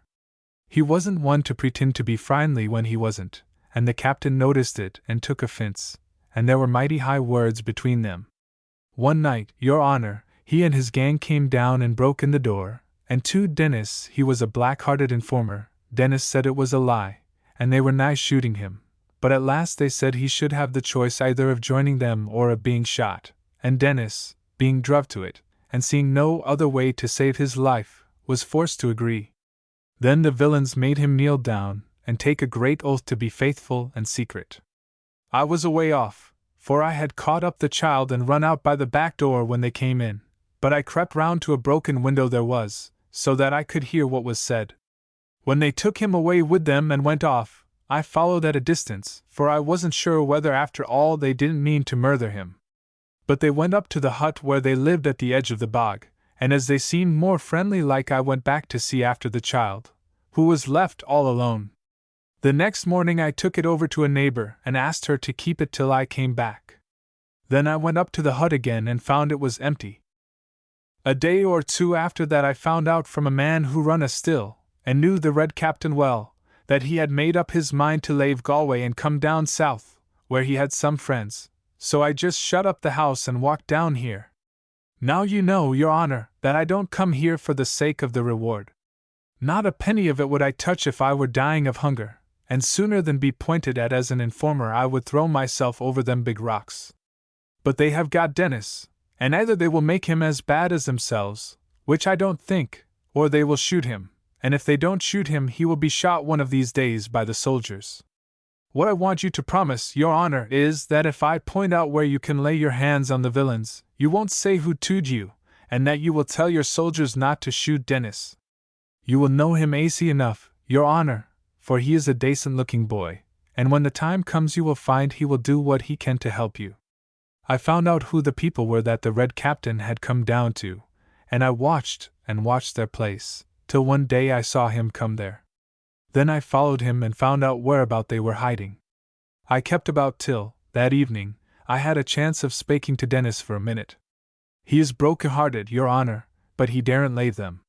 He said they had sworn if he ever tried to run away they would hunt him down, and the Red Captain said that he would send information to the police that it was Dennis who helped him fire the hut when those poor creatures were burned, and would say he had been in the thick of it all along, and how could he prove the differ? So he daren't for the life of him move, your honor, and told me to keep away and go home, for I could do him no good, and if they caught me speaking to him they would kill the two of us. I promise you willingly, Captain O'Connor said. I will not say who pointed out their hiding place, and if your husband does not join in the resistance he certainly shall receive no hurt.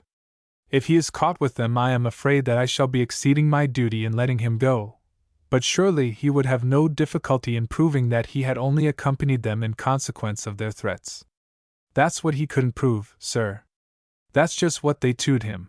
If they were caught themselves they knew there was no chance for them, and they would all swear together that he had been with them all along, and how could the boy prove that he wasn't? Well, Mrs. Moore, I will try and strain a point, Captain O'Connor said. You see, people sometimes escape after they are taken, and I think we shall be able to manage somehow that Dennis shan't appear at the bar with the others, and if it should turn out that cannot be managed I will engage to make such representations to the authorities that your husband shall get off free. Very well, sir. Then I will tell you where they are to be found. I can't take you there, your honor, but I can tell you whereabout it is. There is a footpath turns off from the road at the end of the village, and goes straight down to the top of them big rocks that come out of the sea.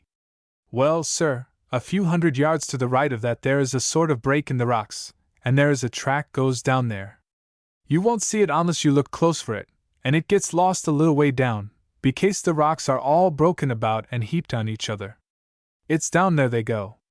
There's always a man on watch not far from the top, and there is generally a gossoon from their friends here somewhere at the edge of the bog behind, who would run forward and tell the man on watch if he saw any soldiers coming from here.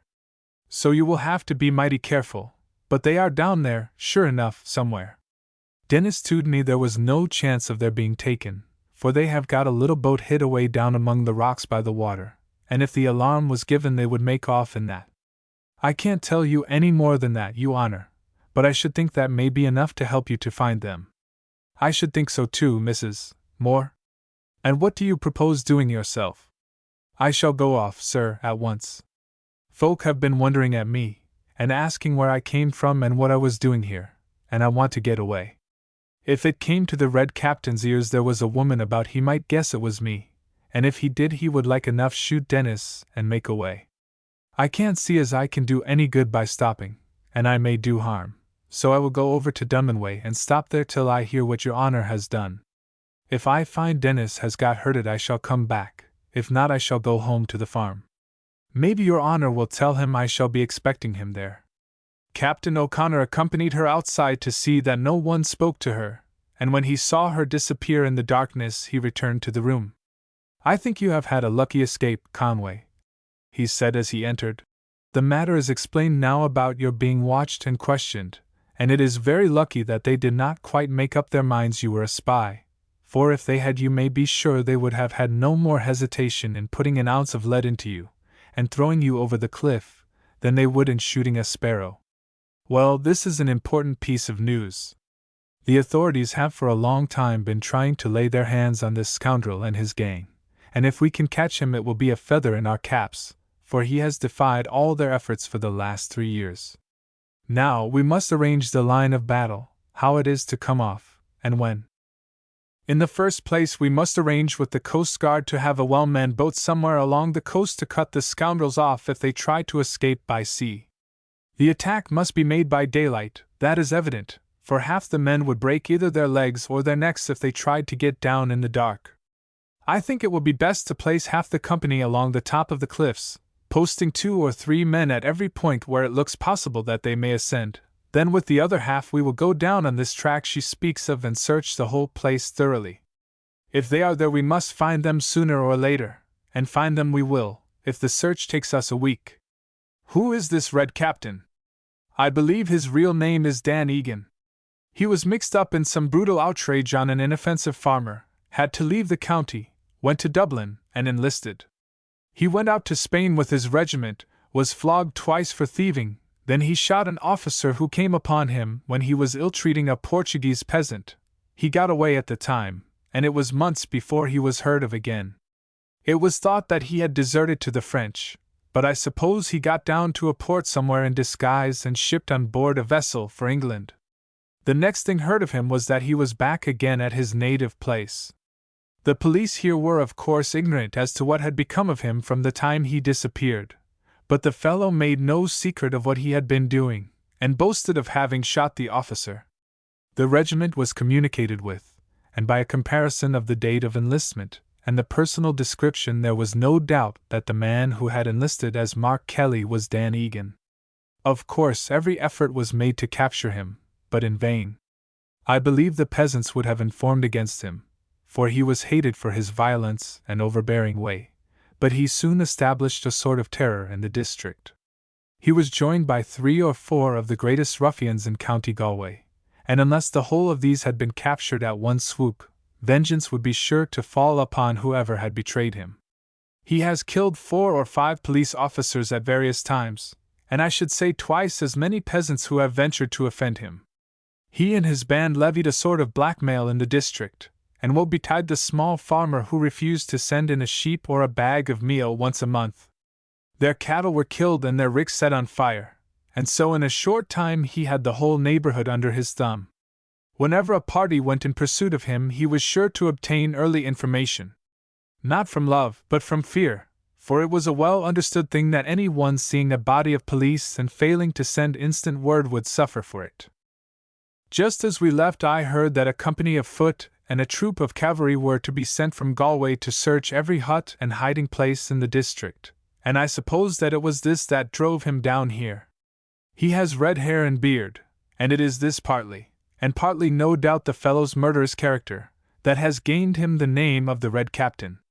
He is a prize worth taking, and if we can lay hands on him and his band together we shall have done better work than if we had unearthed 100 illicit stills. At any rate we will lose no time. I will write a letter at once to the revenue officer at the Coast Guard station. I shall mention no names, but say that we hope to make an important capture tomorrow morning on the cliffs here, and asking him to send a well-armed boat at daylight, with instructions to stop and arrest any boat that may put out from the shore. If the revenue cutter happens to be lying off his station, or within reach of a messenger, I will tell him to have her off the shore if possible. Captain O'Connor at once wrote the letter. Sergeant Morris, he said, when the non-commissioned officer came in, I want you to take this letter yourself to Lieutenant Adcock at the Coast Guard station in the cove 3 miles along to the east. It is of the highest importance. I want you to see the officer yourself and obtain an answer from him. Take a man with you, and carry your sidearms. Don't go along the cliff, but keep to the road till you come to the lane that leads direct to the village in the cove. Just tell the landlord to come here, will you? Landlord, he said, when the host appeared, I want you to lend a couple of long greatcoats, and 2 hats or caps of any kind. I am sending 2 of my men off on a mission, and I don't want them to be noticed. It does not matter how old the coats are so that they are long. I will get them, your honor. I have one that will do, and will borrow the other for you in no time. You see, Sergeant, I don't want your presence in the village to be noticed. You know how these fellows hang together. The sight of 2 soldiers in uniform there would be sure to attract attention. Choose a man you can rely on to play his part cleverly. I tell you to take your sidearms, because I happen to know that there are men about who, if they suspected your mission, would not have the least hesitation in knocking you on the head.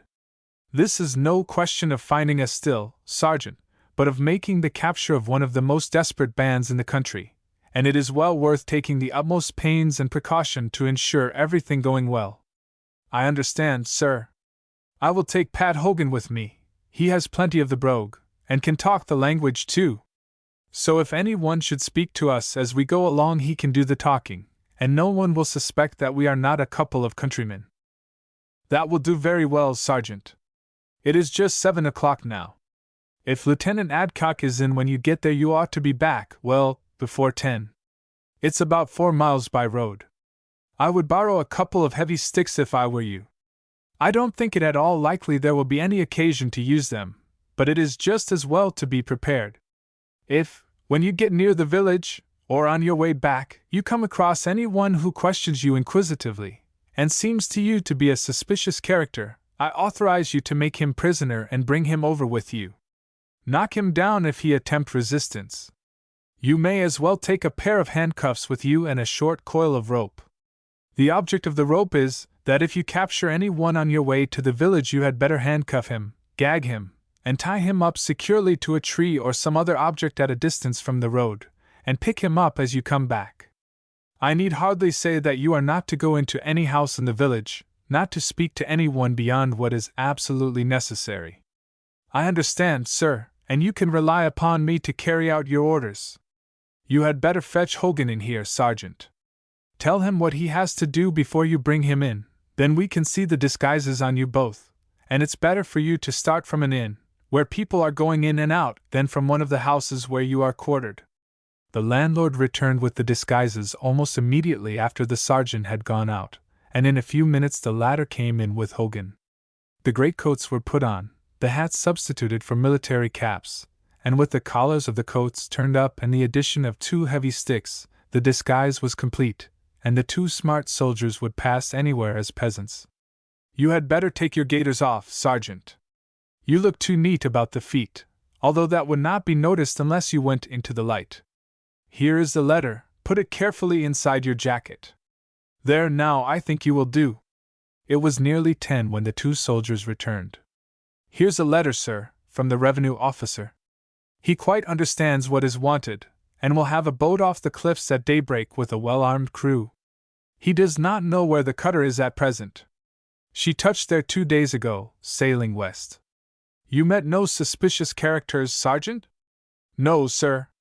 We spoke to no one until we got to the village, beyond asking a woman which was the turning from the main road. There didn't seem to be a soul about in the village, and we had to wait about some time before I could get hold of a boy to tell me which was the revenue officer's cottage. I left Hogan outside when I went in, but he saw no one, nor did any one speak to us on our return beyond 1 or 2 men we met passing the time of night, which Hogan answered. All the better, Sergeant. The great object is secrecy. Now leave these things here and put on your caps again. If you go to the bar, the landlord has orders to give you a glass of grog each. Don't say a word as to where you have been, Hogan, but get back to your quarters. When you have had your grog, Sergeant, look in again before you go. When the men had gone out, Captain O'Connor opened the letter, which merely confirmed what the sergeant said. When Sergeant Morris returned, Captain O'Connor told him that the company were to parade an hour before daylight. Don't give the order tonight, Sergeant, but go round from house to house yourself in the morning, rouse the men, and tell them to fall in quietly without beat of drum. Everything is going on well, boys, he said when the sergeant had left, and I think we have a good chance of laying these scoundrels by the heels tomorrow. However, we must ensure that word is not sent from the village, when the troops begin to get up. A stir an hour before the usual time is sure to excite remark, and as it is certain these fellows will have arranged with someone in the village for early news of any unusual movement, we must take steps to prevent a messenger passing. I propose that you two shall be astir half an hour before the troops, and that you shall, before anyone else is moving, go along the path leading to the cliffs, stop a couple of 100 yards beyond the village, and arrest anyone who may come along. Yes, I think that will be a very good plan, Lieutenant Desmond said. No one shall pass us, I warrant. Don't forget to take your pistols. It is likely enough you may have to use them before the day is over. These scoundrels know they fight with ropes round their necks, and are almost sure to resist desperately. Now we will have 1 glass more, and then be off to bed. The day will begin to break about 7, and I will impress upon the landlord the urgent necessity of calling you both by 5. I suppose we are to stay where we take up our station till you come along with the company, O'Connor, whether we take any prisoners or not? Yes, that will be the best way, Desmond. If you have caught anyone, I will send them back with a guard to the village. No, it would not do for you to move before we come up, for there is no saying what time a messenger will go along. They may not take the alarm until just as we are starting, or even until they see which road we are taking. By the way, you may as well take that pair of handcuffs the sergeant has left on the table with you, otherwise if you do get a prisoner you would have to keep your hands on his collar, or he might make a bolt any moment. There is nothing like being on the safe side. You had better take up your post at some place where your figures will not be seen by any one coming along the road till he is close to you, or instead of coming straight along he might make a bolt round, and some of these fellows can run like hares. We must not let the smallest chance escape us. If we succeed in the affair we shall get no end of credit, beside the satisfaction of freeing the country of as desperate a band of ruffians as any that infest it, and that's saying a good deal. Now, here's success to our work tomorrow. O'Connor drained his glass and placed it on the table, and then rising and taking up his sword made his way to his room, his companions at once following his example. Chapter 12. The Cave Among the Rocks. Chapter 12. The Cave Among the Rocks. At 5 o'clock on the following morning Ralph was roused by the landlord, who brought him a candle. He lost no time in dressing, buckled on his sword, looked to the priming of the double-barreled pistols Mr. Penfold had given him, and placed them in his belt. Then he went downstairs and put the handcuffs into the pocket of his great coat. He then went to the bar, where the landlord was kindling a fire. "I want a bottle of whiskey, landlord, a loaf of bread, and a big lump of cheese." As he was waiting for these, Lieutenant Desmond joined him. "That's right, Conway. There's nothing like laying in a stock of creature comforts when you have the chance. Look here, landlord, get an empty bottle and put half the whiskey in, and then fill them both up with water. Cut that loaf of bread in halves, in that way we can get it in our pockets. That's right, now do the same with the cheese. You and I may not be together, Conway, so it's just as well to divide the commissariat, to say nothing of the convenience of carriage. Now, have you got the handcuffs? That's right, we will be off at once." The landlord went to the door with them and looked after them, somewhat surprised at seeing no soldiers about. "What can they be up to by themselves at this hour of the morning?" he said to himself. "Well, they are two nice young fellows anyway, and I hope that they are not going to get into mischief. Now I will just make up the fire, and then sit down for an hour's snooze in my armchair. The captain said he was to be called at 6. I suppose they are going out still hunting somewhere. Well, I wish them luck, for when the boys can get their whiskey for next to nothing they don't care about coming here, and small blame to them, for I shouldn't myself." Not a soul was astir in the village as the two young officers passed along.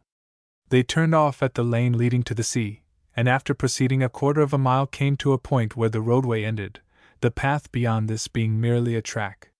Here there was a gate across the lane, and a wall running right and left. "We can't find a better spot than this, Conway," Lieutenant Desmond said. "If we sit down one on each side against the wall, 100 men might pass along without noticing us." "Which side shall we sit, Desmond?" "We will sit this side," the lieutenant replied. "If we were the other side a man might possibly wrench himself away from our grasp, and might outrun us, but on this side of the gate he couldn't do so. For even if he did break away he would have to run back toward the village, the gate would stop his going the other way." Accordingly the young officers took their posts against the wall, one on either side of the gate, and with their swords drawn awaited the coming of a messenger to the Red Captain. "There is no chance of any one being here for another 20 minutes, Desmond said. "The sergeant will not rouse the men up till 5:45, therefore no one is likely to come along until within a few minutes of the hour. It's precious cold here, though the wall does shelter us from the wind a bit. Still it's not a lively job having to wait here half an hour, with the thermometer somewhere below freezing point." The time passed slowly. Occasionally they exchanged a few words in low tones, but as the time approached when they knew that the sergeant would be going his rounds to call the men they spoke less. "It must be nearly 6 o'clock now," Desmond said at last. "The men would be called at 1:45. So if anyone is coming he will most likely be here in a few minutes. Hush! I think I can hear footsteps." A few seconds later they dimly saw a figure running toward them at full speed. As it dashed up to the gate they sprang out and seized it. There was a sharp, frightened cry. "Don't make a noise," Desmond said sternly, "or it will be the worse for you. Where were you going?" It was a girl of about 12 years old whom they had captured. She was silent a moment. "Sure, Your Honor," she said in a whimper. "I was doing no harm. I was only running to tell Mike Brennan that his old mother is taken bad with the cramps, and wanted to see him bad." "Where do you expect to go to, you little liar?" Desmond asked. "We know what you are up to. You were running to tell someone that the soldiers were getting up. Now, if you are quiet and keep still, no harm will come to you, but if you try to scream or to get away, we shall hand you over to the police, and there's no saying whether they may not make it a hanging matter for aiding the king's enemies." "I suppose we needn't fasten her?" Ralph said. "Not fasten her? Why, she is as slippery as a young eel, and if you take your hand off her for a moment she would be off like a hare. No, no, we must make her safe. Beside," he whispered in Ralph's ear, "she would scream to a certainty if she saw anyone else coming, then they might strike off and get round us. No, no, we can't run any risks, there is too much depends on it. Now just sit down there, young woman, by the wall. We are not going to hurt you, but you have got to keep quiet. Now put your feet together." Desmond took out his pocket handkerchief and folded it, and tied the girl's ankles firmly together. "Now then, Ralph, do the same with her wrists. That's right now. Wrap that shawl of hers 3 or 4 times tightly round her mouth. That's it, let her breathe through her nose. Now you keep a sharp watch over her, and see she doesn't wriggle out of these things. If you see any one coming, clap your hand over her mouth, and see she doesn't make a sound. When he comes up you can let go and help me if necessary. It won't matter her giving a bit of a scream then. Now," he went on, this time speaking aloud, "if that girl makes the least noise, run her through with your sword at once. Don't hesitate a moment." "Very well," Ralph said in the same tones. "I will silence her, never fear." Ralph sat down close to the girl and watched her sharply. They had fixed the shawl as well as they could, but he felt sure that by a sudden effort she could free her mouth sufficiently to scream. She sat perfectly still, but in about 3 minutes he saw her suddenly throw her head back, and in an instant he clapped his hand over her mouth. She struggled violently in spite of her bonds, and tried to bite, but with the other arm he held her head firmly, and succeeded in preventing the slightest sound escaping her. Then he glanced up the path.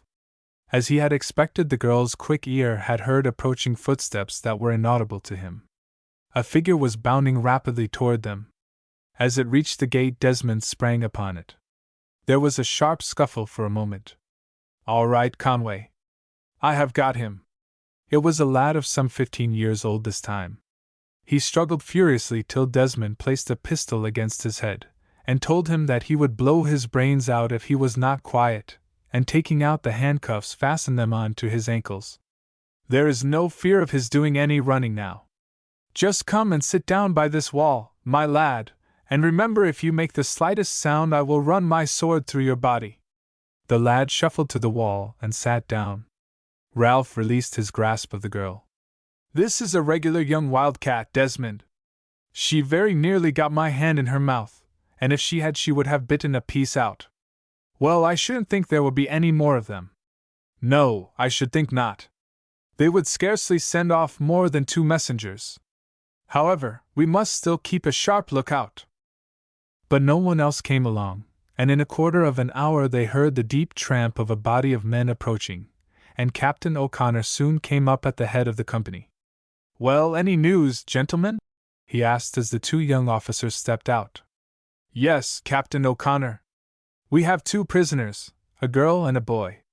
They came along about 10 minutes apart, both running at full speed and evidently going with messages. We put the handcuffs on the boy's ankles, and tied the girls with our handkerchiefs. Sergeant, tell off 2 men and let them take these prisoners back to the village, and guard them carefully till we return. They may as well keep the handcuffs on the boy's ankles, and untie the girls, but let one of them keep a tight hold of her arm, and be sure that she doesn't slip away." 2 men were told off for the duty, and the march was then resumed. Daylight was faintly breaking when they reached the edge of the cliff. Ralph, with 10 men, was posted at the spot where a slight track was visible going down into a sort of gully. Captain O'Connor then proceeded with half the company to the right, Desmond taking the remainder to the left, each posting men at intervals along the edge of the cliff, and placing parties of 4 at every point where there appeared the smallest probability of an ascent being practicable. All were ordered to load at once. They were to make prisoner any one coming up the cliff, and in case of resistance to fire without hesitation. The 2 officers then returned to the spot where they had left Ralph. It was now nearly broad daylight.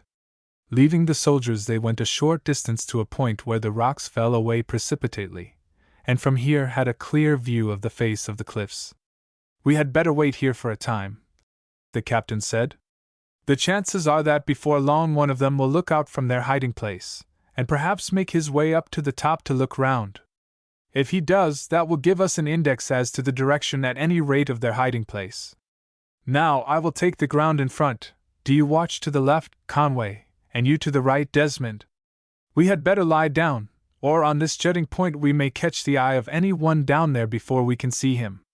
Keep a sharp lookout, lads. It will save us a world of trouble if we can see one of them." For half an hour they lay quiet, then Desmond suddenly exclaimed, "There is a man among those fallen rocks halfway up the side. There! He is gone. Perhaps we shall see him again in a moment." For 5 minutes they lay with their eyes fixed on the rocks that Desmond pointed out, but there were no signs of life. "Are you sure you were not mistaken, Desmond?" O'Connor asked. "Quite certain. He suddenly appeared by the side of that grey boulder, stood there for a moment, and sunk down again. I expect he must have got a view of one of the men somewhere along the top." "We will wait another 10 minutes," O'Connor said, "and then we will take a party to the spot and search it thoroughly. There is the Coast Guard boat, so there is no fear of their getting away by water." Another quarter of an hour passed. "It is no use waiting any longer. Go along the line, 1 each way, and bring 10 men from points where they can be spared. We will leave them at the top of the path and take the party there down with us. There are only 4 or 5 of them, and 10 men beside ourselves are ample for the business." The arrangements were soon made. Before starting on the descent, O'Connor said to the men, "We wish to take the fellows who are hiding down there alive if possible. They are the gang of the fellow known as the Red Captain, and have committed a score of murders. But if it is absolutely necessary, you will of course fire. There is one man among them who is there on compulsion, and is less guilty than the rest. He is a fair-haired man, and I should think you would notice the difference between him and the rest. Whatever resistance they make, it is not probable that he will join in it. At any rate, do not fire at him unless it is absolutely necessary to save life. Now see to your priming before we start, and fix bayonets. Mind how you climb over these rocks, because if any of you fall, your muskets may go off and shoot someone in front of you. Wherever it is possible, scatter out abreast of each other, so as to prevent the possibility of accident. Now then, march!" Leading the way, Captain O'Connor descended the little track. It extended but a short distance. Beyond that, a chaos of fallen rocks, the remains of a landslip many years previously, stretched away to the shore. "There is no working along these sideways, Desmond," Captain O'Connor said after they had climbed along for some little distance. "We had better make straight down to the shore, follow that for a bit, and then mount again to the spot where you saw the man." It was difficult work, but at last the party reached the shore. Lieutenant Adcock, who was himself in command of the boat, had watched the party making their way down the rocks, and now rowed in to within a few yards. "Good morning, Lieutenant," Captain O'Connor said.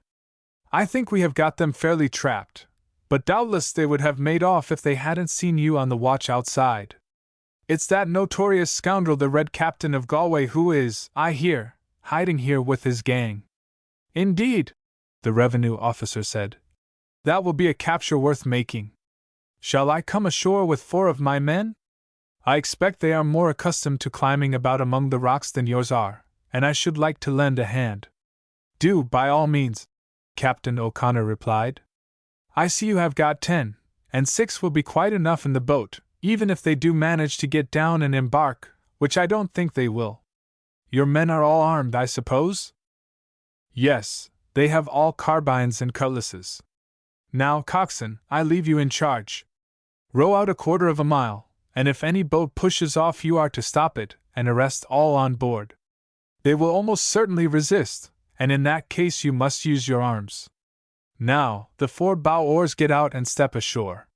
When the lieutenant and his 4 men had landed, the boat again pushed off, and the party on shore made their way along over the rocks at the edge of the water until they were opposite the rock where Lieutenant Desmond had seen the man appear. Then the ascent was commenced. The 4 officers went first, the men following in a line. "Bear a little to the left," Captain O'Connor said. "It is likely to lie somewhere in that direction. The man we saw would have been making toward the path and not from it. Keep a sharp lookout between these great rocks. There is no saying where the entrance to their hiding place may be." Almost as he spoke there was a sharp crack of a rifle, and the bullet struck the rock on which he was standing. "Come on, lads!" he shouted. "The sooner we are there the less time they have got to fire." And with a cheer the men hurried forward, scrambling recklessly over the rocks. Again and again puffs of smoke darted out from the rocks in front, and one of the soldiers fell, shot through the heart. "Don't stop to fire!" Captain O'Connor shouted as a yell of rage broke from the men. "You will do no good, and it will only give them more time." A dozen more shots were fired. One of the Coast Guard men was shot through the shoulder, but this was the only casualty, for the quick movements of the men as they scrambled over the boulders disconcerted the aim of those above. Breathless and panting, the 4 officers gained the spot from which the shots had been fired, the men close up behind them, but not a soul was to be seen. "Wait a moment till you get breath, lads," their leader said. "They can't be far from here. We will find their hiding place presently, never fear." As they stood panting there was a shout from above. The soldiers were standing along the edge of the cliff, looking down upon the fight. Sergeant Morris waved his arm. "They have made away to your left, sir," he shouted at the top of his voice. "We have just caught sight of them among the rocks." In 2 or 3 minutes Captain O'Connor led the way in that direction. "Keep your eyes sharply about, lads. No doubt the place is cunningly hidden. Search among every clump of bushes between the rocks." Presently the sergeant shouted down again from above. "I think you are far enough now, sir. We did not catch sight of them beyond that." For an hour the search continued, but without avail. "They must be here somewhere, lads," Captain O'Connor said. "We will find them if we have to stop here a week, and have provisions brought down from the village. It's pretty evident there's no opening between the great rocks, or we must have found it. We must examine the smaller boulders. They may have one so placed that it can be dropped down over the entrance. That flat slab is a likely-looking place, for instance. 3 or 4 of you get hold of it, and heave it up." The men gathered round to lift it. Ralph stooped down, and peeped under as they did so. "Hurrah!" he shouted. "There is an opening here." Several of the others now got hold of the stone. It was upended and thrown backward, and the entrance to a passage some 3 feet high and 2 feet wide was revealed. "I can smell a peat fire!" one of the men exclaimed. "This is the entrance, no doubt," Captain O'Connor said. "See, the bottom is evidently worn by feet. The passage must have been used for a long time, but it's an awkward place to follow desperate men into." "It is, indeed," Lieutenant Adcock agreed. "They could shoot us down one after one as we go in. They would see us against the light, while we should be able to make out nothing." "Surrender in there!" Captain O'Connor shouted. "You can't get away, and I promise you all a fair trial." His summons was followed by a taunting laugh, and a moment later there was a sharp sound within, and a rifle bullet struck the side of the entrance and flew out.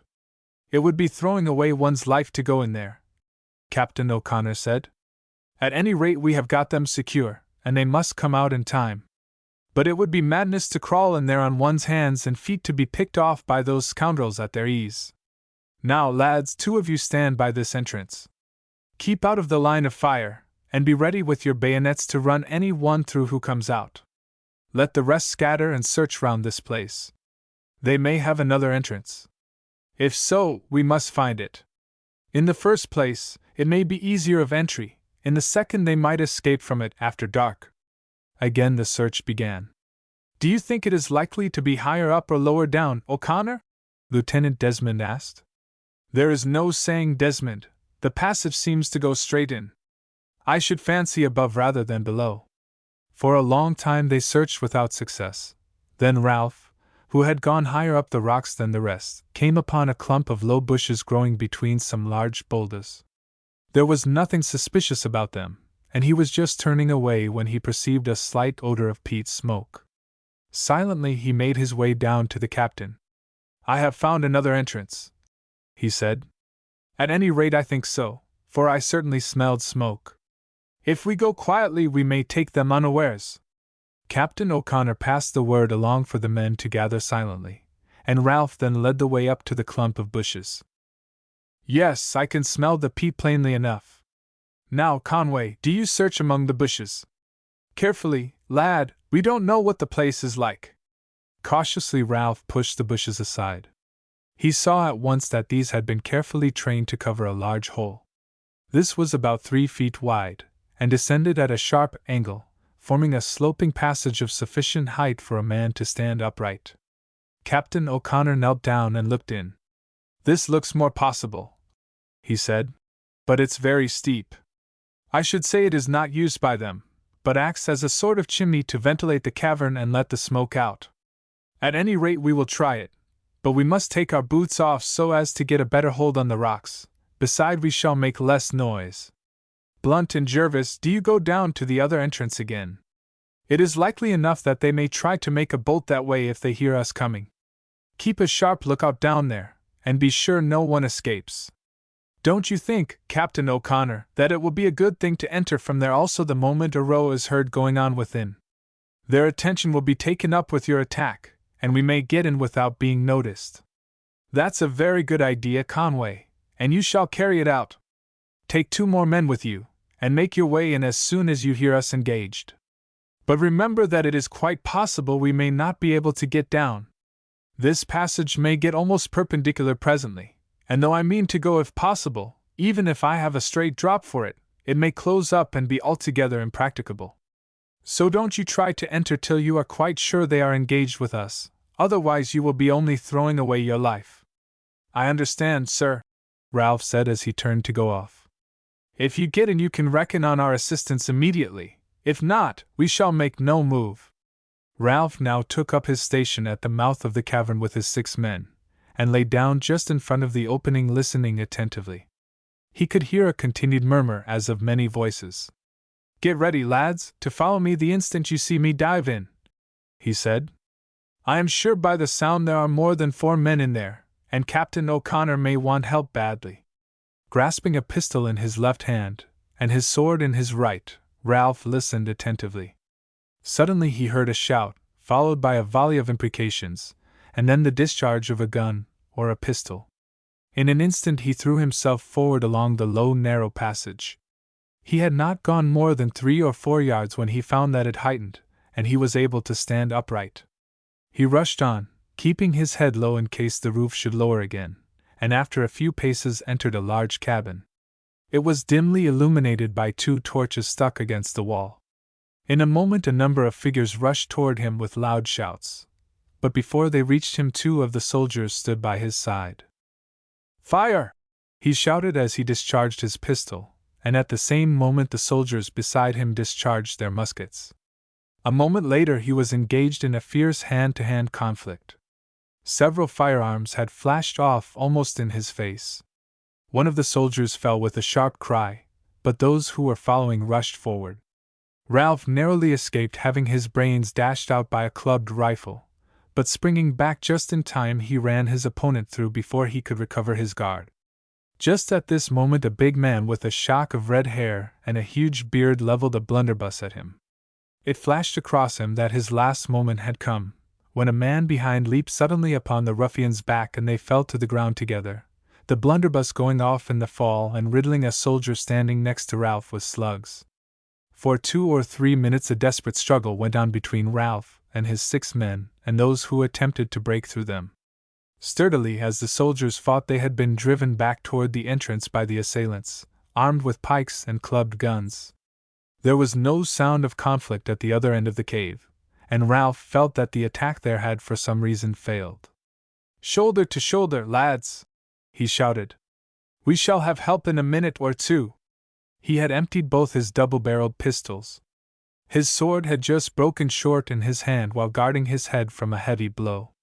He himself had been almost struck to the ground, when there was a rush of men from behind, and the rest of the soldiers poured in. "Give them a volley, lads!" he shouted. "And then charge them with the bayonets!" The muskets rang out, and then there was a shout of, "We surrender! We surrender!" A minute later the men were disarmed. There was still a desperate struggle going on the ground. "Here, lads," Ralph said to two of his men. "Secure this red fellow, he is their leader. One of you bring a torch here." The light was brought. It was seen that the man who had sprung upon the red captain's back had pinioned his arms to his sides, and held them there in spite of the efforts of the ruffian to free himself. Two of the soldiers took off their belts and fastened them together, passed them between the back of the man and his captor, and then strapped his arms firmly to his side. The man who held them then released his grip. "Stand over him with fixed bayonets, and if he moves, run him through." "Now, where's Captain O'Connor?" "I don't know, sir. He and Mr. Desmond and the naval officer went down the hole in front of us. We were following when the naval officer shouted up to us to run round to this entrance, and make our way in there, for he could go no further." "I am here, Conway," a faint voice said from the other end of the cabin. "But I have broken my leg, I think, and Desmond has knocked all the wind out of my body." Ralph hastened to the spot whence the voice came and found Captain O'Connor lying on the ground, and Lieutenant Desmond insensible beside him. "What has happened?" Ralph exclaimed. "Have they shot you?" "No, hold the torch up and you will see the way we came." The soldier did so, and Ralph, looking up, saw a hole in the top of the cave 20 feet above. "You don't mean to say you came through there, O'Connor?" "I did, worse luck to it," O'Connor said. "The passage got steeper and steeper, and at last my foot slipped, and I shot down and came plump into the middle of a peat fire, and a moment later Desmond shot down onto the top of me. We scattered the fire all over the place, as you can imagine, but I burned my hands and face, and I believe the leg of my breeches is on fire. Something is hurting me confoundedly." "Yes, it is all smoldering," Ralph exclaimed, putting it out with his hands. "Have you got them all?" Captain O'Connor asked. "Everyone, not one has made his escape. It would have fared badly with us, though, if Lieutenant Adcock had not sent down the men to our assistance." "Where is your leg broken, O'Connor?" "Above the knee," the captain said. "Here is some whiskey and water," Ralph said, handing him his bottle. "Now, I will see what has happened to Desmond." And he stooped over the insensible officer. "He has got a nasty gash on his forehead, and I think his right arm is broken," he said. "I will pour a little spirits between his lips, and then he had better be carried out into the air." This was done, and then Ralph went outside, and shouted to Sergeant Morris to bring down another 20 men. "If you please, sir," one of the Coast Guard men said, touching his hat. "I don't see any signs of our officer. Have you seen him?" "No," Ralph said. "Perhaps he is still in that passage. You had better run up to the top and see." 2 minutes later the man returned. "He's down there, sir, but he says he can't get up or down." "You had better run down to the boat at once," Ralph said. "I see she is close inshore. Bring a couple more of your men up with you and a rope. If you tie that round your body you can go down and bring him up." Ralph then returned to the cavern, where the men were still guarding the prisoners. "You can march them outside now," he said. "Then make them sit down, and stand over them with fixed bayonets till Sergeant Morris arrives. Now let us look to the wounded." An examination showed that 2 of the soldiers were dead, and 3 others badly wounded. 7 of the party in the cave lay on the ground. 1 only was alive, the rest had fallen either from bullet or bayonet wounds. Seeing that nothing could be done here, Ralph looked round the cavern. He soon saw that just where Captain O'Connor had fallen there was an entrance into another cave. He reloaded his pistols before he entered this, but found it deserted. It contained 2 large stills, with mash tubs and every appliance, 200 or 300 kegs of whiskey, and some 30 sacks of barley. This at once accounted for the cave being known, and for the number of men found in it, for in addition to the 7 that had fallen 6 prisoners had been taken. The walls of the cave were deeply smoke-stained, showing that it had been used as a distillery for a great number of years. "That is satisfactory," Captain O'Connor said when Ralph reported to him the discovery he had made. "That place where I came down is of course the chimney. Peat does not give much smoke, and making its way out through that screen of bushes it would be so light that it would not be noticed by any one on the cliffs. Well, it's been a good morning's work. A band of notorious scoundrels captured and an illicit still discovered in full work. It was a cleverly contrived place. Of course it is a natural cavern, and was likely enough known before the fall of rocks from above so completely concealed the entrance. I wish those fellows would come though, for my leg is hurting me amazingly, and these burns on my hands and face are smarting horribly. Shout out to them on the cliff, Conway, and tell them to send at once to fetch Dr. Doran from the village. The wounded ought to be seen to as soon as possible, and it is likely enough that some of them cannot be taken up over the rocks to the top of the cliff. I dread the business myself." In a quarter of an hour Sergeant Morris arrived with his party. By this time Lieutenant Desmond had recovered consciousness, and although in great pain from his broken arm was consoled upon hearing of the complete success of the expedition. The soldiers were furious on hearing that 3 of their comrades had been killed, and 2 of their officers badly injured. "Sergeant," Ralph said, "bring 4 of your men into the cave with me. Now," he continued when they entered, "there is a pile of blankets in that corner. Take one of them and fasten it across 2 of the men's muskets, so as to make a litter. Then we must lift Captain O'Connor carefully and put him on it and get him outside. It will be a difficult business getting him through the narrow entrance, but we must manage it as well as we can. But first let us thoroughly examine the caves. There may be another entrance somewhere." Searching carefully they found a passage behind the stack of kegs. It was some 8 feet high and as much wide. They followed it for a short distance, and then saw daylight. Their way was, however, speedily blocked by a number of rocks piled over the entrance. "This was evidently the original entrance to these caves," Ralph said, "but it was covered up when the rocks came down from above. That would account for the place not being known to the coast guards. I thought the passage we came in by looked as if it had been enlarged by the hand of man. No doubt it was originally a small hole, and when the entrance was blocked the men who made up their minds to establish a still here thought that it would be the best way to enlarge that and to leave the original entrance blocked. Well, it's evident we must take Captain O'Connor and the wounded out by the small entrance. It would be a tremendous business to clear those great rocks away." Captain O'Connor and the 2 wounded men were with great difficulty taken through the narrow passage. The soldier who was alive was the one who had received the charge of the blunderbuss in his legs. He was terribly injured below the knee, and Ralph had little doubt that amputation would be necessary. The other man lived but a short time after being brought into the air. Ralph now turned to the peasant who had saved his life by grappling with the Red Captain at the moment he was about to discharge his blunderbuss, and who had by his orders been left unbound. He was sitting a short distance from the other prisoners. "Your name is Dennis Moore?" he said. "It is, Your Honor," the man replied in surprise, "though how you came to know it beats me entirely." "I heard it from your wife last night," Ralph said. "From Bridget?" the man exclaimed. "Why, I thought she was 100 miles away." "She came down here like a brave woman to try and save you," Ralph said, "and gave us information that brought us to this hiding place. But her name is not to appear, and no one will know how we heard of it. We promised her that no harm should come to you if we could help it, and thanks to the act by which you saved my life, you have escaped, for being down on the ground you were out of the line of the fire of our bullets. Of course at present we shall treat you as a prisoner, as you were captured with the others, but I think we shall manage to let you slip away.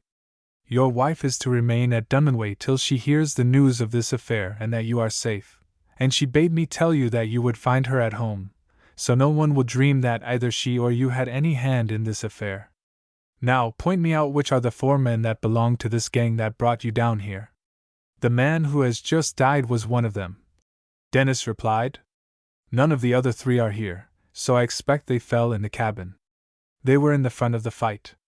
I saw one go down just as I grappled with our captain.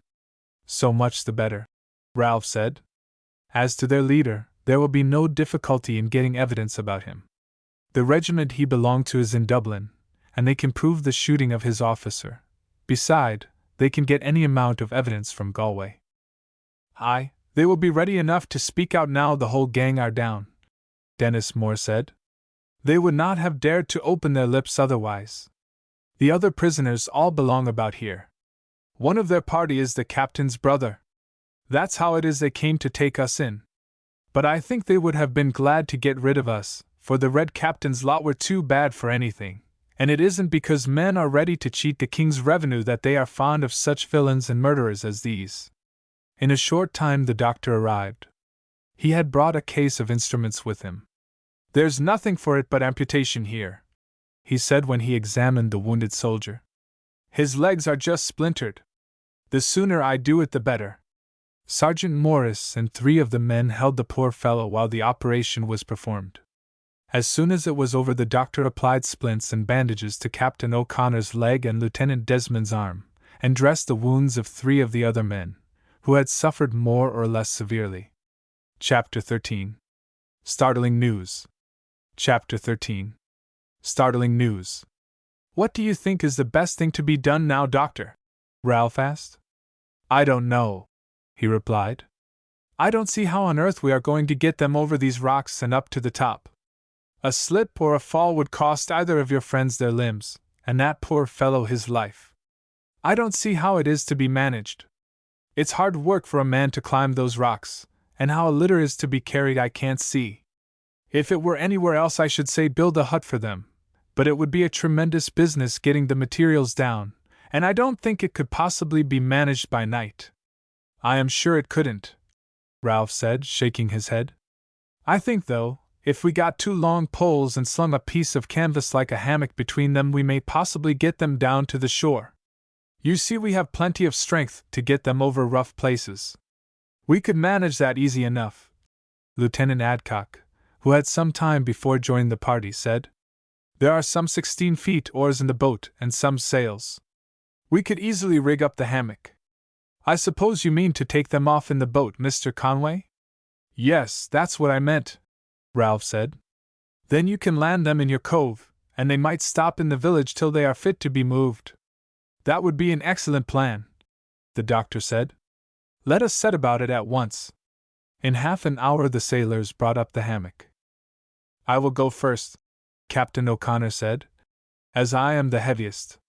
You will see how you manage to get me down. If it's done pretty easily you can bring down the 2 others. If not, they had better stop in the cave for tonight, and we will get a hut for them tomorrow. By the way, Conway, you had better get the dead carried out and taken down to the seashore. Have them laid down out of reach of the tide. Some of them belong about here, and their friends will wish to give them a decent burial. Our own dead had better be put in the boat, if Mr. Adcock will allow it, and taken to the village with us. Then they can be carried over to Ballaport for burial. A corporal with 4 men must be left for tonight in charge of the caves. I shall want my men to row the boat, Lieutenant Adcock said. In the morning I will send over a warrant officer and 4 men to take charge of the cave till I can take its contents round to our stores. Captain O'Connor was now lifted into the hammock, and 6 sailors carried him down to the water. They managed it excellently, easing him down with the greatest care over the rocks, and succeeded in getting him down to the sea without a single jerk. Lieutenant Desmond and the wounded soldiers were then taken down in the same way, while the men carried down the dead bodies of their 3 comrades and of the peasants who had fallen. I will take charge of the wounded, Lieutenant Adcock said, and see them comfortably housed and cared for. I suppose Dr. Doran will go with us. Certainly, the doctor said, stepping into the boat. I shall not give up charge of them until I see them all safely in bed. I shall come over and see you, O'Connor, Ralph said, as soon as I get the company back to the village. Shall I write a report of this business, Or do you feel equal to doing so? I will manage it, Conway. I can dictate it if I don't feel up to writing it.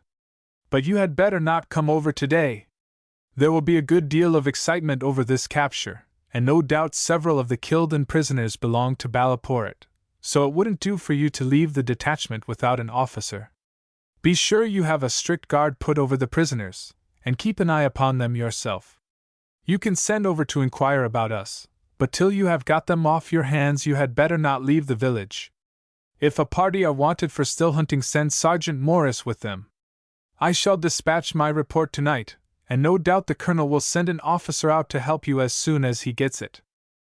The boat now pushed off. A corporal and 4 men were told off to occupy the cave until relieved by the revenue men, and then, with the prisoners in their center, the party climbed the cliff, and again, having been joined at the top by the rest of the company, marched to Ballaport. They found the village in a state of excitement. The soldier who had gone to fetch the doctor had brought the news that a fight had taken place down on the face of the cliff, but he could not say whether any had been killed. As soon as the detachment returned with the prisoners in their midst, many women flocked round with cries and lamentations, and exchanged greetings with the prisoners.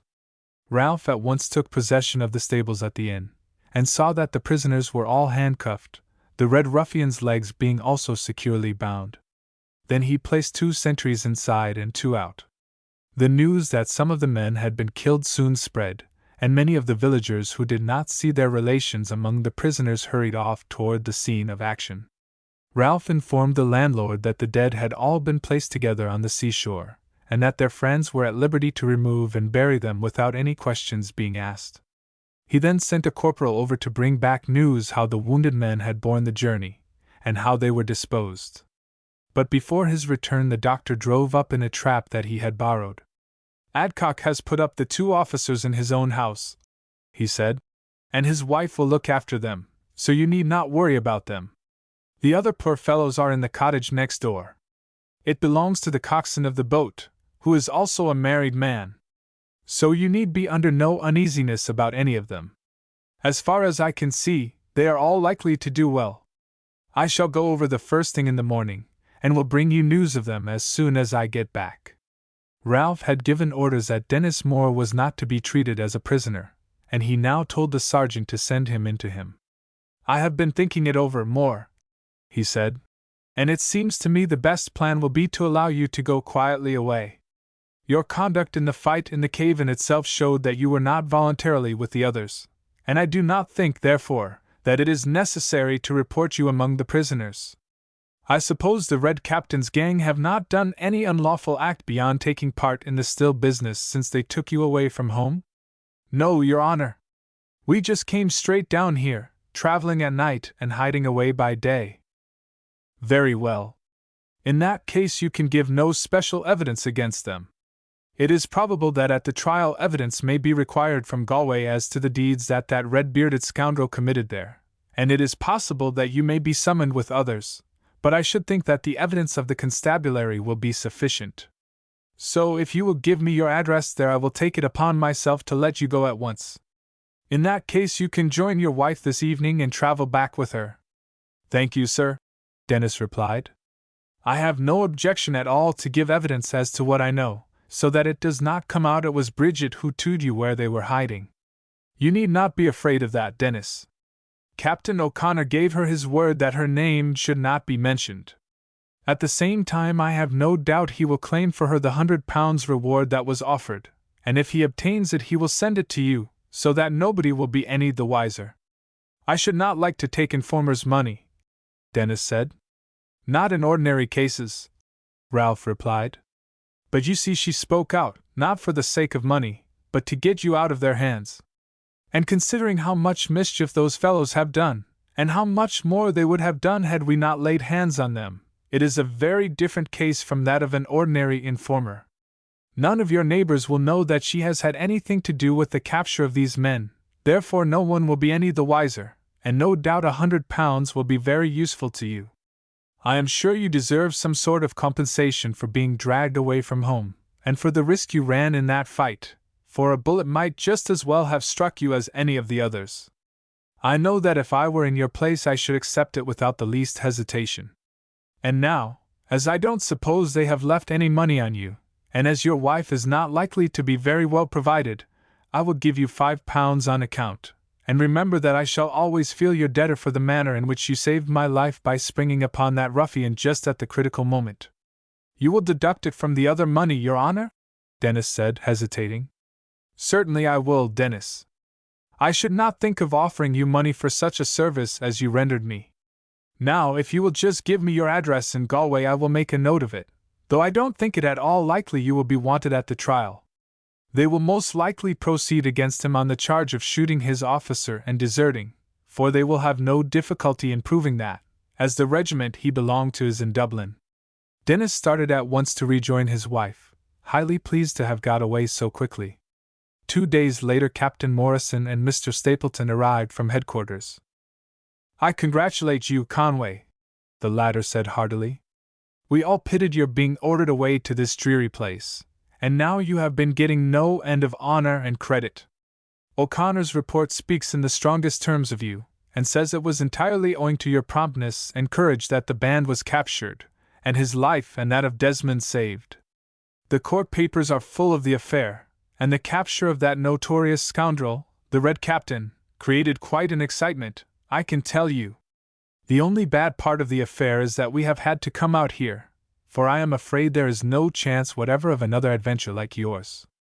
Oh, I fancy there are plenty more stills to be captured, Stapleton, and that's good fun in its way, though it involves a good deal of marching and hard work. And how are O'Connor and Desmond getting on? Captain Morrison asked. I had a very good report of them this morning from the doctor, and now that you have come I shall take a trap and drive over and see them at once. I had O'Connor's orders not to leave here till you arrived. You are to go back yourself tomorrow morning, Conway, Captain Morrison said. You are to take the prisoners in with an escort of a corporal and 10 men, and to hand them over to the civil authorities, which means, I suppose, that you are to take them to the prison. I suppose I shall come straight out again? Ralph asked. I should think so, for with all this still hunting business 3 officers are wanted here. But of course you will report yourself to the colonel and get orders. Here are the orders he gave me to give you. You are to start early, make a 20-mile march, halt for the night, and go on again the first thing in the morning. You are to hire a cart for the wounded prisoners, and to exercise the utmost vigilance on the way. The men are to carry loaded muskets. It is not likely there will be any attempt at a rescue, but such things have happened before now. If anything of the sort should take place, and you find that you are likely to get worsted, your orders are that you are not to let the Red Captain be carried off alive. Put a man specially over him, with instructions to shoot him rather than let him be taken away from him. The colonel will hold you harmless. The scoundrel has committed too many murders to be allowed to go free. I understand, Ralph said, and will carry out the orders, and now I will be off at once, for it will be dark in an hour. Ralph was glad to find that the 2 officers were going on better than he had expected. Lieutenant Desmond was already up, with his arm in splints and a great patch of plaster across his forehead. O'Connor was still in bed, and was likely to remain so for some time. The regimental surgeon was with him, having left the other 2 officers at the turn of the road leading to the village. I am glad to see you, Conway, Captain O'Connor said cheerfully. I was expecting you. The doctor said Morrison and Stapleton had gone on to Ballaport. None the worse for your brush, I hope? Not a bit, Ralph said. The bump on my head caused by that musket blow hurt me a bit the first day or 2, but it's going down now. I am glad to see you and Desmond looking so well. Oh, we shall soon be all right, though I am afraid I shall be kept on my back for some little time. Desmond is rather in despair, because he is afraid his beauty is spoiled, for the doctor says that cut on his forehead is likely to leave a nasty scar. He would not have minded it if it had been done by a French dragoon's sabre, but to have got it from tumbling down a chimney troubles him sorely. It will be very painful to him when a partner at a ball asks him sympathizingly in what battle he was wounded, to have to explain that he tumbled head foremost into a peat fire. Desmond laughed. Well, it is rather a nuisance, and you see, Conway, The ashes have got so ground up in the place that the doctor is afraid it will be a black scar. O'Connor chaffs me about it, but I am sure he wouldn't like it himself. Why, my dear fellow, it's a most honorable wound. You will be able to dilate upon the desperate capture of the noted ruffian the Red Captain, and how you and that noble officer Captain O'Connor dashed alone into the cavern, tenanted by 13 notorious desperadoes. Why, properly worked up, man, there is no end of capital to be made out of it. I foresee that I shall be quite a hero at tea fights. A battle is nothing to such an affair as this. Of course it will not be necessary to say that you shot down into the middle of them like a sack of wheat because you could not help it. You must speak of your reckless spring of 20 feet from that upper passage into the middle of them. Why, properly told, the dangers of the breach at Badajos would pale before it. I am glad to see that you are in such high spirits, Ralph said when the laugh had subsided. There's no fear of your being lame after it, I hope? No, Dr. Doran says it is a clean snap of the bone, and it will, he thinks, mend all right, and as Macpherson, who has been examining it, says the same, I hope it is all right. It is very good of the Colonel sending the doctor over to us, but I think Doran understands his business well, and has made a capital job of both of us. How is Rawlinson going on? Oh, I think he will do very well, the surgeon said. Of course he's a little down in the mouth about himself. It is not a pleasant prospect for a man to have to go about on 2 wooden legs all his life. Still, it's been done in the service, and as the fight was a sharp one, and such an important capture was made, he will get his full pension, and I shall strongly recommend him for Chelsea Hospital if he likes to take it. But he tells me he was by trade a carpenter before he enlisted, and I expect he would rather go down to live among his own people. His wooden legs won't prevent him earning a living at his trade, and as he is rather a good-looking fellow, I dare say he won't have much difficulty in getting a wife. Maimed heroes are irresistible to the female mind. That's a comfort for you, Desmond, anyhow. O'Connor laughed. That black patch on your forehead ought to add 1,000 a year to your marketable value. The next morning Ralph marched with his detachment, and arrived at Cork without adventure. Here he handed his prisoners over to the civil authorities of the jail, and then marched up to the barracks. He at once reported himself to the colonel, who congratulated him warmly upon the success that had attended the capture, and upon his own conduct in the affair. I will not keep you now, the colonel said, for the mess bugle sounded 5 minutes ago. I shall see you again in the morning. As Ralph entered the mess room, the officers had just taken their seats. He was greeted with a boisterous outburst of welcome. His comrades got up and shook his hand warmly, and he had to answer many inquiries as to how O'Connor and Desmond were going on. Sit down, gentlemen, the major who was president of the mess shouted. Conway has had a 20-mile march, and is, I have no doubt, as hungry as a hunter. Let him eat his dinner in peace, and then when the wine is on the table he shall relate his adventures in detail. By the way, Conway, I hope you have lodged that ruffian safely in jail? Yes, sir, I have handed him over, and glad I was to get him off my hands, for though I had him handcuffed and his feet tied, and brought him along in a cart, I never felt comfortable all the way. The fellow is as strong as a bull, and as he knows what is before him, he was capable of anything desperate to effect his escape. I remember the man well, one of the officers said. For, as you know, I was in his regiment before I exchanged into the 28th. He was a notorious character. He had the strength of 2 ordinary men, and once or twice when he was drunk it took 8 men to bring him into barracks. I am heartily glad he is caught, for the poor fellow he killed was one of the most popular men in the regiment, with the soldiers as well as with us, and if they could have laid hands on this fellow I believe they would have hung him up without a trial. I shall have real pleasure in giving evidence against the scoundrel, for I was present at the time he shot poor Forrest. I wasn't 5 yards away, but it was all over and the villain was off before I had time to lift a hand. After dinner was over, Ralph gave the full history of the capture in the cavern, of which Captain O'Connor had sent but an outline. It was a sharp fight indeed, the major said when he had finished. For a time you were greatly outnumbered, and in the dark discipline is not of much avail. I think on the whole you got very well out of it, and O'Connor and Desmond were lucky in having got off with a broken limb each. Ralph was detained some days in Cork, as he had to be present at the courthouse when the prisoners were brought up before the magistrates.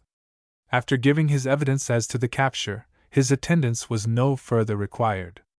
All with the exception of the Red Captain were committed at once upon the charges of working an illicit still, and of offering a forcible resistance with arms to the authority of the King's officers. The Red Captain was charged with several murders, and was remanded in order that evidence might be obtained from the regiment to which he belonged in Dublin, and of the constabulary and other people in County Galway. Ralph then returned to Ballaport. A fortnight later the detachment was recalled, the colonel having received the news that the regiment would be shortly under orders for America. Lieutenant Desmond was able to travel to Cork at once, although still unfit for duty, and the surgeon reported that in another fortnight Captain O'Connor would be also fit to be removed. 10 days later definite orders were received for the regiment to be ready for embarkation, as soon as the 2 transports which had been ordered round from Plymouth arrived. Soldiers are always fond of change, and although there were few more pleasant quarters than Cork, there was a general feeling of animation and excitement at the thought of service at the other side of the Atlantic. All officers and men on furlough were at once recalled. The friends of many of the officers came across from England, to be with them till they sailed upon what was then considered a long and perilous voyage. Balls and dinners were given to and by the regiment.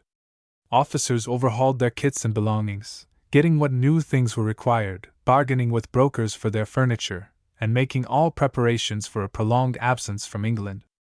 "Ah, Stapleton," Ralph said, as the young ensign came into his quarters one day in high spirits, "there will be a sad change come over you before long. You almost wished you might die on your way round here from London. What will be your feelings when you have to face the waves of the Atlantic? Don't talk about it, Conway. The very thought makes me feel queer. However, I expect I shall get on better now than I did last time. What an ass I was, to be sure, on that voyage! Well, I do think your 4 months with the regiment have done you a world of good, Stapleton. You certainly were a stuck-up sort of personage when you came on board in the Thames. I think it is an awful mistake for a fellow to be educated at home, instead of being sent to school. They are sure to have to suffer for it afterward." "Well, I have suffered for it to some extent," Stapleton said. "The lessons I got at first were sharp ones, but they certainly did me good." "There is no doubt about that," Ralph agreed. "And I think there is a good deal of credit due to you, Stapleton, for having taken things in the right way. I wonder where we shall be stationed in America, and whether we shall have any fighting? Upon the whole, we have no very great reason to be proud of our feats of arms in America, but I hope we shall do better next time.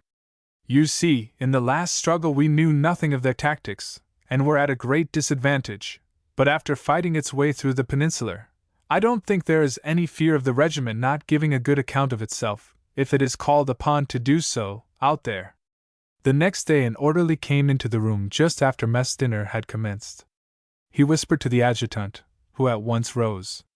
"Mr. President," he said to the major who was at the head of the table, "I must ask you to excuse me leaving the table. The colonel wishes to see me immediately at his quarters." "What can be the matter now?" one of the officers said. "It must be something of importance, or the colonel would never have called Hallows out in that way." "Heard of some still away among the hills, I suppose? That means a night's tramp for some of us. Too bad to be put to this sort of work within a week of sailing on foreign service," grumbled another. Various guesses were made as to the nature of the business, and several wagers were laid on the subject. In 10 minutes the adjutant returned. He was evidently excited, and all listened with great interest as, instead of resuming his seat, he remained standing. "Gentlemen," he said, "I have great news for you. A vessel has just come in from Plymouth with dispatches. Napoleon has escaped from Elba. He has landed in France, and been received with enthusiasm. The troops have joined him, and he is already close to Paris, which he is expected to enter without opposition. The King of France has fled." For a moment there was silence, then the major leaped to his feet. "3 cheers, gentlemen!" And all of those present joined in a hearty cheer. Then a sudden silence fell upon them.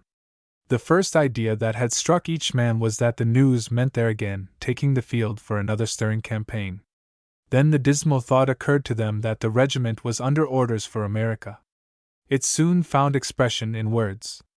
"Why, Major, they surely won't be sending us across the Atlantic now this news has arrived. The powers will never permit all their work to be undone, and Napoleon to mount the throne of France again. Why, in a short time all Europe will be in a blaze, and how is England to take the field again? The greater portion of Wellington's army are scattered over the world, in America, India, and the colonies. I don't believe there are half a dozen of the old fighting regiments available, and even their ranks are half filled with raw recruits. Almost all the regiments at home are mere skeletons. Surely they will never be sending us away at such a moment?" "That I can say nothing about," the adjutant replied. "Certainly no counter orders have reached the colonel this evening. I don't suppose anything will be decided upon for some time.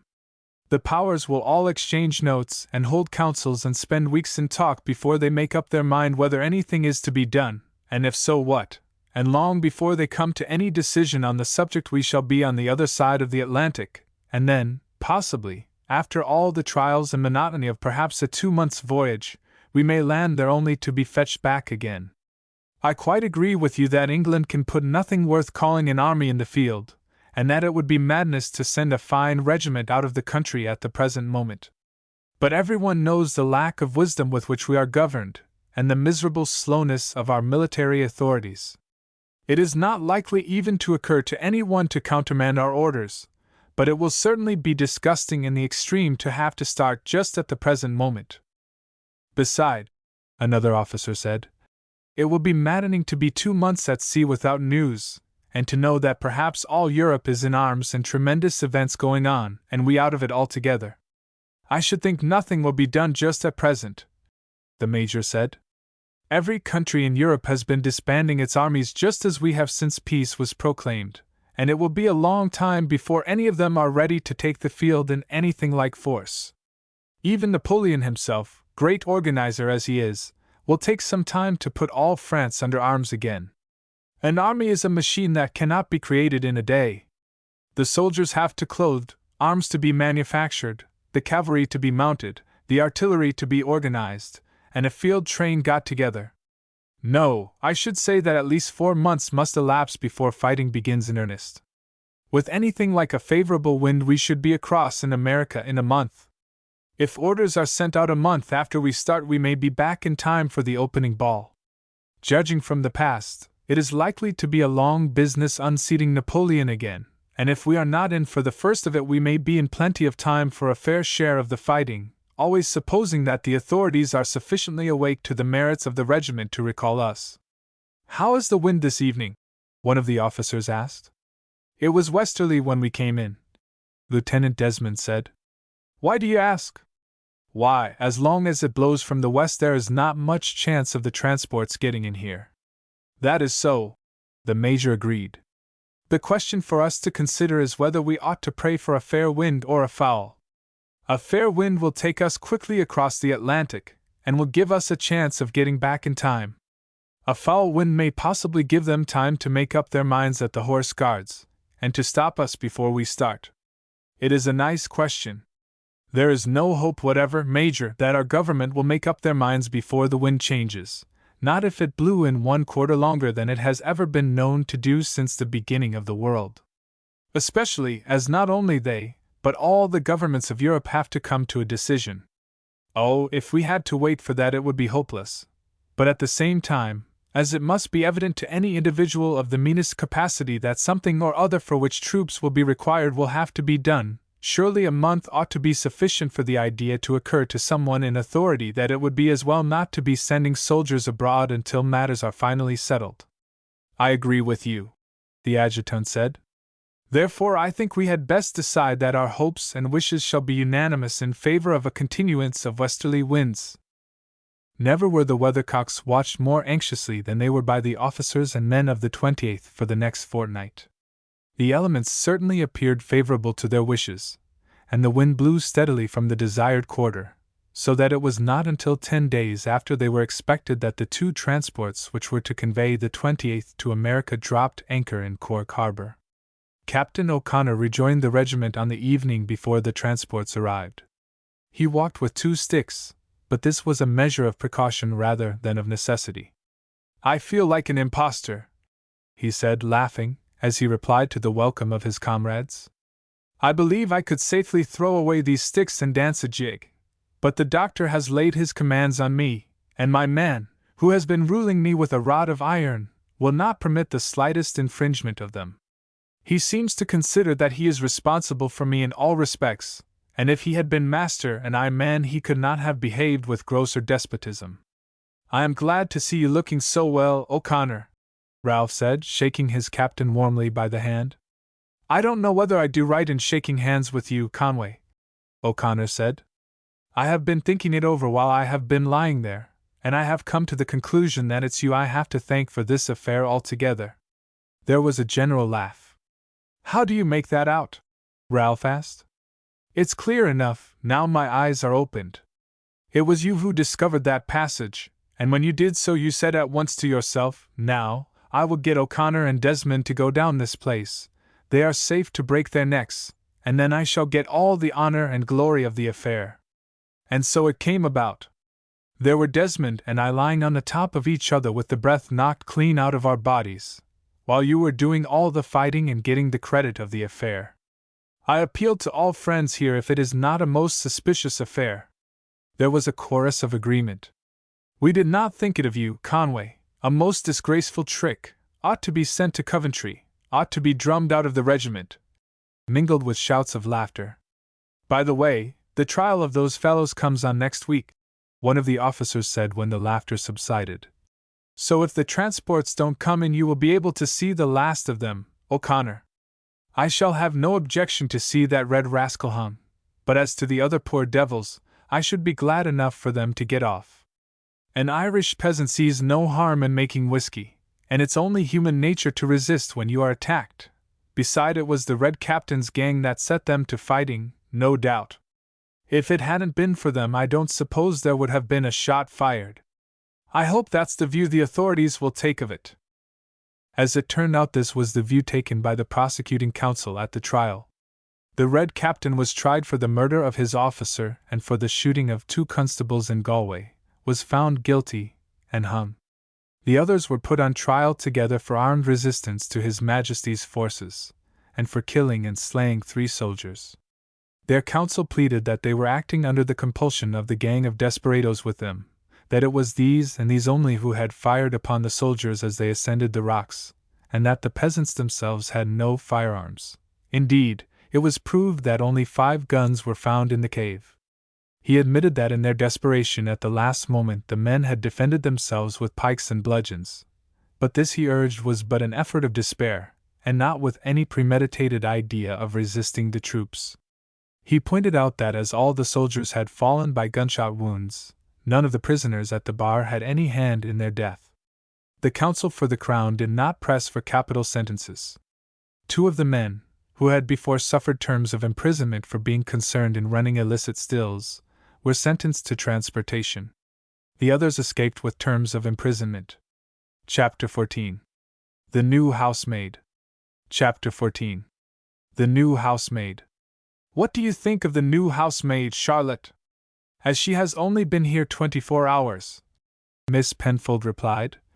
"I don't think I can say anything about it, Eleanor. All servants behave decently for the first week or 2, then their faults begin to come out. However, she seems quiet in her way of going about, and that is something. My room was carefully dusted this morning. These are the only 2 points on which I can at present say anything. I met her in the passage this morning," Eleanor Penfold said, "and it seemed to me that her face reminded me of someone. Did that strike you?" "Not at all," the elder sister replied decidedly. "I am not given to fancies about such things. I saw no likeness to anyone, and if I had done so I should not have given it a second thought. The one point with us is whether the woman is clean, quiet, steady, and thoroughly up to her work. Her reference said she was all these things, and I hope she will prove so. She is older than I like servants to be, that is, when they first come to us. A young girl is teachable, but when a servant has once got into certain ways there is never any altering them. However, if she knows her work it does not matter, and there's one comfort. At her age she is less likely to be coming to us one day or other soon and saying that she wants to leave us to get married. The new servant, Anna, as she was called in the house, soon settled down to her duty. Miss Penfold allowed that she knew her work and did it carefully. The servants did not quite understand the newcomer. She was pleasant and friendly, but somehow she was not, as one of them said, of their sort. This they put down partly to the fact that she had been in service in London, and was not accustomed to country ways. However, she was evidently obliging and quiet, and smoothed away any slight feeling of hostility with which the under housemaid was at first disposed to feel against her for coming in as a stranger over her head, by saying that as she had no acquaintances in the village she had no desire to go out, and that whenever her turn came to do so the other might take her place. As Jane was keeping company with the blacksmith's son, this concession greatly pleased her, and although at first she had been disappointed that she had not on Martha's leaving succeeded to her place, the fact that she was but 21, while the newcomer was a good many years her senior, went far to reconcile her to being passed over. Mrs. Conway had not been 24 hours in the house before she discovered there was an obstacle in the way of her search that she had not foreseen. She had dusted the drawing-room and dining-room, and then went to the door of the room which she supposed to be the library. She found it locked. At dinner she asked the other housemaid what the room opposite the dining-room was, and where was the key. "That was Master's library," the girl said. "Miss Penfold always keeps it locked, and no one is allowed to go in. It's just as he left it, at least Martha said so, for I have never been inside since. On the first day of each month it is opened and dusted. Miss Penfold always used to go in with Martha and stay there while she did the work. She said it was to see that nothing was moved, but Martha used to think there was another reason." "What is that?" Mrs. Conway asked. Jane shook her head and glanced at the butler, as much as to say she did not care about speaking before him. But presently, when she had an opportunity of talking alone with the newcomer, she said, "I didn't want to say anything before James. He holds with the Miss Penfolds. He only came a month or two before Master's death and did not know much about him, and he will have it they have been ill-treated, and that the lawyer and all of them ought to be punished for going on as if the Miss Penfolds had done something wrong about the will. Cook, she doesn't give no opinion, but Martha and me both thought they knew something about it, and were keeping Miss Withers and young Conway out of their rights. But I forgot that you were a stranger, and didn't know nothing about the will." Then she told Mrs. Conway all about the will being missing, and how Mr. Talbot, who had made it for Mr. Penfold, said that all the property had been left to Mabel Withers, who was the daughter of the clergyman and a great pet of the master's, and to a boy who had been staying there some months before, and whose name was Conway. "Well, Martha and me believed that they," and she nodded toward the drawing-room, "must know something about it, for Mr. Talbot would have it that it was stowed away in some secret hiding-place, and has been looking for it here and pulling down the wainscoting and all sorts. And, of course, if there was a secret hiding-place the Miss Penfolds would know of it as well as their brother. Martha used to think that the reason why the Miss Penfolds had the room shut up, and would never let her go into it without one of them being there to look after her, was that the hiding-place was somewhere in the library, and that they were afraid that when she was dusting and doing up she might come upon the will." The same conclusion had flashed across Mrs. Conway's mind as soon as she heard that the room was kept locked. "If the will is really hidden away," she said, "it's likely enough to be as you say, but I shouldn't think two ladies would do such a thing as that." "Oh, you don't know them," Jane said sharply. "They are two regular old cats, they are, and hunt one about all over the house as if they thought one was going to steal something. They was fond of their brother in their way, but bless you, they treated him like a child, and he dasn't call his soul his own, and you may be sure they didn't like the thought that he had left his money away from them, and that someone else would become master and missus of the hall while they were living. Martha and me was both of one mind that the old women were likely enough to do it if they had a chance.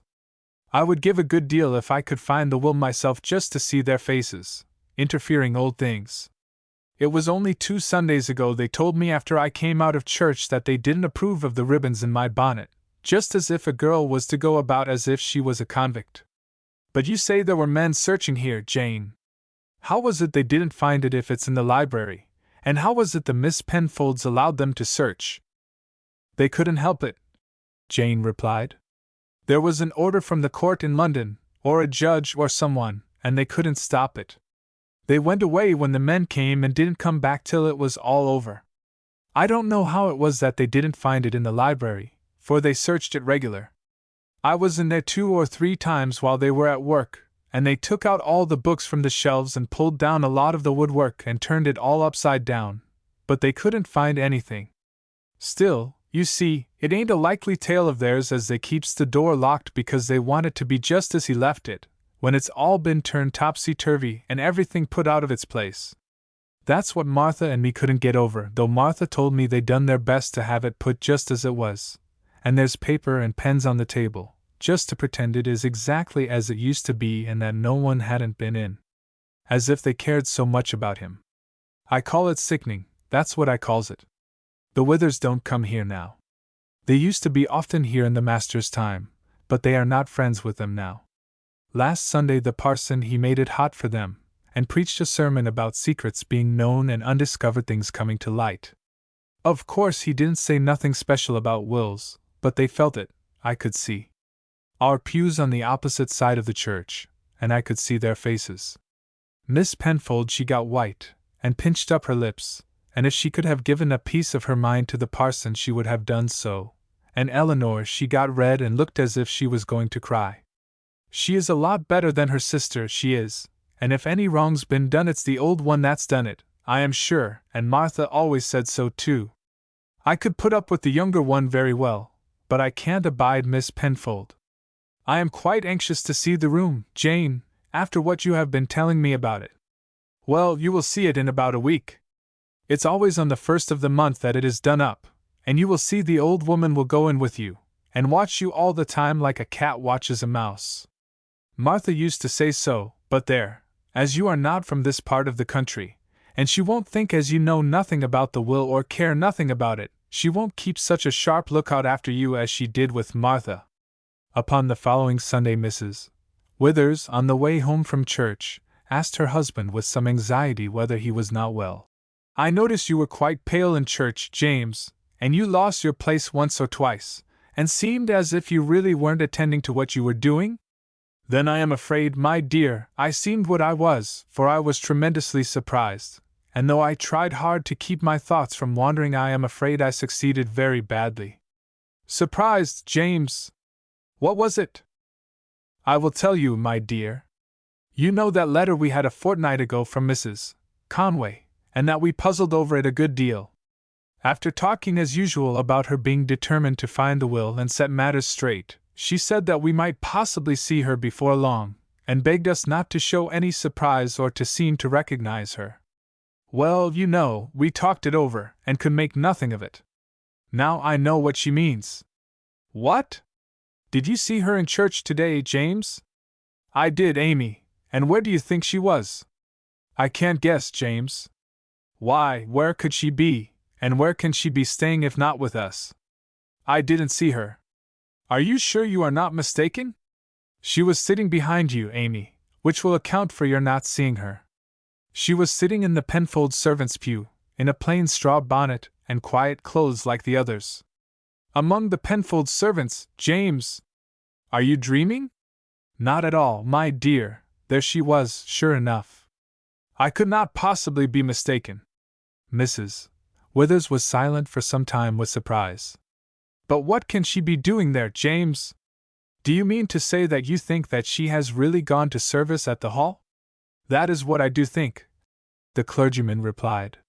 You know how she said over and over again that she was determined somehow to find the will. Well, I believe that she has in some way in pursuance of that purpose gone as a servant to the Penfolds. Now, my dear, you will not be surprised that I found it somewhat difficult to keep my thoughts from wandering. No, indeed, James. I am sure if I had been in your place I should have stopped altogether. Well, if that is so, it explains what she said in her letter about our not recognizing her. But how could she do such a thing, and what will come of it? I have no idea how she managed to get there, Amy, but certainly she must have managed very cleverly somehow. What she is there to do is clear enough. She is going to search herself for the will. Whether she will ever find it or not is another matter, but I can hardly believe she can succeed after the thorough search Talbot said he made of the house. Still, that is what she means, I have not a shadow of doubt about it. I should never have thought for a moment she was the sort of woman to undertake such a thing, Mrs. Withers said. Why, she will have to do servant's work, and to run all sorts of risks of being found out, and then I don't know what they mightn't do to her. I don't see that they could do much, my dear, unless perhaps they prosecuted her for obtaining the place with a false character, which I suppose she must have done. Still, it required no ordinary pluck for a woman to undertake such a scheme, and it will require patience and nerve to carry it through. But I don't know that I agree with you that she is not the sort of woman I should have thought capable of undertaking such a business. She was quiet enough when we met her in the town, but I believe from what I have heard that she was a high-spirited girl, and when we saw her, you know, she was on the eve of parting with her son. As she was evidently wrapped up in him, that would of course make her more quiet and silent than usual. I thought she bore up remarkably well, and admired the effort she made to prevent any display of her feeling marring the pleasant time we were having in London. But how about Mabel, James? Had we better tell her about this? You see, if she happens to meet Mrs. Conway, she might betray her secret, might run up and address her by her name. That is certainly a difficulty, my dear, and I don't quite know what to do about it. What do you think yourself? I think we had better postpone the matter, James, by sending Mabel away for a bit. You know my sister has asked her several times to go and stay with her on a visit at Bath. We have never cared to let her go away from us, but I do think now that it will be a good thing for me to write to Harriet, and tell her that if it will be convenient for her to take Mabel, we shall be glad to send her to her for a few months in order that she may take lessons in French and music. There are, of course, plenty of good masters there. In that way we shall get rid of the necessity for speaking to Mabel about it at all, and I should think it likely that Mrs. Conway would have left the hall long before she returns. Perhaps she will, my dear, though I would not count upon that too much. I imagine that as Mrs. Conway has had nerve and courage enough to propose and so far carry out this singular plan of hers, she will have resolution enough to continue to play her part till she either finds the will, or becomes thoroughly convinced that it is absolutely not to be found. And so Mrs. Withers wrote to her sister, and 10 days later Mr. Withers started with Mabel for Bath. Mrs.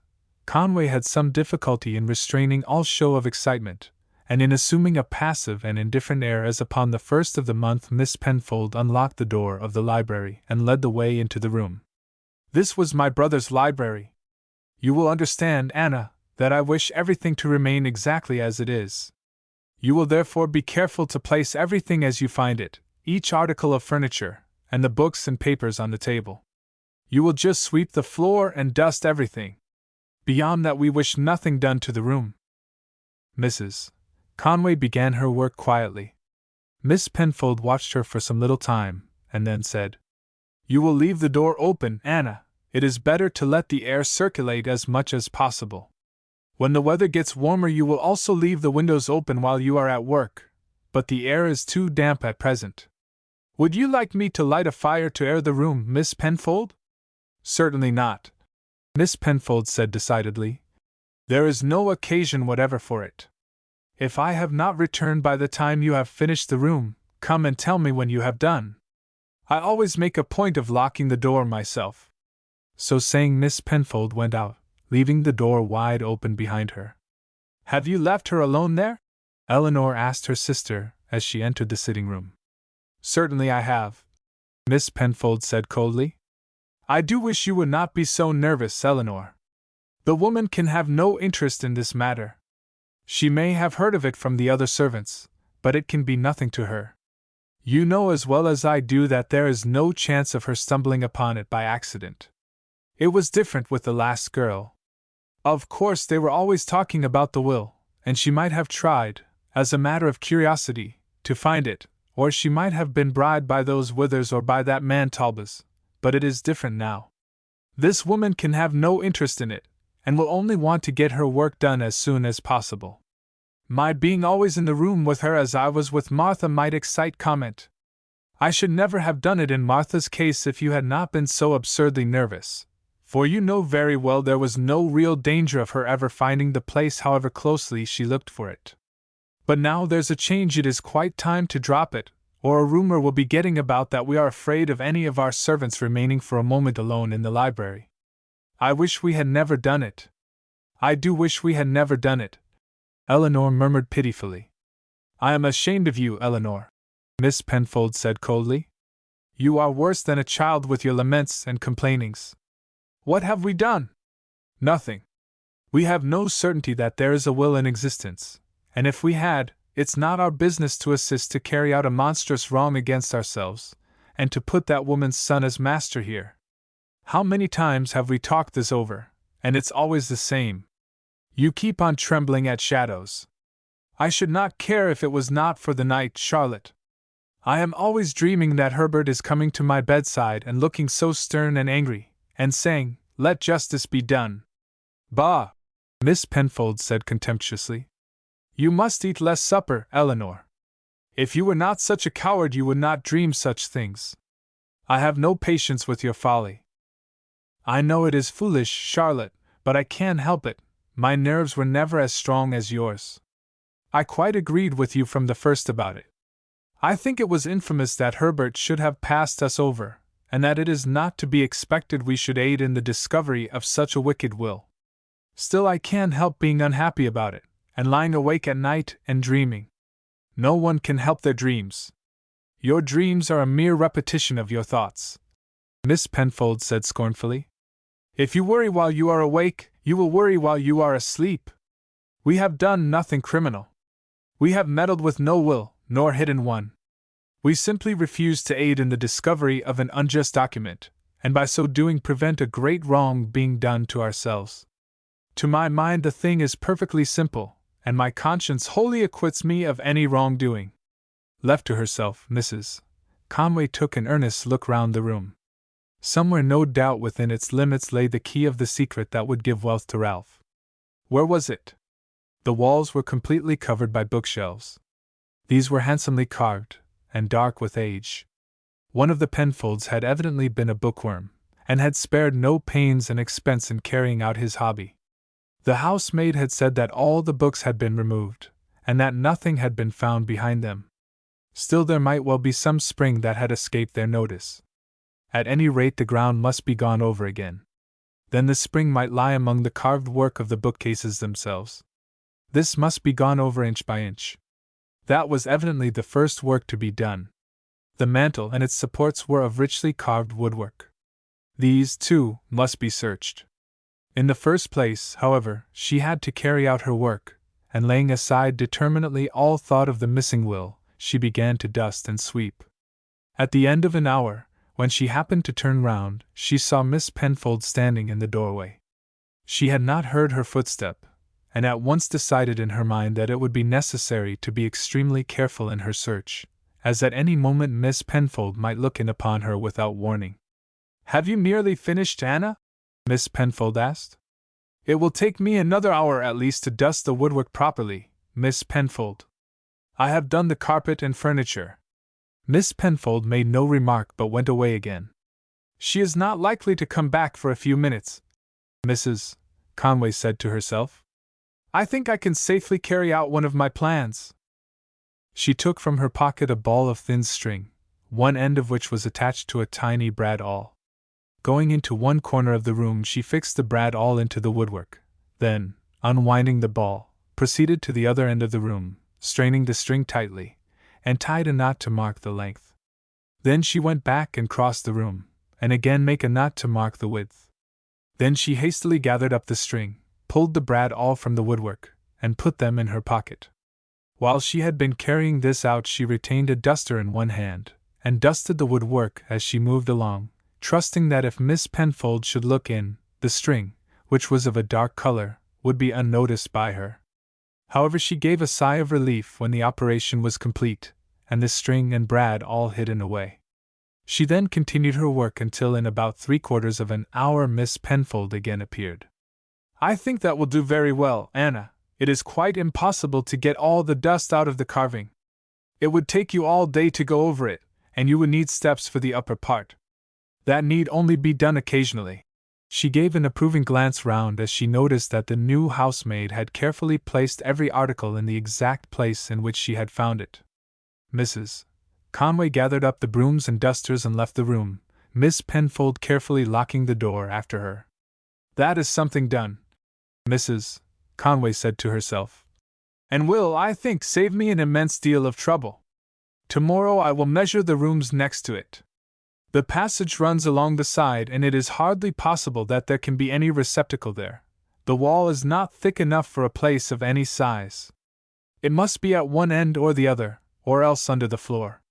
The following morning she measured the dining room, and what was now known as the housekeeper's room, but which in years gone by had been called the still room, and the following day slipped out of doors as soon as she came downstairs and took the outside measurement of the side of the house, marking on the string the position and width of each window.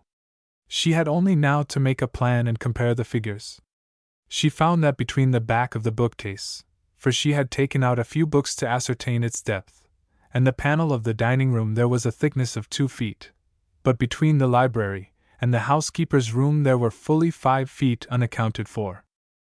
In both were deep old-fashioned fireplaces back to back, and even allowing but 6 inches between these, the depth there would be accounted for, but on either side of the fireplaces there would be a wide space. There were certainly no cupboards visible in the library, for the bookcases extended from the fireplace to the wall on each side. In the housekeeper's room there were cupboards on each side of the chimney-piece, but these were shallow, not being above 9 inches in depth. Therefore behind these there was a considerable space unaccounted for. It was evident to Mrs. Conway that her first search must lie in this direction. Here might lie 2 chambers each 3 feet wide by 8 feet long. Mrs. Conway's spirits rose at this discovery, and she sighed impatiently at the thought that another month must elapse before she could even commence the search. Brooding over the matter continually, there was one point that did not escape her. These old hiding-places were made either to conceal proscribed priests or hunted fugitives, and were constructed with the greatest care. As she had so easily discovered the spot where a hidden room might be situated, it would be discovered with the same ease by those who were on the search for fugitives, and who would naturally be well acquainted with the positions where hiding-places would be likely to be situated. The moment they looked into the cupboard, its shallowness would suggest to them that there must be a wide empty space behind it, and by setting to work with axes, picks, and crowbars, they would soon discover by force the secret she was trying to penetrate by stratagem. This reflection considerably damped her hopes, but she thought that possibly from this easily discoverable hiding-place there might be some access, much more difficult to trace, to another lying below. At any rate she determined that if she did find the secret entrance to these little rooms, and found that they were empty, she would not be disheartened, but would search further until she found either some secret closet where the will might be placed, or an entrance to some perhaps larger hiding-place below. Her subsequent search outside showed her that there existed several small iron gratings about 6 inches long and 3 deep, close down to the soil of the border. No doubt these were intended to give ventilation underneath the floors, which were some 2 feet above the outside level, but one of them might also afford ventilation to an underground chamber. 3 months passed, and on the occasion of each of her visits to the room she devoted some time to the examination of the carved woodwork round the fireplace and that of the bookcases, but without making any discovery whatever, and it became evident to her that a far closer search would be needed than the short and hasty examination that was all she dared to make, with the possibility that at any moment Miss Penfold might appear at the door. Accordingly she wrote to Mr. Talbot, and told him that it would be necessary for her to obtain a cake of very soft wax, 4 inches long and 2 inches wide, and asked him to procure it for her, and to send it in a wooden box to her by the carrier's cart that once a week journeyed from Weymouth to the villages in the neighborhood of the Hall. 10 days later she received the wax, and the next time the day for cleaning the library arrived she quietly withdrew the key from the door as soon as Miss Penfold had left her, laid it on the wax, and pressed it steadily until a deep impression was made upon its surface. Then she carefully examined the key to see that no particle of wax had stuck between the wards, replaced it in the door, closed the lid of the little box in which the wax lay, and put it in her pocket, and then set to at her work of cleaning. Upon this occasion she spent no time in trying to find the spring. There was danger now, as always, of Miss Penfold's coming, and as she would soon have the means of entering the room at her will, she would run no risk. A few days later she asked for a day to go to Weymouth to purchase some things of which she had need, and when there she called upon Mr. Talbot. "How are you, Mrs. Conway?" the lawyer said when the door had closed behind her. "Have you come to tell me that you give up the search as hopeless?" "Not at all," she replied with decision. "I told you in my letter that I had discovered the probable position of the hiding place, and told you of the difficulties there were in making a thorough search for it owing to the room being always kept locked. I have come now to ask you to get a key made from this." And she produced the wax. "It would be suspicious if I were to go to a locksmith here and ask for such a thing. He would think at once that I was a servant who wanted to rob my mistress. But of course it will be different with you. Beside, I thought that if you did not like to get it done here, you might send the wax up to London and get the key made there."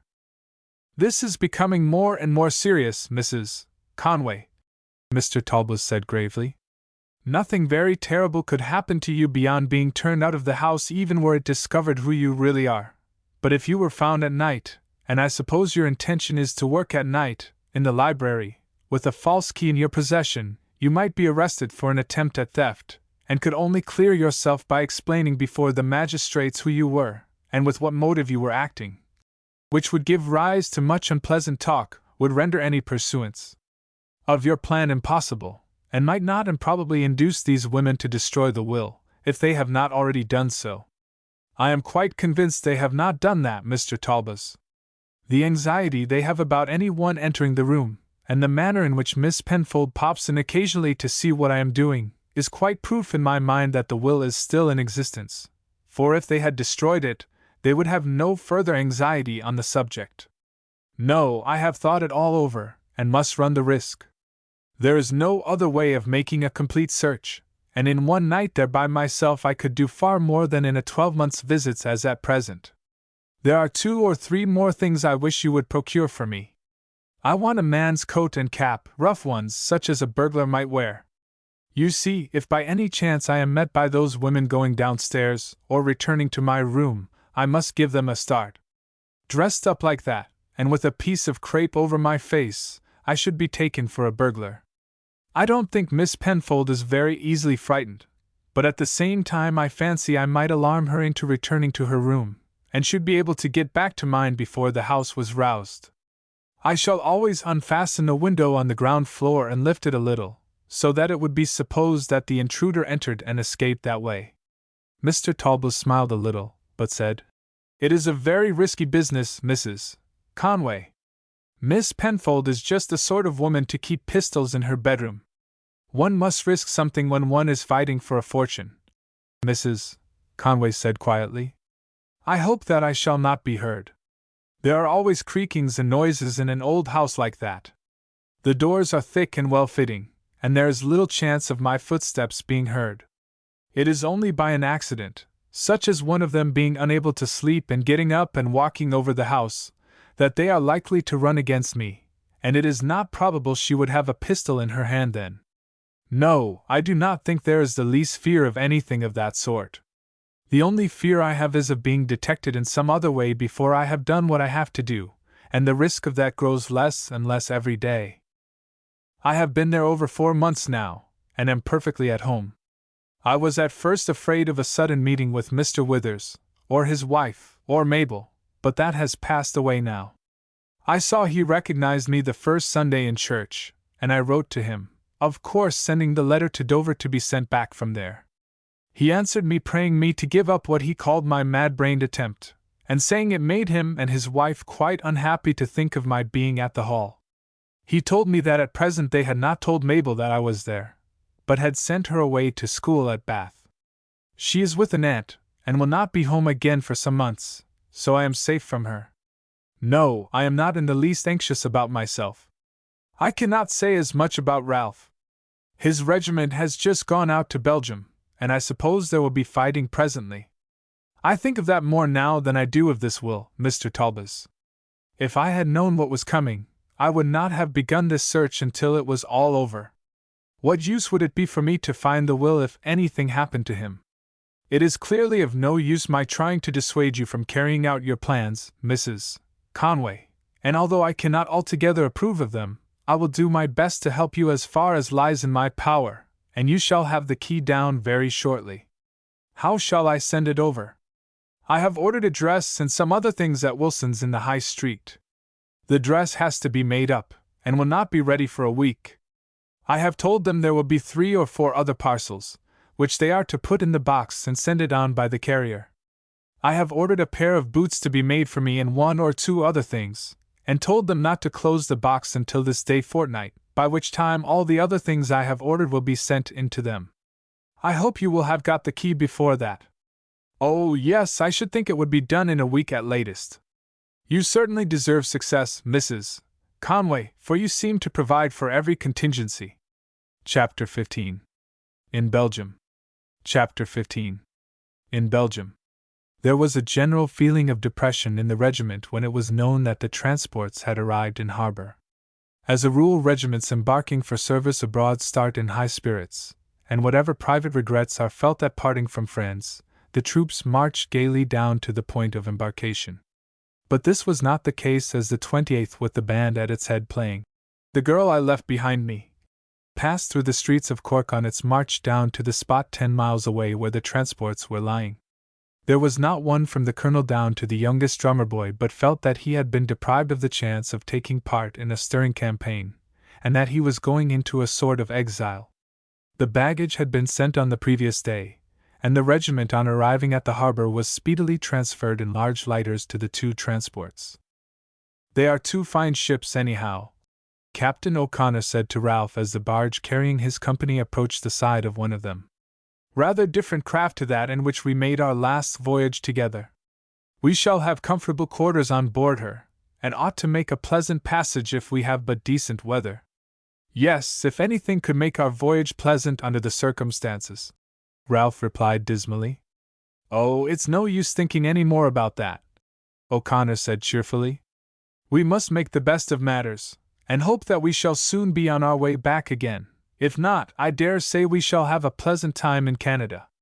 With your knowledge of French, Conway, you will make a great hit among the fair Canadians." "I didn't think of that," Ralph laughed. "Yes, the prospect is a cheering one. I promise you, O'Connor, that I will do the best I can for you. Well, here we are alongside. Good afternoon, Captain. When are we going to sail?" O'Connor asked the master of the vessel as he stepped on deck. "You must ask the clerk of the weather," the skipper replied. "At present there is not a breath of wind stirring, and from the look of the sky I see no chance of a change at present." Day after day passed, and still the vessels remained at anchor. Not a breath of wind stirred the water, and the troops had nothing to do but to lounge idly about the decks and whistle for a breeze. Whenever a vessel came in from England, boats were lowered and rowed alongside to get the latest news. This was little enough. It was, however, known that all the powers had determined to refuse to recognize Napoleon as Emperor of France, and that a great coalition against him was being arranged. There were rumors that Belgium was likely to be the scene of operations. Already, by the terms of the late treaty, several English regiments were stationed on the Belgian frontier, and 3 or 4 more were already under orders to embark for that country. It was reported that Russia, Austria, and Prussia were taking steps to arm. The militia had been called out at home, and high bounties were offered for volunteers from these regiments into the line. Recruiting was going on vigorously all over the country. Horses were being bought up, and efforts made to place the attenuated regiments on a war footing. All this was tantalizing news to the 28th.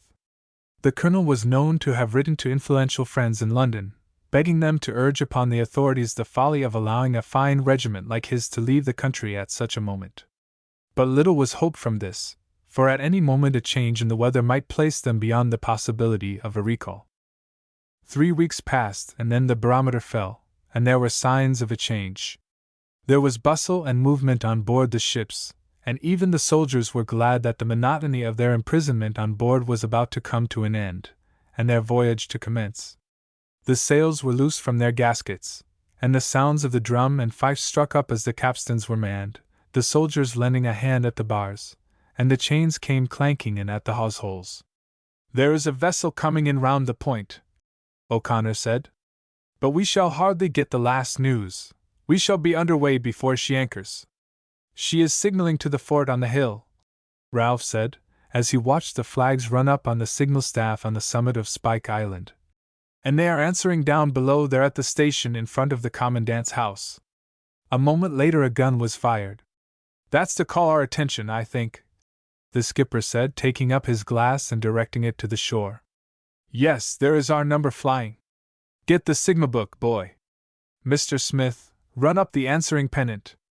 As soon as this ascended, the flags on shore were lowered, and a fresh set run up. 3, 5, 0, 4. "Give me the book. The vessels are not to sail until further orders," he read aloud. "Hooray, lads!" Captain O'Connor shouted at the top of his voice. "We are stopped until further orders." A loud cheer broke from the troops, which was echoed by a roar from the other vessel, and for a few minutes the greatest excitement reigned. The men threw their caps into the air, and shouted until they were hoarse. The officers shook each other by the hand, and all were frantic with delight at the narrow escape they had had. As soon as the brig had dropped anchor, boats rowed off to her, but nothing further was learned. Just as she was leaving Plymouth, an officer had come on board with dispatches, and instructions to the captain to signal immediately he arrived at Cork that if the 28th had not already sailed they were to be stopped. Owing to the lightness of the wind, the brig had been 8 days on her passage from Plymouth.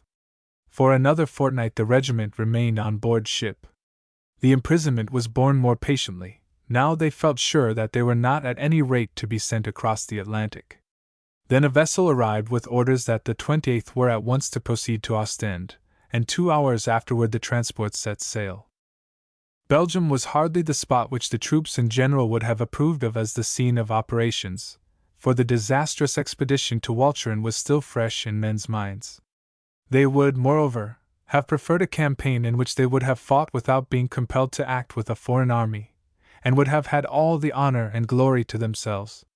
Still, Belgium recalled the triumphs of Marlborough, and although every mail brought news of the tremendous efforts Napoleon was making to reorganize the fighting power of France, and of the manner in which the veterans of his former wars had responded to the call, there was not a doubt of success in the minds of the 28th, from the colonel down to the youngest drummer boy.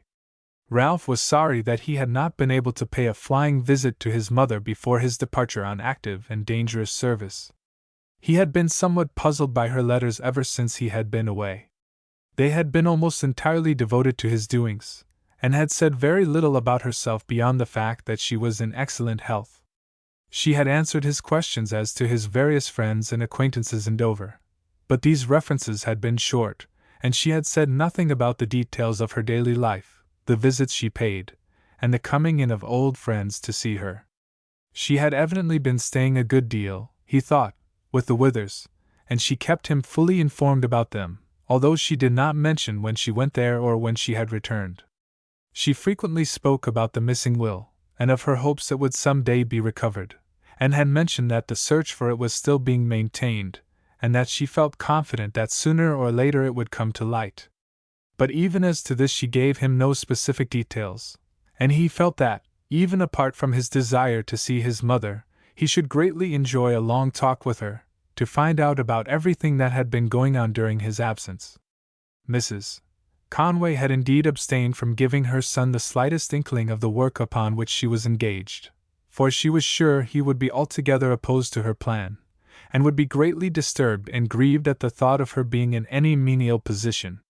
Whether if, when he returned, and she had not attained the object of her search, she would let him know what she was doing, she had not decided, but she was determined that at any rate until he came home on leave he should know nothing about it. "So we are going to fight Boney at last, Mr. Conway," Ralph's servant said to him. "We've never had that luck before. He has always sent his generals against us, but by jabbers, he will find that he has not got Rügens and Provisions this time. It will be hot work, Dennis, for we shall have the best troops of France against us, and Napoleon himself in command. It's little we care for the French, your honor. Didn't we meet them in Spain and bait them? Sure, they are hardly worth counting. You will find them fight very much better now they have their emperor with them. You know, Wellington had all his work to beat them. Yes, but he did bait them, your honor. That's true enough, Dennis, but his troops now are old soldiers, most of whom have been fighting for years, while a great part of our force will be no better than militia. They won't fight any the worse for that, your honor, Dennis said confidently. We will bait them whenever we meet them. You see if we don't. We will try anyhow, Dennis, and if all the regiments were as good as our own I should feel very sure about it. I wish, though, we were going to fight by ourselves. We know what we can do, but we do not know how the Belgians and Dutch and Germans who will be with us can be depended upon. If I were the Duke I wouldn't depend on them at all, your honor. I would just put them all in the rear, and leave our fellows to do the work. They are miserable, half-starved creatures all them foreigners, they tells me, and if a man is not fed, sure you can't expect him to fight. I couldn't do it myself. And I hope the Duke ain't going to put us on short rations, because it would be murder entirely on the boys to make them fight with empty stomachs. I fancy we shall be all right as to that, Dennis. I expect that we shall wait quiet till the French attack us, and waiting quiet means getting plenty of food. And decent food, I hope, your honor, not the sort of thing they say them foreigners lives on. Dennis Mulligan could live on frogs and snails as well as another, no doubt, but it would go sorely against me, your honor. I don't think there's much chance of your having to live on that, Dennis.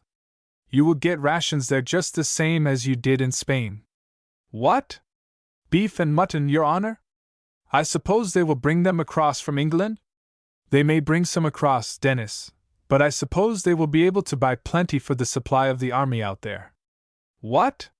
Have they got cattle and sheep there, your honor? Dennis asked incredulously. Of course they have, Dennis, just the same as we have. The hat hens, Dennis exclaimed. To think that men who can get beef and mutton should feed upon such craters as snails and such like. It's downright flying in the face of Providence, your honor. Nonsense, Dennis, they eat beef and mutton just the same as we do. As to the frogs and snails, these are expensive luxuries, just as game is with us. There is nothing more nasty about snails after all than there is about oysters, and as to frogs they were regarded as great dainties by the Romans, who certainly knew what good eating was.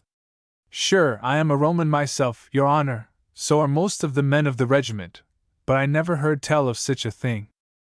Not that sort of Roman, Dennis, Ralph laughed. The old Romans, people who lived long before there were any popes, a people who could fight as well as any that ever lived, and who were as fond of good living as they were of fighting.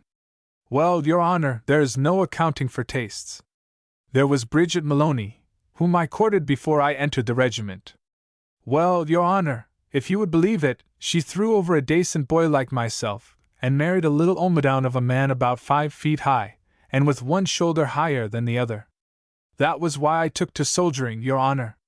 No, there is no accounting for tastes anyhow. There's the mess bugle, your honor. Next time we hear it, it will be at say, and maybe there won't be many ready to attend to it. Dennis' prediction was verified. The vessel sailed at 2 o'clock in the afternoon, and by 6 was rolling heavily, and a brisk wind was blowing. The 28th had not long before made the voyage from the south of France, but they had been favored by exceptionally fine weather, and had experienced nothing like the tossing they were now undergoing. The consequence was that only about half a dozen officers obeyed the bugle call to mess. There was a general feeling of satisfaction when the low coast round Ostend was sighted, for the voyage throughout had been a rough one. Under certain circumstances a sea voyage is delightful, but confinement in a crowded transport in rough weather is the reverse of a pleasant experience. The space below decks was too small to accommodate the whole of the troops, and a third of their number had to be constantly on deck, and this for a 10 days' voyage in a heavy sea, with occasional rain showers, is not, under ordinary circumstances, calculated to raise the spirits of troops. But men bound on active and dangerous service are always in the highest spirits, and make light of disagreeables and hardships of all kinds. They had expected to find Ostend full of troops, for several regiments had landed before them, but they soon found they were to be marched inland. As soon as the regiment had landed, they marched to a spot where a standing camp had been erected for the use of troops on their passage through. Their baggage was at once sent forward, and the men had therefore nothing to do but to clean up their arms and accoutrements, and to wander as they pleased through the town. They started early next morning, and after 2 days' marching arrived at Ghent, where several regiments were quartered, either in the town itself or in the villages round it. Ralph's company had billets allotted to them in a village a mile from the town, a cottage being placed at the disposal of the captain and his 2 subalterns. The next morning, after the parade of the regiment was over, most of the officers and many of the men paid a visit to the town, where the fugitive King of France had now established his court. Ralph, who years before had read the history of Ghent, was greatly interested in the quaint old town, though it was difficult to imagine from the appearance of its quiet streets that its inhabitants had once been the most turbulent in Europe. Here von Artevelde was killed, and the streets often ran with the blood of contending factions. Was it possible that the fathers of these quiet workmen in blouses, armed with axes and pikes, had defeated the chivalry of France, and all but annihilated the force of the Duke of Anjou? What a number of convents there were! The monks seemed a full third of the population, and it was curious to hear everyone talking in French when the French were the enemy they were going to meet. The populace were quite as interested in their English visitors as the latter were with them.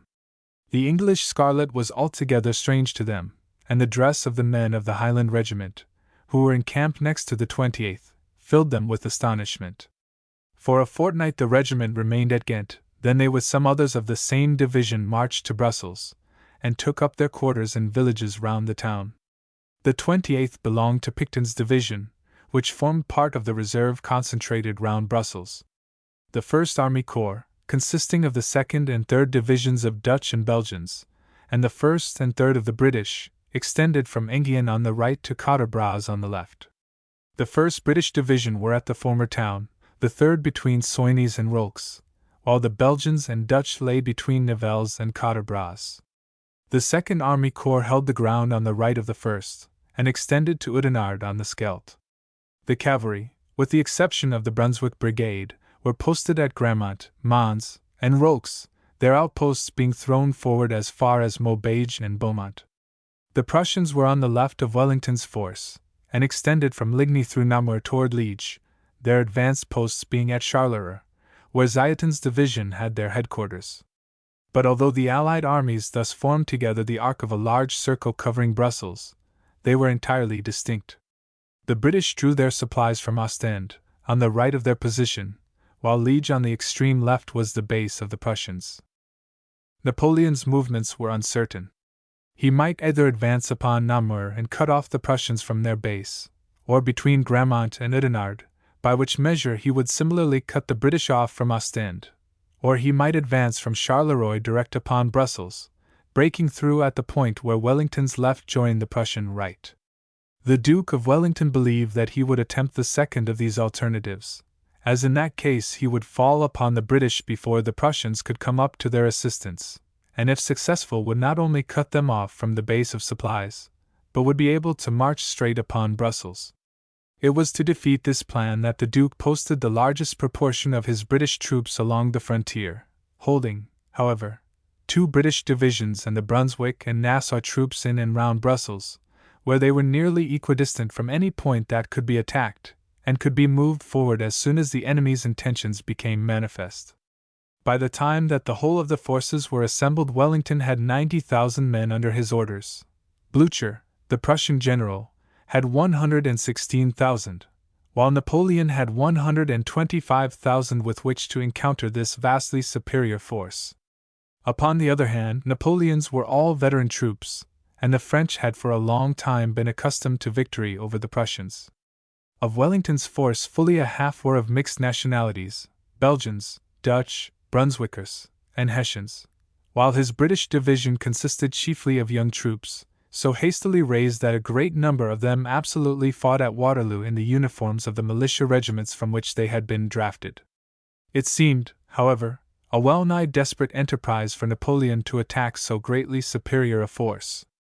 But he had, in fact, no choice but to do so, for Russia and Austria were arming, and their forces would soon be advancing upon France, and it was therefore necessary if possible to defeat the British and Prussians before they could arrive. Could he succeed in doing this, the enthusiasm that would be excited in France would enable him vastly to increase his army.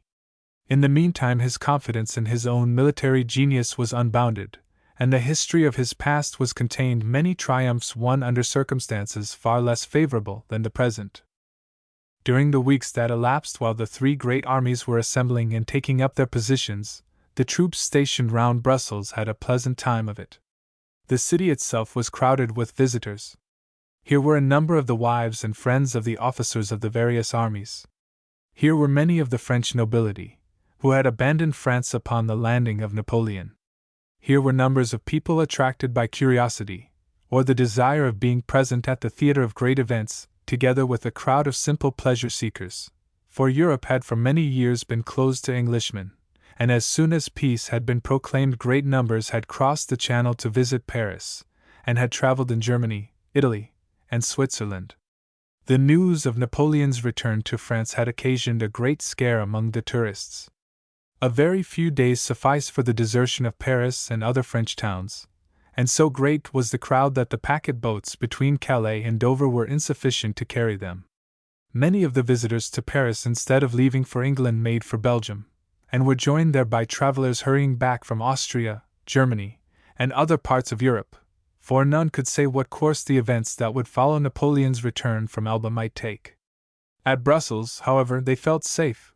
The distance to England was short, and they could, if necessary, leave at any time. Beside, between Belgium and France 12,000 British troops had been stationed in the strong places, in accordance with the terms of the Treaty of Fontainebleau, and an agreement made with her allies after the fall of Napoleon. The streets of Brussels were ablaze with bright colors. Staff officers in the uniforms of a number of nationalities dashed through the streets, followed by their orderlies. Now and then 2 or 3 general officers, riding at a slower pace and engaged in earnest talk, passed along, while the pavements were occupied by crowds of men and officers in all the varieties of British, Dutch, Belgian, Brunswick, Hanoverian, Hessian, and Prussian uniforms. Although Belgium had cast in her lot with the Allies, the people were by no means unanimous in their sympathies, and indeed, the majority, from their similarity both in religion and tongue to the French, sympathized with them rather than with the Allies, who were for the most part both Protestant and foreigners. Those who entertained these sentiments, however, kept them to themselves, while the rest fraternized to the best of their power with the troops, many of whom were quartered in the town.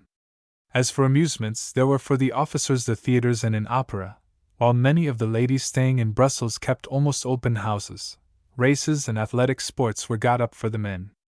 The weather at the latter end of May and during the early days of June was delightful, and although all knew that the storm might at any moment burst, it was difficult to believe while so enjoying themselves that tomorrow they might be called upon to meet the enemy in deadly conflict. Even Dennis Mulligan had nothing to complain about in his rations, and allowed to Ralph that the Belgians were much more decent people than he had expected to find them. The months of April and May had passed quietly on the frontier. The cavalry of the Allied army on one side, and the French mounted gendarmerie on the other, maintained a vigilant watch over each other's movements, and each endeavored to prevent the passing out of persons who might carry news of the intentions and position of their armies. But the line was far too long to be strictly watched, and French loyalists on the one side and Belgian sympathizers with France on the other, managed to pass with sufficient regularity to keep the generals informed of the movements of their opponents. Wellington, then, was perfectly aware of the gathering of Napoleon's forces upon the other side of the frontier, but they, like his own troops, were scattered over a long front, and yet there was no indication whatever as to the point where Napoleon was likely to break through. During the past 3 months large bodies of men had labored to restore the ruined fortifications of the frontier towns. The moats had been cleared out and deepened, the walls repaired, and the sluices restored, so that in case of necessity a wide tract of country could be laid under water. These precautions had been specially taken on the right of the British position where Wellington expected Napoleon's attack, and the general calculated that with the aid of the obstacles so interposed to Napoleon's advance, the troops stationed there would be able to check the tide of invasion until the whole army arrived to their assistance. The country between Brussels and the frontier was reconnoitered, and engineer officers were employed in making sketches of all the positions that appeared likely to offer special advantages as battlefields for an army standing on the defense. Among others, the fields lying in front of the village of Waterloo were mapped, and the spot was specially marked by the Duke as one to be occupied in case the enemy forced a way between the British and Prussian armies. On the 12th of June, the Duke of Wellington learned that Napoleon and the Guards had left Paris for the north, and the next day the officer in command of the cavalry outposts reported that the pickets of French cavalry which had so long faced him had disappeared, and that he had learned from some French custom house officers that hostilities were about to commence.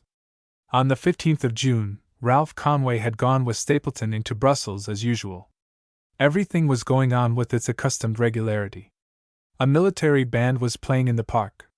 Numbers of well-appointed carriages, filled with well-dressed ladies, drove to and fro, and crowds of officers and civilians strolled under the trees, greeting their acquaintances and discussing the latest gossip of the town.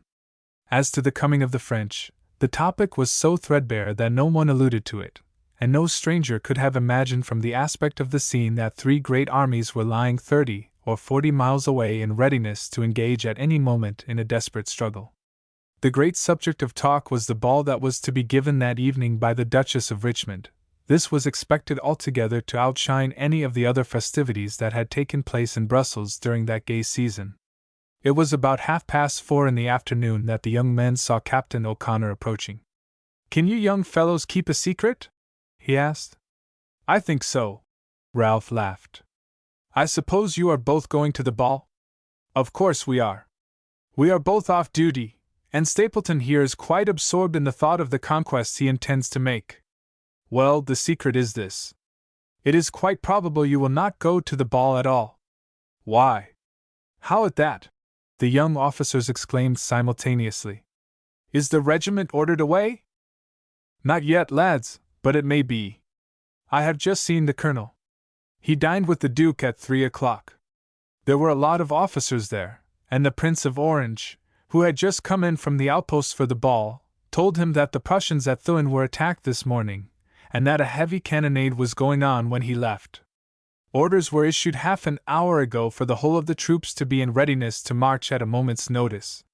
There's no saying yet which way the French may come, and this attack upon the Prussians may be only a feint, so not a soldier can be moved till more is known. The 1st Division is ordered to collect at 8h tonight, the 3rd at Braine-le-Comte, and the 4th at Grammont. The 5th, that is ours, with the 81st and the Hanoverian Brigade, and the 6th Division, of course collect here. All are to be in readiness to march at a moment's notice. The Prince of Orange is to gather the 2nd and 3rd Dutch divisions at Nivelles. Of course this first skirmish may only be intended to feel our force and positions, but at any rate, it is a sign that the game is going to begin. But if the orders are issued, and the troops are to collect tonight, the secret cannot be kept long. No, by this time the divisional orders will be published, and everyone will know it in an hour or two. There is really no secret about it, lads.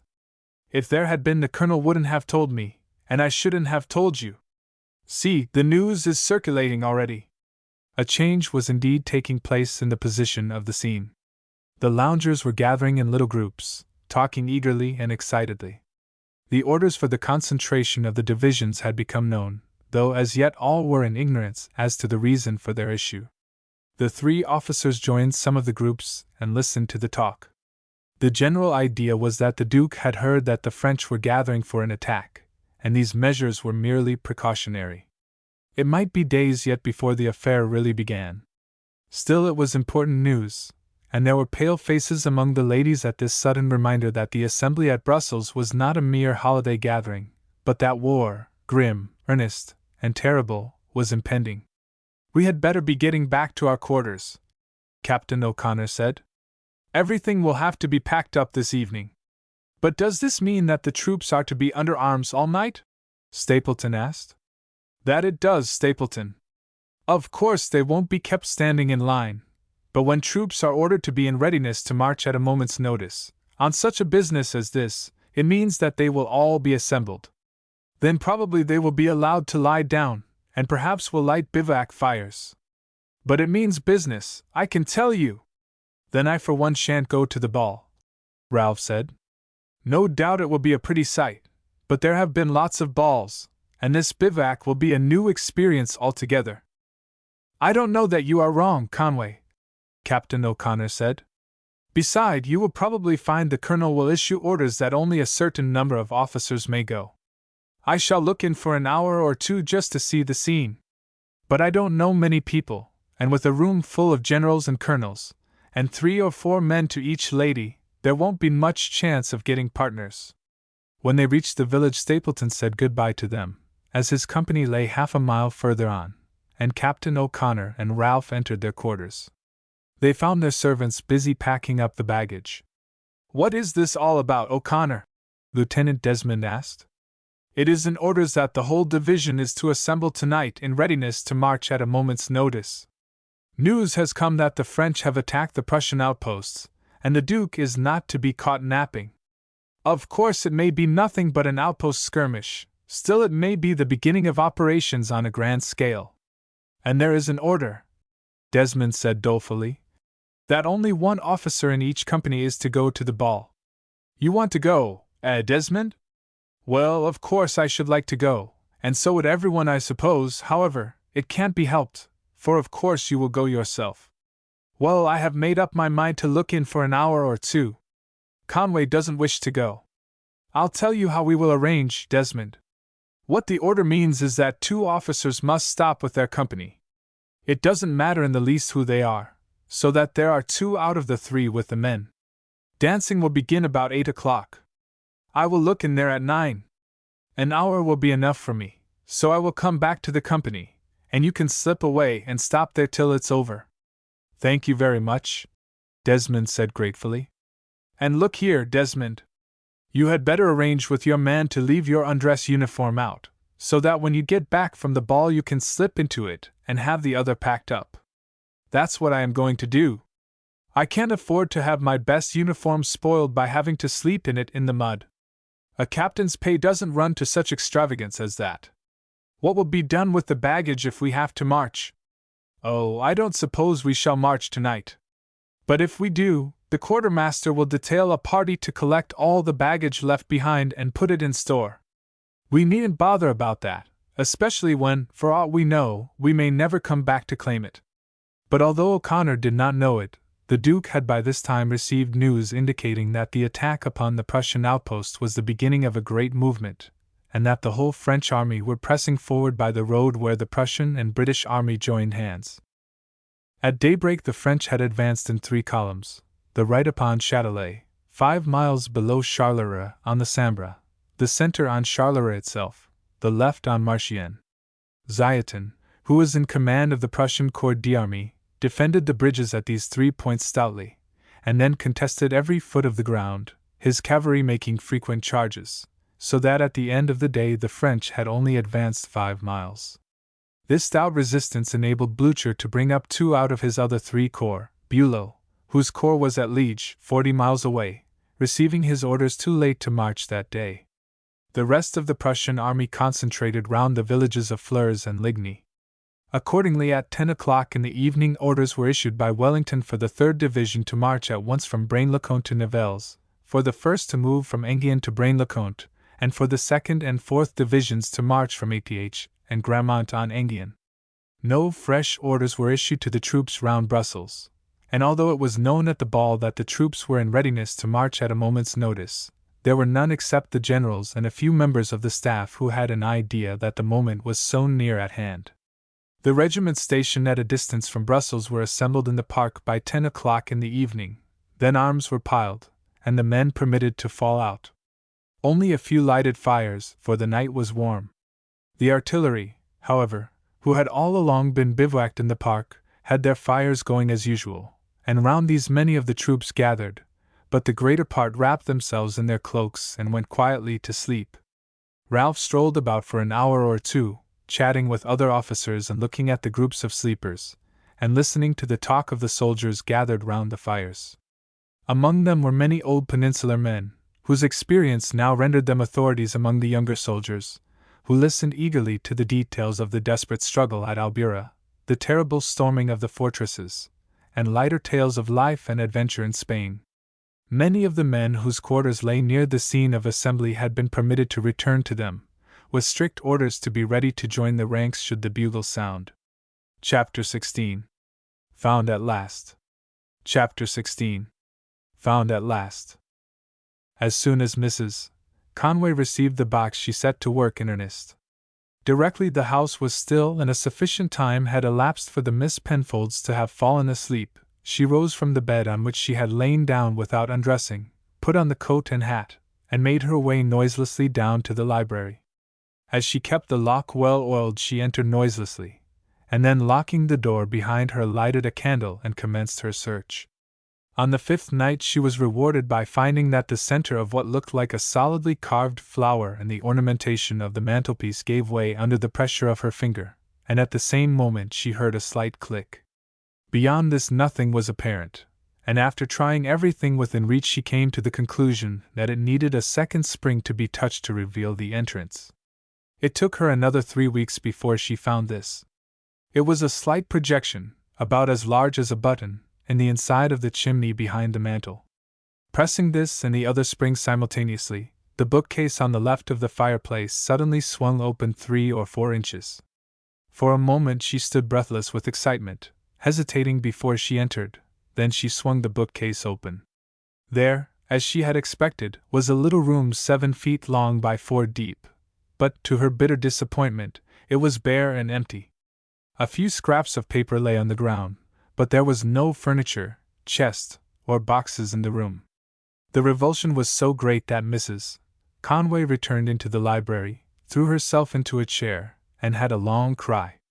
Then she went back into the room and carefully examined the pieces of paper lying on the ground. One of them was a portion of a letter, and she recognized at once the handwriting of Mr. Talbot. It contained only the words, "My dear Mr. Penfold, in accordance with your request I send you the..." But above was the date, which was 10 days only anterior to Mr. Penfold's death. Mrs. Conway had no doubt that the word that should have followed the fragment was "will," and that this was the letter that Mr. Talbot had sent over with that document. It was important evidence, as it showed that Mr. Penfold had been in the habit of using this place during his lifetime, and that he had entered it after he had received the will from his solicitor a few days before his death. Why should he have entered it except to put the will in a place of security? Where that place was she did not know, but she felt certain that it was somewhere within reach of her hand. "If it is here it must be found," she said resolutely. "But I won't begin to look for it tonight. It must be 3 o'clock already, and I will think the matter over thoroughly before I begin again. It is something to have found out as much as I have. I ought to be encouraged instead of being disappointed." That day she wrote to Mr. Talbot, giving him a full account of the discovery which she had made, and enclosing the fragment of his letter. She did not renew her search for the next 2 nights, for her long watchfulness and excitement had told upon her, and she felt that she needed rest before she set about the second part of the search. She received a letter from Mr. Talbot and replied to that she had sent him. "My dear Mrs. Conway, I congratulate you most heartily upon the great success you have met with. I own that I have never been very hopeful, for after the thorough search we made of the room I hardly thought it likely that you would succeed when we had failed. However, you have done so, and I cannot doubt that a similar success will attend your further efforts. In a small bare room such as you describe, the difficulties in the way of finding the hidden receptacle cannot be so great as those you have already overcome. You are perfectly correct in your supposition that the fragment you sent me was part of the letter that I sent over with the will to Mr. Penfold by my clerk. I have compared it with the copy in my letter book, and find that it is the same.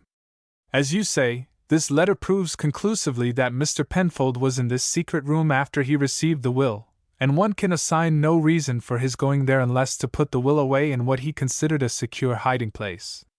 That it is still somewhere there I have no doubt whatever, and I shall await with much anxiety news as to your further progress." Thinking the matter over, Mrs.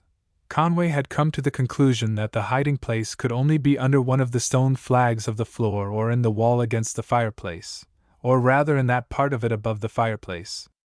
There would not be thickness enough in the walls separating the secret chamber from the passage or the rooms on either side of it, but the chimney would not be of the same width as the open fireplace below, and there might well be a space there sufficient for a good-sized closet. It was here, therefore, that she determined to begin her search. The next night, then, after touching the springs and entering the secret chamber, she began carefully to examine each stone in the wall next the fireplace at a distance about 4 feet above the ground. In 5 minutes she uttered an exclamation of satisfaction. One of the stones, above 18 inches square, although like the rest fitting closely to those adjoining it, was not, like the others, bedded in cement. So close was the join that it needed a close inspection to see that it was different from those around it. Still, upon close examination, it was evident that it was not cemented in. Taking out a penknife from her pocket, she found that the joint was too close even to allow this to be inserted for any distance. There was no keyhole or any other visible means of opening it, and she searched the walls in vain for any hidden spring. For a whole week she continued the search, but without the slightest success, and at last began almost to despair, for at the end of that time she was convinced that she had passed her fingers again and again over every square inch of the floor and walls within her reach. Completely worn out with her sleepless nights, she determined to take a little rest, and to abstain altogether for a few nights from the search. On the third night, however, an idea suddenly occurred to her. She rose at once, dressed herself, and was about to go downstairs, when she thought that she heard a noise below. She returned at once to her room, hid away her hat and coat, and again went to the top of the stairs and listened. Yes, she had not been mistaken. She distinctly heard sounds below, and, she thought, the murmur of men's voices.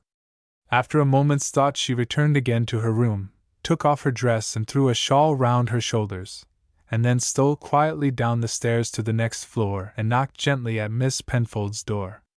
She repeated the knock 2 or 3 times, and then heard Miss Penfold's voice asking who was there. She did not speak, but knocked again. This time the voice came from the other side of the door.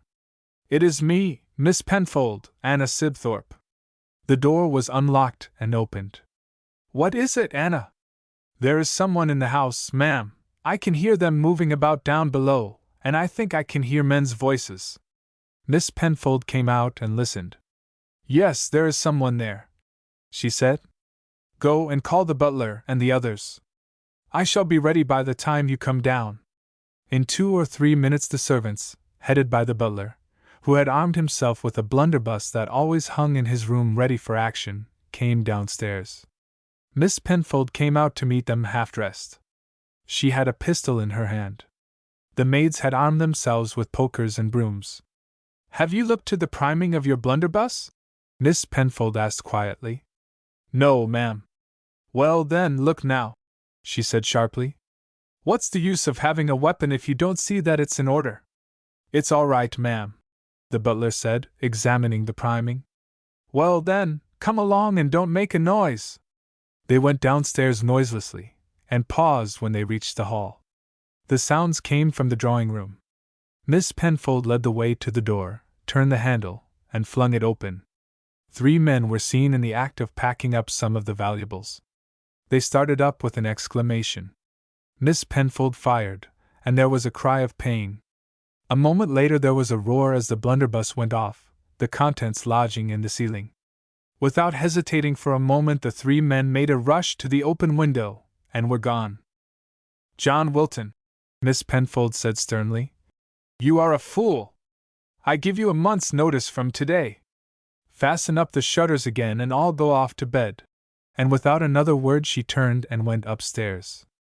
As she reached the landing her sister ran out of her room in great alarm. "What is the matter, Charlotte? I heard 2 explosions." "It is nothing, Eleanor. Some men broke into the house, and we have gone down and frightened them away.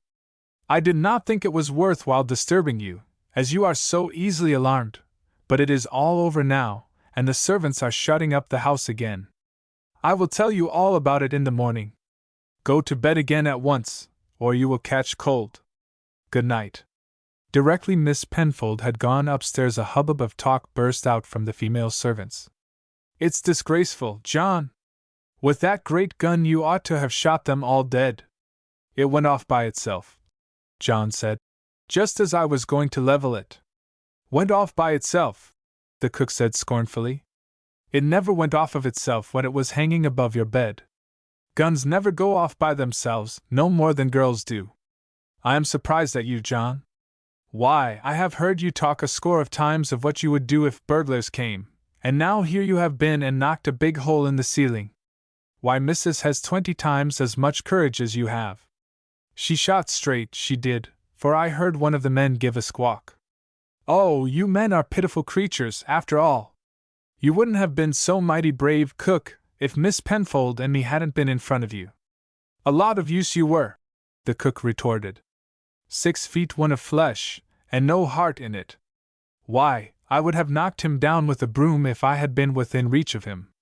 Yes, that we would, cook, the under-housemaid said.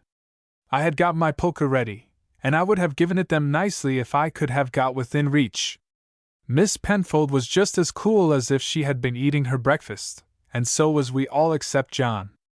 John had by this time fastened up the shutter again, and feeling that his persecutors were too many for him, he slunk off at once to his room, and the others, beginning to feel that their garments were scarcely fitted for the cold night air, postponed their discussion of the affair until the following morning. The next morning after breakfast the servants were called into the dining room, and Miss Penfold interrogated them closely as to whether any of them had seen strange men about, or had been questioned by any one they knew as to valuables at the hall. If it had not been for Anna, she said, when she had finished without eliciting any information, the house would have been robbed, and not any of us would have been any the wiser. It was most fortunate that, as she says, she happened to be awake and heard the sounds, and she acted very properly in coming quietly down to wake me. If the one man in the house, and she looked scornfully at the unfortunate butler, had been possessed of the courage of a man, the whole of them would have been shot, for they were standing close together, and he could hardly have missed them if he had tried. If that weapon had been in the hands of Anna, instead of those of John Wilton, the results would have been very different. However, John Wilton, you have been a good servant generally, and I suppose it is not your fault if you have not the courage of a mouse, therefore I shall withdraw my notice for you to leave. I shall make arrangements for the gardener to sleep in the house in future, and you will hand that blunderbuss over to him. I shall write today to the ironmonger at Weymouth to come over and fix bells to all the shutters, and to arrange wires for a bell from my room to that which the gardener will occupy. At breakfast Miss Penfold informed her sister of what had taken place the night before. I shall write, of course, to the head constable at Weymouth to send over to inquire about it, but I have very little hope that he will discover anything, Eleanor. Why do you think that, Charlotte? You said that you were convinced you had wounded one of the men, so they ought to be able to trace him. I dare say they would if this had been an ordinary theft, but I am convinced that it was not. Not an ordinary theft? What do you mean? I have no doubt in my mind, Eleanor, that it was another attempt to discover the will. Do you think so? Eleanor said in an odd voice. That is terrible.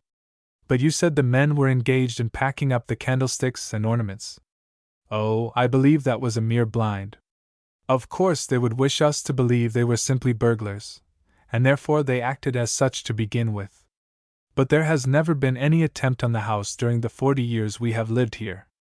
Why should there be so now?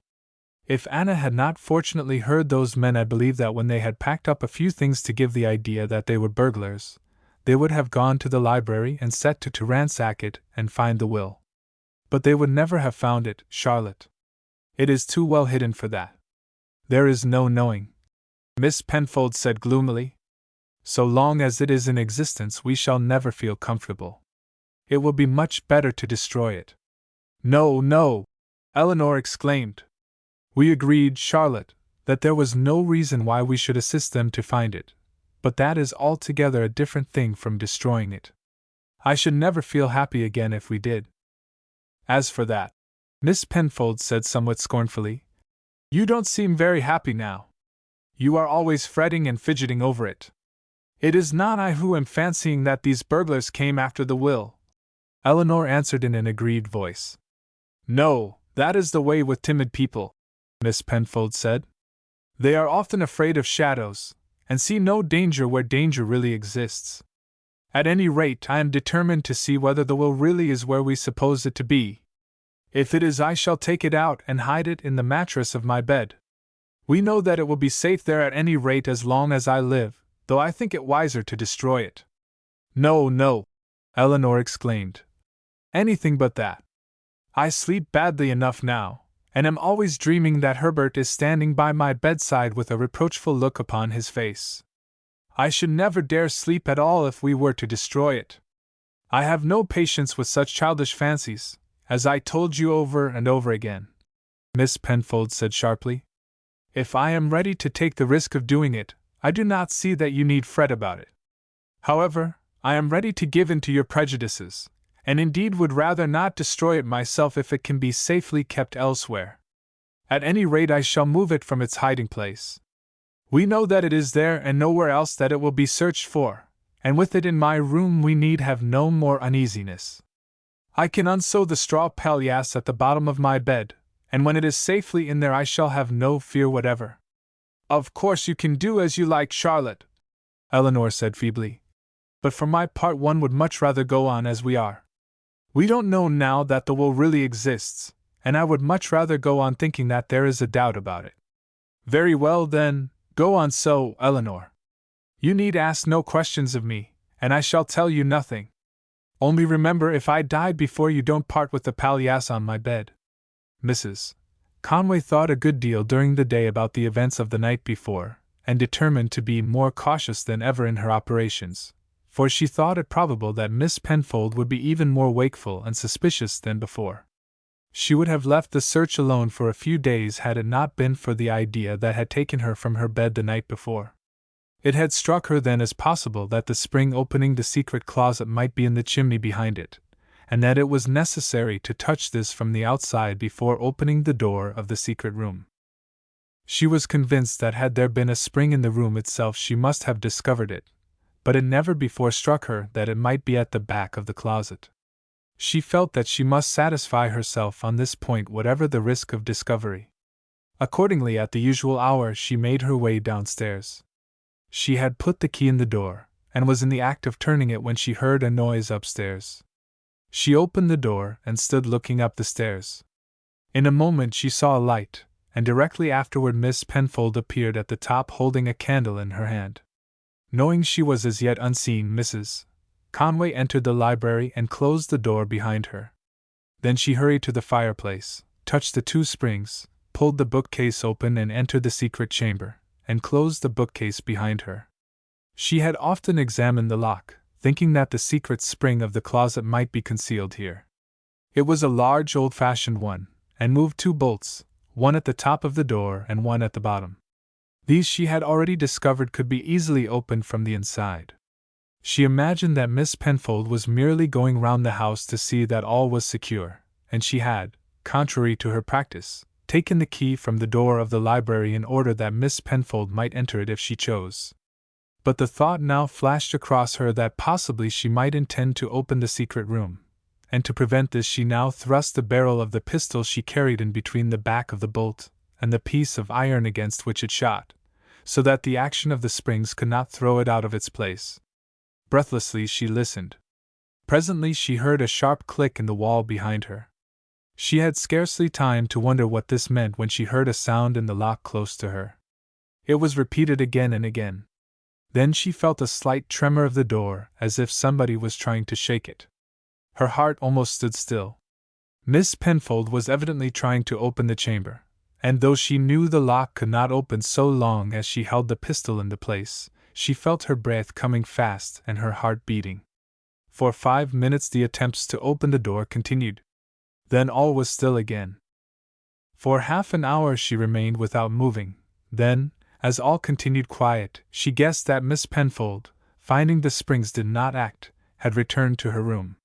She now rose to her feet, drew out her dark lantern, and turned to the wall by her side. She gave an exclamation of joy. The stone that she had so long vainly endeavored to move was swung open.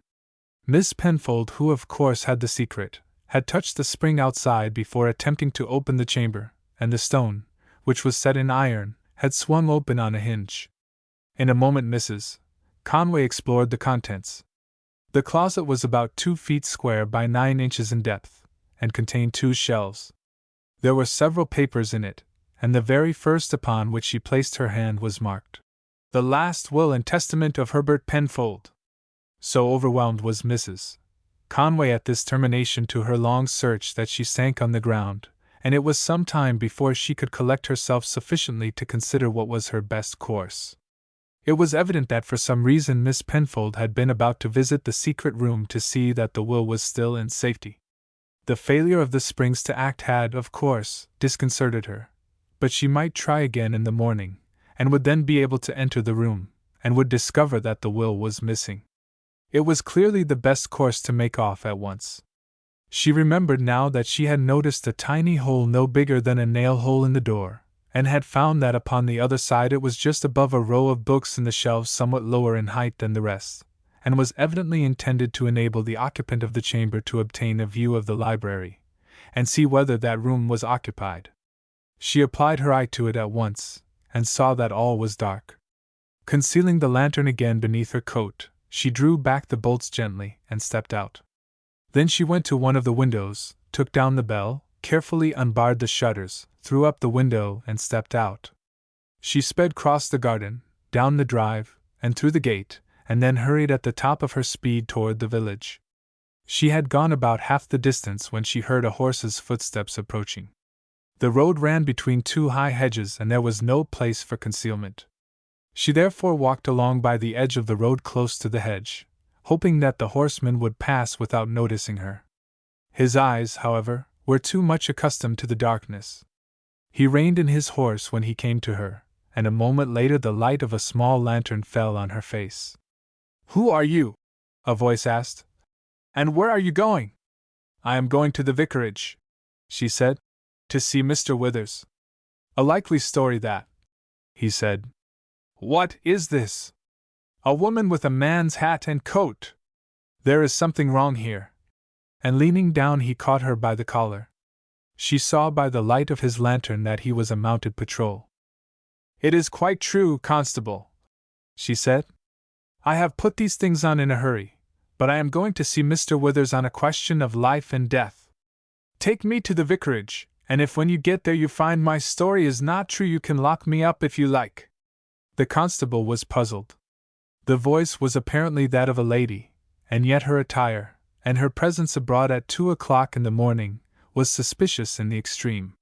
He paused irresolute. "I don't like to disturb the vicar at this time of night," he said. "I will take you to the village lock-up and go up to him in the morning." "Please don't do that," she said. "I am a lady, and have a very good reason for what I am doing. I can promise you that Mr. Withers will not be angry at being called up. Indeed, he will be greatly pleased. Come, constable," she went on, seeing that he hesitated. "I will give you a couple of guineas to take me direct to the vicarage." "Well, ma'am," the constable said, "if you are sure Mr. Withers will not be angry at being called up at such an hour I will take you, but you know he is a magistrate, and it would never do to play tricks upon him." "There are no tricks, constable. He knows me very well, and will be pleased to see me even at this hour." Greatly puzzled over the whole proceeding, the constable turned, and still keeping a firm hold of her collar walked his horse back toward the village. "You really need not hold me so tightly," Mrs. Conway said. "If I wanted to get away I could have done so in a moment, for I have a pistol in my pocket, and could have shot you the moment you turned your lantern away from me." Somewhat startled at this information, the constable released his hold, satisfied that his prisoner could not escape by speed. As a measure of precaution he made her walk a pace or 2 ahead, and kept the light of his lantern upon her, while he held his pistol ready for action in his hand in case she should suddenly turn upon him. They went through the village, and 5 minutes afterward entered the gate of the vicarage. On reaching the door, Mrs. Conway rang the bell. A moment later a window above opened. "What is it?" a man's voice asked. "Am I wanted anywhere?" I am the mounted patrol, sir, the constable said, and I have met a suspicious sort of person in the road. She said she was coming to you, and you knew her, and though it didn't seem a likely sort of story, I thought it better to run the risk of disturbing you instead of taking her to the lockup. It is I, Mr. Withers, Mrs. Conway said, taking off her hat and stepping out so that the light of the policeman's lantern fell upon her. Please let me in, I have got it. Good heavens! Mr. Withers exclaimed, startled out of his usual tranquility. It is all right, constable. I will be down in a minute. There, constable, you see I spoke truly, Mrs. Conway said, and taking her purse from her pocket she extracted by the light of the lantern 2 guineas and handed them to the man. Oh, I don't want to take your money, ma'am, he said apologetically. You must excuse my not believing you, but it did seem a rum start. You are quite right, constable, she replied. The circumstances were suspicious, and you only did your duty. However, you might have made it very unpleasant for me if you had chosen to take me to the lockup instead of bringing me here, and I am very willing to give you what I promise you. I can afford it very well, she said cheerfully, as he still hesitated. And I dare say it will be useful to you. The man took the money and touched his hat, and sat quiet until the door opened, and Mr. Withers in a dressing gown, and holding a candle appeared. You have done quite right in bringing the lady up here, Mr. Withers said. But you need not go talking about it in the village. Very well, sir, I will say nothing about it. Good night, sir. Good night, ma'am. My dear Mrs. Conway, what has happened to bring you here at this hour of the night? Mr. Withers asked as he closed the door behind. Did I understand you to say that you have got it? Is it possible that you have found the will? Quite possible, Mr. Withers. Here it is in its envelope, with the seals unbroken. You astound me, Mr. Withers exclaimed. At this moment Mrs. Withers made her appearance at the top of the stairs, her husband having briefly said as he hurried out of the room that it was Mrs. Conway. Amy, he said, here is Mrs. Conway. And what do you think? She has brought the missing will with her. With an exclamation Mrs. Withers ran downstairs and threw her arms round Mrs. Conway. You dear brave creature, she said. I have been longing to speak to you for the last 6 months. It seems so unnatural your being close to us, and my not being able to see you, and you have really found the will? I can hardly believe it. How has it all come about? Don't bother her, Amy, Mr. Withers said, for now that the excitement was past Mrs. Conway was trembling all over, and was scarcely able to keep her feet. She is overtired and overexcited. Take her straight up to the spare room and get her to bed. I will make her a tumbler of hot port wine and water. The water is sure to be warm in the kitchen, and a stick or 2 will make it boil by the time she is ready for it. We will hear all about it in the morning. We have got the will safe, and we have got her. That is quite enough for us for tonight. All the rest will keep very well until tomorrow. In a few minutes Mrs. Conway was in bed, and after drinking the tumbler of hot negus Mr. Withers had prepared for her she soon fell asleep. Mrs. Withers came into the room early in the morning. My husband says you are not to think of getting up unless you feel quite equal to it, and I agree with him, so if you like I will bring breakfast up to you, and then you can go off to sleep again for a bit. Oh no, thank you, Mrs. Conway replied. Now that I am fairly awake and realize where I am perfectly ready to get up. I could not think the first moment I opened my eyes where I had got to, and fancied I had overslept myself and should get a nice scolding. You must wear one of my dresses, my dear, the vicar's wife said. You have done with that servant's gown for good. I will bring you one in a few minutes. In half an hour Mrs. Conway came down in a pretty morning dress of Mrs. Withers. Mabel had that moment made her appearance in the breakfast room. She had returned only a week before from her stay at Bath, having positively mutinied against the proposal that she should stay there for another 6 months. She started at the entry of a stranger. Don't you know me, Mabel? Mrs. Conway said, holding out her hand.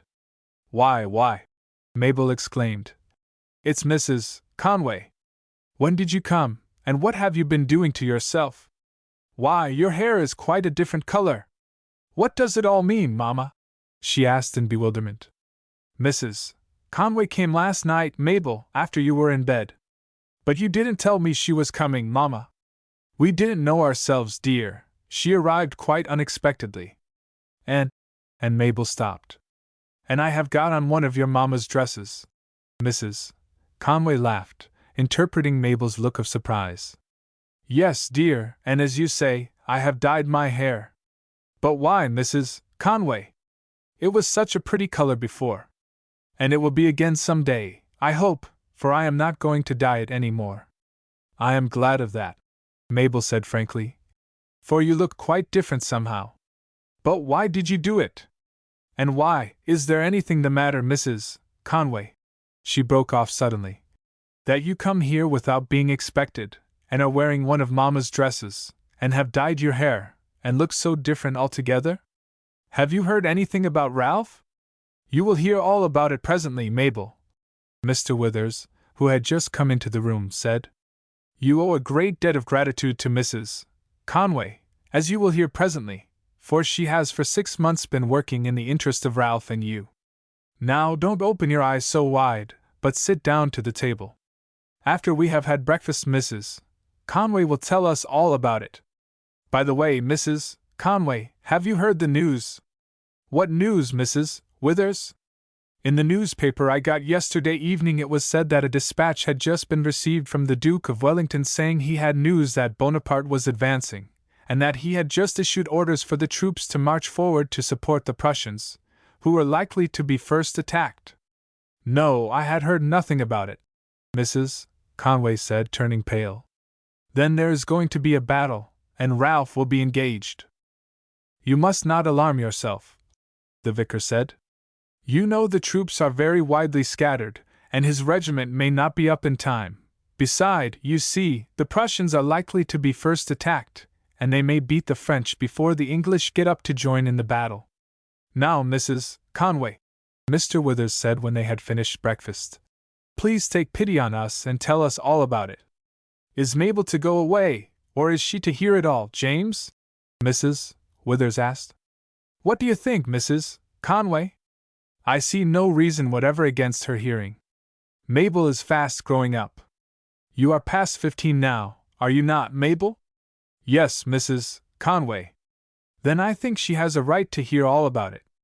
She is, after all, the party most interested. Thank you, Mrs. Conway, the girl said. Please let us go out into the garden and sit in the chairs under the shade of that tree. I can see it is going to be a long story, and it will be delightful out there, and then Papa can smoke his after-breakfast cigar. Very well, Mabel, if your Mamma has no objection, I am quite willing. The chairs were taken out into the shade of the tree and the party sat down, Mabel all excitement, for as yet she knew nothing whatever of what had happened, and was puzzling herself in vain as to how Mrs. Conway could have been working in her interest. In the first place, Mabel, Mrs.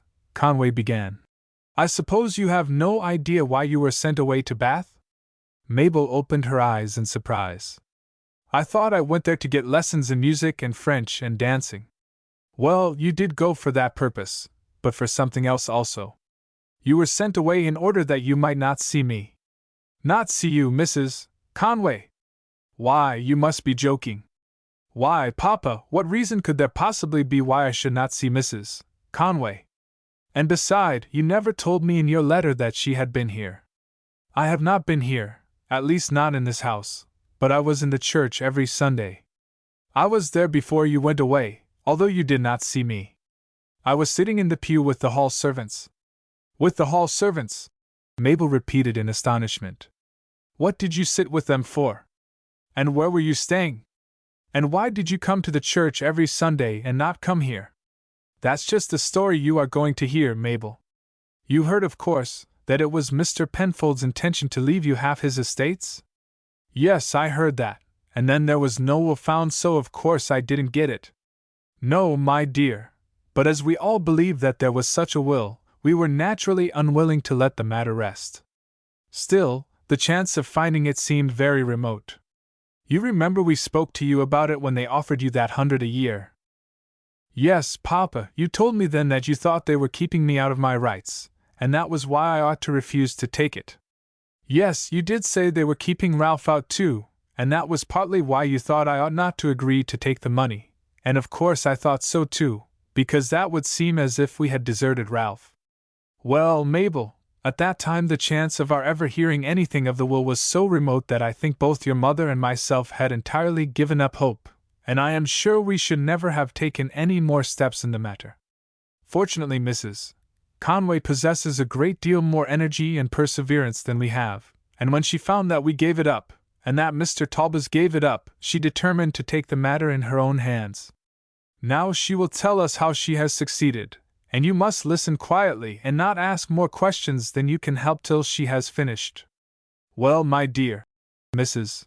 Conway went on, Mr. Talbot, Mr. Penfold's lawyer, did everything he possibly could to find the will, but he could not do so, and as my son was with you the person that had been robbed, I thought it was my duty to undertake the search myself.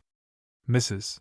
Conway then related step by step the measures she had taken to obtain a situation as servant at the Hall, and then went on to tell the manner in which she had carried on the search, and how success had finally crowned her efforts, her story being frequently interrupted by exclamations and questions from her hearers. "What do you mean to do next?" Mr. Withers asked when she concluded. "I will ask you to drive me over at once to Weymouth. I shall not feel comfortable until I have placed the will in Mr. Talbot's hands, and directly I have done that I shall go over to Brussels. I may perhaps get there before any great battle is fought, and I should like to see Ralph before that, if possible, and at any rate be there to nurse him if he was wounded. I shall ask Mr. Talbot if he can spare time to go across with me to Brussels. I should not want him to stop there, but only to take me over. I should think there would be no difficulty in hiring a small vessel at Weymouth to take me to Ostend, especially as money is no object now. If Mr. Talbot cannot spare time himself, he can send a clerk with me or get somebody who will take me in charge, but at any rate I intend to go by myself if necessary. I do not suppose it will cause any delay about the will, Mr. Withers, for of course there must be some trouble in having it proved.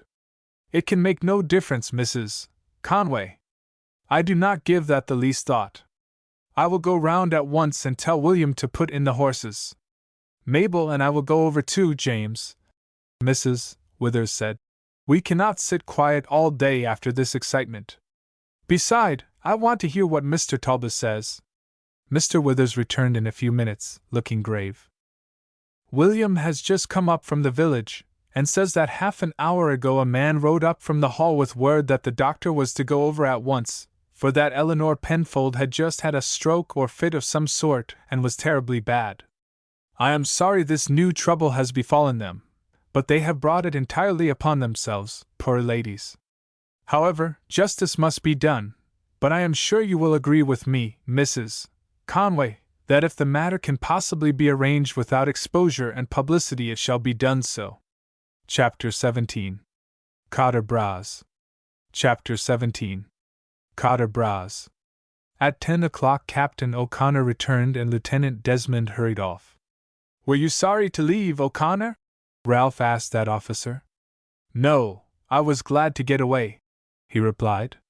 "Knowing as I do that in another 24 hours we may be engaged, and that in 48 the greatest battle of the age may take place, it was horribly sad to look on at the scene and wonder how many of the men laughing and flirting and dancing so gaily there would be so soon lying stark and cold, how many broken hearts there would be among the women.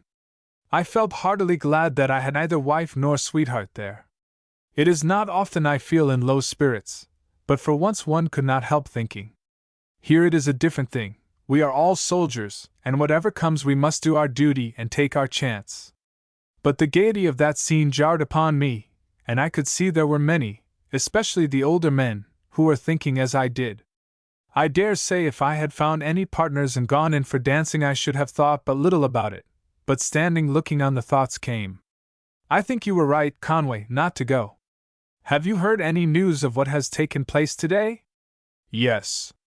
I was standing by the colonel when Picton came up to him and said, 'There's been sharp fighting on the frontier.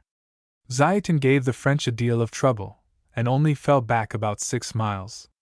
The other corps, except Bülow's, will all join them tonight. It is 1,000 pities that Zieten did not send off a mounted messenger to us directly he became engaged. If he had done so, we might have started at 1 o'clock today, and should have been in line with the Prussians tomorrow. I suppose he thought Blücher would send, and Blücher thought he had sent, and so between them nothing was done, and we only got the news at 7 o'clock this evening. 9 precious hours thrown away.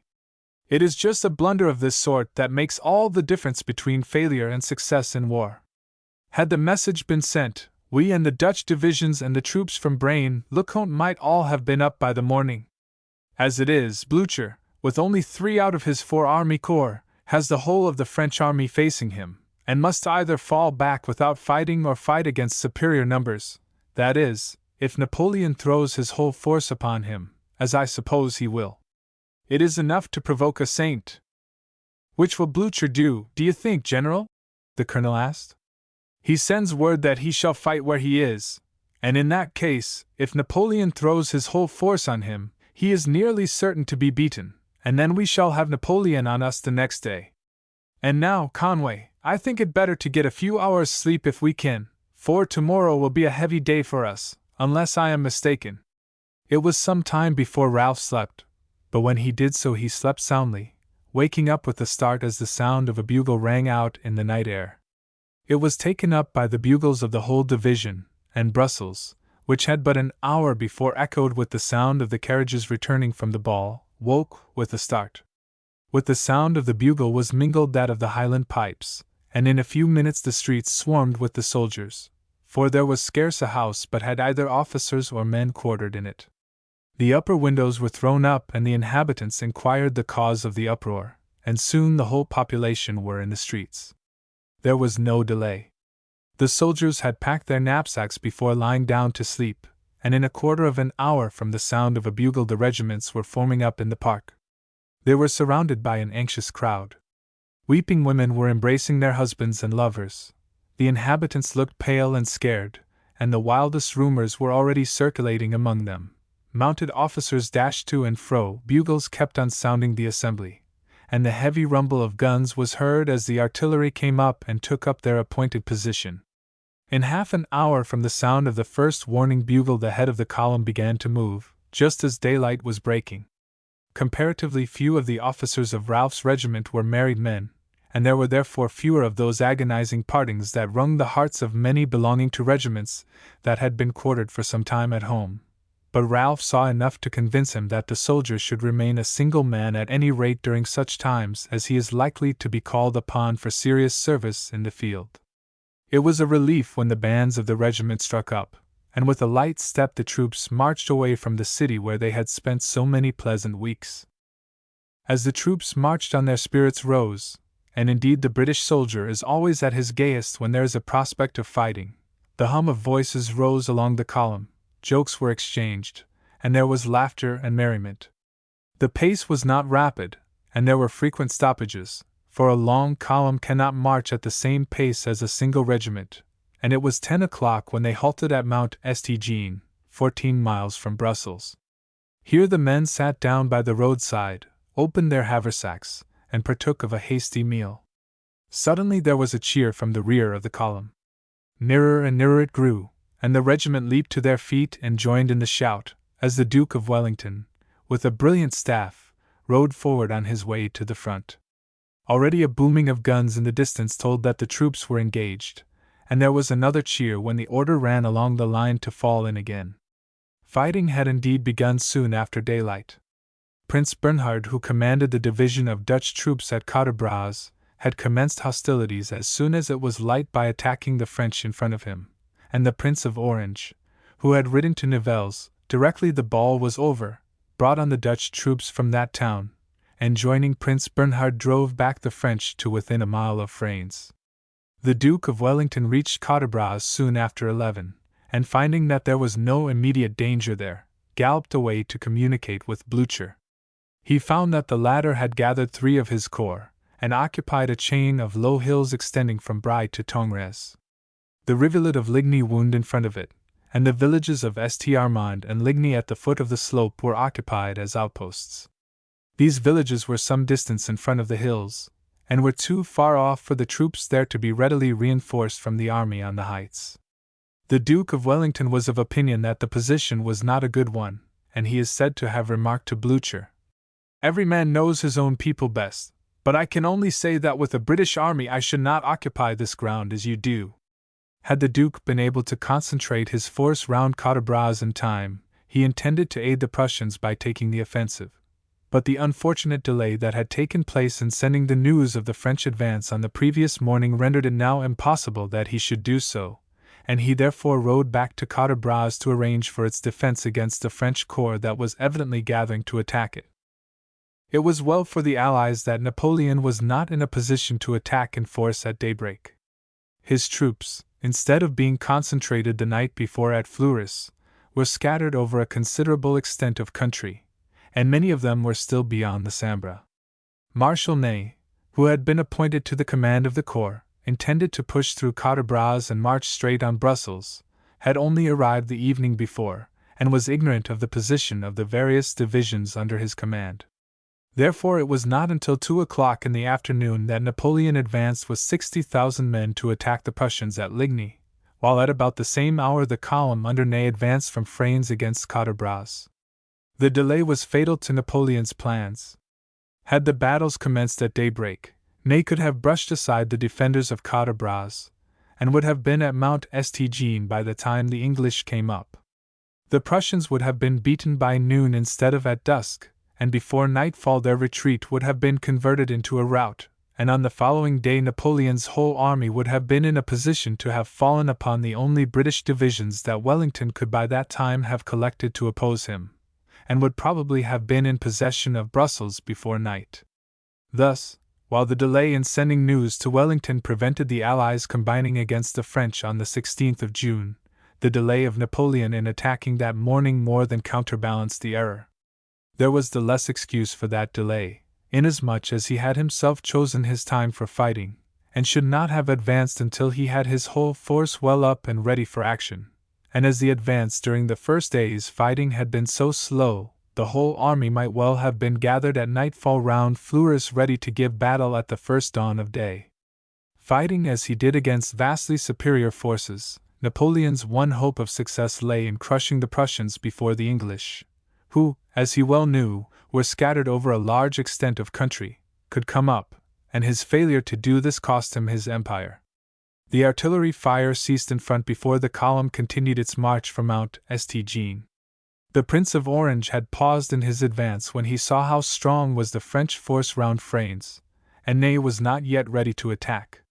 Therefore from 11 until 2 there was a cessation of operations, and the ardor of the troops flagged somewhat as they tramped along the dusty road between Mount St. and Genappe. The Prince of Orange was having an anxious time while the British column was pressing forward to his assistance. As the hours went by he saw the enemy's forces in front of him accumulating, while he knew that his own supports must be still some distance away. Nevertheless, he prepared to defend Quatre Bras to the last. He had with him 6,832 infantry and 16 cannon, while Ney had gathered 17,000 men and 38 guns to attack him. The latter should have had with him D'Erlin's corps of 20,000 men and 46 guns, but these were suddenly withdrawn by Napoleon when the latter found that the Prussian force was stronger than he had expected. They had just reached the field of Ligny when an order from Ney again caused them to retrace their steps to Quatre Bras, where they arrived just after the fighting there had come to an end. Thus 20,000 men with 46 guns were absolutely thrown away, while their presence with either Napoleon or Ney would have been invaluable.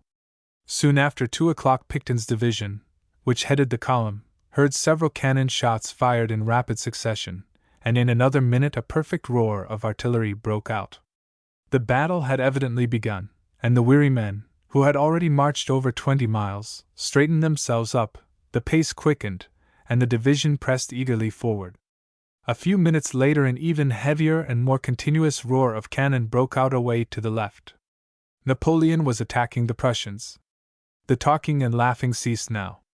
Even the oldest soldiers were awed by that roar of fire, and the younger ones glanced in each other's faces to see whether others felt the same vague feeling of discomfort they themselves experienced, and yet terrible as was evidently the conflict raging in front, each man longed to take his part in it. The officers' orders to the men to step out briskly were given in cheerful and confident voices, and the men themselves, with their fingers tightening on their muskets, and their eyes looking intently forward as if they could pierce the distance, and realize the scene enacting there, pressed on doggedly and determinedly. Messenger after messenger rode up to General Picton, who was marching at the head of the column, begging him to hurry on, for that the Prince of Orange was step by step being driven back. But the troops were already doing their best. The Dutch and Belgian troops had fought with considerable bravery, and had held the village of Piermont, and a farm near it for some time before they fell back to the wood of Bossu. Here they make a stout stand again, but were at length driven out and were beginning to lose heart, and in a few minutes would have given way when they saw on the long straight road behind them the red line of Picton's column. The glad news that help was at hand ran quickly through the wood, and the Belgians met their foes with fresh courage. Picton's force consisted of the 8th and 9th British Brigades, the former under General Sir James Kempt, the latter under Sir Dennis Pack. With them were the 4th Brigade of Hanoverians, with 2 batteries of artillery, the one Hanoverian, the other British. The excitement of the troops increased as they neared Quatre Bras, and a loud cheer ran along the line as they neared the wood, and took their place by the side of the hardly pressed Dutch and Belgians. Pack's brigade consisted of the 1st Battalion 42nd, 2nd 44th, 1st 92nd, and 1st 95th, while Kempt had under him the 1st 28th, 1st 32nd, 1st 79th, and 3rd Royals. The aspect of the fight was speedily changed now. The French, who had been advancing with shouts of triumph, were at once hurled back, and the defenders a few minutes later were strengthened by the arrival of the greater part of the Duke of Brunswick's corps. In point of numbers the combatants were now nearly equal, as the Allies had 18,000 infantry, 2,000 cavalry, and 28 guns on the field. Of these, however, but 8,000 at most were British. Picton at once sent forward the 1st Battalion of the 95th, and these cleared a little wood in the front of Piermont of the French light troops, and restored the communication between Quatre Bras and Ligny. Ney, however, was preparing to advance again in force. His front was covered with a double hedgerow, which afforded admirable shelter to his skirmishers, while his artillery were so placed on rising ground in the rear of his position as to sweep the whole country over which his column would advance to the attack. At this moment the Duke returned from his conference with Blücher. He at once saw that the enemy had gathered a heavy column behind the wood of Bossu, and directed the Prince of Orange to withdraw the guns that were too far advanced, and to gather the Dutch and Belgian troops to oppose the advance. At the same time he sent forward the 28th to their assistance. They arrived, however, too late, for the French swept the Belgians before them and advanced steadily, while their artillery from the high ground opened a furious cannonade upon Picton's division. One of the Brunswick regiments now joined the Belgians, but in spite of this reinforcement the latter were driven from the wood of Bossu, which they had occupied when the British first came up. The British troops were suffering heavily from the artillery fire to which their own guns could make no effectual reply. "Pretty hot this, Conway," Captain O'Connor said to Ralph. "It's not pleasant standing here being made a target of." "That it's not," Ralph said heartily. "I call it horribly unpleasant. I shouldn't mind it so much if we were doing something." It was indeed trying for young soldiers under fire for the first time. The French had got the range accurately, and every moment gaps were made in the line as the round shot plowed through them. The officers walked backward and forward in front of their men with exhortations to stand steady. "It will be our turn presently, lads," Captain O'Connor said assuringly. "We will turn the tables on them by and by, never fear." There was not long to wait. Clouds of French skirmishers were seen advancing through the hedgerows, and stealing behind the thickets and woods that skirted the road, and a moment later the orders came for the light companies of all the regiments of Picton's division to advance. "Forward, lads!" Captain O'Connor said. "It's our turn now. Keep cool and don't waste your ammunition." With a cheer his company followed him. Every hedge, bank, and tree that could afford shelter was seized upon, and a sharp crackling fire at once replied to that of the French skirmishers. The light companies were then armed with far better weapons than those in use by the rest of the troops, and a soldier could have told at once by the sharp crackling sound along the front of the British line that it was the light companies that were engaged. But now a heavy column of troops was seen advancing from the village held by the French, and this, as it approached the part of the line held by the Brunswickers, broke up into several columns. The Germans were falling back, when the Duke sent Picton's 2 brigades to meet the enemy halfway. The 92nd were left behind in reserve on the road, the light companies were called in, Picton placed himself in front of the long line, and with a tremendous cheer this advanced to meet the heavy French columns. It was thus through the wars of the period that the English and French always fought, the French in massive column, the English in long line. Once again, as at Albura and in many a stricken field, the line proved the conqueror. Overlapping the columns opposed to it, pouring scathing volleys upon each flank, and then charging on the shaken mass with the bayonet, the British regiments drove the enemy back beyond the hedgerows, and were with difficulty restrained from following them up the face of the opposite hill. On the right, however, the Brunswickers were suffering heavily from the cannonade of the French, and were only prevented from breaking by the coolness of their chief. The Duke of Brunswick rode backward and forward in front of them, smoking his pipe and chatting cheerfully with his officers, seemingly unconscious of the storm of fire, and even the most nervous of his young troops felt ashamed to show signs of faltering when their commander and chief set them such an example. 4 guns, which at his request Wellington had sent to him, came up and opened fire, but so completely were they overmatched that in 5 minutes 2 were disabled and the other 2 silenced. As soon as this was done 2 French columns of infantry, preceded by a battalion in line, advanced along the edge of the wood, while a heavy mass of cavalry advanced along the Ghent road, and threatened the Brunswickers with destruction. The Brunswick, Dutch, and Belgian skirmishers fell back before those of the French. The Duke of Brunswick placed himself before a regiment of lancers and charged the French infantry, but these stood steady, and received the lancers with so heavy a fire that they retreated in confusion on Quatre Bras. The Duke now ordered the infantry to fall back in good order, but by this time they were too shaken to do so. The French artillery smote them with terrible effect, the infantry swept them with bullets, the cavalry were preparing to charge.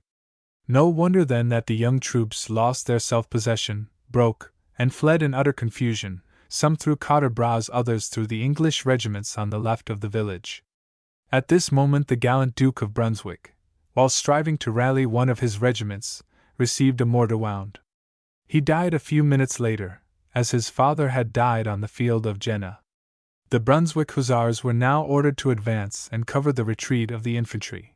But as they moved toward the enemy they lost heart, turned, and fled from the field, the French lancers charging hotly among them. So closely were the 2 bodies mixed together that the 42nd and 44th, which were posted on the left of the road, could not distinguish friend from foe. Before the former regiment had time to form square the French were upon them, and for 2 or 3 minutes a desperate hand-to-hand conflict took place between bayonet and lance.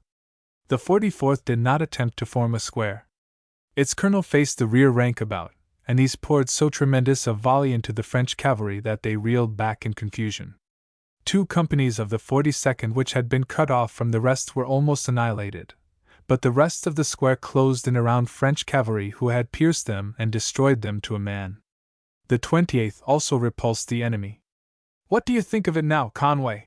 Captain O'Connor asked as the French retreated. "I feel all right now," Ralph said, "though I thought just now that it was all over with me. A big Frenchman was just dealing a sweeping cut at me when a musket shot struck him. Still, this is 1,000 times better than standing still and being pounded by their artillery. I confess I felt horribly uncomfortable while that was going on. I dare say you did, lad." The Duke of Wellington had, upon the fall of their commander, in vain endeavored to rally the flying Brunswickers. As he was so engaged, the cavalry column swept down upon him. He put spurs to his horse and galloped to the spot where the 92nd were lying behind a ditch bordering the road. The French were close to his heels. He shouted to the men of the 92nd in front of him to throw themselves down, and setting spurs to his horse leaped the ditch, and the men behind it, and instantly the Highlanders poured so terrible a volley into the French cavalry that 100 saddles were emptied. The cavalry recoiled for a moment in confusion, but then reformed and retired in good order. Some of the leading squadrons, however, had galloped on into the village and cut down some stragglers there, but the Highlanders closed round them, and being penned up in a farmyard from which there was but one outlet, scarce a man who had entered escaped. The French had now received heavy reinforcement, Kellerman's heavy horse having come upon the field, and as neither the Dutch nor Belgian cavalry would face the French troopers, they were free to employ their whole cavalry force against the British infantry. Again and again they charged down upon the 28th, 42nd, 44th, and 1st Royals. The 28th and the Royals did not indeed wait to be attacked, but led by Picton and Kempt in person resolutely advanced to charge the French cavalry. This feat, seldom exampled in military history, was rendered necessary in order to cover the flank of the 42nd and 44th, now, by the flight of the Brunswickers, Dutch, and Belgians, open to the attacks of the French cavalry. The fields here were covered with a growth of tall rye, that concealed the approach of the French cavalry till they were within a few yards of the infantry, and it was only by the tramp of the horses as they rushed through the corn that the British square knew when their foes would be upon them. Picton in the center of the 28th encouraged them by his presence, and they stood firm, although the cavalry again and again charged down until their horses' chests touched the close line of bayonets. They were every time repulsed with heavy loss. The 32nd, 79th, and 95th were also exposed to similar attacks, but everywhere the British soldiers stood firmly shoulder to shoulder, and nowhere did the French succeed in breaking their ranks. At 5 o'clock fresh guns and cavalry reinforced Ney, and his infantry again advanced in great force through the wood of Bossu. The British squares were decimated by the fire of the artillery, and several batteries were advanced to comparatively short range, and opened with destructive effect. Stoutly as the 8,000 British had fought, deserted though they were by their allies, against Ney's overpowering numbers, they could not much longer have stood their ground, when at the critical moment General Alten's division came up by the Nivelles road to their aid. Halkett's British brigade advanced between the wood of Bossu and the Charleroi road, while the Hanoverian brigade took up ground to the left, and gave their support to the hardly pressed British.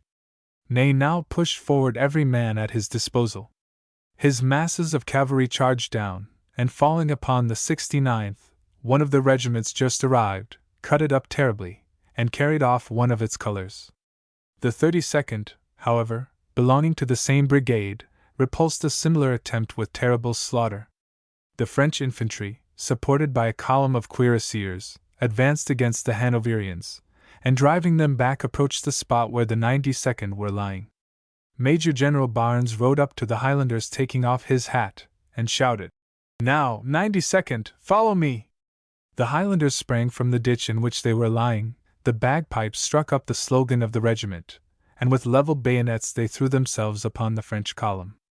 In vain its leading companies attempted to make a stand. The Highlanders drove them back in confusion, and they broke and fled to the shelter of the hedgerows, where they tried to resist the advance, but the Highlanders burst through without a pause. Their colonel, John Cameron, fell dead, but his men, more furious than before, flung themselves on the French, and drove them back in confusion into the wood. Ney still thought of renewing the attack, but Dearland's corps had not yet arrived, while at this moment 2 light battalions of Brunswickers, with 2 batteries of artillery, came up, and almost immediately afterward General Cook's division, comprising 2 brigades of the Guards, reached the spot. The latter at once advanced against the French skirmishers, just as they were issuing afresh from the wood of Bossu. The Guards had undergone a tremendous march, but all thought of fatigue was lost in their excitement, and they swept the French before them and pressed forward. As they did so the whole British line advanced, Halkett's brigade on the one flank, the Guards on the other. In vain the French cavalry charged again and again. In vain the French infantry strove to stem the tide. One after another the positions they had so hardly won were wrested from them. Picton's division retook the village. Piermont was carried by the 95th and the German Legion, while the Guards drove the enemy entirely out of the wood of Bossu. Night was now falling, and Ney fell back under cover of darkness to his original position in Fraynes, while the British lighted their fires, and bivouacked on the ground they had so bravely held. As soon as the order came for the troops to bivouac where they were standing, arms were piled and the men set to work. Parties chopped down hedges and broke up fences, and fires were soon blazing. Owing to the late hour at which the fight terminated, and the confusion among the baggage wagons that were now beginning to arrive from the rear, no regular distribution of rations could be made. Most of the men, however, had filled their haversacks before leaving their quarters on the previous evening, and a party sent down the road obtained a sufficient supply of bread for the rest from a commissariat wagon. While the fires were being lighted, the light company were ordered to aid in the work of collecting the wounded. The other regiments had also sent out parties, and for hours the work went on. Owing to the frequent movements of the troops, and the darkness of the night, it was difficult to discover the wounded, and there were no materials at hand from which torches could be made. No distinction was made between friend and foe. The bodies found to be cold and stiff were left where they lay. The rest were lifted and carried to one or other of the spots where the surgeons of the force were hard at work giving a first dressing to the wounds, or, where absolutely necessary, performing amputations. After an hour's work the light company was relieved by the grenadiers, and these in turn by the other companies, so that all might have a chance of obtaining as much sleep as possible. The troops were indeed terribly fatigued, for they had had a 30 miles march, and nearly 6 hours continuous fighting, but they were in high spirits at their success, although suffering severely from want of water. They had started in the morning with full canteens, but the dusty march had produced such thirst that most of these were emptied long before they reached the field of battle, and no water was to be found near the spot where the 28th were bivouacked, and indeed, with the exception of the regiments in the village, who obtained water from the wells, the whole army lay down without a drink. Water had, however, been fetched for the wounded, whose first cry as their comrades reached them had always been for it, and even when the search had ceased for the night, there were numbers still lying in agony scattered over the field. Ralph had before starting filled a canteen with brandy and water at the suggestion of Captain O'Connor. "The less you drink, lad, while on the march the better, but the chances are you will find by night that every drop is worth its weight in gold. If you have the bad luck to be wounded yourself, the contents of the canteen may save your life, and if you don't want it yourself, you may be sure that there will be scores of poor fellows to whom a mouthful will be a blessing indeed." So Ralph had found it. He had drunk very sparingly on the way, scarcely permitting himself to do more than to wet his lips, but when he set about the work of collecting the wounded, he felt more than amply rewarded for his little self-sacrifice by the grateful thanks of the poor fellows to whom he was able to give a mouthful of his hoarded store. It was not until his return to the bivouac, after his hour's turn of duty, that he learned the extent of the loss of the regiment. He knew by the smallness of the number who mustered for the search how much his own company had suffered, and in the brief intervals in the struggle he had heard something of what was doing elsewhere. Lieutenant Desmond had fallen early in the fight, shot through the heart as the light companies went out to oppose the French skirmishers. Captain O'Connor had received a lance wound through his arm, but had made a sling of his sash, and had kept his place at the head of his company. The officers were all gathered round a fire when Ralph returned to the bivouac. "I see you have your arm in a sling, O'Connor," he said. "Nothing serious, I hope?" "No, I think not, but it's confoundedly painful. It was a French lancer did it. Fortunately one of the men bayoneted him at the very instant he struck me, and it was only the head of the lance that went through my arm. Still, it made a hole big enough to be uncommonly painful, the more so because it gave it a frightful wrench as the man dropped the lance. However, there is nothing to grumble at, and I may consider myself lucky indeed to have got off with a flesh wound when so many good fellows have fallen. Yes, considering the number engaged, the losses have been terribly heavy," the Major said. "It looked very bad for a time." "That it did," O'Connor agreed. "That's what comes of fighting with little mongrels by the side of you. It's always been the case when we get mixed up with other nationalities. Look at Fontenoy, look at Talavera. If I were a general I would simply fight my battles in my own way with my own men. If any allies I had liked to come up and fight on their own account, all the better, but I wouldn't rely upon them in the very slightest. The Belgians and Dutch fought very fairly at the beginning, O'Connor. Yes, I will admit that. But what's the good of fighting at the beginning if you are going to bolt in the middle of a battle? If we had had 2 or 3 regiments of our own cavalry it would have made all the difference in the world, but when they went off, horse and foot, and left our division alone to face the whole force of the enemy, I hardly even hoped we should hold our ground till Alton came up. Yes, he was just in the nick of time, but even with him we should have had to fall back if Cook had not arrived with the guards. By the way, has anyone heard what has taken place on our left? We have heard nothing, but I think there is no doubt the Prussians must have been thrashed. One could hear the roar of fire over there occasionally, and I am sure it got farther off at the end of the day. Beside, if Blucher had beaten Napoleon, our friends over there would be falling back, and you can see by their long lines of fire they have not done so. I dare say we shall hear all about it tomorrow. Anyhow, I think we had better lie down and get as much sleep as we can. We may have another hard day's work before us. Chapter 18. Waterloo. Chapter 18. Waterloo. The Prussians indeed had been beaten at Ligny. Their 3 corps, numbering 80,000 men, with 224 guns, had been attacked by Napoleon with 60,000 men, with 204 guns. The battle was contested with extraordinary obstinacy on both sides. The villages of Ligny and St. Armand were taken and retaken over and over again, and for hours the desperate strife in and around them continued without cessation. Both parties continued to send down reinforcements to these points, but neither could succeed in obtaining entire possession of them. The faults which Wellington had perceived in the Prussian position told against Blucher. The villages were too far in advance of the heights on which the army was posted, and his reinforcements were therefore a long time in reaching the spot where they were required to act. They were, too, as they descended the hill, under the observation of Napoleon, who was able to anticipate their arrival by moving up supports on his side, and who noted the time when Blucher's last reserves behind Ligny had come into action. At this critical moment General Lobau arrived from Charleroi with 12,000 fresh men and 38 guns, and at 7 o'clock in the evening Napoleon launched this force with his division of guards, 20,000 strong, who had hitherto been kept in reserve, against the enemy. Ligny was captured and the victory won. The Prussians throughout the day had fought with great bravery. They had a long score to wipe out against the French, and were inspired as much by national hatred as by military ardor, and they owed their defeat rather to the disadvantages of the position they held than to the superior fighting qualities of the French. Their cavalry had several times made desperate charges, sometimes against the French horse, at others upon columns of infantry. In one of these Blucher himself was with them, and as they were in turn driven back by a charge of the French cuirassiers his horse was shot, bringing him to the ground. His aide-de-camp leaped off and threw his cloak over him as the cuirassiers came thundering past, intent upon overtaking the Prussian cavalry.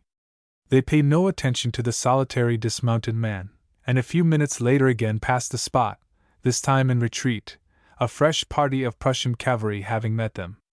Again they passed by the fallen general, little dreaming that one of their most formidable and determined enemies lay there at their mercy. As soon as the Prussians came up the dead horse was moved, and Blucher, who was insensible, carried to the rear, when he soon recovered and resumed the command. But though beaten the Prussians were by no means routed. They had lost the key of their position, but night came on before the combat terminated, and under cover of the darkness they fell back quietly and in good order. General Thielmann's corps on the extreme Prussian left had taken but little part in the fighting, and as the center and right of the Prussian army retreated he advanced, fell upon the French in the darkness, and for some time forced them back, thus giving time to the rest of the army to reform its ranks and recover its discipline. After having rendered great service by thus occupying the enemy, Thielmann took up a position on the heights, and remained facing the French, while the other corps d'armes took post in his rear. The French were too weary to follow up the advantage they had gained.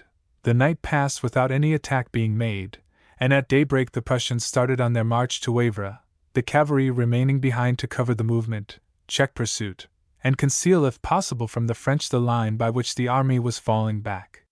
Had the pursuit been taken up at daybreak by the French, they would soon have driven in the cavalry and ascertained the route taken by the infantry, but it was not until many hours had elapsed that the French got into motion, and by that time the Prussian cavalry had disappeared from their front, and nothing remained to inform them of the line by which the enemy had retreated. There was a general feeling of disappointment among the gallant defenders of Quatre Bras when on the following morning orders were issued for them to abandon the ground they had so stoutly held. They had been astir at daylight, firearms were cleaned, fresh ammunition served out from the reserve wagons, and the men fell into the ranks, expecting that in a short time they would again be engaged. But no movement could be seen on the part of the enemy, and arms were again piled. The commissariat wagons had come up in the night, and rations were served out to the troops and breakfasts prepared.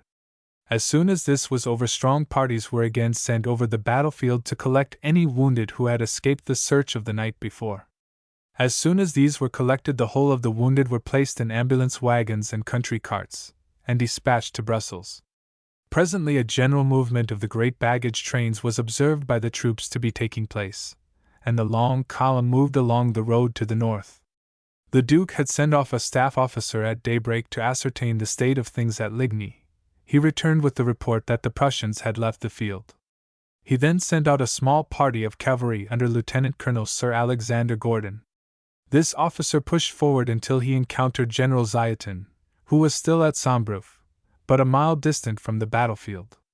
The general informed him of the whole events of the preceding day, and gave him the important intelligence that Blücher had retreated to Wavre, and would join hands with Wellington at Mount St. Jean, which the English general had previously fixed upon as the scene of the battle for the defense of Brussels. The news relieved Wellington of all anxiety. It had been before arranged that Blücher, if defeated, should if possible fall back to Wavre, but it was by no means certain that he would be able to do this, and had he been compelled by the events of the conflict to retire upon his base at Namur, he would have been unable to effect a junction for some days with Wellington, and the latter would have been obliged single-handed to bear the whole brunt of Napoleon's attack. The latter's plans had indeed been entirely based on the supposition that Blücher would retreat upon Namur, and in order to force him to do so he had abstained from all attack upon the Prussian left, and employed his whole strength against the right and center, so as to swing him round, and force him to retire by way of Namur. As soon as Wellington learned that Blücher had carried out the arrangement agreed upon, his mind was at ease. Orders were sent off at once to the troops advancing from various directions that they should move upon Mount St. Jean. All the baggage was sent back to Brussels, while provisions for the troops were to be left at Mount St. Jean, where also the whole of the ammunition wagons were to be concentrated. Horsemen were sent along the road to keep the baggage train moving, and they had orders that if the troops at Quatre Bras fell back upon them, they were at once to clear the road of all vehicles. Having issued all these orders, and seen that everything was in train, Wellington allowed the troops at Quatre Bras to rest themselves, and ordered their dinners to be cooked. No movement was yet to be seen on the part of the French. There was, therefore, no occasion to hurry. Those, therefore, of the men who were not out on patrol stretched themselves on the ground and rested till noon. Dinner over, the infantry marched off in 2 columns, the cavalry remaining until 4 o'clock in the afternoon, when upon the advance of Ney in front and Napoleon on the left they fell back, and after some sharp skirmishes with the enemy's light cavalry joined the infantry before nightfall in their position near Mount St. Jean and Waterloo. Rain had fallen for a time during the afternoon of the battle, and now at 4 o'clock it again began to come down heavily, soaking the troops to the skin. "This is miserable, Stapleton," Ralph said to his friend, after the regiment had piled arms on the ground pointed out to them by the officers of the quartermaster's department. "I am rather glad to hear you say it is miserable, Ralph. I was certainly thinking so myself, but you always accused me of being a grumbler, so I thought I would hold my tongue." Ralph laughed. "I don't think any one could deny that it is miserable, Stapleton, but some people keep up their spirits under miserable circumstances and others don't. This is one of the occasions on which it is really very hard to feel cheerful. There is not a dry thing in the regiment. The rain is coming down steadily and looks as if it meant to keep it up all night. The ground is fast turning into soft mud, and we have got to sleep upon it, or rather in it, for by the time we are ready to lie down it will be soft enough to let us sink right in. I think the best plan will be to try to get hold of a small bundle of rushes or straw, or something of that sort, to keep our heads above it, otherwise we shall risk suffocation." "It is beastly," Stapleton said emphatically. "Look at the men, What a change in them since we marched along this road yesterday! Then they were full of fun and spirits, now they look washed out and miserable. Were the French to attack us now, you wouldn't see our men fight as you did yesterday. But you must remember, Stapleton, the French are just as wet as we are. This is not a little private reign of our own, you know, got up for our special annoyance, but it extends right over the country. What nonsense you talk, Conway, as if I didn't know that. Well, you spoke as if you didn't, Stapleton, but you will see the fellows will fight when they are called upon. Just at present they are not only wet but they are disgusted. And I own it is disgusting after fighting as hard as we did yesterday to find it's all been of no use, and that instead of marching against the enemy we are marching away from them. Of course it can't be helped, and if we had waited another half hour we should have had all the French army on us, and yesterday's work would have been mere child's play to it. Still I can quite enter into the soldiers' feelings. Of course they do not understand the position, and regard it as simply a retreat instead of a mere shifting of ground to take up better position and fight again tomorrow. Still this is a nice position, isn't it? You see there's room enough along on the top of this slope for our whole army, and our guns will sweep the dip between us and the opposite rise, and if they attack they will have to experience the same sensations we did yesterday, of being pounded and pounded without the satisfaction of being able to return their fire.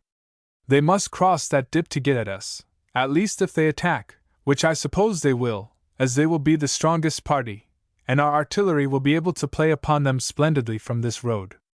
Then, too, there are 2 or 3 farmhouses nearer our side than theirs, and I suppose they will be held in force. That looks rather a nice old place among the trees there on our right.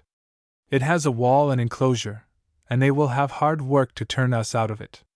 Yes, I call this a fine place for a battle, and we shall have the advantage here of being able to see all over the field and of knowing what is going on in other places, while yesterday one couldn't see 3 yards before one. During the whole time one was fighting, one felt that it might be of no use after all, for we might be getting smashed up in some other part of the field. I never thought anything about it, Stapleton said.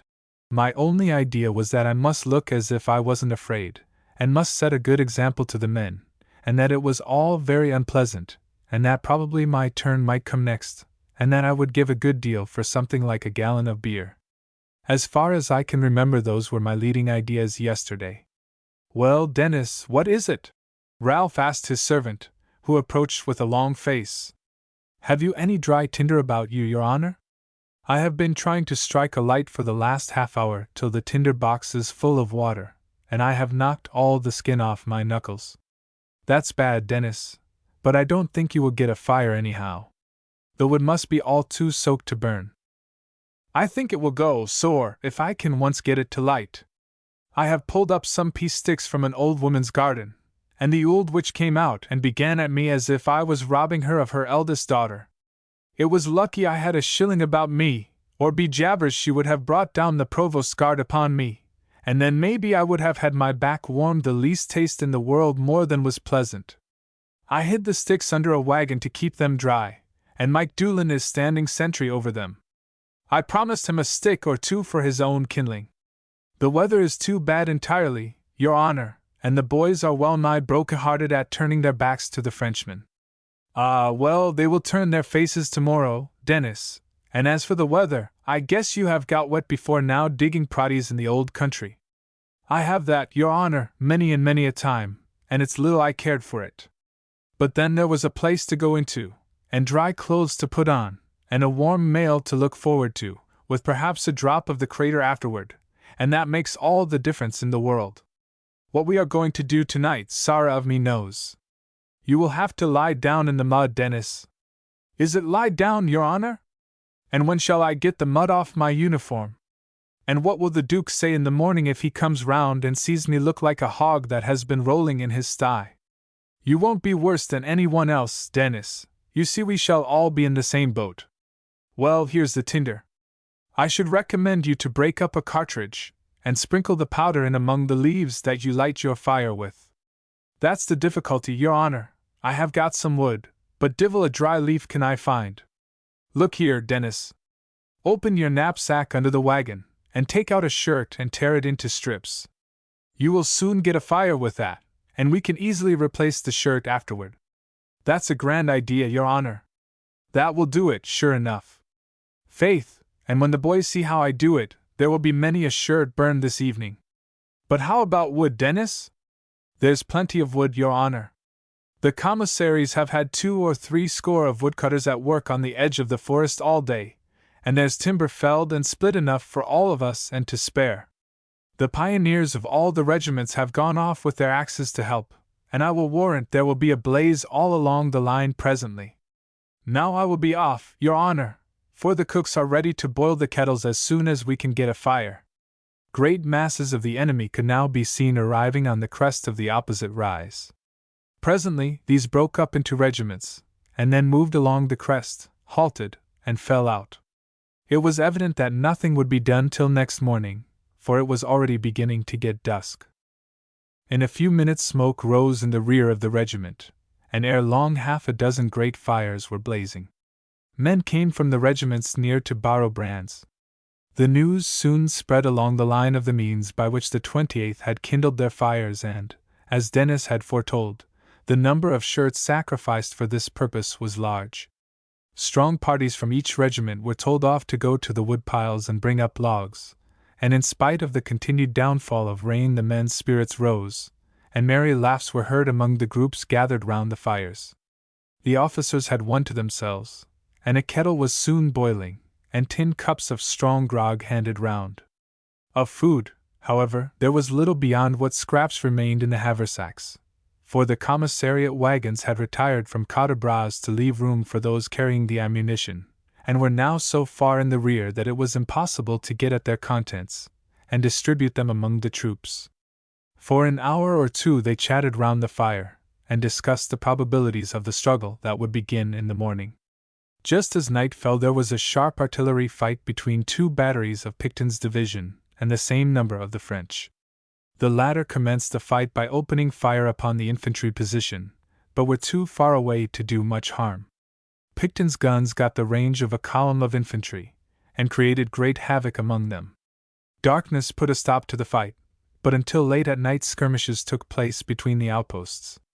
A troop of the 7th Hussars charged and drove back a body of light cavalry, who kept on disturbing the vedettes, and the 2nd Light Dragoons of the King's German Legion, posted in front of Hougoumont, charged and drove back a column of the enemy's cavalry that approached too close.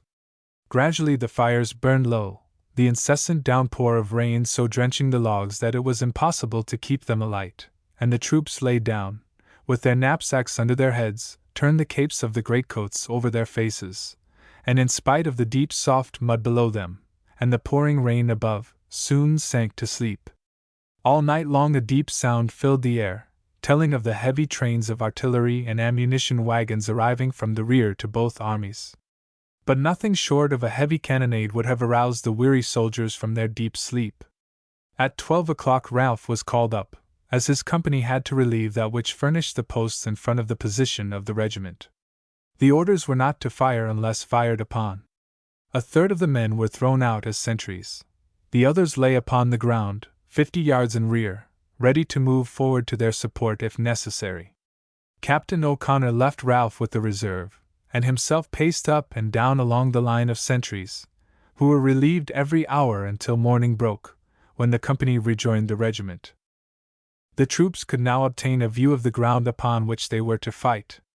Their line extended some 2 miles in length, along the brow of a gradually sloping rise, the 2 extremities of which projected somewhat beyond the center.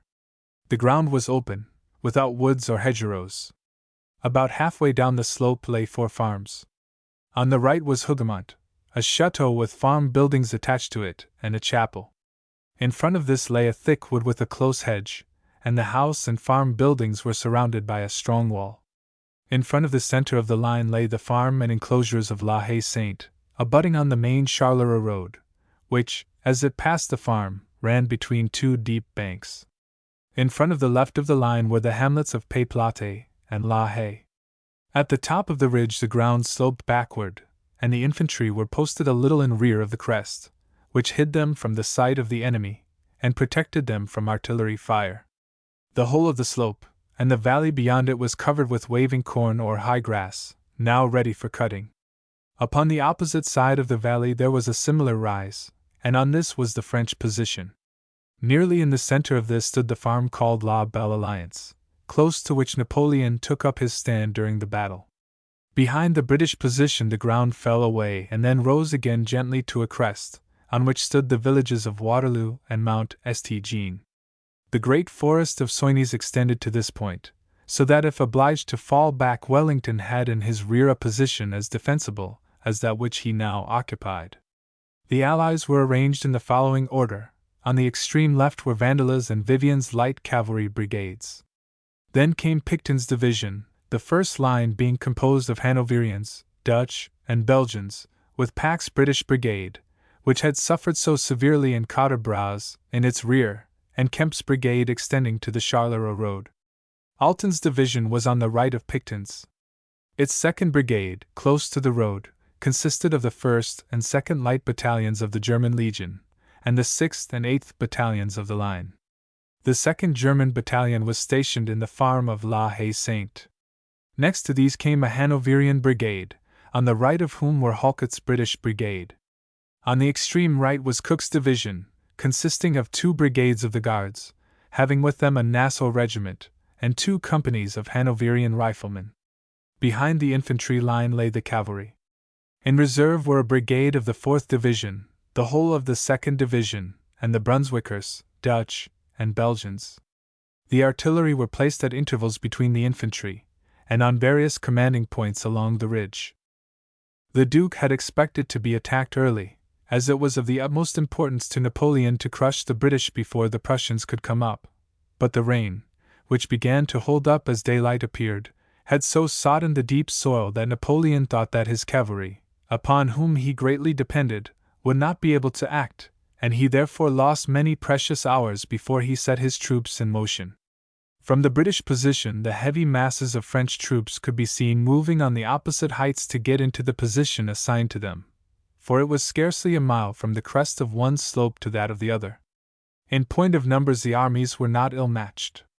Wellington had 49,608 infantry, 12,402 cavalry, 5,645 artillerymen, and 156 guns. Napoleon, who had detached Grouchy with his division in pursuit of the Prussians, had with him 48,950 infantry, 15,765 cavalry, 7,232 artillerymen, and 246 guns.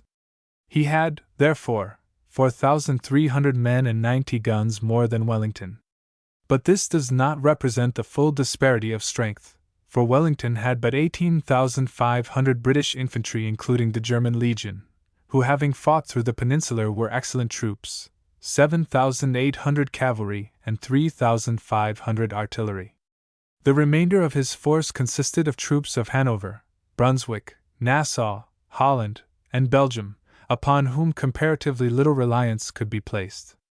The British infantry consisted almost entirely of young soldiers, while the whole of Napoleon's force were veterans. As early as 6 o'clock in the morning both armies had taken up the positions in which they were intended to fight. The British infantry were lying down, the cavalry dismounted in their rear, and so completely were they hidden from the sight of the French that Napoleon believed they had retreated, and was greatly enraged at their having, as he supposed, escaped him. While he was expressing his annoyance, General Foy, who had served against the Duke in the Peninsula, rode up and said, "Your Majesty is distressing yourself without just reason. Wellington never shows his troops until they are needed. A patrol of horse will soon find out whether he is before us or not, and if he be, I warn your Majesty that the British infantry are the very devil to fight." The Emperor soon discovered that the British were still in front of him, for the English regiments were directed to clean their arms by firing them off, and the heavy fusillade reached Napoleon's ears. At 8 o'clock Wellington, who was anxiously looking over in the direction from which he expected the Prussians to appear, saw a body of mounted men in the distance, and soon afterward a Prussian orderly rode in and informed him that they were on the march to his assistance, and would soon be on the field. Grouchy had, in fact, altogether failed to intercept them. Napoleon had made up his mind that after Ligny the Prussians would retreat toward Namur, and sent Grouchy in pursuit of them along that road. That officer had gone many miles before he discovered the route they had really taken, and only came up with the rear of their column at Wavre on the morning of Waterloo. Blucher left one division to oppose him, and marched with the other 3 to join Wellington. It was not until nearly 10 o'clock that the French attack began.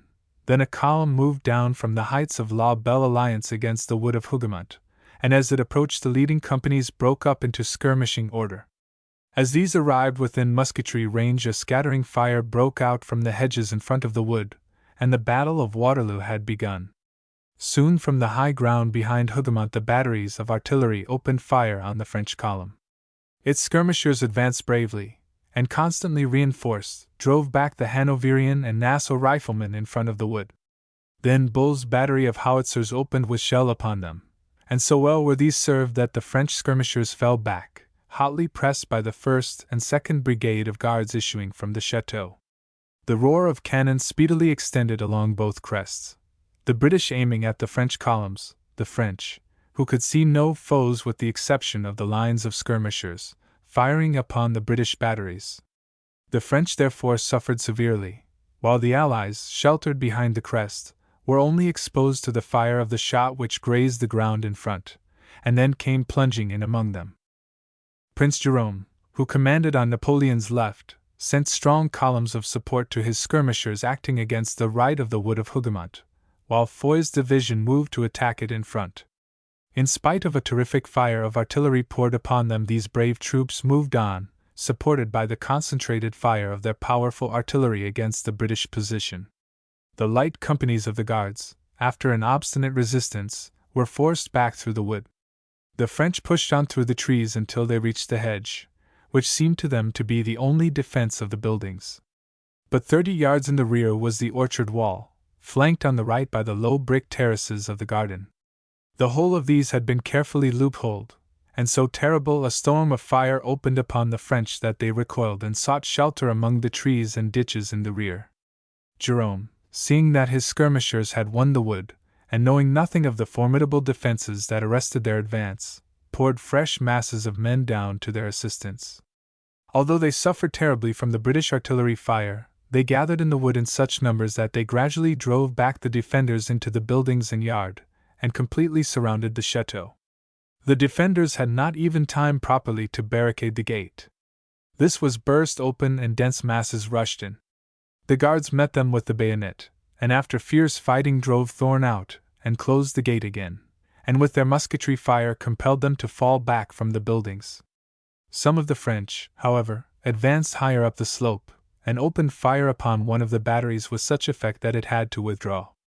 4 fresh companies of the Guards advanced against them, cleared them away, and reinforced the defenders of the chateau. A desperate fight raged round the buildings, and one of the enemy's shells falling upon the chateau set it on fire. But the defense still continued, until Lord Saltoun, repulsing a desperate attack, and reinforced by 2 companies which came down the hill to his assistance, drove the enemy back and recaptured the orchard. This desperate conflict had lasted for 3 hours. While it was going on, Ney led 20,000 men against the center and left of the British position, advancing as usual in heavy column. Just as they were setting out at 1 o'clock, Napoleon discovered the Prussians advancing. He sent off a dispatch to Grouchy ordering him to move straight upon the field of battle, but that general did not receive it until 7 in the evening, when the fight was nearly over. It was just 2 when the columns poured down the hill, their attack heralded by a terrific fire upon the British line opposed to them. The slaughter among Picton's division was great, but although the Dutch and Hanoverians were shaken by the iron hail, they stood their ground. When the columns reached the dip of the valley and began to ascend the slopes toward the British division, they threw out clouds of skirmishers, and between these and the light troops of the Allies firing at once began, and increased in volume as the French neared the advanced posts of La Haye Sainte, Pays-Plate, and La Haye. The division of Duret drove out the Nassau troops from Pays-Plate, but reinforcements arrived from the British line, and the French in turn were expelled. The other 3 French columns advanced steadily, with 30 light guns in the intervals between them. Donzelot's brigade attacked La Haye Sainte, and, in spite of a gallant resistance by the Germans, made its way into the orchard and surrounded the enclosures. Another brigade, pushing along on the other side of the Charleroi road, were met by the fire of 2 companies of the Rifle Brigade who occupied a sandpit there, and by their heavy and accurate fire checked the French advance. The other 2 divisions moved straight against that part of the crest held by Picton's division. The men of the Dutch-Belgian Brigade, as soon as fire was opened upon them, lost all order and took to their heels, amid the yells and execrations of the brigades of Kempt and Pack behind them, and it was with difficulty that the British soldiers were kept from firing into the fugitives. The Dutch artillery behind them tried to arrest the mob, but nothing could stop them. They fairly ran over guns, men, and horses, rushed down the valley and through the village of Mount St. Jean, and were not seen again in the field during the rest of the day. Picton's division was now left alone to bear the brunt of the French attack. The battle at Cottebras had terribly thinned its ranks, and the 2 brigades together did not muster more than 3,000 men. Picton formed the whole in line, and prepared to resist the charge of 13,000 infantry, beside heavy masses of cavalry, who were pressing forward, having in spite of a stout resistance driven in the riflemen from the sandpit and the road above it. As the columns neared the British line, the fire from the French batteries suddenly ceased, their own troops now serving as a screen to the British. The heads of the columns halted and began to deploy into line. Picton seized the moment and shouted, "A volley, and then charge!" The French were but 30 yards away. A tremendous volley was poured into them, and then the British with a shout rushed forward, scrambled through a double hedgerow that separated them from the French, and fell upon them with the bayonet. The charge was irresistible. Taken in the act of deploying, the very numbers of the French told against them, and they were borne down the slope in confusion. Picton, struck by a musket ball in the head, fell dead, and Kempt assumed the command, and his brigade followed up the attack and continued to drive the enemy down the hill. In the meantime, the French cavalry were approaching. The cuirassiers had passed La Haye Sainte, and almost cut to pieces a Hanoverian battalion which was advancing to reinforce the defenders. At this moment Lord Edward Somerset led the household brigade of cavalry against the cuirassiers, and the elite of the cavalry of the 2 nations met with a tremendous shock.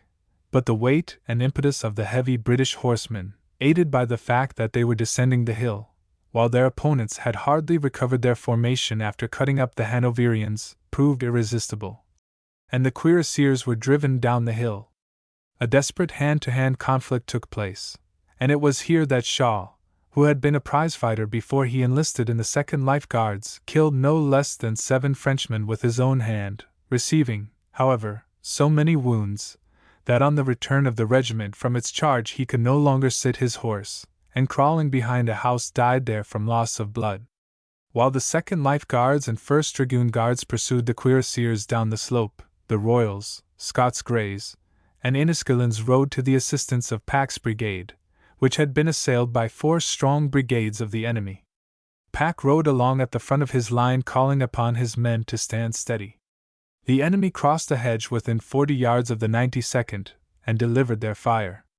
The Highlanders waited till they approached within half the distance, and then pouring in a volley, charged with levelled bayonets. The French stood firm, and the 92nd, numbering less than 250 men, burst in among them, a mere handful among their foes. But just at this moment Ponsonby's heavy cavalry came up, and passing through the intervals of the companies and battalions, fell upon the French infantry. In vain the enemy endeavored to keep their formation. Their front was burst in, their center penetrated, and their rear dispersed, and in 5 minutes the great column was a mass of fugitives. Great numbers were killed, and 2,000 prisoners taken. Chapter 19. The Rout. Chapter 19. The Rout. While Pack's brigade secured the prisoners taken by the cavalry and sent them to the rear, the cavalry themselves continued their charge. In vain Ponsonby ordered the trumpeters to sound the halt.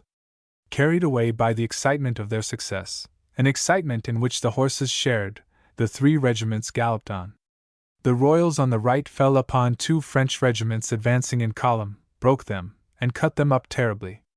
The Enniskillens also fell on 2 French line regiments, shattered them with their charge, and took great numbers of prisoners, whole companies running up the hill and surrendering to the infantry in order to escape from the terrible horsemen. The cavalry were now terribly scattered. The 3 regiments of Ponsonby's brigade were far down in the valley, as were the 2nd Life Guards and 1st Dragoon Guards. The 1st Life Guards and the Blues were still engaged with the cuirassiers opposed to them, for these, although driven back, were fighting doggedly. The Greys, who should have been in reserve, galloped ahead and joined Ponsonby's squadrons, and the 2 brigades of heavy cavalry were far away from all support. When they reached the bottom of the hill, a tremendous fire was poured from a compact corps of infantry, and some pieces of cannon on the right into the Royals, Inniskillens, and 2nd Life Guards, and a fresh column of cuirassiers advanced against them. They wheeled about and fell back in great confusion and with heavy loss, their horses being completely blown with their long gallop across the heavy ground. These regiments had fared, however, better than the Greys, Royals, and Inniskillens on the left, for they, having encountered no infantry fire, had charged up the hill until level with the French guns, when, turning sharp to the left, they swept along the line cutting up the artillerymen, until suddenly they were charged by a brigade of lancers, while a large body of infantry threatened their line of retreat. Fortunately at this moment the light cavalry came up to their assistance. Riding right through the infantry column, the light cavalry fell upon the French lancers and rolled them over with the fury of their charge, and then charged another regiment of lancers and checked their advance. Light and heavy horse were now mixed up together, and a fresh body of French cavalry coming up, drove them down the hill with great loss, they being saved, indeed, from total destruction by the 11th Hussars, who, coming up last, had kept their formation. Covered by these, the remnants of the cavalry regained their own crest on the hill, and reformed under cover of the infantry. General Ponsonby was killed, and his brother, the colonel of the 12th, severely wounded and left on the field. While this desperate fight had been raging on the center and left, fresh columns had advanced from Jerome's and Foy's divisions against Hougoumont, and had again, after obstinate fighting, captured the orchard and surrounded the chateau, but were once more repulsed by a fresh battalion of guards who moved down the slope to the assistance of their hardly pressed comrades. Then for a while the fighting slackened, but the artillery duel raged as fiercely as ever. The gunners on both sides had now got the exact range, and the carnage was terrible. The French shells again set Hougoumont on fire, and all the badly wounded who had been carried inside perished in the flames. At the end of an hour fresh columns of attack moved against the chateau, while at the same moment 40 squadrons of cavalry advanced across the valley toward the English position.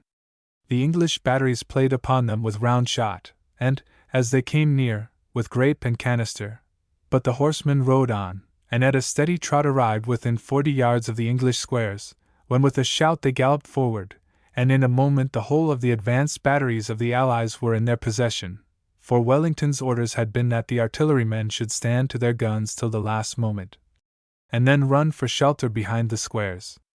The French cavalry paused for a moment in astonishment at the sight that met their eyes.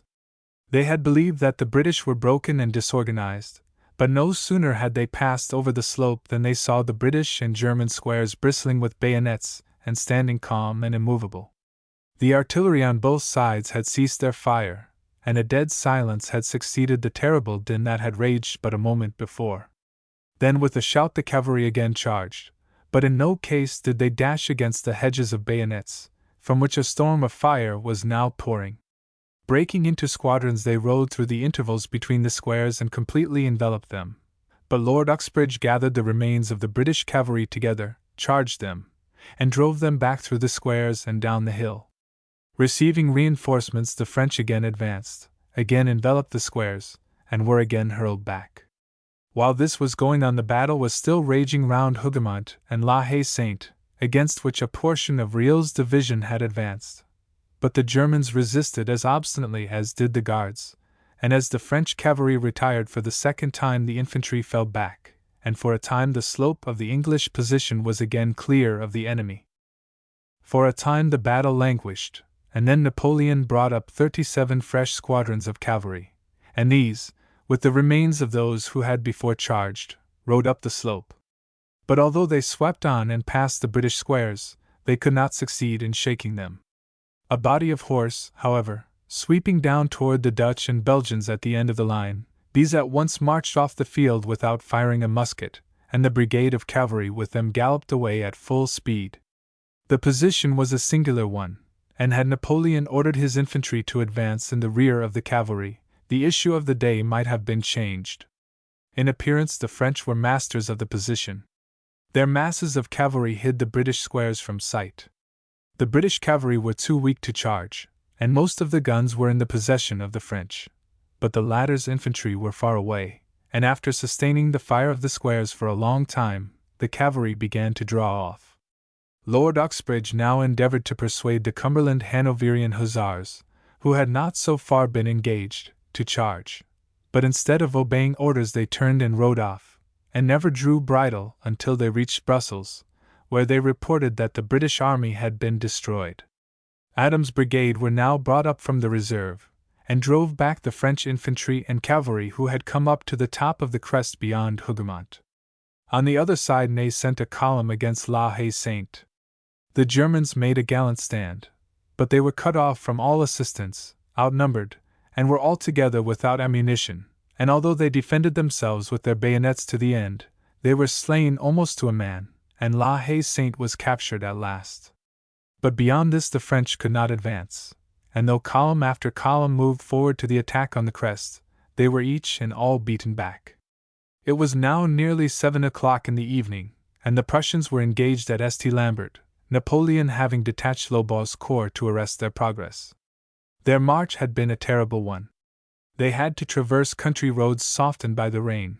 The men were up to their ankles in mud, guns and carriages stuck fast, and it was not until after tremendous efforts that the leading squadron of their cavalry passed through the wood of Wavre and came in view of the battle that was raging. It was then past 4 o'clock, and another hour passed before any considerable number of infantry arrived. It was at this time Napoleon sent Lobau against them. He was able for a time to resist their advance, but as fresh troops came up from the rear, the Prussians began to win their way forward, and Napoleon was obliged to send 2 more divisions of the Young Guard to check them. He now saw that all was lost unless he could, before the whole of the Prussian army arrived, break down the resistance of the British. He therefore prepared for a final effort. Ney was to collect all his infantry, and advancing past La Haye Sainte, to fall upon the center of the British line. The Guard, who had hitherto been held in reserve, was to pass Hougoumont and attack the left center. The cavalry were to follow in support.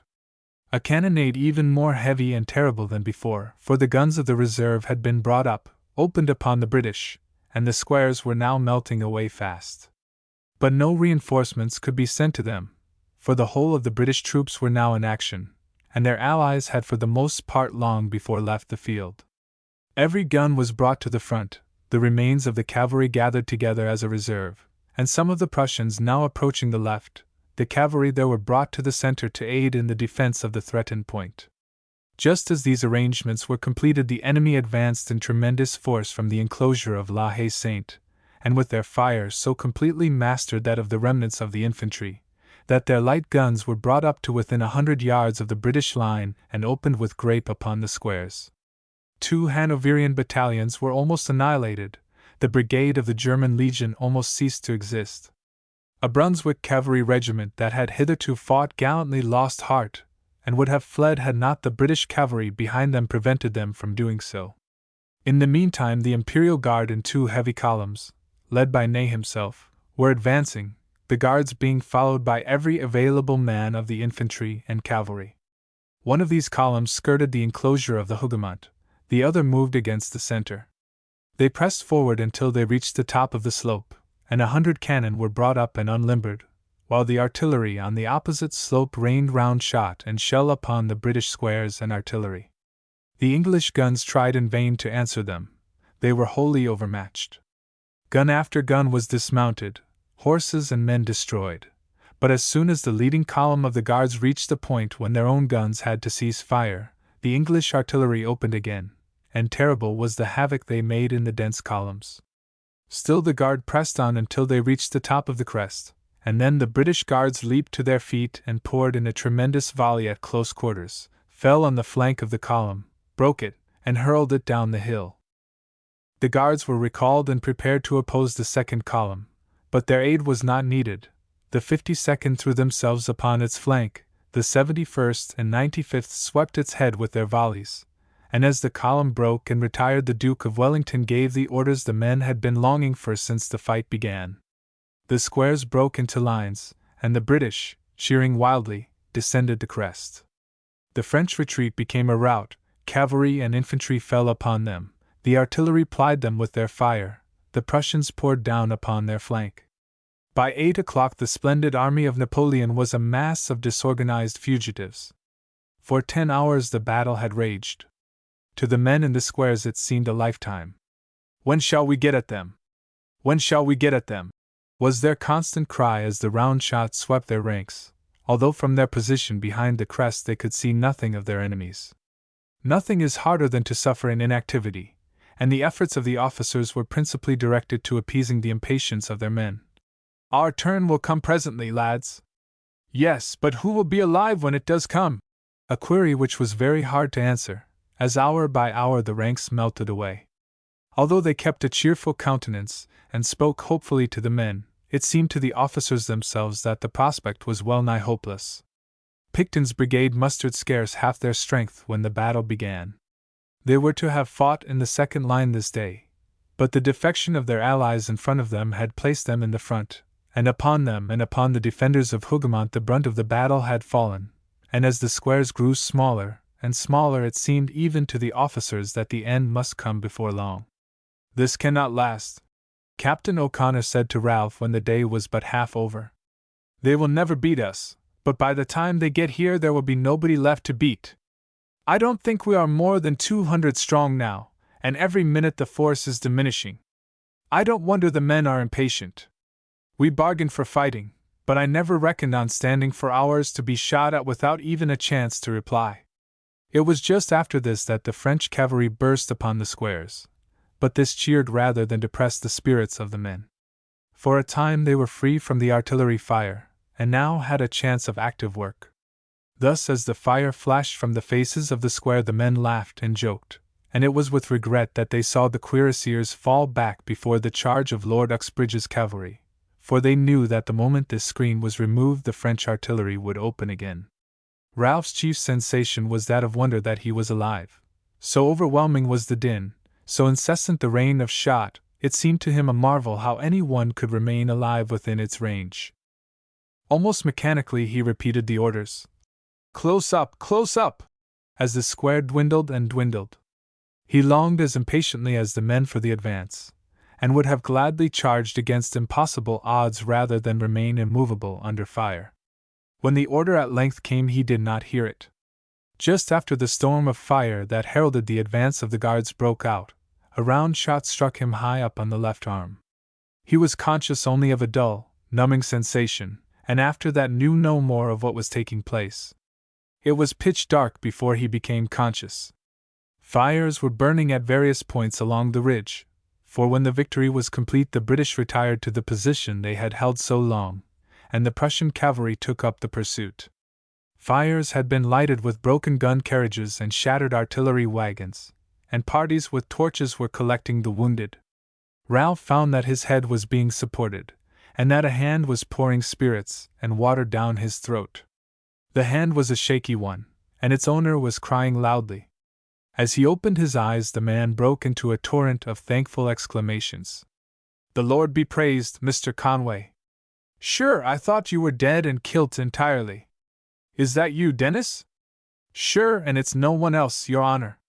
"Is the battle over?" "It is that. The French are miles away, and the Prussians at their heels." "What has happened to me, Dennis?"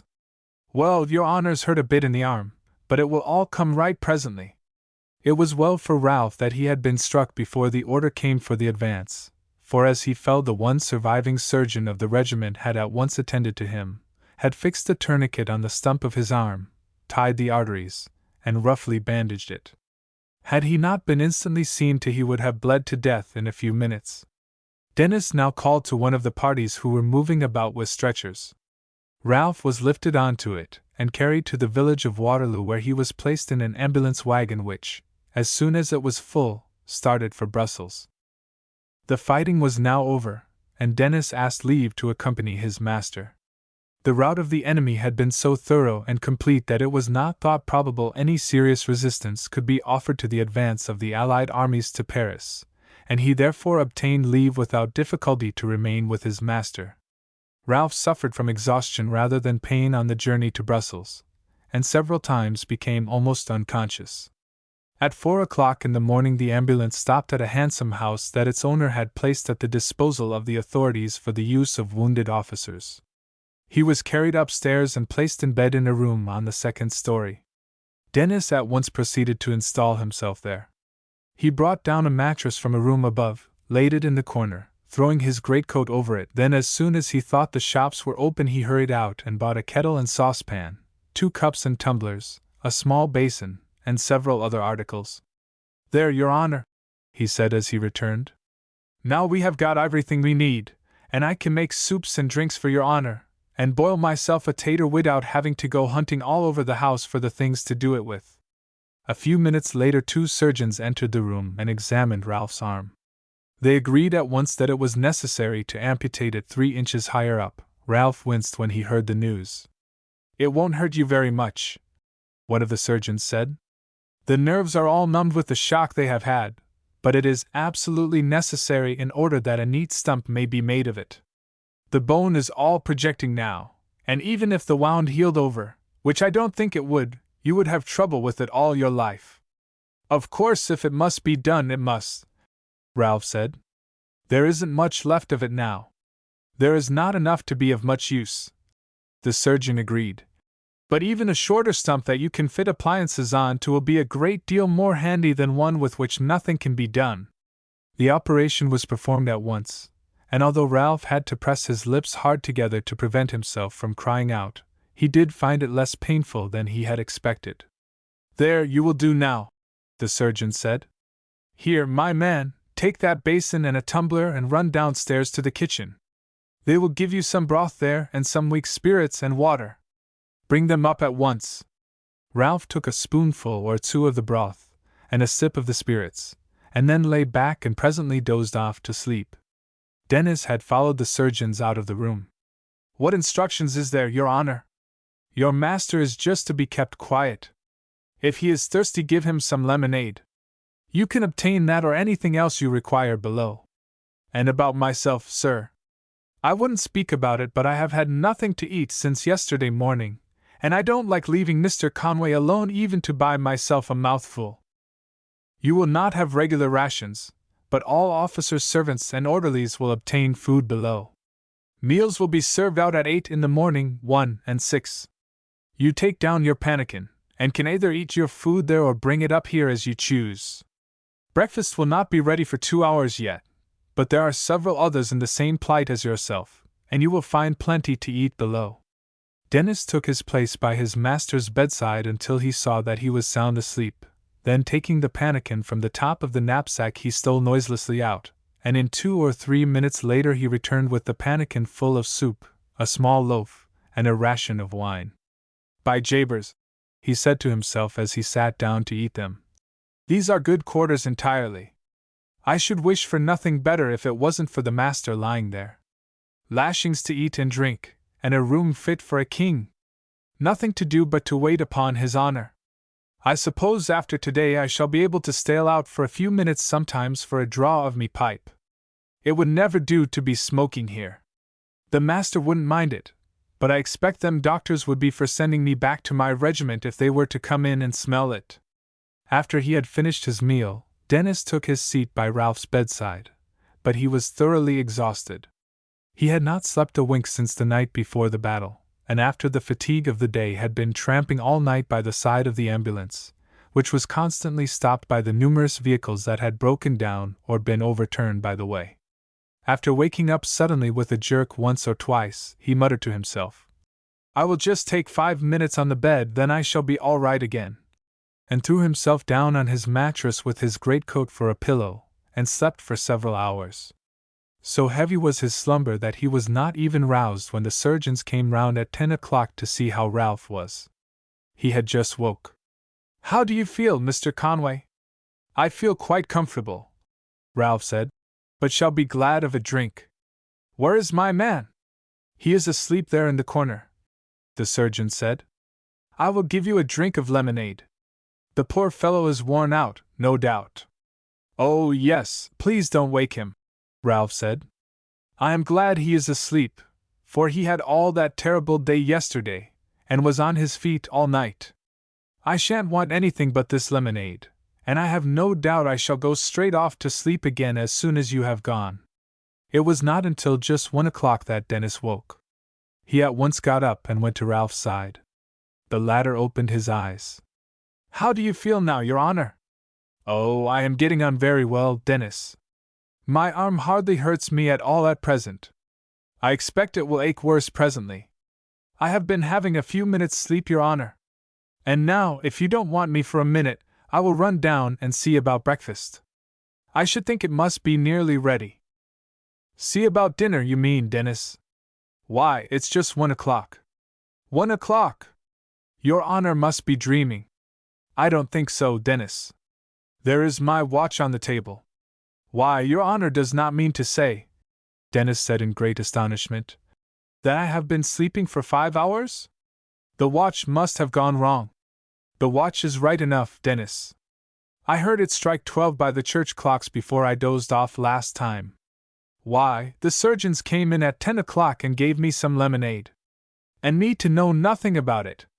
Dennis Mulligan, you ought to be ashamed of yourself, sleeping like a pig in a sty, with your master laying wounded there beside you, and no one to look after him. I just laid down for 5 minutes' nap, Your Honor, seeing that you had gone off into a beautiful sleep, and never dreamed of more than that. It was the best thing you could do, Dennis. You had been 24 hours on your feet, and you would have been fit for nothing if you hadn't had a good rest. Now go downstairs and get your dinner, and when you come back again you can bring me up a basin of broth and a piece of bread. I begin to feel hungry, and that's a capital sign, I believe. When Ralph had finished his broth, he said to Dennis, I shan't want anything now for some time, Dennis. You can put a glass of lemonade within reach of my hand, and then I shall do very well for an hour or two. I am quite sure you must be dying for a pipe, so go out and take a turn. It will freshen you up, and you can bring me back what news you can gather as to the losses yesterday, and whether the army started in pursuit of the French. It was some time before Dennis would consent to leave the room, but at last, seeing that Ralph really wished it, he went out for an hour, and returned full of the rumors he had picked up of the terrible losses of the British, and the utter rout of the French army. The next morning Ralph had a great surprise, for just as he had finished his breakfast there was a tap at the door, and a lady entered. Ralph could hardly believe his eyes as his mother ran forward to the bed. But the pressure of her arms and her kisses soon showed him that it was a reality. Why, Mother darling! He exclaimed. How on earth did you get here?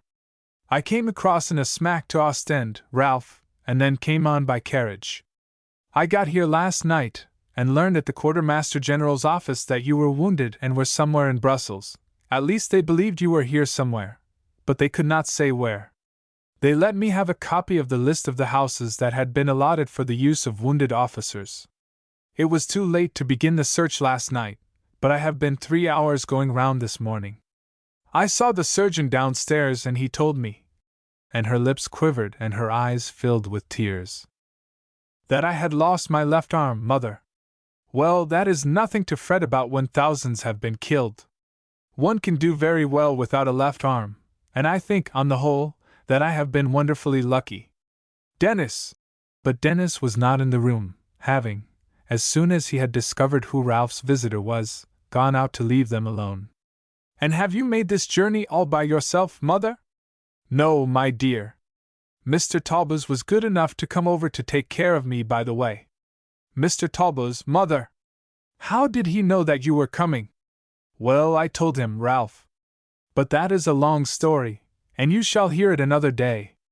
The doctor said you had better not do much talking now. Mr. Talbot will stay here a day or two and then go home. I intend to take a room somewhere close by and install myself here as your head nurse.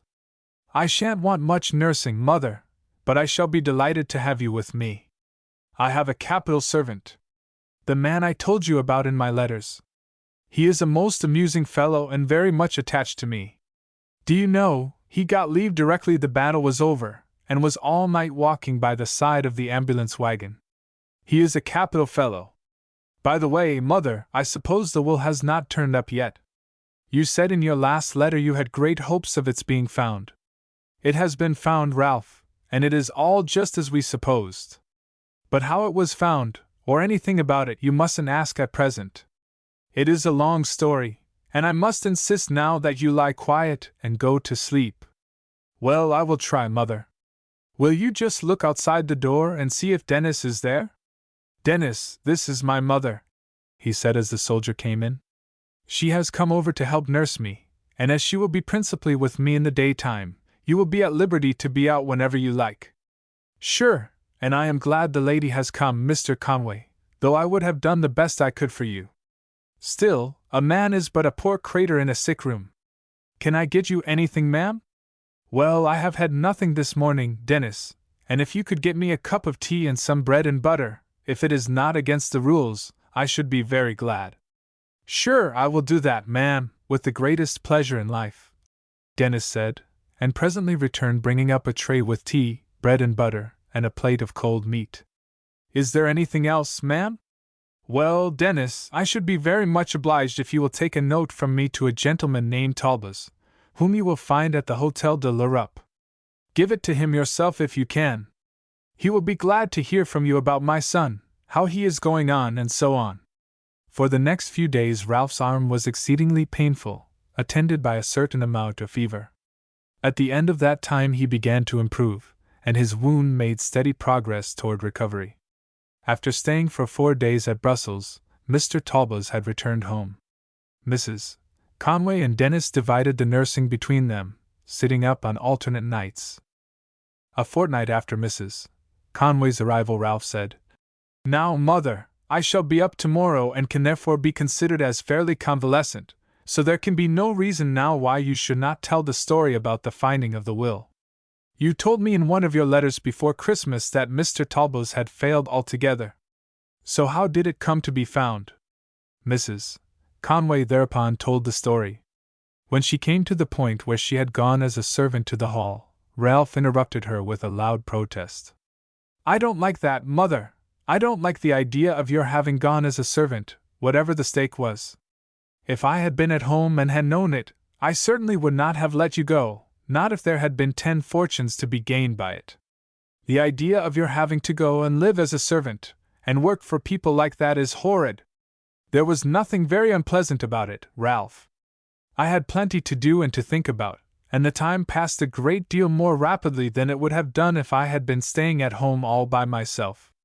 It would have been very lonely and dull then, and I can assure you that I considered it no hardship at all being at the hall. But you must not interrupt me in my story. If you do, I shall tell you nothing more about it until you get home to England." This threat effectually sealed Ralph's lips, and beyond occasional exclamations he said nothing until the story was ended. "Well, it's all very wonderful, Mother," he said, "and I should never have thought for a moment that you were so brave, and could have put things together like that, and could have carried out such a scheme. But I am awfully glad you have succeeded, because you had set your mind on it, and the money will, I hope, make you quite comfortable. How much was it after all, Mother? You never told me that." "It is half of Mr. Penfold's estates, and of the money he had invested, which is a very large sum, Ralph, although I do not know how much." "Half the estate? Why, it will make me quite a rich man. I never dreamed it was anything like that. I thought most likely it was enough to continue the allowance that he said he should make me." "Why, Mother, it is tremendous." "And what becomes of the other half?" "That is left to Mabel Withers, Ralph. You two divide everything that he left." "Well, that certainly is rather hard upon his sisters," Ralph said, "and I don't blame them for being against it. Though, of course, it was not right to keep the will hidden. Mr. Penfold did not leave anything to them, because they are both very well provided for. Their father left them a handsome sum at his death, and as they have been living at the Hall ever since, and can have spent nothing, they must be very amply provided for. Their brother, therefore, naturally considered he was perfectly at liberty to leave his property as he chose. I do not think the Miss Penfolds have the slightest reason to grumble, after living as they have done for the last 20 years at their brother's expense. Of course, that makes a difference, Ralph agreed. It certainly didn't seem nice that Mabel and I, who are no relation by blood to Mr. Penfold, should come into the property that his sisters expected would be theirs. But, of course, now you explain it, it is different. I do not think in any case, Ralph, Mr. Penfold would have left his fortune to his sisters. He was a man very averse to exerting his own will, and I am sure that he submitted to, rather than liked, his sisters' residence at the Hall.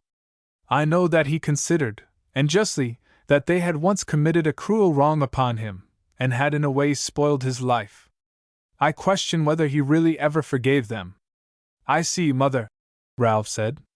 Well, now, about myself, I should think there can be no occasion for me to continue in the army unless I like. I hope you won't like, Ralph. In the first place, I want to have you with me, and in the second, you will be a large landowner, and property has its duties. Well, there is no necessity to decide about that at present. The doctor said yesterday I should certainly get 3 months' sick leave before I rejoined. By all we hear, the fighting is at an end, and there is no fear whatever that Napoleon will have it in his power to cause trouble in the future. They will take care of that, whatever they do with him.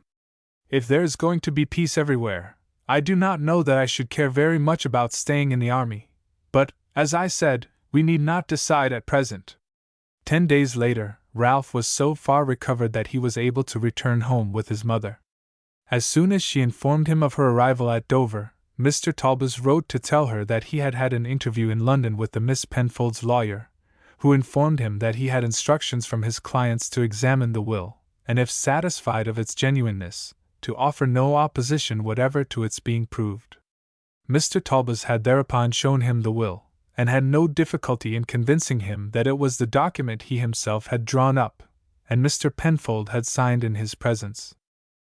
The lawyer has placed all the deeds and documents relating to Mr. Penfold's property in my hands, and, as I was of course before well aware, my late client died worth a very considerable property in addition to his large estates in this country.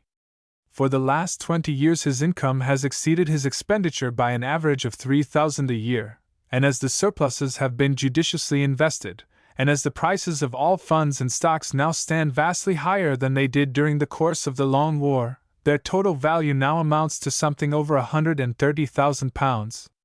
The property in this country was valued, at the time Mr. Penfold drew up his will, at £80,000. These estates he left to your son, and the sum of £80,000, in various investments, to Miss Withers, and directed that the residue, whatever it might be at his death, should be equally divided between them. Your son's share, therefore, will amount to about £25,000. I may say that the outlying farms, which were settled by deed as a security for the £400 annually paid to you, are not included in the above valuation, but are ordered to revert to the main estate upon your decease. The formalities will all be completed in the course of a short time. I may say that from the totals to be divided must be deducted the legacy duties, which, as your son and Miss Withers are strangers by blood to the testator, will be heavy. Mr. Talbot added that he heard the younger Miss Penfold was now recovering from her serious illness, but it was not probable she would ever be again herself. He had received, he said, a letter that morning from their solicitor, saying that as soon as Miss Eleanor Penfold could be moved, which it was hoped would be in the course of another week, the ladies would vacate possession of the Hall. A fortnight later Mrs. Conway and Ralph left Dover for London, leaving orders with an agent to sell the furniture of their house. All Ralph's old friends on the shore had been made happy with handsome presents. After a short stay in London they went down, and Ralph took possession of the Hall.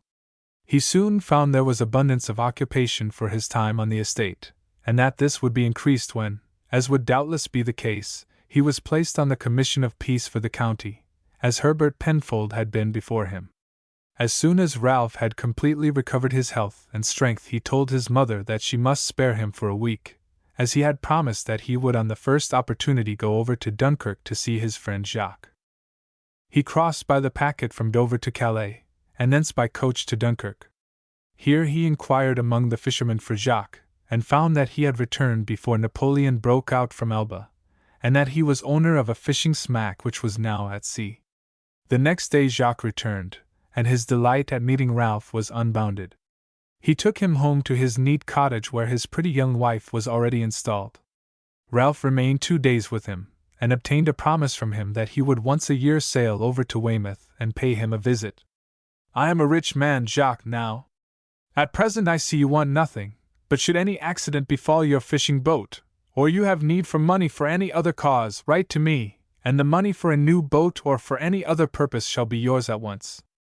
I could afford to give you 100 boats without hurting myself, so do not hesitate for a moment in letting me know if I can help you. It will be a real pleasure to me to do so." Jacques kept his promise, and never missed coming over once a year to pay Ralph a visit, and as his 5 sons one after another grew up to be able to manage boats for themselves, they were each presented one by Ralph. Jacques himself prospered as a fisherman, and never required the assistance Ralph would have been glad to give him. Neither Ralph nor Mabel Withers was informed of the expression of Mr. Penfold's hopes in his will that they would some day be married, the two mothers agreeing cordially that nothing was so likely to defeat the carrying out of Mr. Penfold's wishes as for the young people to have any suspicions of them. They were still but boy and girl, and were now perfectly happy in their unrestrained intercourse, for not a day passed that the two families did not see something of each other. But had they had a suspicion of the truth, it would have rendered them shy and awkward with each other, and have thrown them much more widely apart. "We both hope that it will come about, Mrs. Conway," Mrs. Withers said one day, "and I certainly think there is every prospect of it. Let us leave well alone, and allow it to come about naturally and without interference." As soon as Ralph left the army he purchased Dennis Mulligan's discharge, and the Irishman was installed as butler and Ralph's special servant at the Hall, and remained in his service to the end of his life. In due time the natural change in the relations between the two young people came about, and their youthful friendship ripened into love.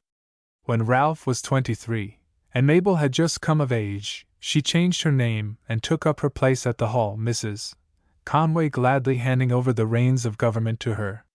She herself lived with her children, for she was almost as fond of Mabel as of Ralph, to the end of a long life, and deep was the regret among her children and grandchildren when she was at last laid in Bilston Church, close to the resting place of Herbert Penfold.